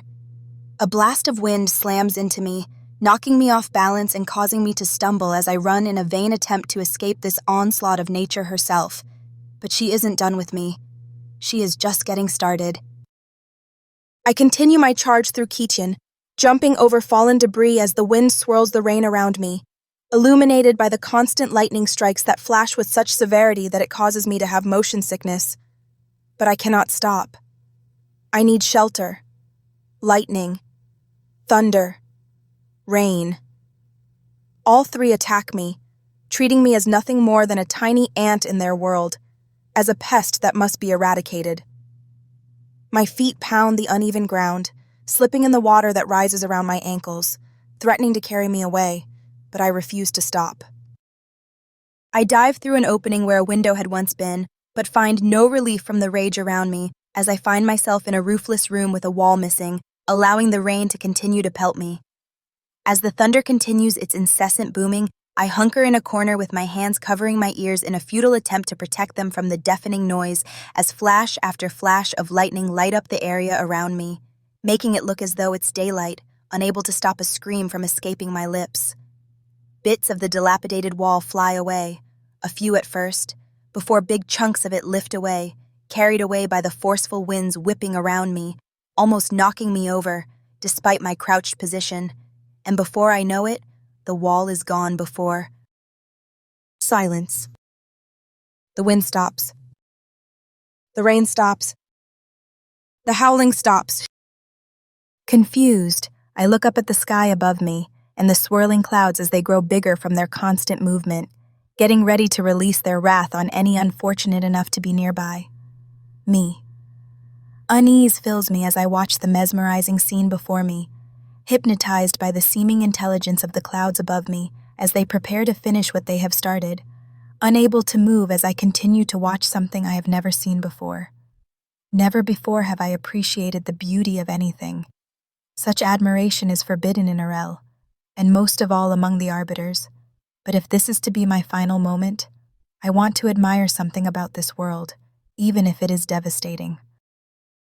The rain starts again, soft at first, and from a distance, but it grows louder as it rushes for me, appearing to be a moving wall that closes in each second until it reaches me. Pain grips the top of my shoulder, causing me to flinch as I realize that the rain is not rain, but hail the size of pebbles before growing to the size of stones. And before I can register the danger I am in, the wind whisks around, picking up any debris it can and circles me, tearing apart the final bit of the crumbling building I am in, telling me that the worst is yet to come, while a whirring roar, the likes of which I have never heard before, pounds my ears, making me think that my eardrums will burst from the intensity of the chaos. I bolt from my position as a transport crashes into the ground where I once was, running through the chaotic atmosphere, covering my head in a futile attempt to protect myself from the downpour of stones made from ice, doing my best to ignore the burning pain each time one strikes me.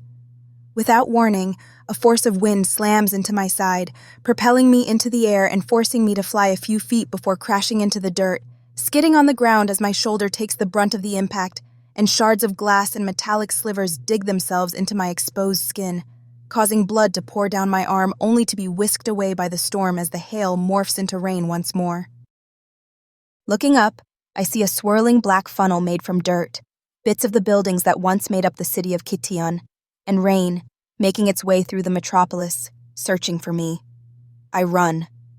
My mind races in a desperate attempt to discern what to do, but deep down, I know that there is no escape from this as it heads toward me, taking out power lines, glass towers, and railways, devouring them all in a vain attempt to quench its incessant hunger. Unable to see where I am going, the rain is so thick that I cannot see my hand in front of my face. I charge through the remains of Kition, tripping over cracks in the road and entire trees that have been ripped from the ground and placed in front of me, as though the storm mocks my efforts to escape it. A lamp pole dives for me, a missile hurtling toward its target, and I dive to the ground in time to avoid its lethal blow, rolling through the mud as the momentum of my movement mixes with the wind, propelling me onward in an attempt to discombobulate me, but I refuse to be beaten, to give in. Jumping to my feet, I charge through the chaos, hoping to find a place of relative safety to wait out the storm. But everywhere I turn, the storm cuts me off, mocking my efforts, taunting me in my fruitless attempt to survive. But each time I think of quitting or giving up, I think of Sheila and Chase sitting in the detention facility and its macabre environment. I fall to the ground, plunging face first into the pooling brown water around me, and the slime mixed in with it as my foot steps into a pothole, and it grabs onto it, seizing it, refusing to allow me to flee, and agony grips my ankle as I twist it, spraining it. Grimacing from the pain, I roll onto my back in time to watch as the decayed railway above me frees itself from its confines and charges straight for me. I roll out of the way, covering myself, before it crashes into the ground, sending bits of metal everywhere, splashing into the water surrounding me, showering me with its rage. I push myself to my feet as the swirling mass of earth mixed with wind heads for me, destroying everything in its path in an attempt to get to me, but stop as an invisible wall, formed by the zephyr, impedes my progress, refusing to allow me passage, holding me prisoner and forcing me into helplessness as I watch the funnel come for me. Determined to not have it end like this, I push my way forward, leaning into the wind as it attempts to stop me, inching my way through the maelstrom. A dark shape lies ahead, or so it seems, and on the off chance that it may be a place of safety, I head for it. Leaves mixed with rain pummel me, slicing my exposed skin with their razor edges, transformed into misshapen knives that do the bidding of nature, but I ignore the stinging torment, refusing to give up. Chase never gave up on me. Sheila risked her life for me on countless occasions. I owe them my resolve. I must overcome my current predicament. The funnel draws nearer as I walk perpendicular to it, heading for the darkened rectangle before me that takes on the appearance of a door the closer I get to it. Rain pelts me, stinging my eyes as I continue to the door. It swings in the wind as the storm tries to tear it from its hinges, but it holds firm, eyeing the columns in front of it and hoping that I will reach it in time. The rage of the funnel pulls at me, demanding that I allow it to take me away and drop me someplace far from here. But I refuse, and as I feel my feet lift into the air, I leap for one of the columns, clinging to it, glad that its once smooth exterior has been roughened by time, giving my slippery palms something to hang on to. Terrified screams escape my lips. A part of me admonishes myself for giving in to this fear. Fear is weakness, but I push it aside as the funnel closes in on its chosen victim, as a suctioning force pulls my legs into the air, desperate to get me to release my hold on the column. But I dig my fingers into it, not caring if they bleed or if my nails are ripped out. I reach for the door handle, but am too far. Cursing, I stretch my arm out, desperate to grab hold of the door as the fingers on my other hand slip, threatening to lose their hold on the column.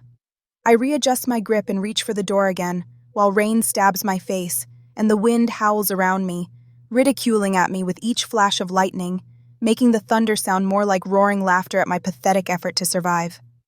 Almost there. My grip on the column weakens, and nature's invisible hands seize my body.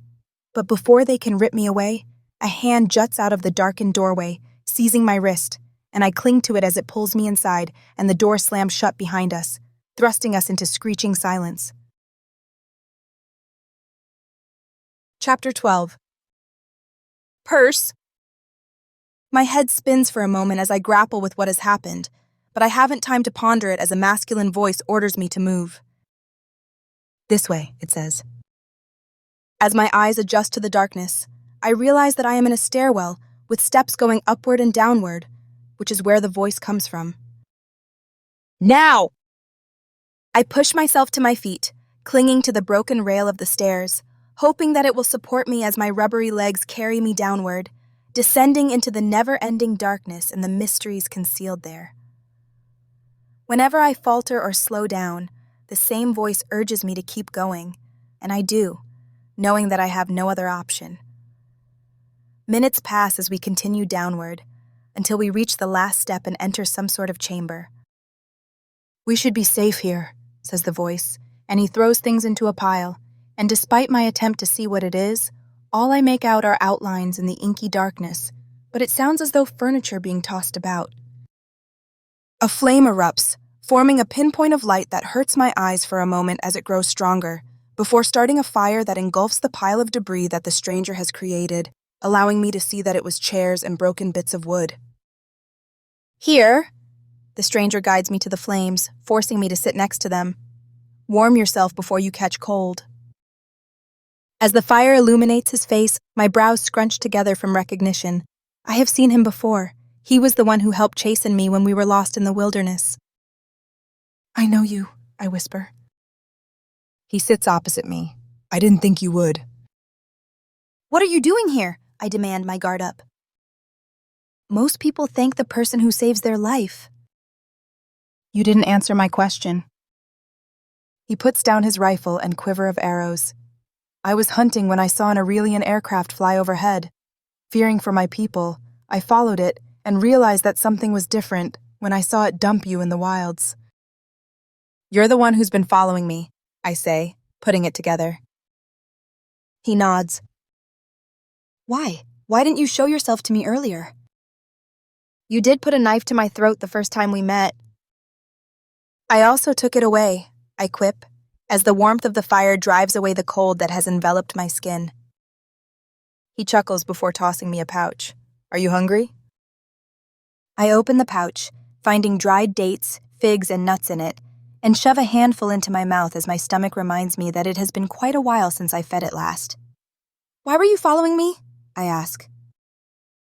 I have heard rumors that Arel likes to dump their people in the wilderness as some sort of test of their ability to survive. It's the right of conquest, I say.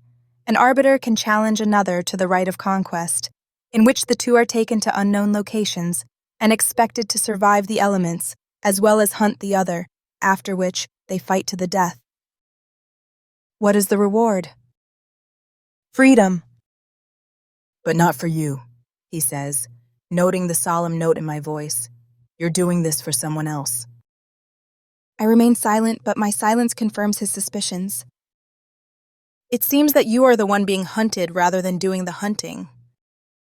I remain silent as the fire reflects off his brown eyes and makes the coarse hair on his brown fingers appear more like dark creatures crawling up them. Yes, I am being hunted, and this entire experience has not gone the way I thought it would. It seems that changes have been made to the rite of conquest, but what and why, I do not know. I notice the sniper's rifle sitting next to him. You know how to use that? He grins at my question. My father taught me. Something crashes above us, startling me, and I look up, afraid of what I might find. But my companion remains still, and for the first time, I notice the stash of firewood, canisters that must contain water or food, and something tucked away in a corner that looks like a sleeping pallet. We're safe here, he says, trying to calm my fears. This isn't the first time you have stayed here, is it? No, he replies. My father showed me this place when I was a child. He used to take me hunting with him, and there were times when a storm would spring up, much like this one, and he brought me here to wait until it passed. I've been staying here ever since, when necessary. And no one else knows of this place? No, most won't come here. They believe this place is cursed. But I saw a woman here, I say. I said most won't, but there are those who on occasion risk coming here in search of supplies. The light dances upon his unwrinkled face, meaning he hasn't reached the age of 30 yet, and as I study it, trying to read him and discern his motives, I conclude that this man has none, a rare honest individual in a dishonest world.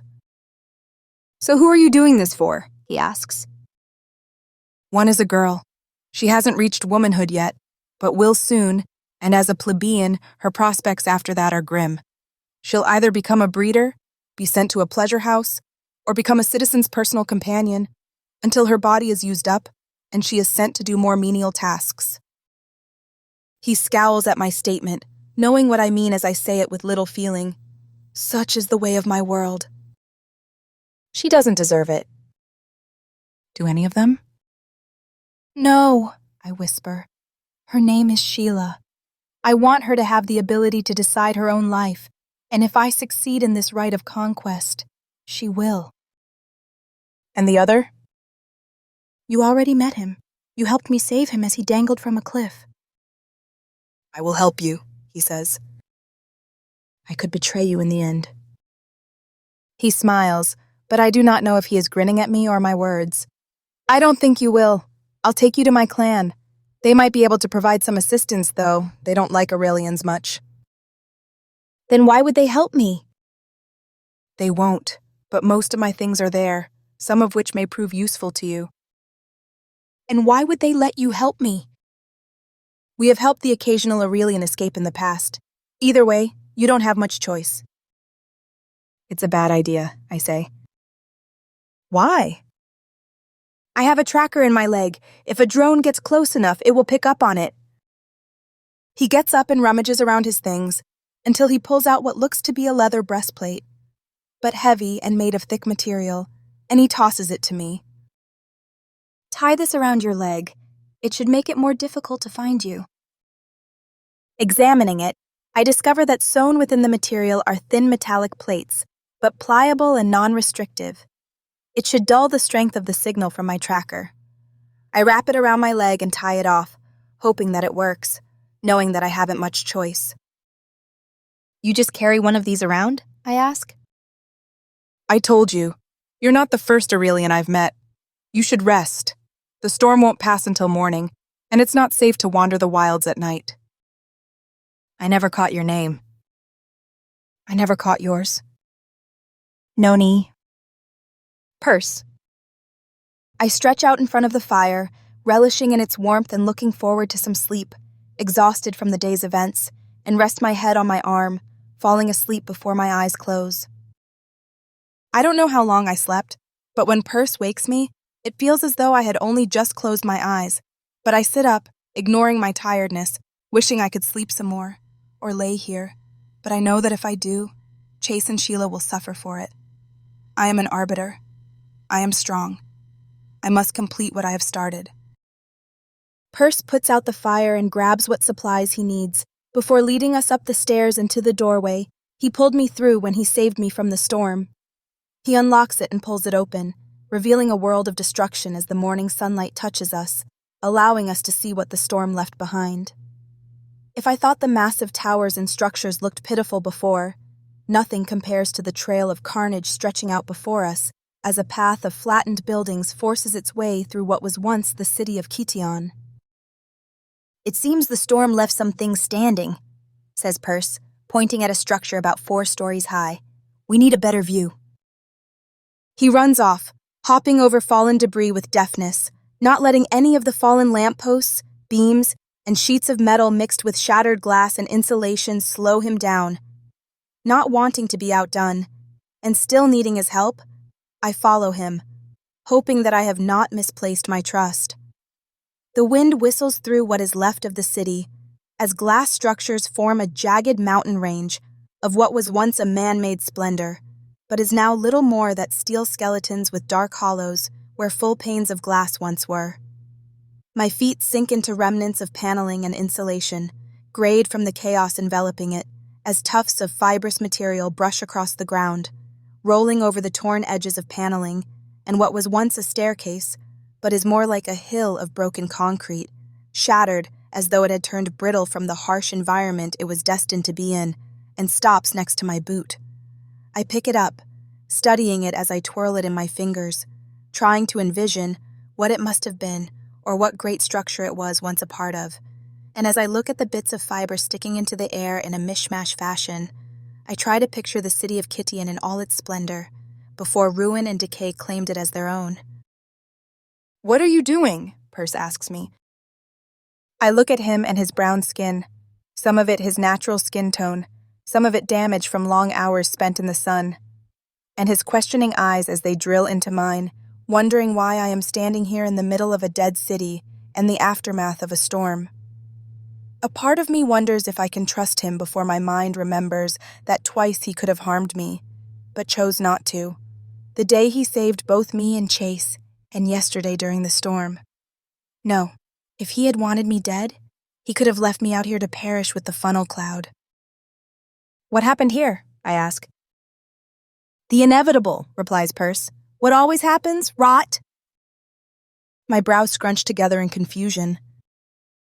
"What do you know of Kition?" asks Perse. "They are selfish, greedy, caring only about their individual natures and pursuit for wealth and not for the plight of others, putting their individual desires ahead of the common good and our collective society." I repeat what has been drilled into my mind since the day of my birth. They are the enemy of Arel. Those last words are slow to leave my mouth and mixed with doubt.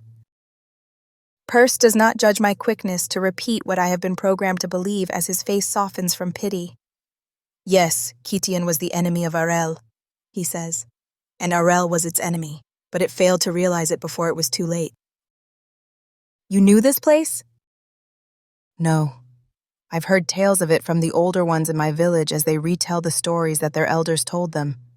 They described Kition as a robust city full of people from every background, people who managed to live together in a cohesive society despite their differences, and how they prospered. Their rail cars flew over the rails without ever having to touch them. Every bit of technology you can imagine began here, and the food. There was so much of it that no one starved. They talked. They laughed. They got along. These streets used to be filled with people. Then came Arel, desperate, starving, willing to do anything to survive. So Kition opened their doors to them and traded with them, unaware that as they did so, they sealed their own fate. Arel stole technological secrets from Kition and used Kition's goodwill to build their own city into what you live in today. Arel took, while Kition gave. And one day, the bombs fell. Bombs Arel created after stealing Kition's secrets, while taking advantage of their kindness. "Why destroy them?"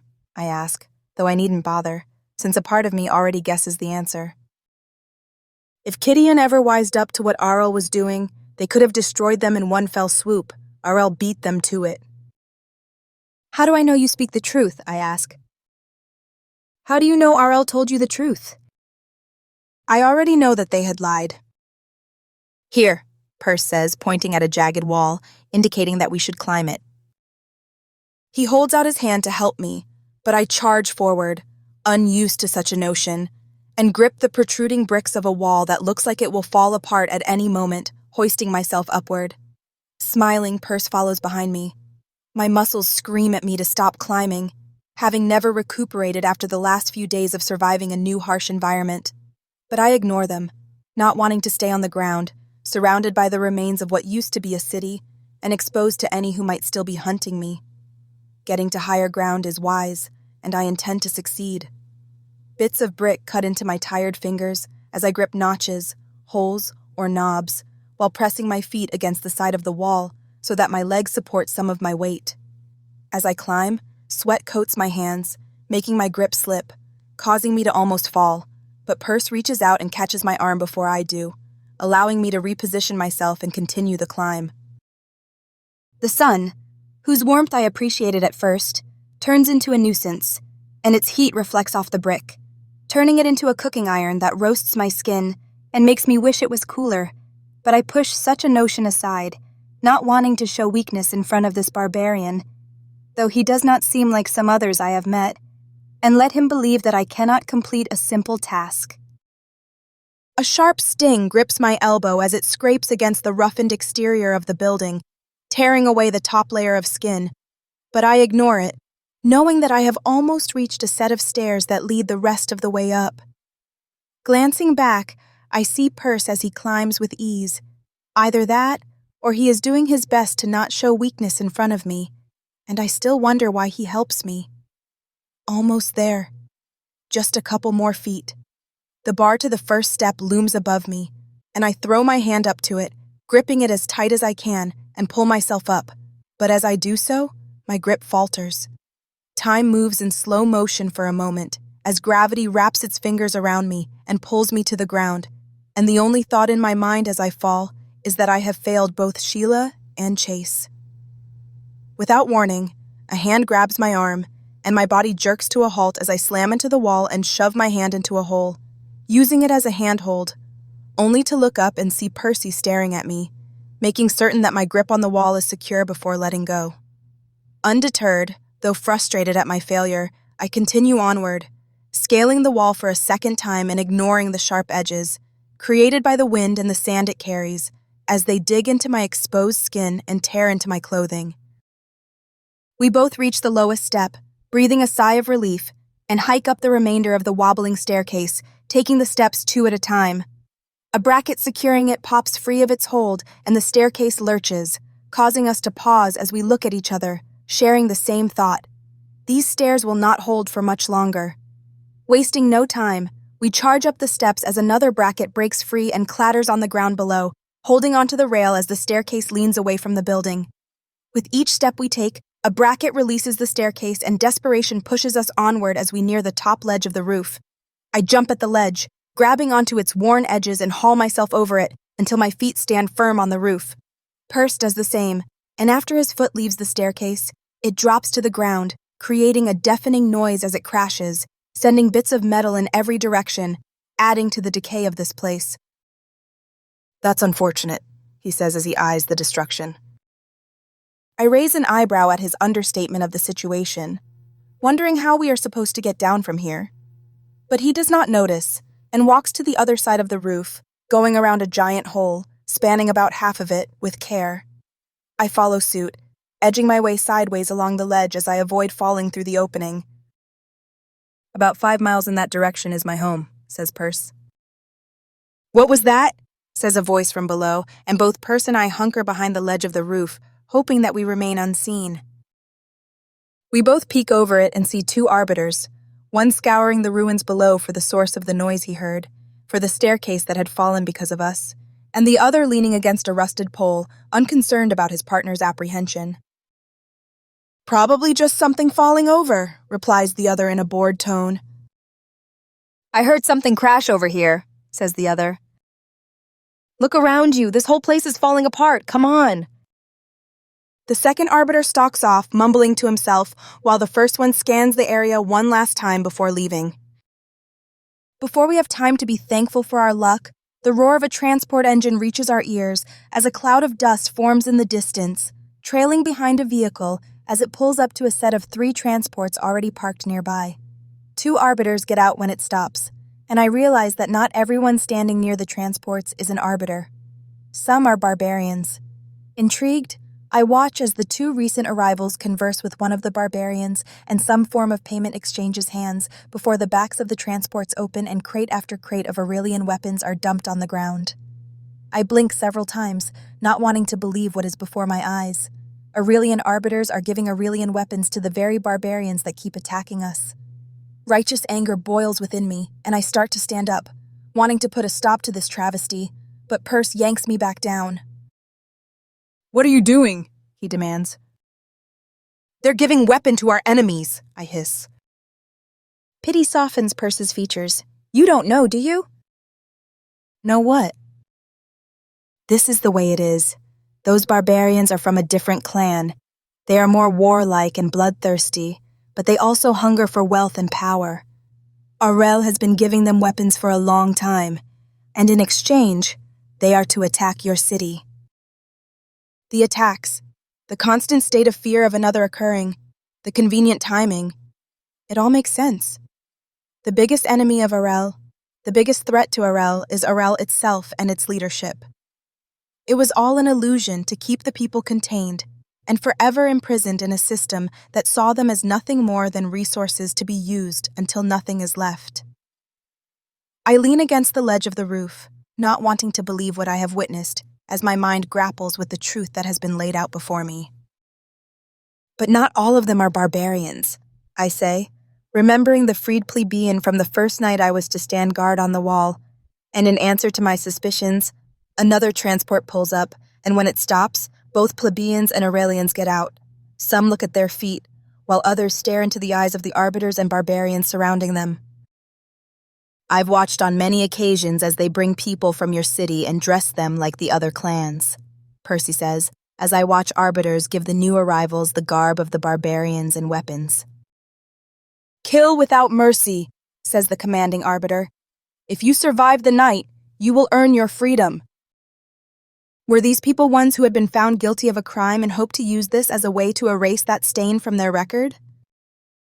"They are never given their freedom," Perse says to me in a hushed tone. "The ones from your city who survive are executed by the clan hired to attack the city." "How do you know all this?" I ask. I never believed it when my father told me about it, until the day I witnessed it for myself. Perse motions for us to leave, and I know we have stayed here too long, but before we have time to move an inch, someone spots us. "Up there!" shouts an arbiter. Cursing, I jump to my feet with Perse right behind me, and we charge across what is left of the roof we are on, making our way to the neighboring one, and without thinking, I jump across the narrow space, hoping that the structure will hold. My feet crumple beneath me as I land, and I crash onto my side, but I haven't time to register the sharp pain in my shoulder when I land. Shots fill the empty air around us, pelting the roof as I crawl to a ledge and hide behind its remains, while my mind races for a solution to my current predicament. Perse's feet plop on the concrete roof beside me, and he dives to the ground to avoid being hit. "Any ideas?" I ask. He looks around. "If we can get to the tall grass over there, we might be able to lose them long enough to get to the trees." His plan sounds good, but there are too many of them. We need to even the odds, and I spot a way to do that as an arbiter with a belt of explosives dives behind the corner of a building. Before I can voice my plan, a bullet whizzes past us and puts a hole in the wall of the neighboring building. Sniper.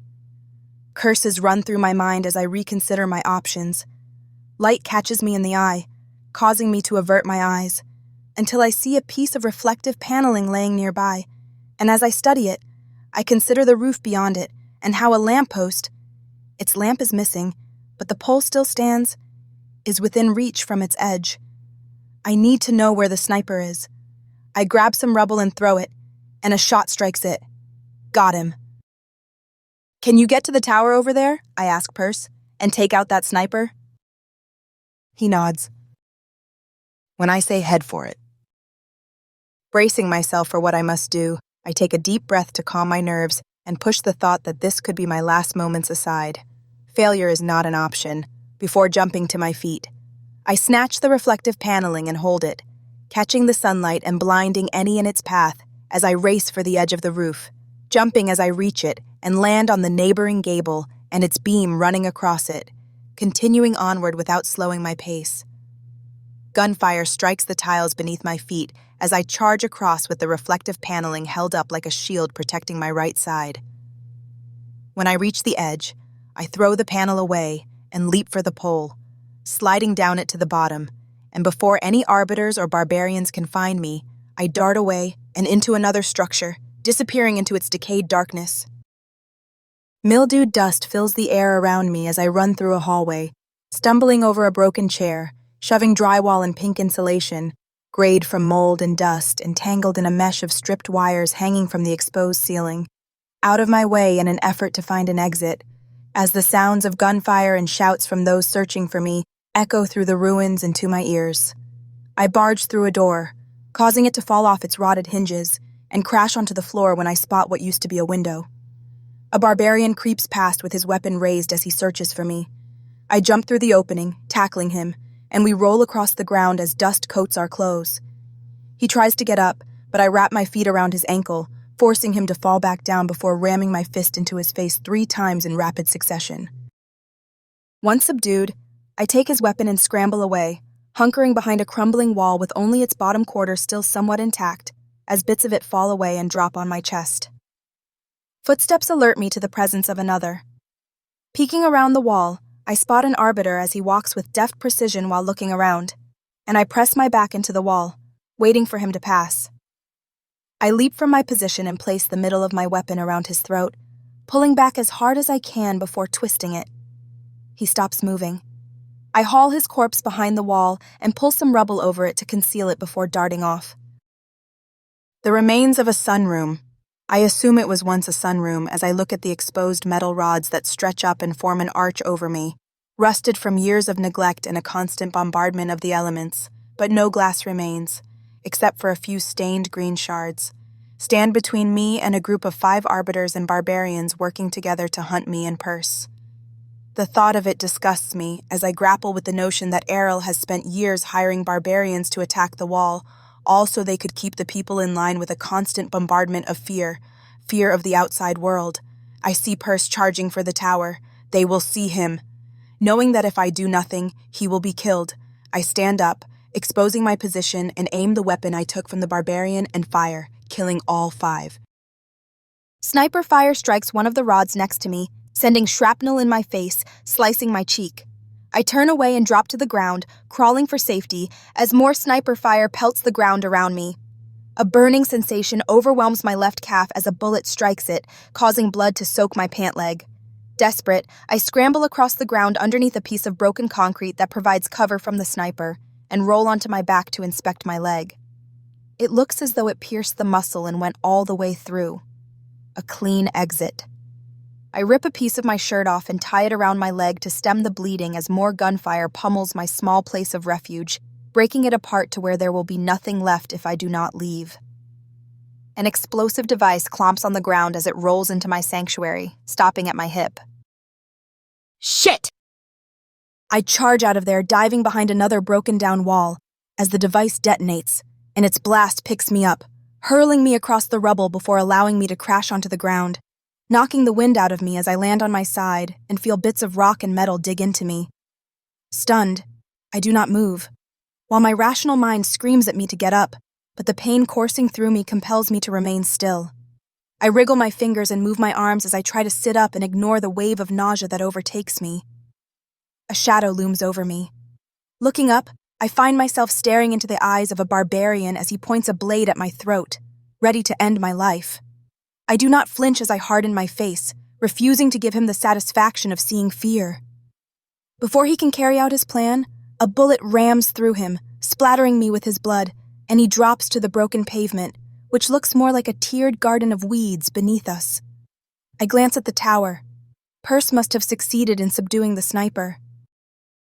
I haul myself to my feet and head for the tree line, stumbling as I go, as my legs refuse to obey my commands.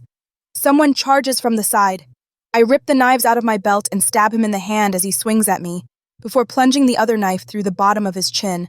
But as he drops to the ground, the weight of his body takes me with him, causing me to fall to the ground and wince as pain seizes my calf. Still dazed from the explosion, my efforts to stand back up prove useless as I collapse on the ground again, wishing my mind would focus. A black boot appears before my eyes, allowing me to see my reflection in its polished surface. I tear my blade from the dead man's chin and ram it into the boot, using the screams of the one it belongs to as a target, as I jump up and throw my second knife, catching my opponent in the chest and removing the blade before he hits the uneven ground. A distant whistle catches my attention. Turning toward it, I spot Perse as he points to a cleared path leading straight to the trees beyond the city. I head for it. My legs flop on the ground as I move, while my calf scolds me for forcing it to support my weight. But I haven't a choice, and I lean against a pole for support to regain my footing and will my body to move. I will not die here. Noise attracts my attention, and I look ahead, seeing a sea of barbarians and arbiters between me and the tree line, hoping to block my path and stop me. I think of Chase and Shelia depending on me to succeed. Failure is weakness. Weakness is death. I push the pain in my calf aside, ignoring it as I was taught to do at the training facility, as I focus on my goal, on what is most important, gripping my knives so that the hilts leave imprints in my palms as I put one foot in front of the other, slow at first, before engaging in a full sprint.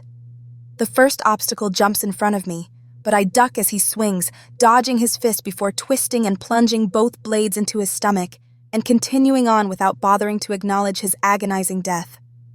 Wind sails through my hair as I charge forward, dropping to one knee when another attempts to block my path, slicing his inner thigh with one of my knives and his Achilles tendon with my other. As he drops to the ground in a rage, I silence him for good and do not register the body that drops beside me, killed by sniper fire coming from Perse. My rage drives me as I plow through the barbarians and arbiters before me, cutting, slicing, and stabbing as I go, not caring about the blood that coats my face and arms as they fall around me. One comes up behind me. I twist around and plunge a knife into the side of his neck and pull him close, using him as a shield, while another unloads his weapon in him, hoping to hit me. When the magazine empties, I drop the dead man and stalk up to the other as he struggles to change the magazine to his weapon, but his frightened hands falter, causing him to drop it as I leer over him and finish him. The trees are not far. My calf yearns for relief, but I refuse to allow it any, and though my steps are uneven because of it, I run as fast as I can to my salvation in this chaotic mess. An arbiter rams into me, knocking me to the ground. Before I can react, he lifts my head and knees me in the face, causing my nose to bleed, and warm blood drips from it, pooling in the red dirt as I shake, and my world goes in and out of focus, but I must remain conscious. I cannot fail now. The arbiter kicks me again, but I rear up and block it before rolling to the side to avoid another blow. Still dazed, I watch as he comes for me once more, and I block the first two attacks, but his third strikes me in the face, causing me to fall back to the ground. He paces around me, relishing this moment as I struggle to get up, but I refuse to lay here and allow him an easy victory, so I push myself to my feet, despite the pain in my calf and the blood that oozes from it, and hold my knives out to the side, waiting. He leaps for me, but I dodge to the side, avoiding his blow. He swings again, followed by a kick, and both times, I dodge out of the way and cross my arms before me, blocking another attack. Frustrated, he pulls back before running at me again. My eyes turn to slits as I focus on his movements, guessing what the next one will be, and before he reaches me, I duck out of the way, whirl around him, and stab him between the shoulder blades before running my other knife across his throat. A battle cry forces me to turn around, only to watch as a barbarian with 3 stripes of black paint stretching across his face, one on his forehead, another across his nose, and the third covering his chin, charges for me but drops to the ground, killed by a single shot from Perse, standing in the distance. We lock eyes a moment before I race for the tree line once more. An arbiter and a barbarian jump out at me, but I dispatch them with ease, refusing to slow my pace. Another leaps for me, but I duck downward, turning in a half circle, before cutting him down and continuing onward, until I have left Kition and reached the trees, exhausted and ready to collapse. Leaning against a tree, I check the bandage around my calf, wincing as 1,000 needles mixed with fire charge up it, chastising me for forcing it to support my weight. A drone hovers next to me, and I eye it for a moment, unsure if it had managed to find me or was here with the arbiters in Kition. The tip of my knife sends a hollow thump into the air as I ram it through the drone and into the trunk of the tree before removing it, allowing the drone to drop into the grass and leaves, sending sparks in every direction. Footsteps sound behind me, and I whirl around with one of my knives raised before realizing that it is Perse. Relieved by his presence, my body takes it as a sign to shut down, and my legs buckle beneath me, but I never touch the ground as Perse catches me. The sensation of being picked up and carried is the last thing that registers in my mind as my eyes close and the world fades. Chapter 13. A wider world. The tinkling of glass shards, not piercing or ear-splitting, but pleasant, almost musical, pierced through my slumber, forcing me to wake and open my tired eyes so that the light from the morning sun can seep through. A moment passes before my vision clears and the remnants of sleep fade away, though my body still feels exhausted, as a sharp ache seizes the entirety of my lower back the moment I try to move, causing me to release a small yelp of pain.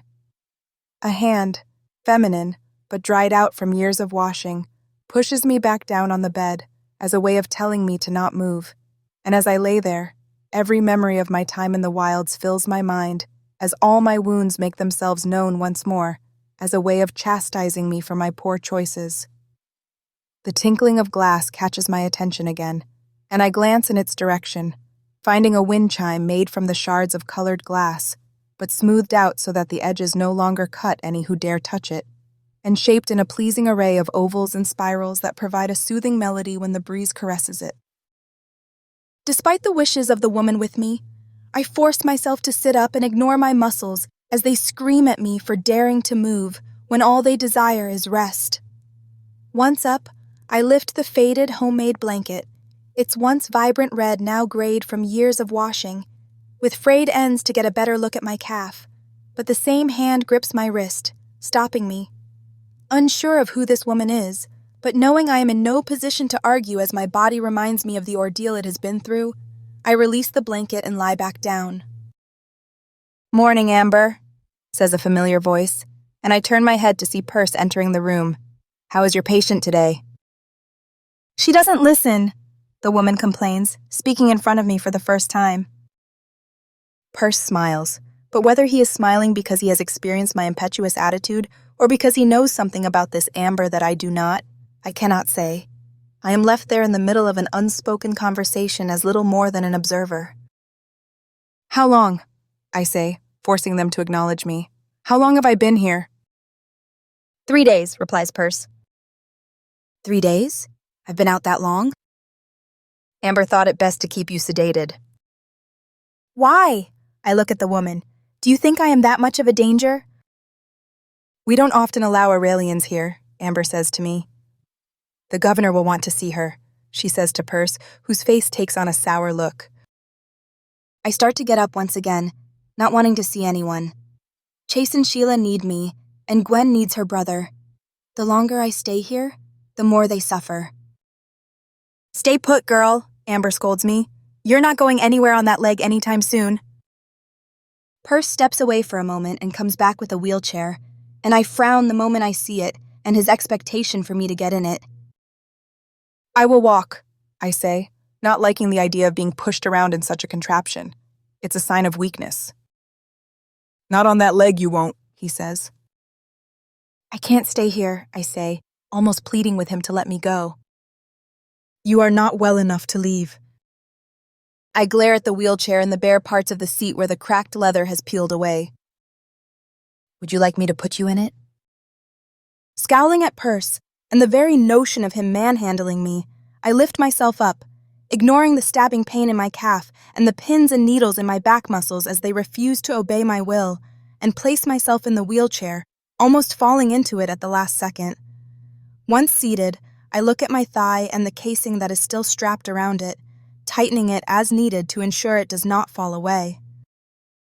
So far, he says to me, no Arelians have been spotted nearby. He wheels me out the door and into the late morning sunlight, and a world of boisterous sounds of merchants selling their wares and potential clients haggling over the price, lining the paved streets, though some are in need of repair, while structures overlook them and the activity that fills them. Exotic spices fill my nostrils as we pass one such merchant, and I look at the mounds of powder forming a colorful array on his table as reds, orange, and yellow all blend together, creating a kind of abstract painting, marveling at this display as Arel never allowed anything like it to exist. He pushes me past another merchant with linen folded in a neat pile, the lightest of pinks, blues, greens, and a pale yellow, and the boldest of red, purple, brown, and a deep shade of orange that would put any fruit bearing its name to shame, and tied with ribbons, all waiting to be purchased and turned into garments. Unable to contain myself, I reach out and touch one, reveling in its softness and the silky feel of it, having never worn anything so exquisite in my life. Arbiter clothes, though sleek, are made from basic materials and as inexpensive as possible, for if an arbiter dies, why bury him in such finery? Only those on the topmost tier of Arelian society are allowed such expensive wares, but here, it is on sale for any to buy if they have the money to purchase it. The man at the stall gives me a wary look, either annoyed that I have soiled his merchandise or uncertain of my motives as my arbiter clothing gives me away. "What do you have for me today?" Purse asks the man, diverting his attention from me to him. "Purse."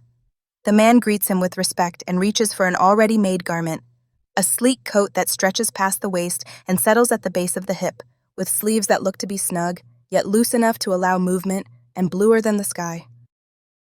Purse takes it and twirls it around, examining it before handing it back to the man. "Not bad," he says, "but I was speaking about the lady." Lady? No one has ever called me that before. I am an arbiter, expendable. Not once have I ever been considered a lady or a person of any value. "Have you not seen the state of her coat?" Purse says to the merchant. I look at my sleeveless arms, remembering how I ripped the sleeves from my jacket during my time in the wilds, and realize how pitiful I must appear to everyone here. The merchant brings out another jacket, tailored for a more feminine physique, but still bulky, and hands it to me. I try it on, but the heavy material weighs me down, making me feel as though I am anchored to the ground. Purse notices my distaste and agrees. Come, man, have you anything more fitting? Something lighter, yet functional?" The merchant stares at Purse, unsure as to why he helps me or cares about my manner of dress. "If you have nothing of better quality, I will go to someone else," Purse says. "No!" the man blurts out, afraid of losing a sale. "Wait!" He digs through his trunks of already made clothing and pulls out a jacket blacker than my hair, but with material that reflects the light around us, but matted so as not to be overpowering. But it is the red trim lining the collar and the edges of the sleeves that intrigue me. The man hands it to me, and I put it on, tying the belt so that it is snug against my waist. The satin lining caresses my skin, allowing me a taste of luxury, while the exterior makes me look like more than an arbiter, a person of substance. The snugness is not too tight, but will allow me freedom of movement when I find molars, but its warmth wards off the chill in the air, reminding me of the changing season. Purse looks pleased. "We'll take it. How much?" The merchant's brows scrunch together, almost as though his mind debates telling the truth, or marking up the price to take advantage of my limited knowledge of this place, but Purse's steady gaze settles the matter. 70. Purse hands over coins and the merchant gives him a bill of sale. "Come again?" the merchant says, as Purse wheels me away and we continue down the street as people wander about, and for the first time, I do not feel like an oddity. In Arel, people always steer clear of arbiters, afraid of what we might do and of the authority that we have, but here, people ignore me, except for the occasional curious onlooker or hate-filled stare from those who recognize my uniform pants and must have had unpleasant dealings with Arelians in the past, but they don't dare do anything with Purse by my side, which makes me wonder, who is he to these people? Many nod in his direction, or address him with a respectful greeting, and he returns them in kind. As we continue our trek through the city, a commotion catches my attention, and I turn my head toward a small dwelling where two men attempt to shove an overlarge couch through a medium-sized doorway. The arms of the couch rip as they push it through, causing one to swear, but they manage to get it outside, and as they carry it down a set of stairs, a long-haired brown cat, with bits of black fur dotting its coat, offset by its white paws, jumps on the back of the sofa and settles on the pillowed top, as though it is a throne, and watches the world with a grin, causing me to smile as well. Perse pushes me underneath a giant archway that looks to be centuries old, yet new at the same time from fresh coats of white paint covering repairs that had been made, and as we pass under it, it's as though we've transitioned into a different world, one that is both ancient and newborn. A horn beeps as a white bus, its underside darkened from grime, rolls by, warning people to get out of its way before stopping to allow passengers to depart, while others rush forward to get aboard, dropping coins into a container as payment for passage. The driver closes the door before honking the horn again as it rolls away to its next station, and as my eyes follow its path, I notice a rail 2 stories above the ground, not as elaborate or elegant as Arel's, but functional, with a shuttle speeding past as small shapes of people fill its tinted windows. Perse must have noticed me staring at it in disbelief because he breaks the silence, and my awe saying, "We are not all savages."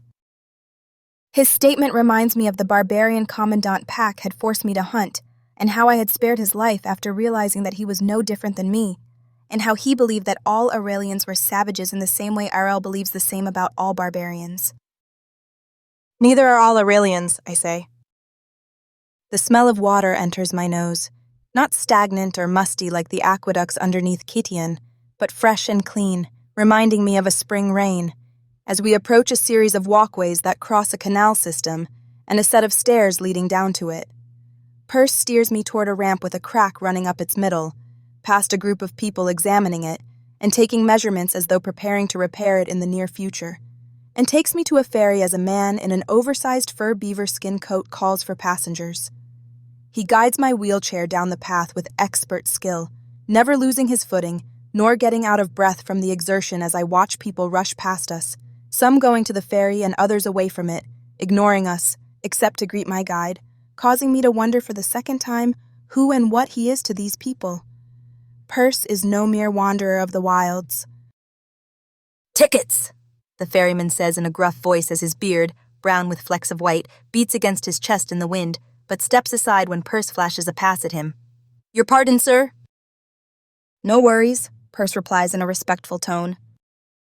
He wheels me onto the ferry and toward a doorway, leading to the interior of the boat with benches at each window for passengers to sit and admire the view. But I've no desire to be inside a glass box. "Please," I say, stopping him, "can we stay outdoors?" Perse answers with an amicable grin and steers me away from the doorway and up a ramp to the boat deck, where others, like myself, wish to remain outside, finding the perfect spot on the bow. A bell rings 3 times, sending sharp yet pleasant musical notes to my ears, causing me to look up and find a silver dome-shaped bell high above us, so shiny that it must have been polished, and the ferry raises its anchor and moves forward to the other side of the wide canal, allowing me a better view of Perse's city and its granite buildings that must have been carved by skilled sculptors who wished to bring a bit of elegance to a harsh world. Walkways stretch out above us as we pass along the water, filled with people, as though forming a bridge between 2 worlds, allowing individuals to go where they will. I start to stand up, but falter as my leg rebels against being used so soon. Perse reaches a hand out to help me, but I hold mine up, stopping him. I must do this on my own. Forcing my injured leg to cooperate, I steady myself and shuffle to the rail, placing my hands on its copper exterior, tarnished a dull green due to the constant bombardment of water and the natural elements, and look up, taking in as much of the view as I can. "Welcome," Perse says behind me as a flock of pigeons fly over the tops of the buildings with the golden sun as their backdrop, almost like an ancient painting on canvas, to Croatia. I feel like a child as I gaze at the spires reaching for the sky, as they tower over smaller structures, each with their own architectural design, as the city stretches onward, with no end that I can see. I watch as a woman pokes her head out a window, several stories up, and reaches for a line holding fresh laundry and removes the dried pieces. She glances in my direction, though I do not know if she sees me or is watching the ferry as it passes below her. Water laps against the boat, splashing the hull and spraying the air with fresh water droplets that coat my face as I take in all that surrounds me, marveling at how the people here managed to build all this, while Perse watches me with amusement. "How did you build all this?" I ask. "We didn't," Perse replies. "Much of what you see has always been here. Some of what you see we may have added, but much of it is far older." Silence passes between us before he breaks it. "Are you thirsty?" "What? Are you thirsty?" "Why are you so nice to me?" "I told you. My father said that we should help those who need it and deserve it." He walks away, leaving me to admire the odd beauty of what he calls Croatia. Though not as pristine, streamlined, or elegant as Arel, this place has a different kind of beauty. One that is more genuine as people gossip among themselves and laugh, unafraid of saying something that might be considered seditious. The ferry floats past a building that looks to be nothing but a series of steps leading to nowhere with sunken holes within it, forming oval-shaped windows, while the entranceway is marked by an overhang watching over it. Curious as to why it was constructed this way, I keep my eyes fixed on it and on the people treading atop it with reverence, informing me that this is no ordinary building, but a place of worship perhaps. "Aurelian filth," says a harsh voice behind me, and I turn around in time for a man accompanied by two others to spit on my new jacket. My fist clenches as I measure them and calculate the best course of action. But before any of us can make a move, Perse appears with a small cup of water in his hand. "Is there a problem?" he says, his voice devoid of friendliness. "Perse," says the one who spat on me. It seems my host is known by many in this place, taking a step back and changing his harsh tone to one of worry. "Do you know who she is?" "My guest," replies Perse. "But..." "And you've soiled her jacket." Perse's eyes narrow and his tone issues an unspoken command that the others pick up on, and the one who spat on me pulls a handkerchief out of his pocket and walks up to me, but before he can clean off his spittle, I catch his wrist and tear the cloth from his grip. After wiping my jacket clean, I place the dirtied handkerchief in the man's palm. He takes it without a word as Perse watches the proceedings. "It's just as well you showed up," the man said before walking away, but Percy stops him. "You suffer from the illusion that I saved her from you, when in fact, I saved you from her." He closes the distance between them. "Never mistreat a guest of mine again." The man bows his head and leaves with his companions, while I ponder the scene before me. "Here," Perse places the cup of water in my hand. "You should stay hydrated." "Who are you?" I ask after taking a sip of the refreshing liquid. "And what are you to them?" "Merely a citizen of this city," he replies, evading my question. "Don't toy with me or play me for a fool. Back in Kition, you took our enemies out from that tower as though you had done it before. How?" "I have some skill with firearms." "That take years to develop."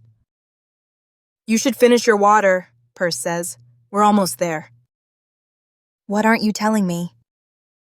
Perse remains silent, allowing my question to go unanswered and to hang in the air, as though it is some foul odor that he wishes to avoid, leaving me with little choice but to finish my water before settling back down in the wheelchair.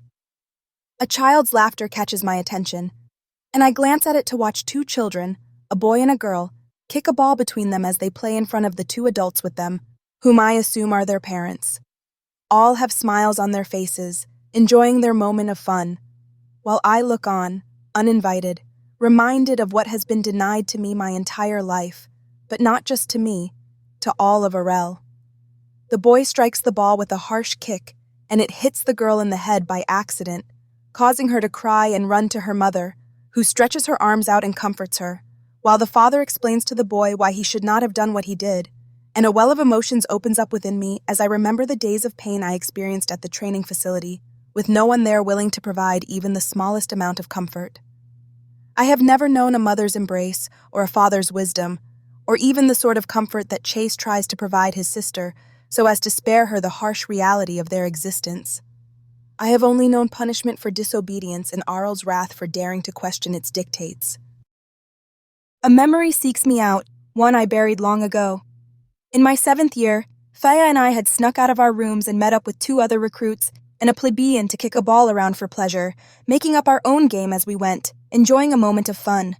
We laughed and giggled, and for an hour, we forgot where we were and how we were expected to act before being interrupted by instructors who had noticed our disobedience and dealt swift punishment upon us. They struck each of us with a baton, and any who cried in pain received another blow, and we all suffered 10 lashes as a reminder of our insolence.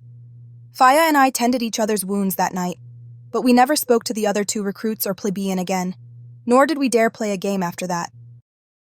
The ferry reaches its destination, and the ferryman yells a command or two at his crew as they throw a line to another standing on the dock, who ties it around a post, securing it and holding the boat steady.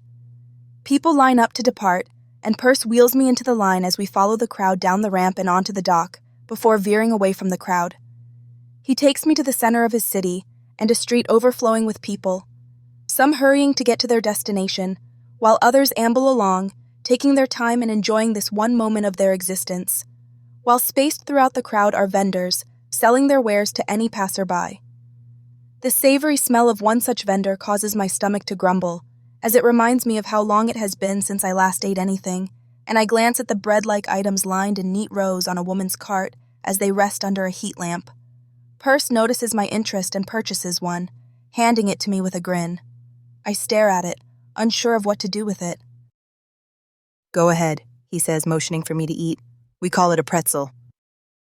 I take a bite, reveling in the soft, chewy texture of the pretzel as my mouth waters from the salt crystals touching my tongue, and a small bit of saliva dribbles from the corner of my lips, causing me to wipe it away with the back of my hand. Perse laughs from my bit of embarrassment. I cannot repay you for this, I say. You are my guest, he replies. It would be rude of me to expect repayment. How did you build this place? In Arel, we are taught that barbarians are primitive and live in tents. Some of the other clans do, Perse says. Their advancements are rudimentary, but here in Croatia, we are lucky. We have engineers and architects, but much of what you see was built before us. We merely live here and maintain it, and live in relative peace, though sometimes the destructive ways of others find us. Perse pauses as we pass a mound of rubble, and I notice the scorch marks of fire having ravaged through there after the initial destruction. What happened? I ask.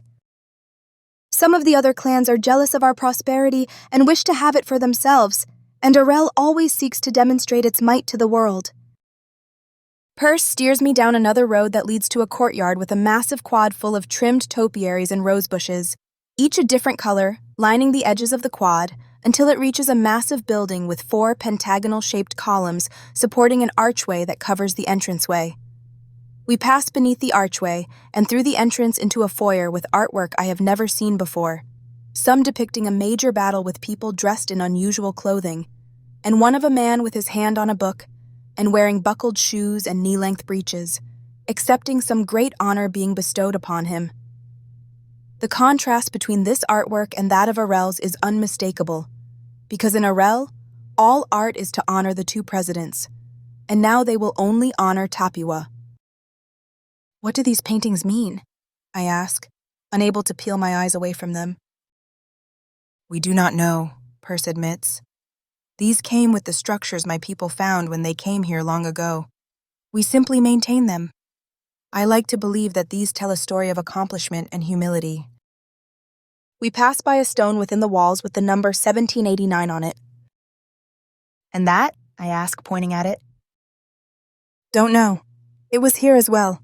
Much of the knowledge of the past has been lost, but we try to preserve what we can, even if we do not fully understand it. He wheels me over to an elevator, and we get inside the dark interior with its sides painted brown, instead of constructed from reflective siding like the ones in Arel. Still, I marvel at the fact that they even have one, and Perse seems able to understand my unspoken thoughts. As I've said, we are not all savages. The doors open and he wheels me down a corridor with a faded green carpet with bits of white speckled within it, stretching the length of the floor, illumined by a few lamps dotting the walls, though some of them remain dark and in need of repair. As we traverse the length of the hallway, I notice a man with a mark on his arm, the mark of one who tried to escape Arel, but was caught, tinkering with the wires of an unlit lamp. We lock eyes for a moment, before he turns away, making me wonder what he thinks of me, an arbiter in a wheelchair. Somehow, he had managed to escape and came here. He finishes putting the lamp back together as we pass by, and it turns on, shining its light on blue wallpaper, dulled from years of neglect. He's from Arel, I say to Perse once we are past. Yes, Perse replies. Many from Arel have come here seeking a new life. My mind turns to Segal and his family. What became of them after I helped them leave? Did they come here? A part of me hopes that they did, but I suspect that their fate will forever be a mystery to me. We're here. Perse stops before a domed doorway and opens it, allowing me to see inside a chamber with chairs situated within it, all facing the same direction, and all forming a semicircle around one seat at the front, each with a person sitting in it. All eyes turn toward me as Perse wheels me in and heads to the front of the room, where a woman with gray curls framing her face sits, and her hardened expression reminds me of Commander Vi. She stands up to face me as her colorless lips, cracked and dry, form a thin line within her pale face, marked by a couple of age spots near the chin. "So, the rumors are true," says someone within the chamber, but the woman holds her hand up and silences him. "Perse," says the woman, "on time as usual." My fists clench, ready to defend myself from this room of onlookers who all look upon me as a stain upon their world. But Perse places a gentle hand on my shoulder, causing me to relax, but my eyes stay focused upon those within the room as I take note of the exits and the number surrounding me. "What is your name?" demands another within the room. "Ask me nicely and I might tell you," I hiss, not liking the man's tone.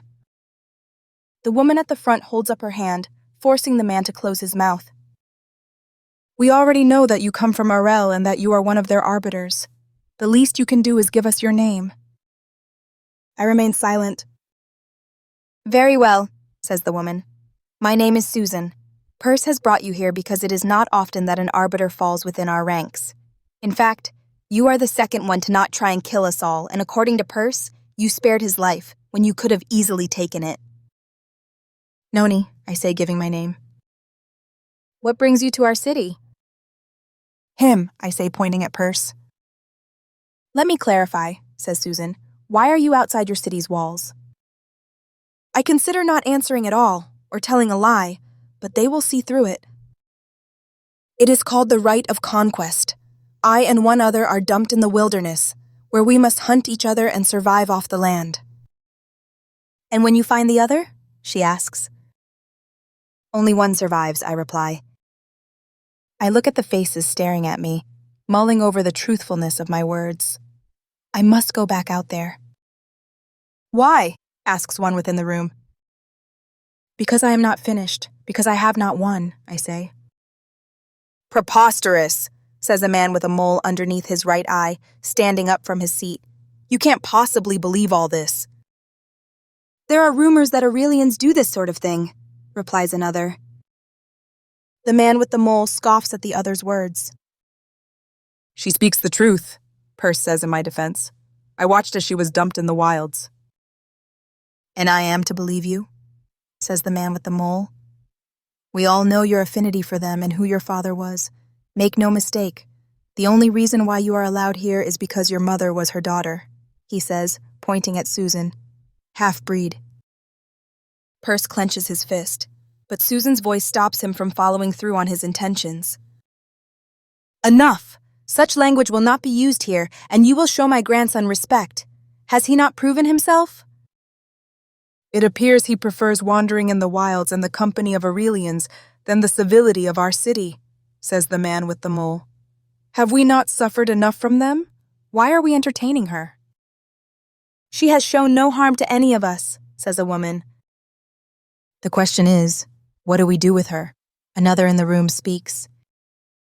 A series of voices echo around me as they debate my future, while my anger builds at their insistence of acting as though I am nothing more than an object to them. Death. Don't be ridiculous! We are better than them! Imprisonment. Exile. No, mercy is the better way. She has shown no aggression here. Not today, says the man with the mole, but violence is all they know. Perce's father was different, says another. The man with the mole laughs. Aurelians are all the same. Look at her. Look at her eyes. They are the eyes of a killer. Are we to let her remain, gathering secrets on us so that she can report it back to her superiors? Have we not suffered enough? She should be dealt with in the only way they understand. She should... The man's words catch in his throat when I pry a loose piece of metal out of the wheelchair and chuck it at him, silencing him before forcing myself to stand on my unsteady legs. Enough, all of you, I shout. I am tired of my future being debated and decided for me, as though I have no mind of my own, as though I am not even here. I am not some tool to be used and abused until my usefulness is spent. I am not a plebeian, and none of you are my masters. I will not sit here and listen to you speak of me as though I am worth no more than an insect. I am a human being, an individual with wants, desires, and heartache, and I will decide my fate, not you, not any of you. I turn towards Susan. If you want me to leave your city, I will. I've no desire to stay anyway. May I ask why? She says with sincerity. My business in the wilds is unfinished, I reply, thinking of molars, before my mind turns to Chase, Gwen, and Sheila, and its conclusion determines the fate of 3 people I care about who are still trapped in Arel. You cannot leave. Susan holds her hand up when I start to protest. At least, not until you have healed. How far do you think you will get on that leg? I've faced worse. All in agreement, says Susan. A series of eyes echo around me, outnumbering any opposing votes, confirming that I am to stay until my leg has mended. Perce helps me back into my wheelchair and steers me out of the chamber and back into the dull hallway with its broken lamps and faded carpet. Your father was Aurelian, I say to him. Yes, he replies. He was a sniper, wasn't he? I say. Yes, he left Arel. Never spoke why. My mother always had an affinity for the wilds and found him half dead out there. She nursed him back to health, and he devoted himself to her ever since. When I was born, many here wanted to shun us all. They wanted to know how she could love a killer and saw me as nothing more than a half-breed, not Croatian, not Aurelian, not anyone. To ensure my survival, my father taught me all that he knew, how to survive in the wilds and how to hit your mark from 500 yards. As I grew older, he and my mother taught me that, if you earn the respect of others, they will not care who you are, and over time, many forgot why we were shunned in the first place and spoke to us again. Where are they, your parents? Both are dead. Illness took my mother. Grief took my father, proving to me that Aurelians are capable of love. They can change. I'm sorry, I say. What about you? Aurelians do not have parents. We are taken at birth and sent to our designated assignment where we are trained, from birth to be only that. I was made an arbiter. The Martial Diplomatic Corps is all I've ever known, but that is no longer who I am. I want to leave Arel, and I want to take the ones I care for with me. That is why I must win the right of conquest. Then I will see to it that you are well enough to do so. No other words are spoken between us, as Perce leads me back outside and into an unknown world. No other words are needed. His promise is enough. Chapter 14. Arel's long arm. The sharp edge of a rounded, triangular-shaped leaf drooping low from the tree that houses it pricks my cheek as one of its almost invisible spikes touches my skin, while I remain still, hidden by the foliage surrounding me, tinged brown from the changing season, with a bow in my hands, watching a lone boar push its nose into the dirt. 15 days have passed since Perce brought me to his home. 15 days since I was last hunted by my own people, making me wonder why they have left me alone. or if something else had happened to prevent them from finding me. My calf feels more like its old self, and I wish to test it out, ensuring that my leg had lost none of its strength. Unwilling to let me go out alone, Perse insisted on coming with me, and when I refused, he teased that I was afraid he might be better at hunting than me, and with my pride stung, I charged him with choosing the challenge, and so he did. Armed only with a bow, the first to kill the boar wins. I smiled to myself as I remained still, studying my prey. I have been trained in a multitude of weaponry, including a bow and arrow. The wind shifts, causing strands of my hair to tickle my face as it toys with me, telling me that I am now upwind. Cursing my luck, I remain still as I watch the boar lift its nose into the air and sniffs. It catches my scent. As it gallops off into the underbrush, I spring from my place of concealment and sprint through the wilderness, trying my best to remain silent as I leap over a leafy branch that had fallen away from its tree, brushing the ground with its shriveled leaves. I see the boar. It continues to gallop through the trees and bushes, evading me, aware of my pursuit. I pick up the pace as it dives through thorned bushes, knowing I will try to avoid them. My feet slide in the dirt as I come to a halt and look around for another path, spotting two trees that had grown close together, but managed to leave a small gap between them, big enough for someone my size to squeeze through. I hurry toward the gap, twisting sideways so as to fit through it, and race through the wilderness, veering as needed to chase down the boar. There it is! I stop and raise my bow, taking aim before firing. Missed! As my arrow strikes the trunk of a tree, the boar changes direction again. I charge after it, spreading my legs as far as they will go to increase my stride and my speed as I run past trees and foliage, avoiding the protruding roots and tangled vines that all threaten to end my hunt. A vine wraps itself around me, causing me to slow my pace, but I tear at it, ripping it from its hold, refusing to allow it to stop me as I toss it aside. As I continue onward, I realize that I have lost the animal and pause to listen. Seconds pass as nothing happens, until the boar bursts through a bush, almost knocking me over as it charges past. Spinning on the balls of my feet, I press them into the ground before darting off after it, unconcerned about the amount of noise my crashing through the brush creates as snapping twigs and the crunching of dried leaves fill the air around me. I fire a second time and miss. Angered at how my skill seems to have lessened from lack of use and training, I turn and continue charging through the wilderness, running parallel to the boar's trajectory, hoping to cut it off. Its feet pound the ground as it grunts from the exertion of its escape, while I increase my speed, turn, and run up the trunk of a fallen tree before leaping from its tip and landing on the ground in front of my prey. I stand up, raise my bow, and take aim, releasing the air from within my lungs as I focus on the wild animal running straight for me. I release the arrow. It sails through the air, hitting its mark, and the boar drops to the ground, sliding across the dirt, until it reaches my feet. I reach down to retrieve my arrow when I notice another sticking out of the animal and Perse steps out into the open.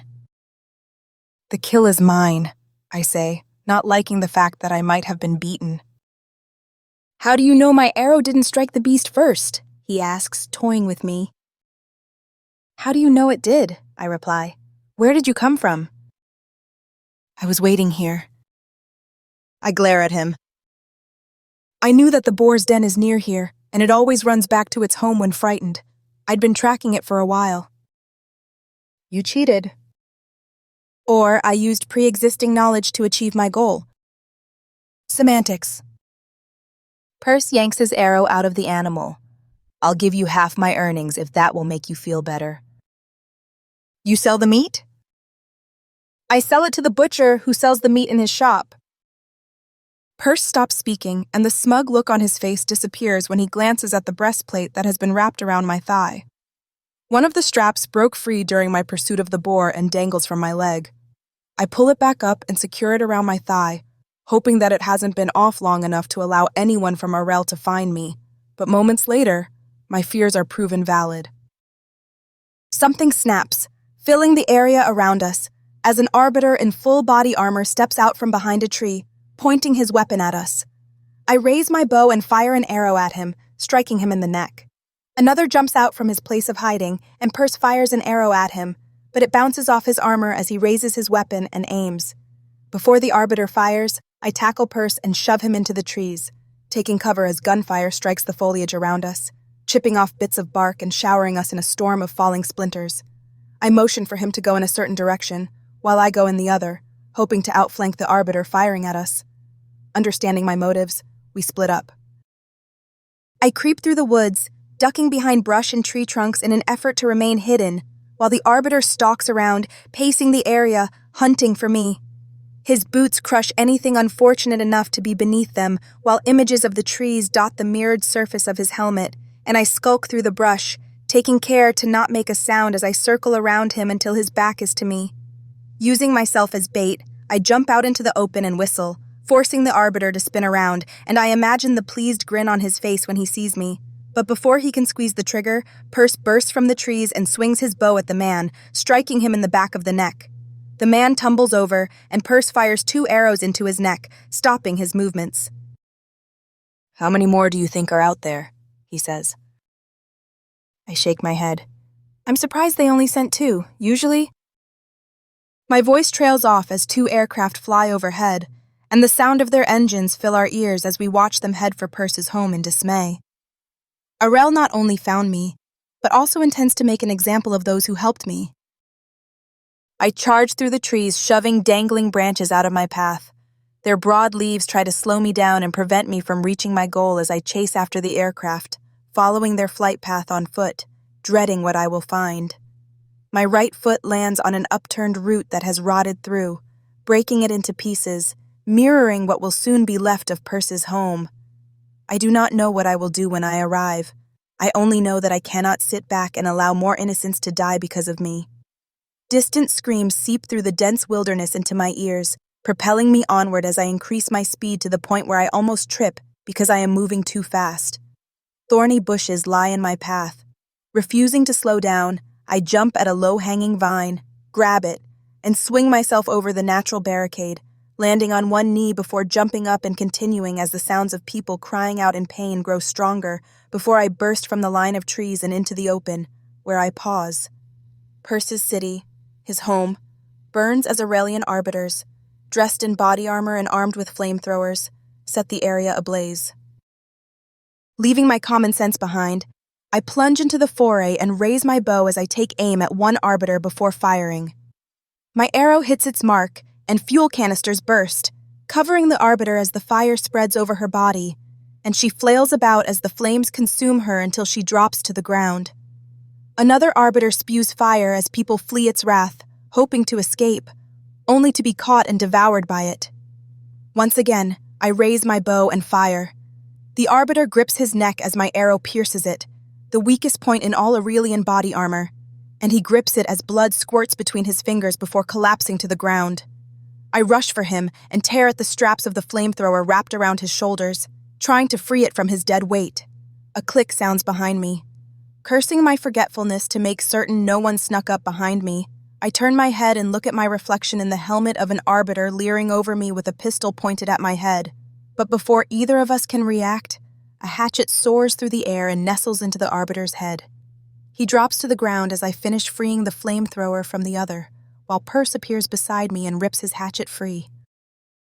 "Help me with this," I say as I tug at the protective gear of the arbiter with the flamethrower. And he does.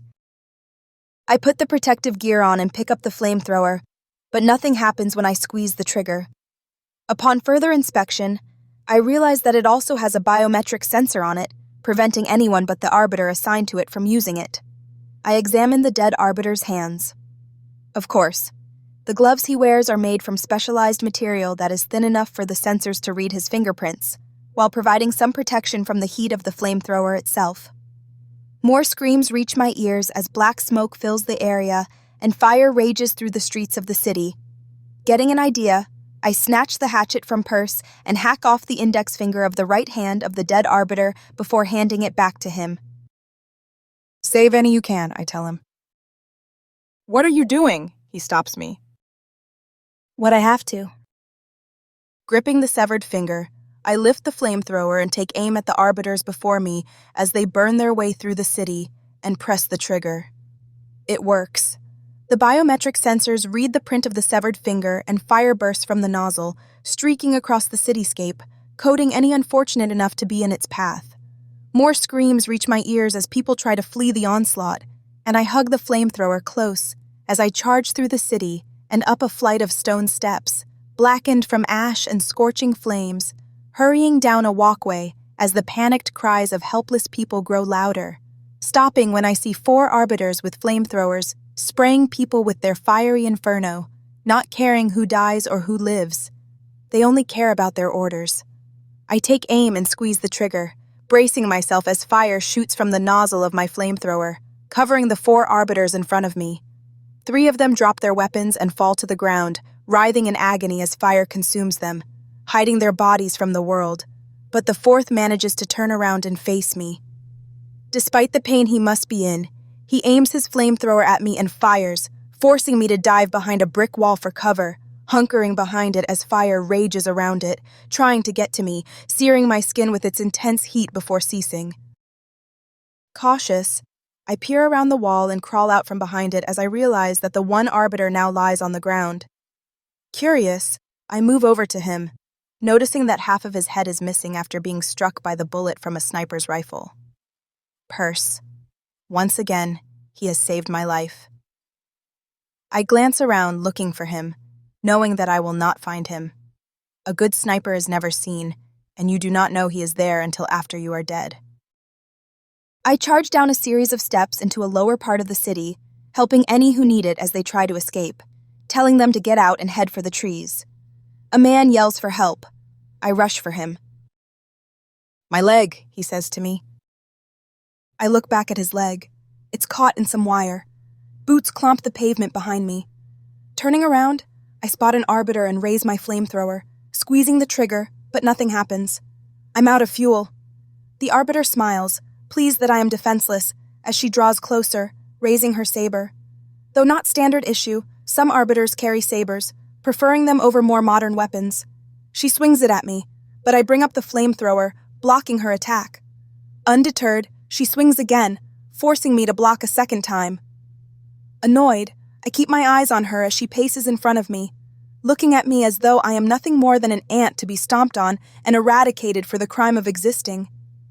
Something gleams in the shadowed sunlight, and I watch as she unsheathes a second saber and swipes the air with both of them, displaying her skill. She charges, raising her sabers, and brings them down on me, while I raise my flamethrower to block, and my knees buckle from the force of her attack. She brings 1 saber down to try and strike my leg, but I twist the nozzle of the flamethrower to stop her, while keeping the other blade from reaching my face, and before she can react, I let go and ram my shoulder into her chest, pushing her back and startling her. Once again, she paces before me, dragging the tips of her sabers through the ash on the pavement with a smirk on her face, sizing me up, and realizing that I will not be that easy to put down. She rushes for me, thrusting one of her sabers forward, forcing me to dodge to the side to avoid her attack, while with her other blade, she slices one of the straps of the fuel canister on my back, and it drops to the side as it swings from the one strap that is still intact. She swings at me again, and I drop the nozzle of the flamethrower before seizing the fuel canister and thrusting it outward, stopping her blades from striking me in the chest. She charges again, and again I thrust the canister outward, blocking her attack, while jumping at her at the same time and forcing her to fall backward onto the ground, dropping her sabers. They skitter across the ground, sending sharp tones in the air that mingle with the screams and explosions surrounding us. Enraged, she scrambles for me, but my feet get caught in the hose attaching the nozzle and the fuel canister, causing me to lose my balance, making it easier for her to knock me down as she tackles my legs. I swing the fuel canister at her, striking her in the shoulder, receiving a fist to my face in response. I bring the fuel canister up again, attempting to hit her in the head, but she blocks, knocking it from my hands and sending it flying away. And as I try to think of my next move, she jams her elbow into my chest before scrambling away for her weapons. I snatch her foot. She slams her other into my face, forcing me to release her. Dazed, I glance up as a single Arelian aircraft flies overhead, heading for the central part of the city, while the rumble of an armored transport reaches my ears. The glint of steel snaps me out of my fog as my opponent brings the blade of her saber down upon me, and I roll out of the way before it sinks into my neck, and as she raises her weapon again, I ram my foot into her ankle, causing it to buckle beneath her. I spot the other saber. As she struggles to get up, I hurry for it, but she predicts my actions and swings her blade at me, forcing me to dive beneath it and roll across the ground until I reach my goal. Elation fills me when my fingers wrap around the small bumps on the hilt of the weapon, and I bring it up in time to block another attack. I stare into her narrowed eyes as they convey her unspoken desire for me to die. I throw her off me. We stand up, circling each other, glaring at one another, knowing that only one will leave here today, and I have no intention of letting it be her. She charges, but her injured ankle makes her falter, allowing me the opportunity to dodge her strike, twist around, and swipe my blade across her outer thigh. She staggers back. I ready my stance, holding my saber in front of me, ready for her next attack. She does not disappoint. She rushes for me. I block, but she feigns her attack, tricking me, and before I realize it, she swipes her blade beneath my shoulder, and the stinging pain of having been sliced rushes up my arm. She charges again, forcing me to skip backwards as I block attack after attack, until I trip over a rock and fall to the ground. But before I can get up, she rams her knee into my face. Stunned, I slump over as I kneel on the hard pavement, surrounded by chaos. Dirt crunches behind me as she takes a step for me. In an instant, I twist around, throwing myself on my back, and hold the saber in my hand straight in the air as it plunges into her diaphragm, stopping her final attack. Her eyes widen in shock and disbelief before closing, never to open again. I throw her to the ground, wiping the blade clean on her uniform, and rise to my full height as a wall of fire stretches across the center of the city. The whine of a drone prickles my ears. I glance at it, unsurprised by its presence. Arel loves recording their moments of victory, and slam it into the ground with my saber, breaking it. I turn back to the man who is trapped, hurrying toward him. He struggles against the wire entangling his leg, and the more he pulls at it, the more it digs into his skin. I motion for him to hold still as I slip the blade of the saber between his skin and the wire, cutting it. Once freed, he hurries to his feet and thanks me. Get out of here, I tell him. Get to the trees and take any you can with you. He thanks me again and runs off, disappearing behind a veil of gray smoke. Something whizzes past me, forcing me to turn around in time to watch as an arbiter is thrown from his feet due to the impact of a high-caliber round. Another runs for me. I dodge the attack, slicing his leg with my saber before punching him in the face, using the hilt of the blade to add to the impact. A sniper's bullet strikes a sign not far from me, diverting my attention to the armored transports with 50-caliber machine guns mounted on them, rolling into the city. I dart off, heading for cover, wondering where Perse was when the female arbiter attacked me, unless he had to change his vantage point because of the attacks by the Arelian aircraft. I haven't time to think about that now as I watch the armored transports approach. A group of armed people from the city run up, forming two lines. The front line drops to their knees, while the rear remains standing, and takes aim at the arbiters manning the guns upon the armored transports and fire. When one arbiter falls, another takes his place, while an Arelian aircraft dips low and heads toward them, and a sinking feeling fills my stomach as I know what comes next. Get down! I yell at them. They scramble for cover as a barrage of bullets rain down upon them. Some escape, while others are torn apart, and bits of their flesh litter the pavement before me, forming rivers of bright red blood. Someone whistles at me, and as I turn toward it, a man tosses me a semi-automatic rifle. We need to take out those gunners, I say to him, pointing at the armored transports with the mounted machine guns. How? He asks. Perse. With his skills, he could pick them off one by one, but how do I get his attention? As I consider my options, I settle upon the stupidest idea imaginable, but it may be my only option, and I jump out into the open, waving my arms and pointing at the armored transports before diving back behind cover. Are you crazy? The man shouts at me as a few rounds miss me. I laugh. A hailstorm of bullets ravages the wall I and others hide behind before stopping all of a sudden. Peeking around the corner, I spot the body of the arbiter that had manned the machine gun. Another jumps up to take his place but falls before he reaches it. Either Perse saw my stunt, or he shared my thoughts. I watch the armored transports continue to move toward the center of the city and get an idea. "Take 2 men and head in that direction," I say to the man. "You 2, I point at 2 others. "Come with me."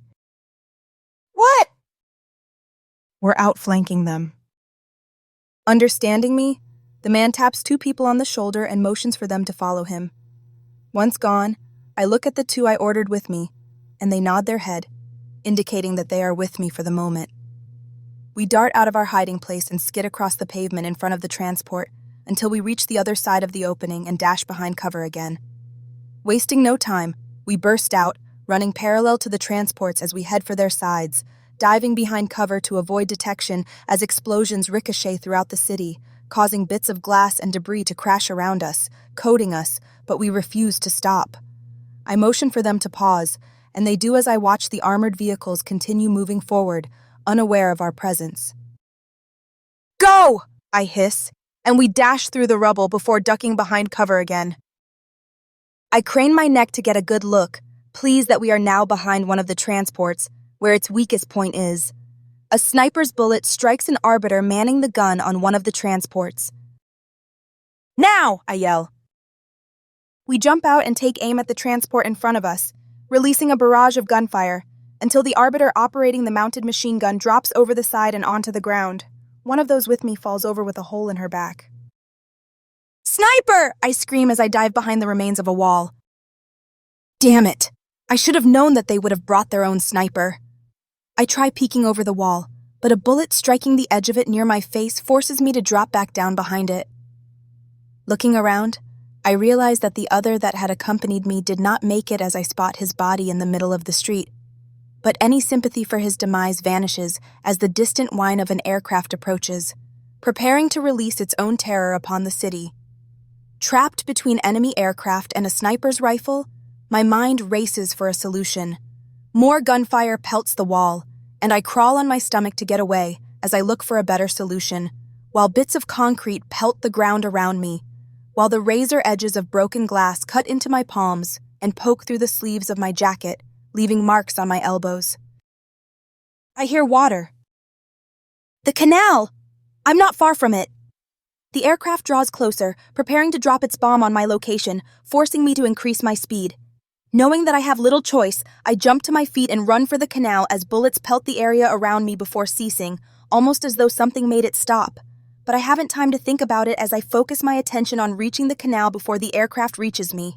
I stretch out my legs, forcing them to move as fast as they can, and ignore the burning pain in them as they threaten to cease, while the aircraft's engines grow louder until their roar pounds my eardrums to the point when I hear nothing else, not even my own pulse thudding in my neck.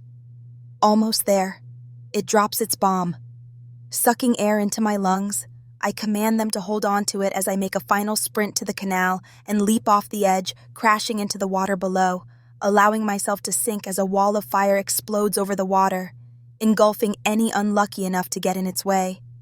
My lungs beg me for relief, but I hold on to the air already contained within them, willing them to obey me as I swim underneath the flames, kicking as hard as I can to propel myself through the water as my movements send rhythmic, yet muffled sounds to my ears, until I look up and see nothing above me. Once in the clear, I kick for the surface and gasp as my head bursts through and the desperation of my lungs win out. Burning embers float around me, dancing in the breeze as they circle around in a sort of waltz with the drifting smoke, now gray instead of white, that forms a cage around me before settling on the water's surface. I swim to the edge of the canal and try to pull myself out, but my hands slip on the smooth rocks, sanded and shaped to give it character, that form its edge. I thrust my hand up again, but it slips a second time. Desperate to get out, I cannot stay here. I splash about, searching for any sort of opening that will allow one to escape the canal, when a hand enters my peripheral vision. Curious, I glance at the face it belongs to and almost sink beneath the surface from shock. Seagal stares back at me. I take his hand and he yanks me out of the water and onto the bank of the canal. "Never thought I'd see you again," he says to me. "How?" I begin, forgetting the raging war around us as my mind tries to grapple with the fact that he stands before me. I haven't seen him since the day I helped him and his family escape. "That is a long story," he says. "We need to get you out of here." He starts to help me up as water drips from my clothing, pooling around me and mixing with the blood of those who have fallen, but I stop him the moment the sound of an Arelian aircraft reaches my ears. It's turning for another pass, and if we do not destroy it, it will end us all. My mind races for a solution, knowing that the weapons in Seagal's and my current possession will not be enough. We need... The rumbling of an armored transport vibrates the ground, and I jerk my head in its direction, spotting one not far from us, unaware of our position, as it eases its way through the city, searching for targets. "I need to get to that transport," I say. What? "If you take out their strongest weapons, they will leave." Arel always searches for the weakest and easiest targets, but if we prove too troublesome, they will fall back to regroup, buying time. But this does not look like a mission of conquest, but one of terror. Weaken your enemy so that they cannot attack you, but let them live with their shame as they rebuild, so that you can rob them again. Seagal hands me a pistol and I take it. "Take out their transports," I say before darting off. I keep my eyes focused on the transport as I run for it, avoiding the bullets that rage around me, using the smoke that hangs in the air, forming a barrier of its own for cover as I race down the walkway past people desperate to escape the terror before them. I shove my way through them, pushing them to the side as I hurry for the transport, knowing that every second counts as the aircraft banks and turns around for another pass. I reach the end of the walkway and enter a small opening where an arbiter with a flamethrower stands ready. My feet slide on the pavement as I come to a halt and dash to my left, diving behind a fresh pile of rubble for cover as flames spew from the nozzle of the flamethrower, threatening to cook me as though I am nothing more than a chicken meant for the roasting pot. The aircraft draws nearer as the transport continues. I'm not far from it. The fires cease. Seizing my chance, I throw myself from my place of hiding, landing on my side in fire, striking the arbiter in the head. Springing to my feet, I sprint for the transport, not caring as my foot splashes in a puddle near the dead arbiter's head, my mind focused on my mission to stop this terror. I hoist myself over a low bar sticking out of the ground as I charge for the transport, attacking it from behind. It moves slow and steady through the streets, unable to go much faster as it avoids the fallen sides of buildings, burst pipes, and piles of rubble that once made up a beautiful and habitable city. Picking up the pace, I run up the side of the transport and rip the driver's door open, surprising the arbiter within, but before he can react, I grab his arm and yank him out of the vehicle and onto the broken pavement. I jump off and lean in to punch him, but he grabs my wrist and flings me against the side of the transport as it slows to a crawl before stopping. His hands go for my throat, but I bring my arm up, blocking him, before ramming my elbow into his face. He staggers back 2 steps, but regains his senses in time to stop me from kicking him in the middle and grabs my leg, lifting me off the ground as he flings me to the side. Sharp pain grips my side when I land, but I thrust it aside, forcing myself to ignore it, as my training taught me to do, and sit up in time to block him when he tries to kick me. And as I hang onto his foot, I twist it, exposing the back of his knee, and jam my elbow into it, forcing him to the ground. He tries to get up, but I tackle him and backhand him with my pistol before shooting him. He drops to the ground, but I haven't time to think about it as I charge for the transport and jump at it, crawling up its side into the nest where an arbiter mans the mounted machine gun. As I reach the top, the arbiter seizes me, awaiting my arrival, and slams me into the machine gun itself, stunning me for a moment. His fist flies for me, but I manage to block it and deliver a blow of my own, receiving a kick in the chest in response. He throws me to the side and I almost fall off, but manage to grab hold of a handhold, but before I can stand back up, the arbiter kicks me in the stomach. Gasping for air, I pull out my pistol, but he seizes my wrist and slams my hand into the metal roof of the transport, trying to force me to release it, but I cling to it, knowing that if I let it go, it will be my end. I raise my leg and ram my knee into his side, causing him to falter, giving me time to pull myself to my hands and knees. He lunges for me, but I thrust my leg out and kick him in the stomach, causing him to stumble backward, until he falls over the side of the transport. As he tries to get up, I aim my pistol and fire, pleased when he falls back down and doesn't move. The Arelian aircraft is almost here. Its engines grow louder, thundering off the sides of the buildings, causing them to rattle and my chest to vibrate as it approaches, ready to drop another incendiary device that will create another wall of fire. I leap into the machine gun nest and ready it, taking aim at the aircraft as it heads straight for me. I hold my ground.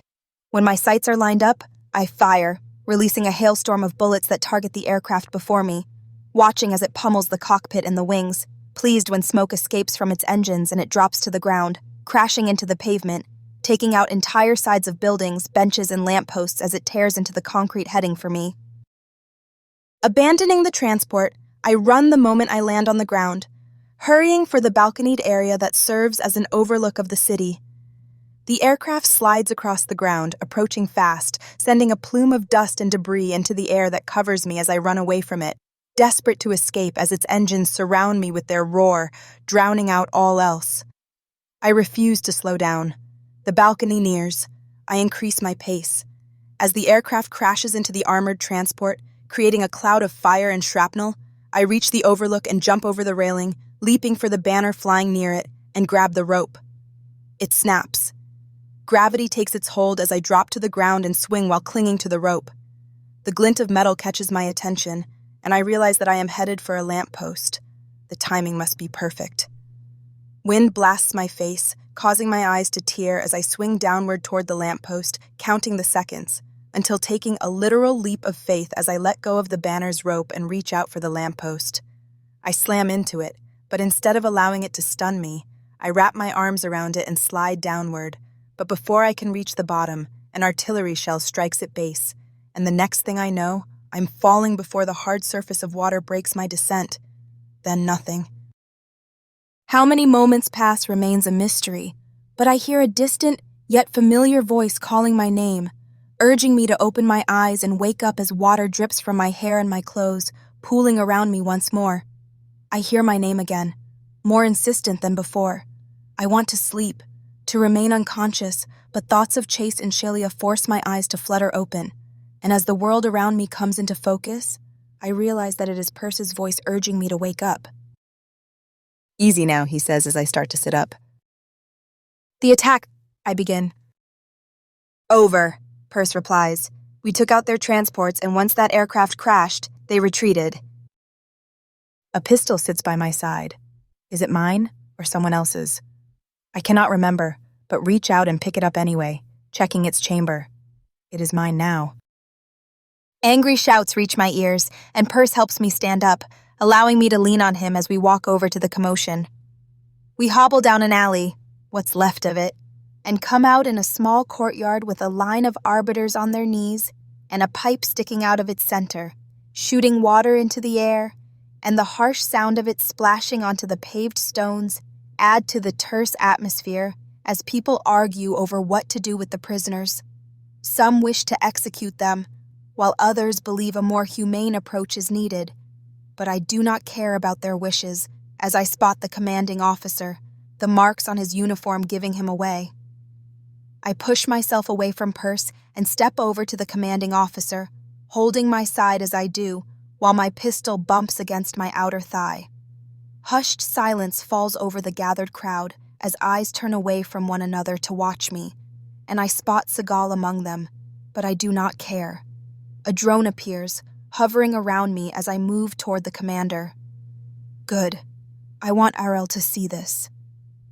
I stop before the commanding officer, and he glares at me with venomous eyes, daring me to challenge him, to give him an excuse to fight me and earn his honor back, but I refuse his unspoken request. You are in command here, I say. It's a statement, not a question. He spits at me and a wad of mucus lands on my knee, coating it with its slimy substance. I aim my pistol at him. Being captured by the enemy is a sign of weakness, I say to him, repeating a line from one of my instructors at the training facility. He says nothing. Weakness is failure, I continue, and failure is death. I squeeze the trigger and never flinch as a hole is blown into his head, and he crumples over in a pool of his own blood and brain matter. I turn my attention to the drone hovering nearby, aim, and fire, pleased when it clatters on the wet pavement, sending sparks into the air. Mullers will understand my message. I'm waiting for him. Chapter 15.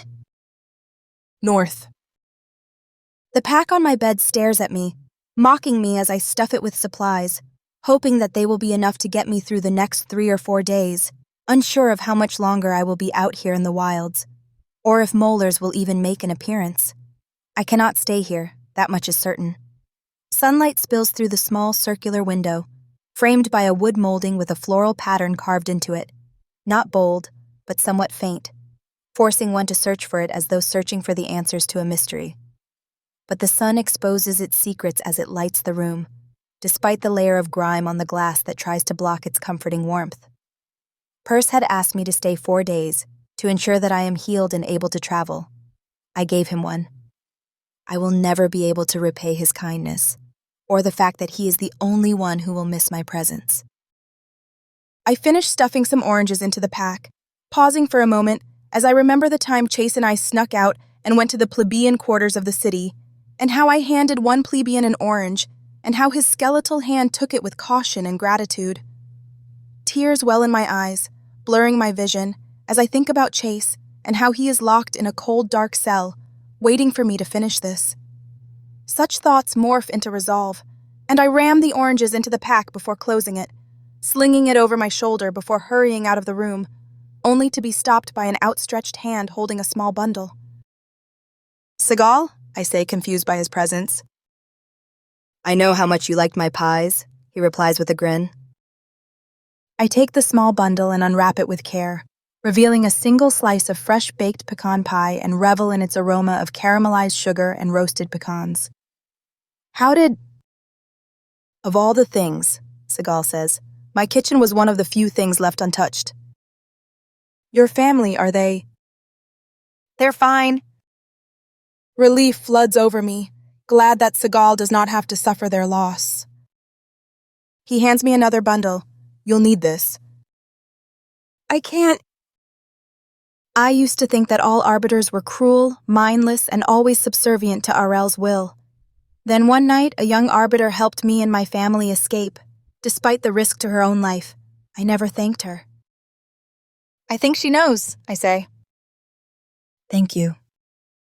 I place the bundle in my pack and stop before heading outside. "Did you ever find Trilia?" Seagal chuckles. "We may have to build it."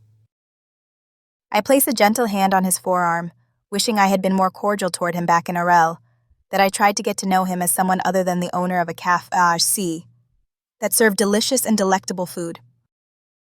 "Goodbye, Seagal." "This is not goodbye," he says to me, "just a temporary parting." I strap the pack to my back and walk along the rustic, wooden floorboards of the home I have been allowed to stay in during my time in Perce's city, noting that they had just been swept.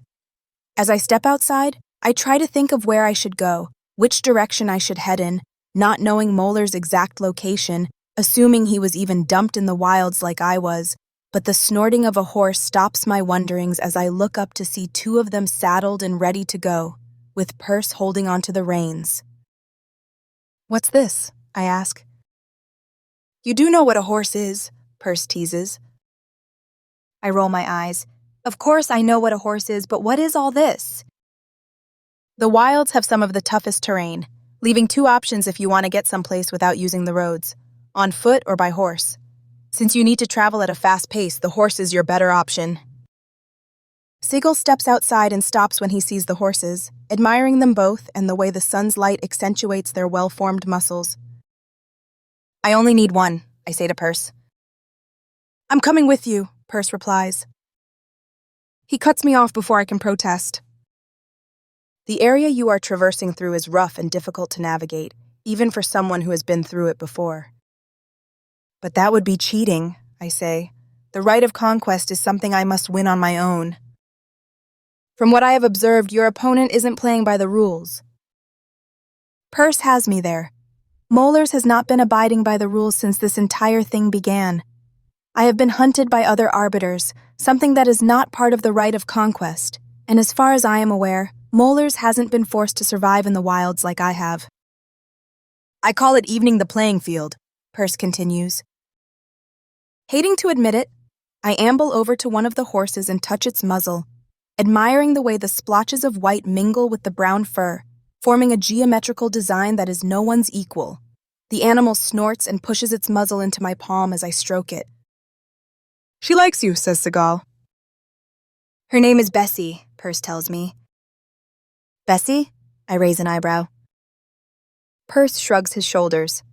She's a good horse and will never lead you astray, and is very protective of her rider. She'll treat you well. I ride alone, I say. Perse mounts his horse. Of course you do, and I'm coming with you. Some would say that that is the opposite of riding alone, Seagal mutters under his breath. For a little way. I understand that you must finish this alone in the end, Perse says. Where are you headed? I think about the question for a moment, unsure of where to go or where I will find molars, but perhaps I need to let him find me. I remember Renal's advice. Head north. North, I say. Perse's face tightens, but he does not question me. All you do is put your left foot in that stirrup there. Perse begins, but before he can finish, I place my foot in the stirrup, lift myself up, and settle into the saddle. Seagal laughs. She's an arbiter, son. There isn't much she can't do. I smile. Most arbiters are not accomplished horse riders, but some are. While at the training facility, an instructor convinced the council to allow him to teach some recruits horseback riding. I was considered too young, but snuck into the class anyway, and on my 10th time being caught, the instructor relented and allowed me to stay. I tried to get Faya to join, but she wanted nothing to do with it. For 2 years, we trained with horses until the council decided to end the class. Thank you, I tell Seagal. He approaches me before speaking. If you need my help, send me word, and I will come. You don't... I owe you everything. If it wasn't for you, my family would be dead. In Arel, devotion to family is considered weakness, but now... Weakness is failure. Failure is death. This is the mantra you arbiters are taught, but perhaps you should give yourself a new one, says Seagal. What? He told me about why you have chosen to initiate the rite of conquest, Seagal says, pointing at Perse. Arel would want you to believe that your devotion to the ones you care for is weakness, but that is not how I see it. I see it as a strength. So what would your mantra be, I ask? You possess a strength inside that most only dream of, and such strength is power, and it is life. Failure leads to introspection, which leads to strength, and strength is life. A cook turned philosopher, I tease him. It does leave one time to be alone with their thoughts, Seagal says. Tell your family goodbye for me, I say. I will tell them that you said hello. You can say goodbye to them in person. I tug at the reins and bump the horse with my heel to start her trotting before breaking her into a full gallop as I race through the mangled streets of the city, leaping over charred remains of a transport that is now missing its mounted gun, with Perse right behind me as we burst through what is left of the front gate, wasting no time. Chase and Sheila are waiting for me to end this. The hooves of the horses pound the hardened ground, while pebbles skitter to the side as we race down an open road, sending a trail of dust into the sky that mingles with a dust devil as the wind carries it away from us.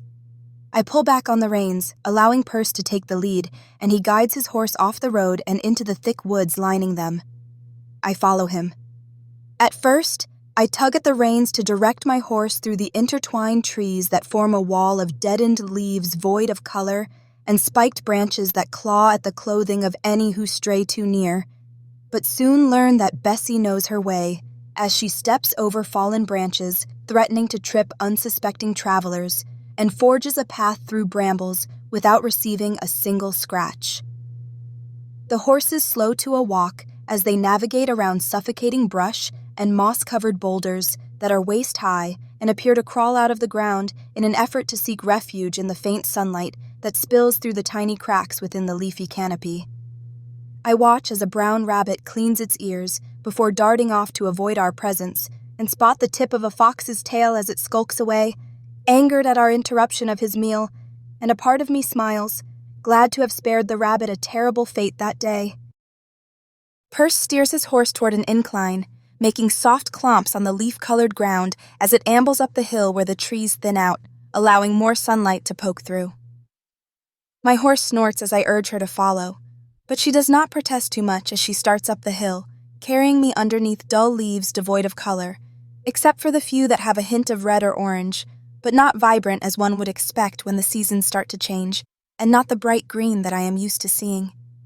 I reach up and touch one, pinching it between my thumb and forefinger, and it breaks free of the tree's hold, allowing me to hold it for a minute as I admire the veins running through it, but it crumbles and is carried away by the breeze, reminding me that life is as fleeting out here as it is back in Arel.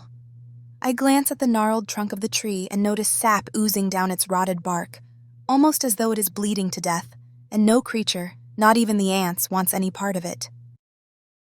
"The trees here are sick," Perse says, interrupting my musings. "Do you know why?" He shakes his head. "Some say that Arel poisoned this land so that none would be able to survive here. The wildlife seems to do okay. They've adapted, as did we." "We? How long have Perse's people lived here in these parts of the wildlands? And how long have they had to stave off attacks by Arel?" The answer to my questions never come as Perse kicks his horse and hurries to the crest of the hill, and I follow him, not wanting to be left behind. "There," he says, pointing at a clearing where trees and grass refuse to grow, leaving behind barren rock, some of which form spikes stretching upward to the sky as though they hope to touch it. "We go through there," he says. "What is it?" I ask. "A labyrinth. Watch yourself, though. Those rocks will skewer anyone who falls on them, but there is a path through there." "How did you learn of this path?" There is no chance that Perse happens to know a way through a maze of rock by accident. "I would have died otherwise," Perse replies, not answering my question. "Are you certain you must go north?" "Yes, Renal told me to, and I've no reason to believe he would lead me astray." "That is interesting." "Why?" "There is an abandoned Arelian outpost just north of here. It hasn't been used in over 25 years. Very few know of its existence. Fewer still are alive to tell anyone about it."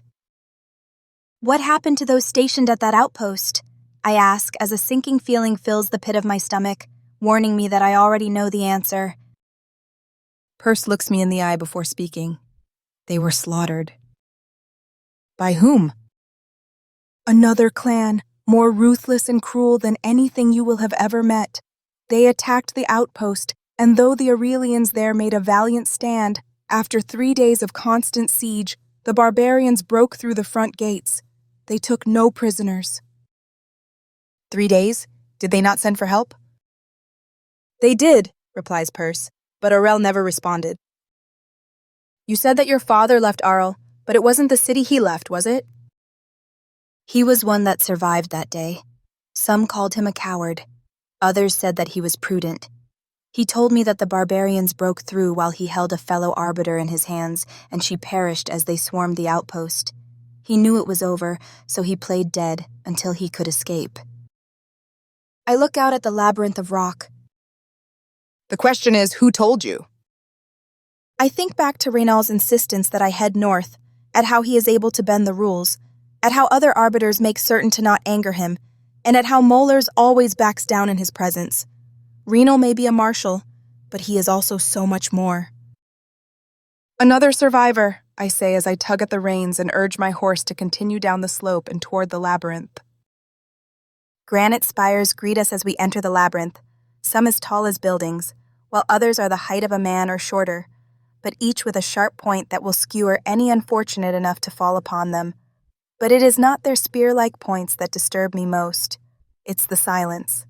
Nothing greets my ears, not even the whisper of the wind as I guide my horse into the valley of rocky spires. No crickets, cicadas, or even the buzzing of flies, just eerie silence. Not even a whistling in my ears, as though life has been extinguished here, leaving nothing more than a graveyard of stone, devoid of any semblance of joy. Pure silence. My anxiety rises as the lack of sounds permeates every fiber of my being, reminding me that I have entered a place forbidden to all.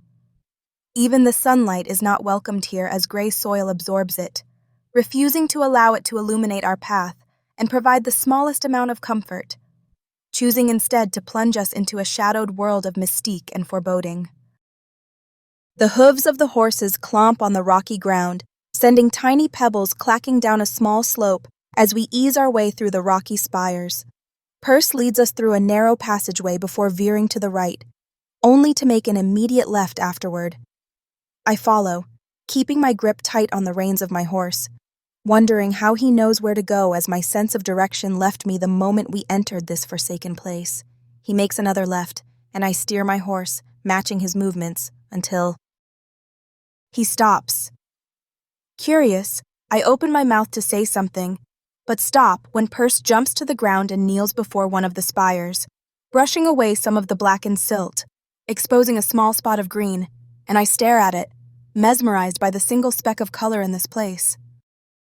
How? I begin, but Perse cuts me off. There is a river that flows beneath here, and where it flows is where patches of moss grow, but the wind always covers it, as though it wishes to conceal the labyrinth's secrets. He looks at me with a grin. We're following the river. This is what my father discovered when he came through here all those years ago, even if it was an accident. An underground river, that explains it. Bessie sidesteps, agitated by the silence of the labyrinth, and my leg bumps into one of the spires, allowing its razor edges to tear through my pants and into my leg, drawing a trickle of blood. I wince from the sting, but wipe away the droplets of blood, choosing to ignore its discomfort and refusing to show weakness in front of Perse. Careful, he reminds me. These rocks will impale any who fall upon them.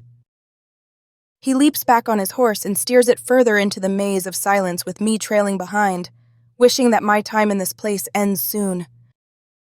Anxiety builds within me with each passing second as our horses follow our orders and carry us through the maze of lifeless rock, while the echo of complete silence wears on me, weighing on my mind and forcing me to consider that I may never hear the sounds of nature again. I am not used to this. Even Arel had its usual sounds. The trolley, the people hurrying to their predetermined destinations, an arbiter's whistle, and the rail car. All familiar, and all in a place where life exists. Outside the city are the sounds of crickets, the wind through the tall grass, and the growl of the puma. But here, there is nothing, and the more I am surrounded by this nothingness, the more I wonder if I have died and been denied peace in the afterlife.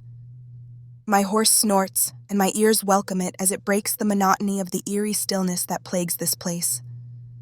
Perse continues checking for the moss, and directs me as though he is not bothered by the lack of life here. Or perhaps he is better at ignoring its pervasiveness, but it wears on my nerves, making me wish that something would happen and remind me that I breathe. Clouds settle on the horizon, making an already dreary place seem even darker and more foreboding.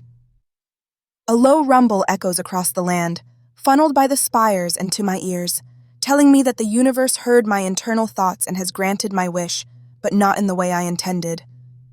Another roll of thunder passes over the land, and to my ears as a distant flash of light brightens the horizon for a second before disappearing. A storm is coming. Not again, I whisper to myself as I remember the last one. Perse pauses his horse and studies the horizon and the impending storm. We need to move. If it rains, this entire place will flood and drown us both. He kicks his horse, encouraging it to move faster through the morass as he makes turn after turn, making me wonder if his hurried movements will force us to become lost as I follow him, hugging my horse in an effort to keep up. The storm draws nearer, approaching fast as it covers the land with its wrath, until it is upon us. Lightning strikes the top of a spire, breaking its tip and sending boulders down upon us as they plummet to the ground and pummel anything that get in their way and split into multiple pieces, small projectiles that shoot in every direction in search of an unsuspecting target as they strike the ground. My horse jumps and threatens to stop as rocks crash around me, but I press my heels into her side, urging her to keep going, or we will both perish. The sky flashes to life in a dizzying fashion as darkness turns to light over and over again, never allowing my eyes to adjust or my mind to confirm the time of day, until darkness looms again as the clouds grow thicker and bulkier, until silence. I pause for a moment, trying to understand this latest development, while pure instinct warns me to move, to seek shelter, because the worst is yet to come. And the longer I listen to the stillness within the air, the sounds of ice striking metal reaches me, soft at first, followed by a dark curtain that draws nearer, until its ear-splitting noise threatens to burst my head open as a downpour engulfs me, drenching my clothes and transforming them into heavy weights. Lightning strikes another spire, sending sparks and rock in a 360-degree radius, frightening my horse and forcing me to cling to the reins as I push her to run after Perse.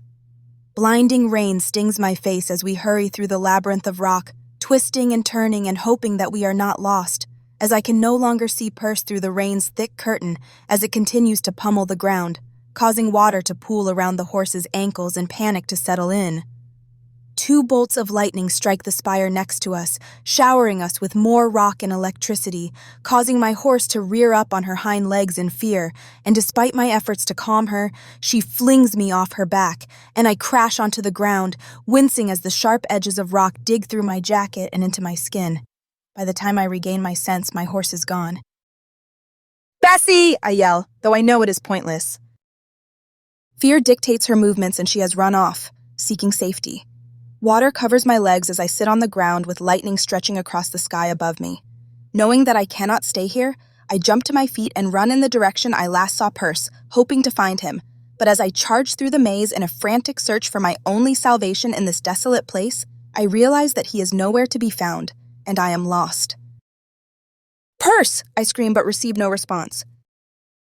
Water reaches my calves as the deluge continues, promising to flood the entire area and drown me with it as I slosh around in the water, desperate to find my way out of this place, turning in circles, wondering where I am and how I am to get out when I stop.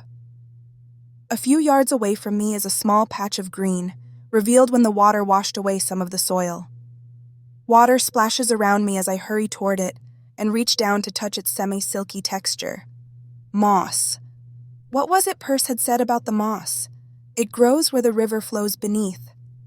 As though to help me along, the dark clouds part, allowing the sun to poke through for a few seconds, telling me which direction is north, before being forced back into its prison. Invigorated, I charge through the labyrinth, darting around the razor edges of the spires as I force my way through the water as it comes up past my knees, growing higher by the second. I plunge into the water and rub away some of the rock, revealing a small patch of moss. Good. I am on the right track. As my legs grow sluggish in the water, I force them to carry me through it, determined to get out of this maze before it drowns me. I kick away another pile of rock, unveiling more moss. My vigor renewed, I trudge onward, plowing my way through the water, but as it rises, my efforts become more strained, and it becomes more difficult to wade through the current that threatens to drag me under. My foot snags on something, and I fall face first into the murky water, gasping as some of it goes down my throat and chokes me as I splash around, desperate to escape it, but unable to as it continues to rise from the unending rain. A hand appears. Like before, I reach for it and grab it, holding tight as it heaves me out of the water and onto a horse behind Perse. I wrap my arms around his waist as he steers his horse through the maze and the rising flood, and it plows its way through the water as though it has done this numerous times. Whenever the horse hesitates, Perse urges it onward with gentle words, and it charges forward, ignoring the water as it reaches its stomach. Minutes pass, but to me, it is an eternity, as we force our way against the current and to the embankment, and elation fills me the moment we start uphill, only to evaporate as I realize the climb we must make. Once we reach the bank, Perse jumps off the horse, and I do the same, before he slaps its behind and sends it running off.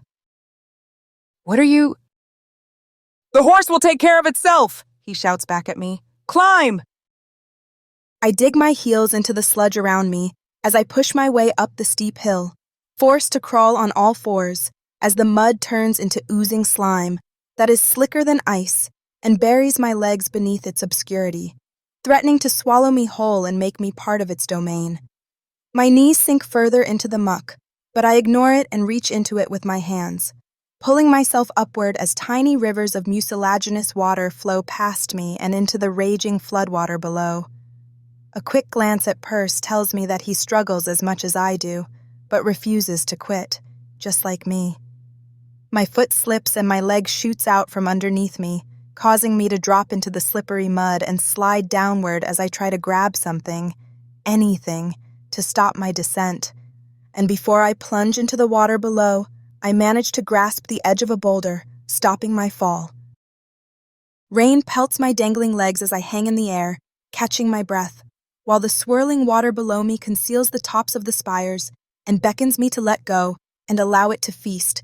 But I think of Chase and Sheila and my grip tightens as I haul myself up and back onto the side of the slick hill, pressing my feet into the boulder as I heave my way upward, while slime oozes over me, impeding my efforts, but I refuse to allow it to defeat me. For every foot I climb, I lose 4 inches as the mud slides beneath me, and some of it drops into the water below, their tiny splashes eaten by the current. Perse has reached the top. It isn't far. My muscles strain under my weight as I haul myself through the muck, defying gravity, and inch my way closer to the top, trying not to think about the distance I need to go as I keep my mind focused on my reason for being here, my only reason for succeeding, until... Perse seizes my hand once I am within reach and hauls me the rest of the way up, and we both roll onto our backs, glad to be out of the labyrinth and away from the floodwater. A horse's snort jerks me to attention, and I bolt upright, finding both horses standing behind us. I told you they would take care of themselves, Perse says. Bessie ambles up to me and nudges my shoulder with her cold, wet nose as if to apologize for abandoning me in the maze. "You're forgiven, girl," I whisper to her, glad that she is unharmed. There is a cave near here, Perse says as he stands up and goes to his horse, inspecting the straps to the saddle, making certain that they are secure. I force myself to stand up, pushing the thought of how horrendous a sight I must be, as mud drops from the tips of my hair and plops on the soggy ground next to my heels as though it is clay waiting to be formed into a piece of pottery. Bessie nudges me again, and I pet her muzzle before taking the reins and walking her along the ridge of the hill that seems to be more of an island as water rages on both sides, forging its own path and carving out its place in the world, while Perse takes the lead. Water streams down my face, forming snake-like paths in the mud that covers it, while the rain washes the rest away from my skin and my clothes, bathing me in its frigid waters, before allowing me to emerge clean and looking more like myself. The sky grows darker, making me wonder how long we were in the labyrinth, as the rain slows to a trickle, and its white noise morphs into a series of soft drops that caress the leaves above us, creating its own melody as we pass underneath, as though to encourage us to keep going, despite our wearied state and desire to rest. Bessie snorts, releasing a cloud of vapor in the cold air, and I rub the side of her neck to comfort her as we walk along the ridge, silhouettes in the dusk, searching for relief from the unpredictability and wrath of the wilds. This way, Perse says, as he points to what looks like a black hole in the side of a cliff. Its edges remind me of the time Chase and I were lost in the wilds and were forced to climb a rocky face like this to survive, and of the time I first met Perse as he helped me save Chase from certain death. He has never led me astray, so I follow him to this shadowed hole as he vanishes behind a curtain of dangling vines that sway in the chilled wind, stepping through them as though entering a new world. The closer I get to the dark shape, the more it takes on the appearance of a cave, a place of refuge from the weather and from possible enemies lurking in the woods. As I continue my trek after Perse, I check the leather strap, with lead plates sewn into it, around my thigh, ensuring that it is still secure and blocking the signal from my tracker, though this storm will make tracking me difficult. I smile at the thought. Perfect. Once we reach the opening to the cave, Perse ushers me inside, and I do as he bids, taking Bessie with me as I feel the side of the cavern and navigate my way in the darkness. Something flops behind me, forcing me to spin around and watch as Perse drops a blind of sorts, made from vines and broad leaves braided together to form a camouflage and conceal the entrance. He's been here before. He steps through the cavern with ease, going to a fire pit that had been dug out, filling it with dried wood and starting a fire, confirming my suspicions. As the flames spring to life, the molded lines, soft and curving as they run from the ceiling to ground, almost like tiny roadways within the black rock. Within the cavern walls showcase themselves in the dancing orange flames, giving the place some character and making it seem more homier than one would believe possible. "This is your camp," I say as Perse tosses me a pouch filled with jerky and dried dates. "I have many camps," he replies, pulling hay from a storage bin for the horses to munch on. "You don't spend much time in your city," I say. Perse nestles by the fire opposite me and chews on a dried fig. "No, I prefer the wilds. Out here, no one judges you because of your parentage or your appearance. All you need out here are your wits, your courage, and fortitude. The wilds reward those who respect it." "Doesn't your grandmother miss you?" I ask. "I'm sure she does," Perse says with sadness. "I'm certain she is worried about me now, but she knows that I become restless when I am home. She tried to make a home for me when my parents, but I will never be accepted. My father was Arelian, whose skin was darker than the night, and my mother's matched the snow, so I am called half-breed." "Are you sure they are all like that and it's not your perception of them? Arbiters are not loved in Arel, and for good reason.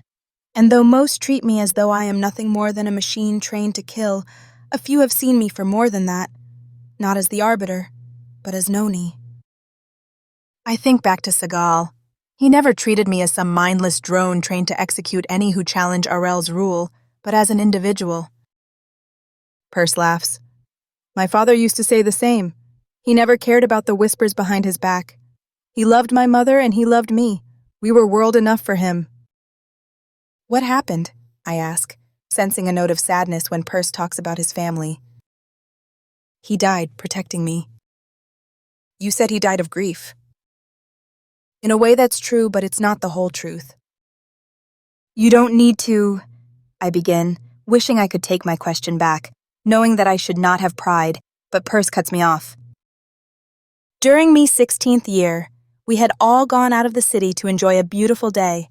My father loved roaming the wilds and wanted to show the both of us the most beautiful place he had found, a waterfall that seemed to change colors as the sun shone upon it. My mother had been ill, and he thought this would be good for her. We made a day of it and had a picnic. It was one of the best times of my life. On the way home, we ran into Arelians on patrol. I don't know why they were so far away from Arel. Perhaps they were searching for defectors. They shot my mother. She died before she hit the ground, and we ran. My father shoved me into some foliage. "Stay here, boy," he told me. I protested, but he clocked me on the chin before running off. He led them away from me, and in the end, they caught up with him, and I heard the shots. I don't know how long I stayed in the brush before crawling out. I found my mother first, and closed her eyes so she could sleep. I found my father 300 yards away, with the bodies of 3 arbiters. He put up a good fight, but in the end, it wasn't enough. I closed his eyes so that he could also sleep. I made my way back home, and my grandmother had their bodies brought back and given a proper burial. And though she tried to make a home for me, I feel more at home out here. I stay silent. There is nothing I can say, no comfort I can add. He has more cause than some to despise Arelians, and to despise arbiters like me. You may think that I should not help you, but my father would believe otherwise. Because of my father, I know that not all Arelians are alike. You are not like those who murdered my parents. I watched you spare the barbarian's life that day, and challenge your superior's actions when he killed him. I watched you save the plebeian's life, and not just because you needed his help to survive. And I listened as you told him your name, allowing him to use it, something no arbiter would do. My father taught me that we are also to help those who need it, if we can, but that we are to help those who still have a small bit of their humanity left. You, by your actions, demonstrated that you do." "You were there?" I sputter in disbelief. "I was hunting and hid when I heard the commotion. I think back to the day my convoy was attacked by barbarians, and how, despite being outnumbered, a few of the barbarians around me fell, and not by arbiters' weapons. That was him. It seems that I have a guardian out here in the wilderness." You should sleep. What about you? I ask. I'll be fine. Perse pulls out a blanket and hands it to me. I take it, remarking at how a hand-spun blanket feels so soft in my hands, and wrap it around myself. I'll keep watch. Don't you ever sleep? Perse grins before disappearing through the cave's entrance, leaving me alone with the warmth of the fire as his story fills my mind, making me wonder if we are all interconnected in some way. The fire crackles as I stretch out on the floor, glad to be out of the rain, and before I know it, my eyes close and the world fades from existence. Chapter 16. Discovery. A musical chirp of a finch breaks its way through my slumber, forcing me to groan as I roll onto my back and open my eyes to find the golden-crested bird perched on a tiny ledge within the cave as its song echoes off the walls, unconcerned about my desire for more sleep. I peer at it, wondering how it had gotten inside, or why it chose this moment to make its presence known. I sit up, knowing that it is time for me to wake, and I won't get much more sleep with my tiny companion singing as though it had no care in the world. You can stop that now, I tell it. I'm up. And it's about time too, says Percy, startling me. I did not know he was in the cave with me. What time is it? A couple hours past dawn.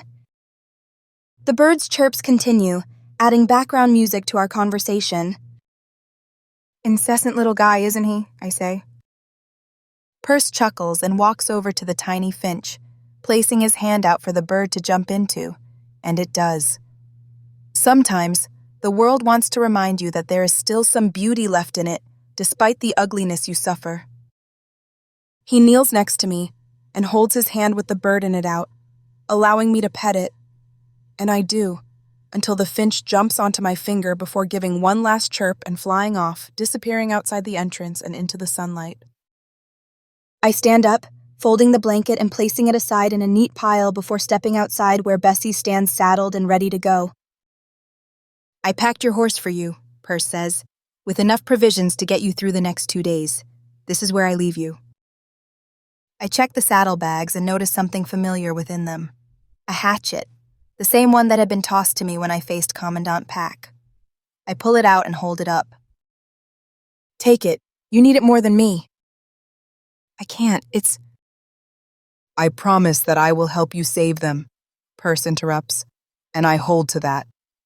I leave you now because this is your fight, and it is what you want. I place the hatchet back in the bag. A part of me does not want Perce to leave. I have gotten used to his company, but if he does not, the arbiters chasing me will kill him, and the only way to free Sheila and Chase is if I, and I alone, kill Molars. Take this. Perce hands me a flare gun, but not just any flare gun. This one shoots a flare, invisible to the naked eye, that can only be seen with specialized spy glasses. Use it and I will come. And I take the flare gun, rubbing my thumb over the Arelian design. I guess I don't need to ask how you got one of these.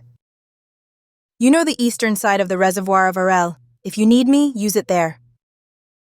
I don't know how to thank you. You get them safe. That will be thanks enough for me. The finch from earlier flies up to us, flapping its tiny wings before nestling on a branch above us, chirping away as though to give its own bouts of encouragement.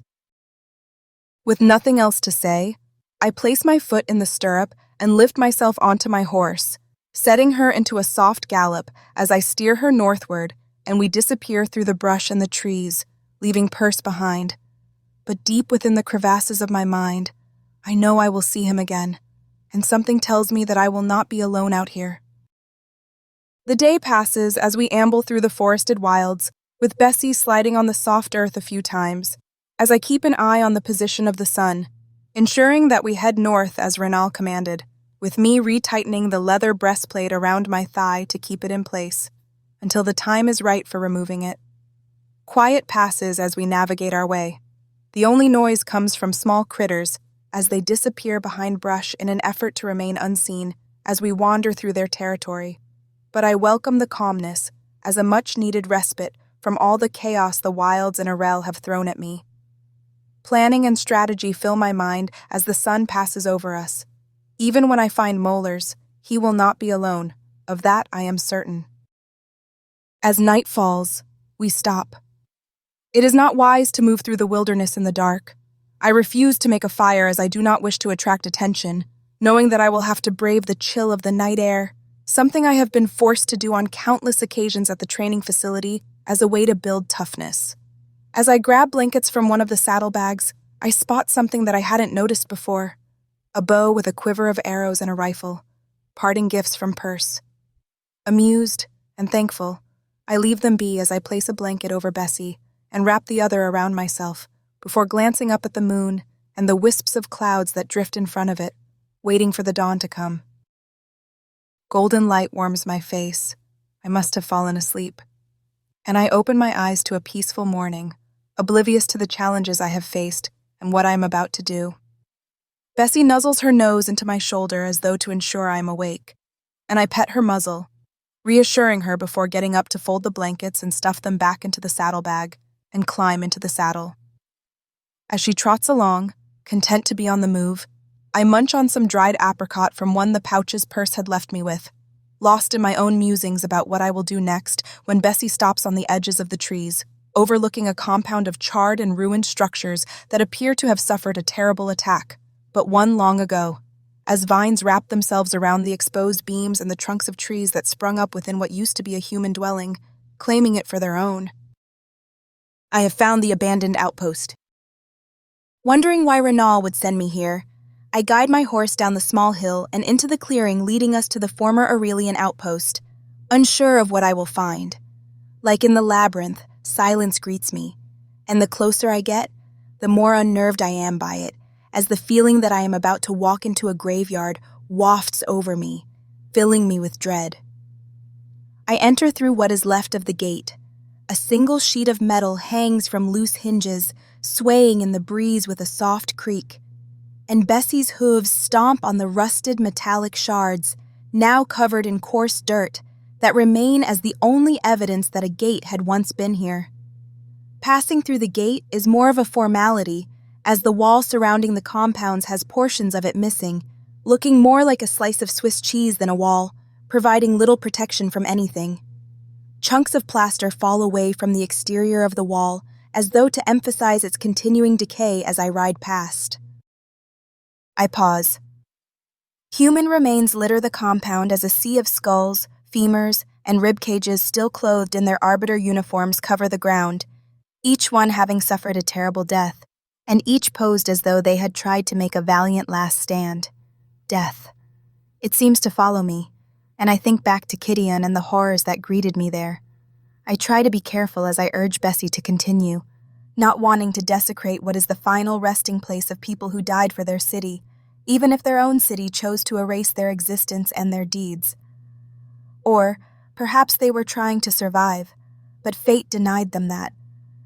Some of the remains turned brittle from the harshness of the world and transformed into dust, mingling with the dirt itself, and some remained intact, allowing critters to live in them. As though sensing my desire to respect the dead, Bessie walks with care, and her hooves never touch the skeletal remains of what was once an arbiter doing his duty, only to pay the ultimate price. A spider crawls out of the eye socket of a half-buried skull and scuttles over its top, disappearing into the shadows, and as I observe the destruction around me, I wonder if this is what will become of me, if this is what becomes of us all. I shake the thoughts from my mind.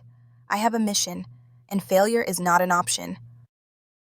We continue our steady trek past what had once been pristine buildings that had been painted white so as to showcase the cleanliness that Arel demands, but are now nothing more than blackened ruins, charred from fiery explosives that punched holes into the walls, exposing the interior to the elements and allowing all within to rust from the humidity or be buried by the dust blown in by the wind.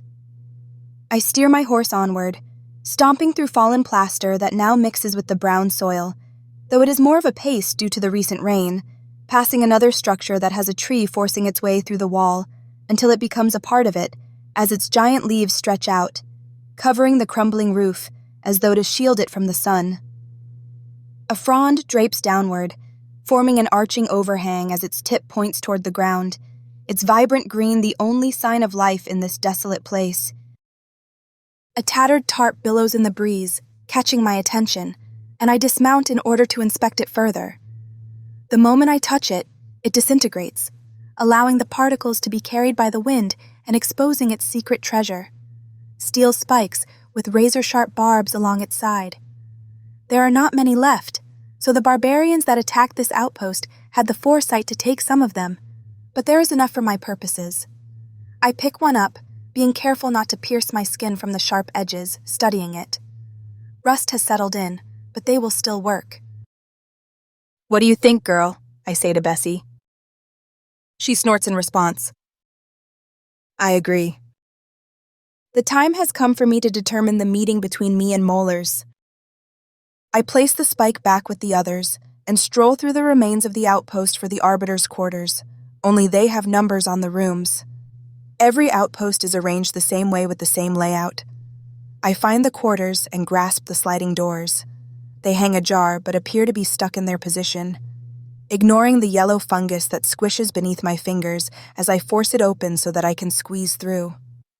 Murky darkness greets me as I cough from the stale air, filled with the spores of the black mold encasing the baseboards and snaking its way up the walls, filling in the vacancies left by the fallen plaster. Covering my mouth with my sleeve, I make my way to room 3. The door remains shut, not that I am surprised, considering that there is no power. Raising my foot, I jut my heel out and kick the frail door until it cracks and breaks open, allowing me to pass through into a room with no source of light, except for a tiny hole within the window, blackened from grime, mildew, and bits of moss growing on it, claiming it for its own. Beneath the floor. Renal had told me to look beneath the floor. I lift my right foot and bring it down upon the wooden floorboards over and over again, and stop when I hear a hollow sound echo around me.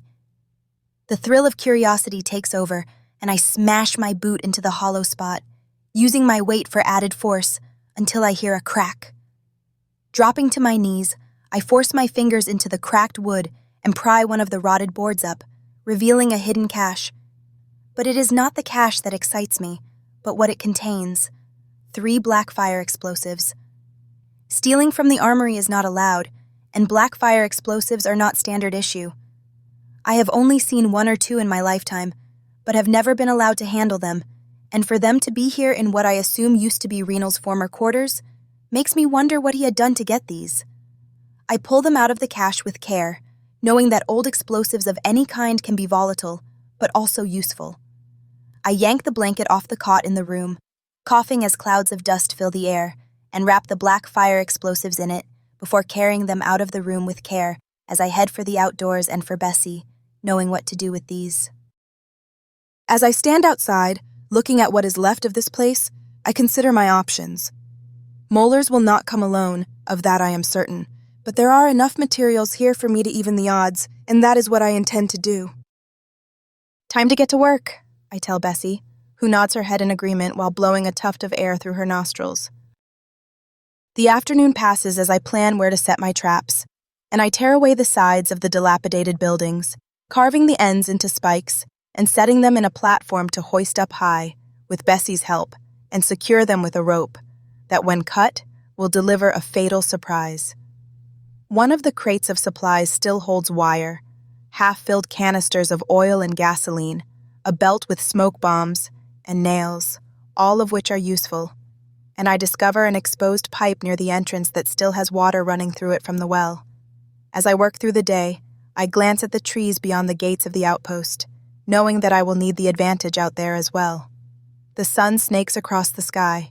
Bessie and I work, putting my plan into play, pausing on occasion to nibble on some of the food Purse left us, or to get sleep, and disappears, allowing the night to have its time.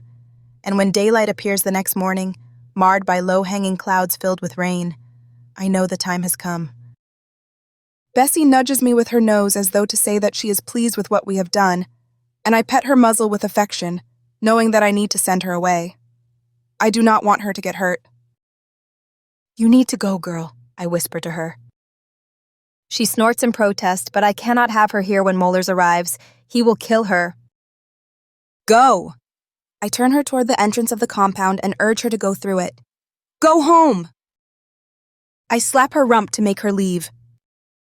As though she understands my reasoning for sending her away, she looks back at me and snorts again, swishing her tail in protest, before galloping off and disappearing in the thin veil of fog that hovers in the air. Once she is gone, I walk over to the exposed pipe, pick up the wrench I had found and left there and undo the connector, allowing the water trapped in there to burst free and cover the flat surface in front of the gates until the silt turns to mud. I drop the wrench and grab the bow and arrows Perce had left me, taking one last glance around the area, remembering all the little surprises I put in place before ripping the leather breastplate from around my thigh and toss it on the soupy ground before burying myself in the fresh mud where I wait. Chapter 17. Predator. Soft drops of rain fall from the sky and plop in the mud around me as I wait, concealed from the world, knowing that my quarry will arrive, and as a thick-soled boot steps into the mud next to me, I know my patience has been rewarded. I wait as more boots ease their way into the mud as they move toward the abandoned leather breastplate on the ground, knowing that if one of them steps on me, it is over. But that is a risk worth taking. I will my heart to beat at a steady pace as the knowledge that this could be my last day on this earth threatens to make it panic. And as the boots continue by me, an inward smile appears when the last one lifts into the air and moves in front of me. I force myself from my muddy bed, looking like a creature from some tale as globs of mud drop from my body, and raise my bow with an arrow nocked, pleased that they are still unaware of my presence. I release the arrow and it plunges into the back of the neck of one of the arbiters sent to kill me. Before the others can react, I release a series of arrows, dropping them all and dart away. I race for the east end of the outpost to another of my traps and hunker in the shadows as another arbiter sneaks past me, having entered through one of the holes in the surrounding wall. His eyes look all around, except behind him, and I fling my bow over his head, wrapping it around his throat and pull as he struggles to break free, giving a quick twist, stopping his movements. His body drops to the ground. "She's here!" shouts a female arbiter. Giving her a grim smile, I run, hurrying down a narrow passage with her behind me. As I pass beneath a beam, I fling my bow out, tugging a rope free, releasing a wooden spear, and it flies through the air, catching her in the chest, causing her limbs to jerk before going limp. Before another can see me, I crawl through a hole in the foundation of the building next to me, forcing my way through sludge as I wriggle through the darkness into the other part of the foundation that has crumbled away, stopping as boots pass by me, waiting for the last pair. I throw my bow out, tripping the arbiter they belong to, and drag her underneath the building as she tries to grab onto something, but the slick mud refuses to help her, and before she can scream, I grab my knife and run its blade across her throat. Sparse raindrops strike the ground as I crawl out from underneath the foundation and into the open air. I watch as 3 arbiters pass underneath an archway and fire an arrow at the gas. I had rigged earlier, and it dumps its contents onto them, soaking them, and as they dance around, trying to figure out what is happening, I fire another arrow at the metal sheet I had placed near there, and its tip creates sparks, setting them ablaze. Anguished screams assault my ears, but pity is denied them. The rumble of an engine causes me to turn around and spot a transport with a rotary cannon attached to it. "Kill her!" says Molars, but his voice sounds electronic, and for the first time, I notice a shortwave radio in the hands of one of the arbiters.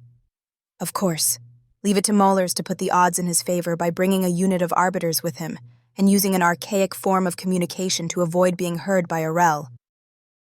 As the operator of the rotary cannon turns his sights on me, I charge for the radio in the hand of a dead arbiter, snatching it as the first series of bullets strike the ground around me. Seeking protection, I dart behind a wall, bending low as I run down another narrow passage while the rotary cannon rips holes through it, pelting me with bits of brick and dust. I head for where I stashed one of the black fire explosives. The narrow passage ends, and I burst into the open where an arbiter awaits. He raises his weapon at me, but I swing my bow and knock it from his hands before dropping to the ground and swiping at his leg, sweeping it out from under him, but instead of crashing to the ground, he somersaults and rams his fist into my cheek. Stunned, I fall backward. The man charges me, but I lift my leg and kick him as another series of bullets fly, and they tear through him, shredding him. I bolt, diving behind a metal barrel, and snatch the arrow I attached the explosive to as gunfire strikes the barrel, filling the air with its fury. It stops. The man has to reload. Seizing my chance, I spring to my feet, pull the pin to the explosive, take aim with my bow, and fire.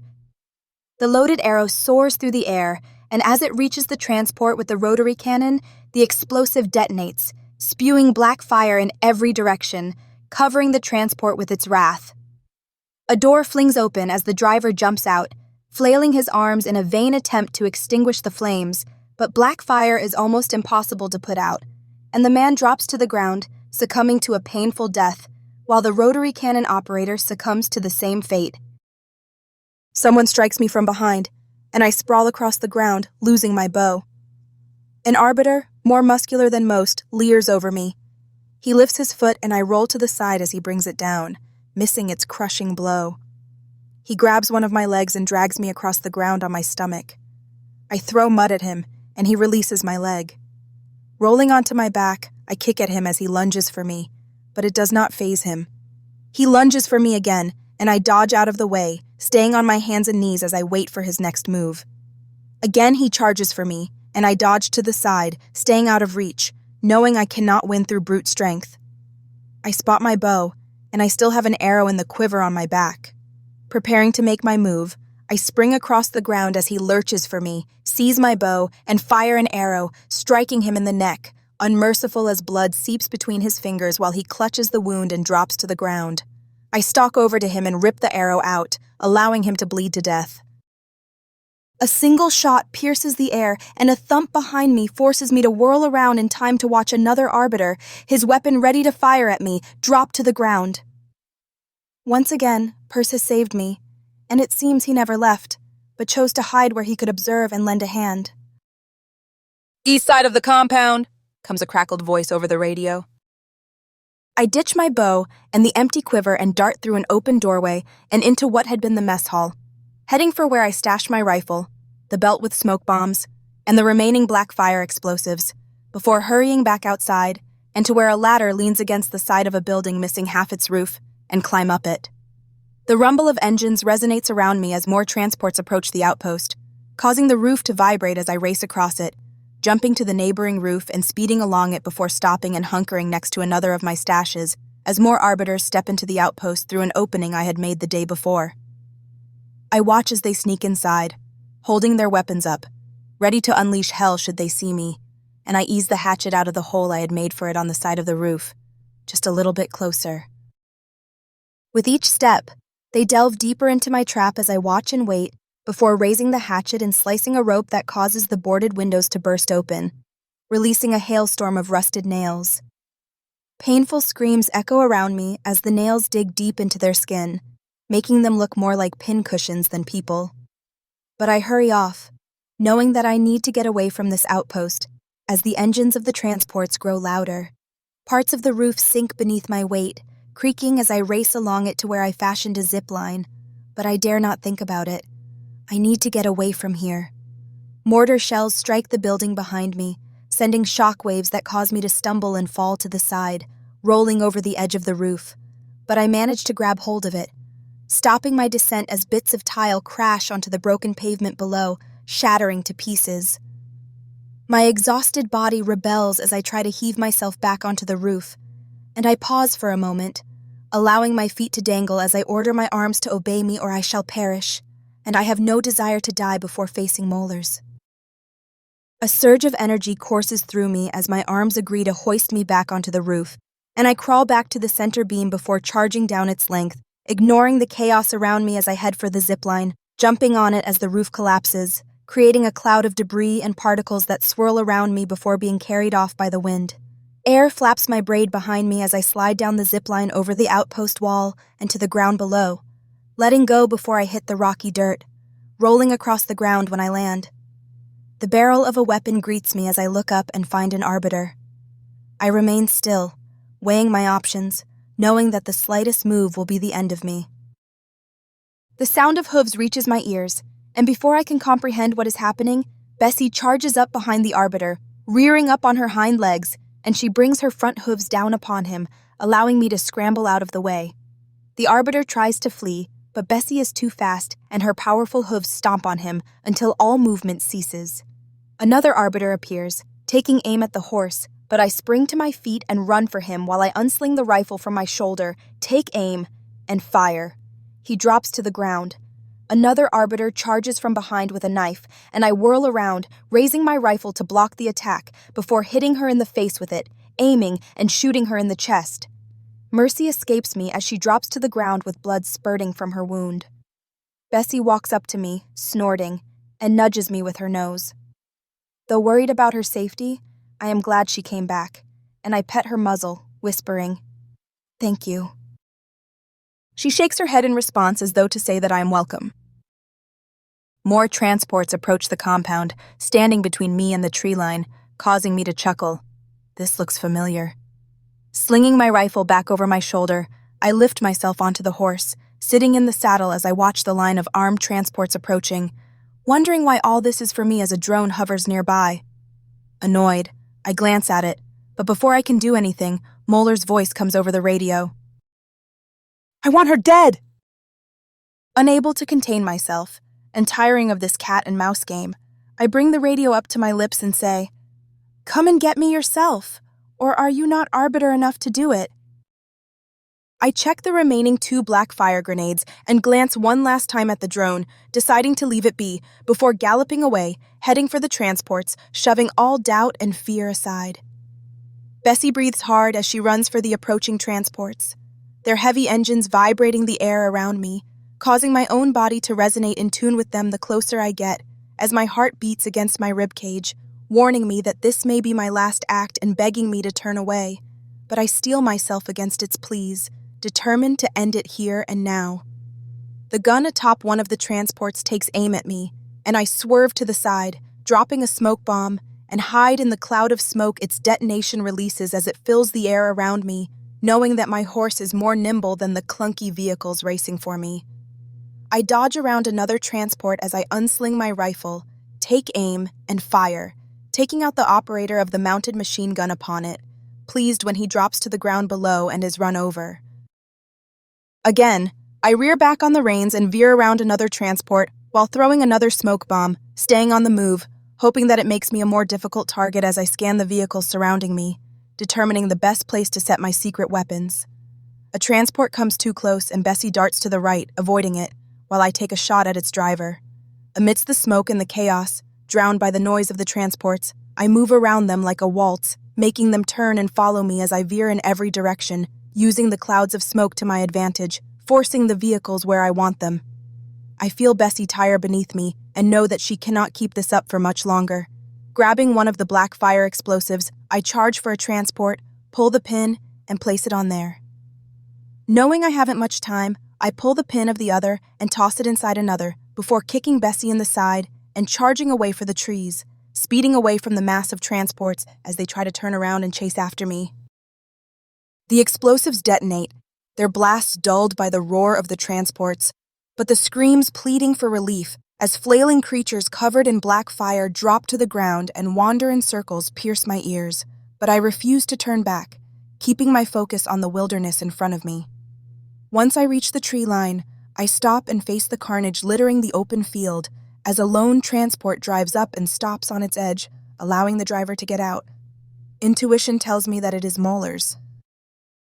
I raise the radio to my lips. "Come and get me," I say into it before dropping it on the wet ground and disappear into the trees. Once I am in far enough, I stop and jump off Bessie. "I need you to go to Perse," I tell her as the sky opens, releasing a downpour. "I need you to be safe."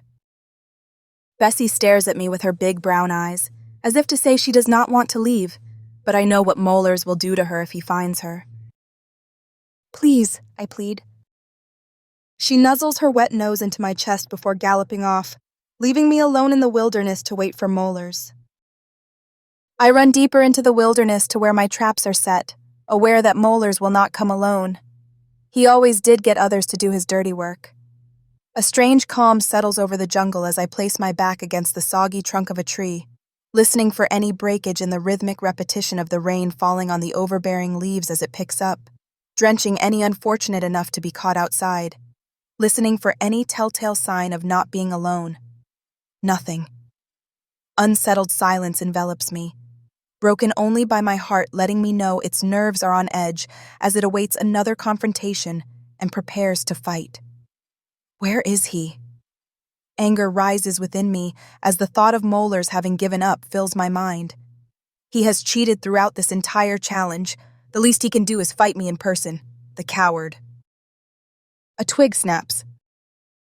I twist my head, pointing my left ear in the direction of the sound when another twig snaps.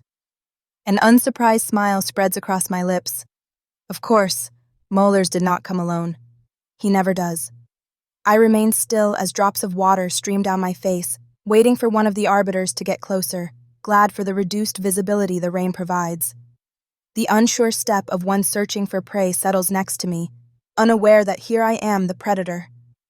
I jump out from behind the tree and grasp the weapon in his hands, pushing it forward into his face, causing him to stumble back. Dazed, he shakes his head, but I wrench the weapon from his hands before raising it and ramming the butt of it into his nose, forcing him to fall backward. He struggles to get to his feet, but I refuse to allow him the chance as I flip the weapon around and plunge the tip of its barrel into the man's throat until it gouges out his windpipe. More footsteps move through the wilderness with care, creating soft slurping noises as the soaked ground is forced to release them, hoping to catch me by surprise, and I toss the weapon aside, knowing that it will be useless to me, since almost all the Arelian weapons I've encountered out here have been implemented with a biometric signature and can only be used by the arbiter it is assigned to.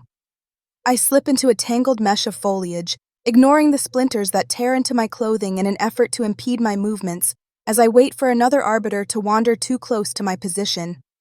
A vine brushes my shoulder, and I pull it free of its hold, wrapping its ends around my hands and squeezing the rainwater from it as another arbiter stalks into view, holding her weapon up, ready to fire should the need arise.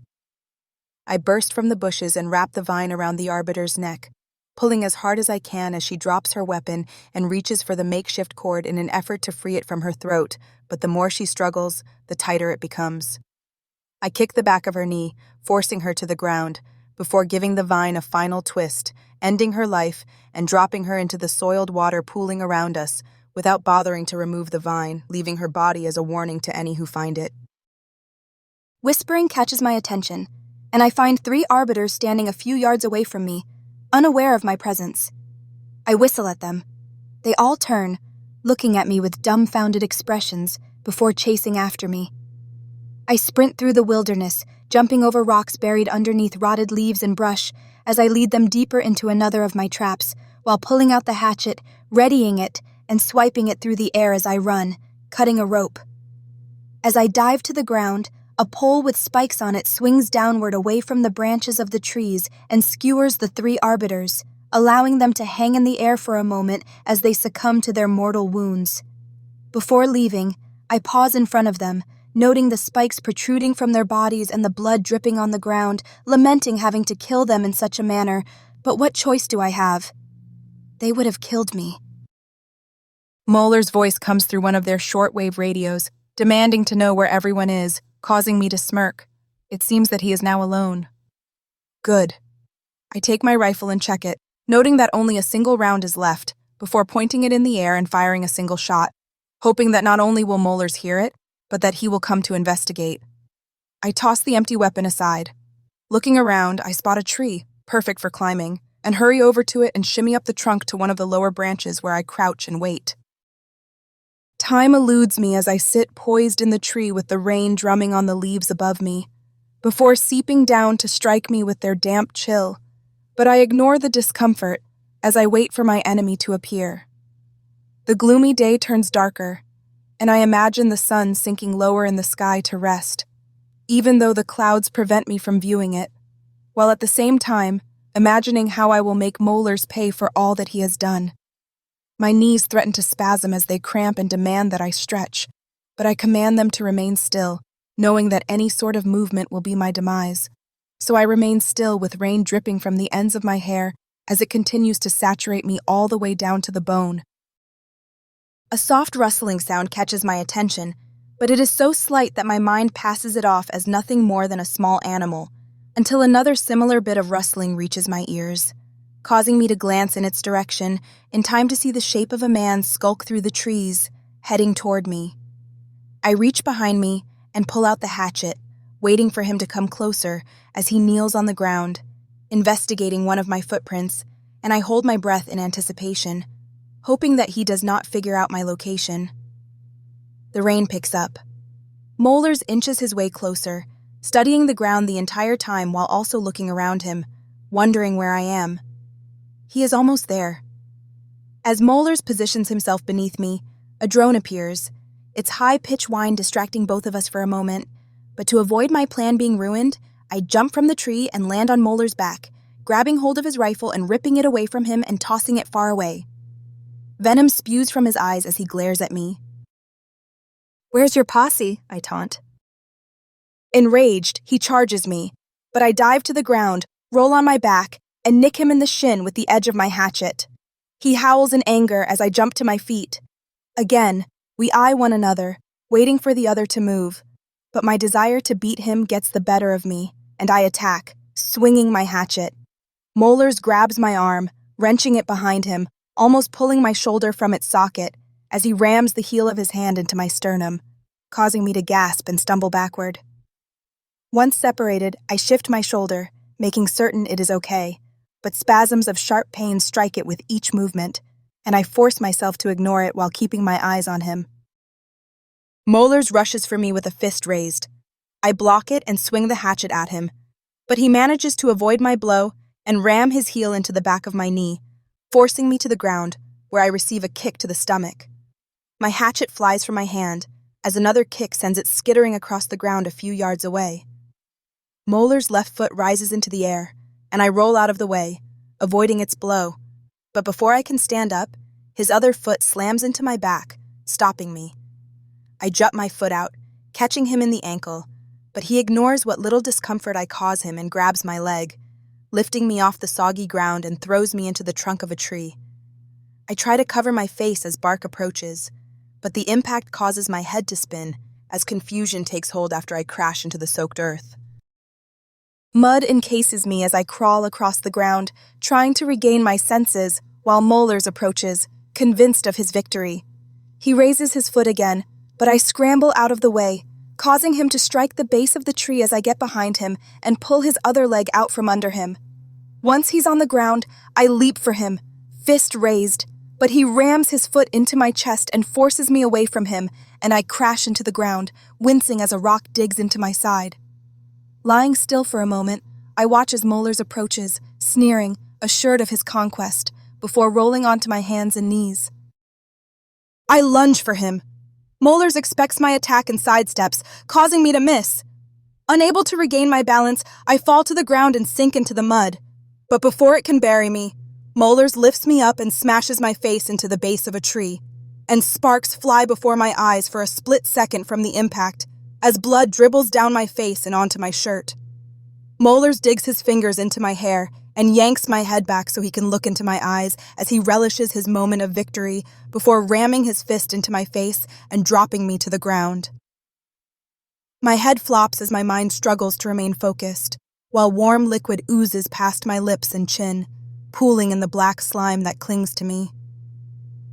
I rub my swollen nose with the back of my hand and stare at the blood on it as rain mixes with it and washes it away, while the drone circles us, taking in every detail for those watching back in Arel to salivate over. I try to get up, but my hands slip and I crash back into the muck, getting some of its filth in my mouth.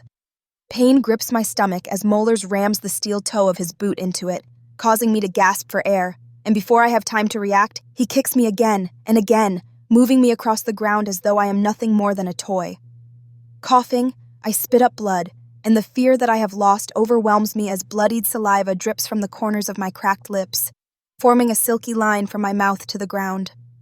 Molars flips me onto my back, forcing me to look up at him and his triumphant smirk as he straddles me and leans close to my ear. "What did you think you would accomplish out here?" he whispers. A tiny glint of light catches my attention, and I glance at it, realizing that the hatchet isn't far, if I can get to it. But pain consumes me as my mind threatens to succumb to the torture my body has suffered. I guess I can let you have some peace, he continues. I did set one of them free. My fogged mind jerks its attention to Moeller's words as it becomes alert once again, dreading what he will say next as a sinking feeling consumes the pit of my stomach. I will always cherish her screams as the dogs feasted that night, and your name was the last word upon her lips as she begged for help. Sheila! My mind grapples with his words, unwilling to believe that they are true. But as I look into his eyes, I know they are not lies, and that knowledge turns to anger and an insatiable desire for revenge. Fury erupts within me as my hand digs into the slime surrounding me and scoops up a handful of the mud, squeezing so hard that bits of it squirt between my fingers. But before I lose it all, I shove what remains of the muck into Moeller's eyes, causing him to sit up as he rubs them, trying to clear them. Seizing my moment, I roll to the side, throwing him off me, and dive for the hatchet, wrapping my fingers around its smooth handle and throw it at Moeller's, but my grip slips and the hatchet misses its mark, planting itself in his thigh instead. Moeller's roars in pain and frustration. I charge him. He tries to dodge but falters as the hatchet in his thigh shifts, causing him more pain, and I tackle him, ramming my elbow into his cheek before we fall to the ground. He tries to get up, but I plow my fist into his chin, rip the hatchet from his thigh, and swipe it across his face as he lunges for me, creating a bloodied line stretching from his forehead, past his eye, and to his nose. He staggers back, clutching his left eye as blood pours down his hand. We both rise to our feet, but he falters when his right leg refuses to hold his weight. He swings at me, but it is wild and uncontrolled. I duck, missing it with ease, and deliver a blow of my own, forcing him to take 2 steps back. My eyes narrow as I watch him struggle to find his footing, determined to make him pay for what he did to Sheila. I want him to suffer. I place the hatchet in my waistband, pick up 2 rocks from the ground, placing one in each hand, and stalk over to him.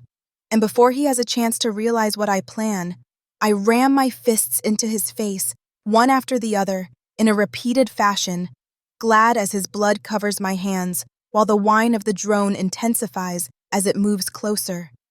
Moeller's drops to his knees and sways, and I spin around, kicking him in the chest and knocking him onto his back. Dropping the rocks, I pull out the hatchet once again and straddle him as I raise it high above my head, ready to strike. But before I can deliver the fatal blow, something stings as it hits me and an electric shock courses through my body, freezing my muscles and causing me to fall backward. Arbiters approach. Enraged, I force myself to ignore the agony of the electrical pulses engulfing my body and crawl to Moeller's, raising my hatchet once again, preparing to strike. Another pellet hits me, sending another series of electrical shocks throughout my body, causing my muscles to freeze.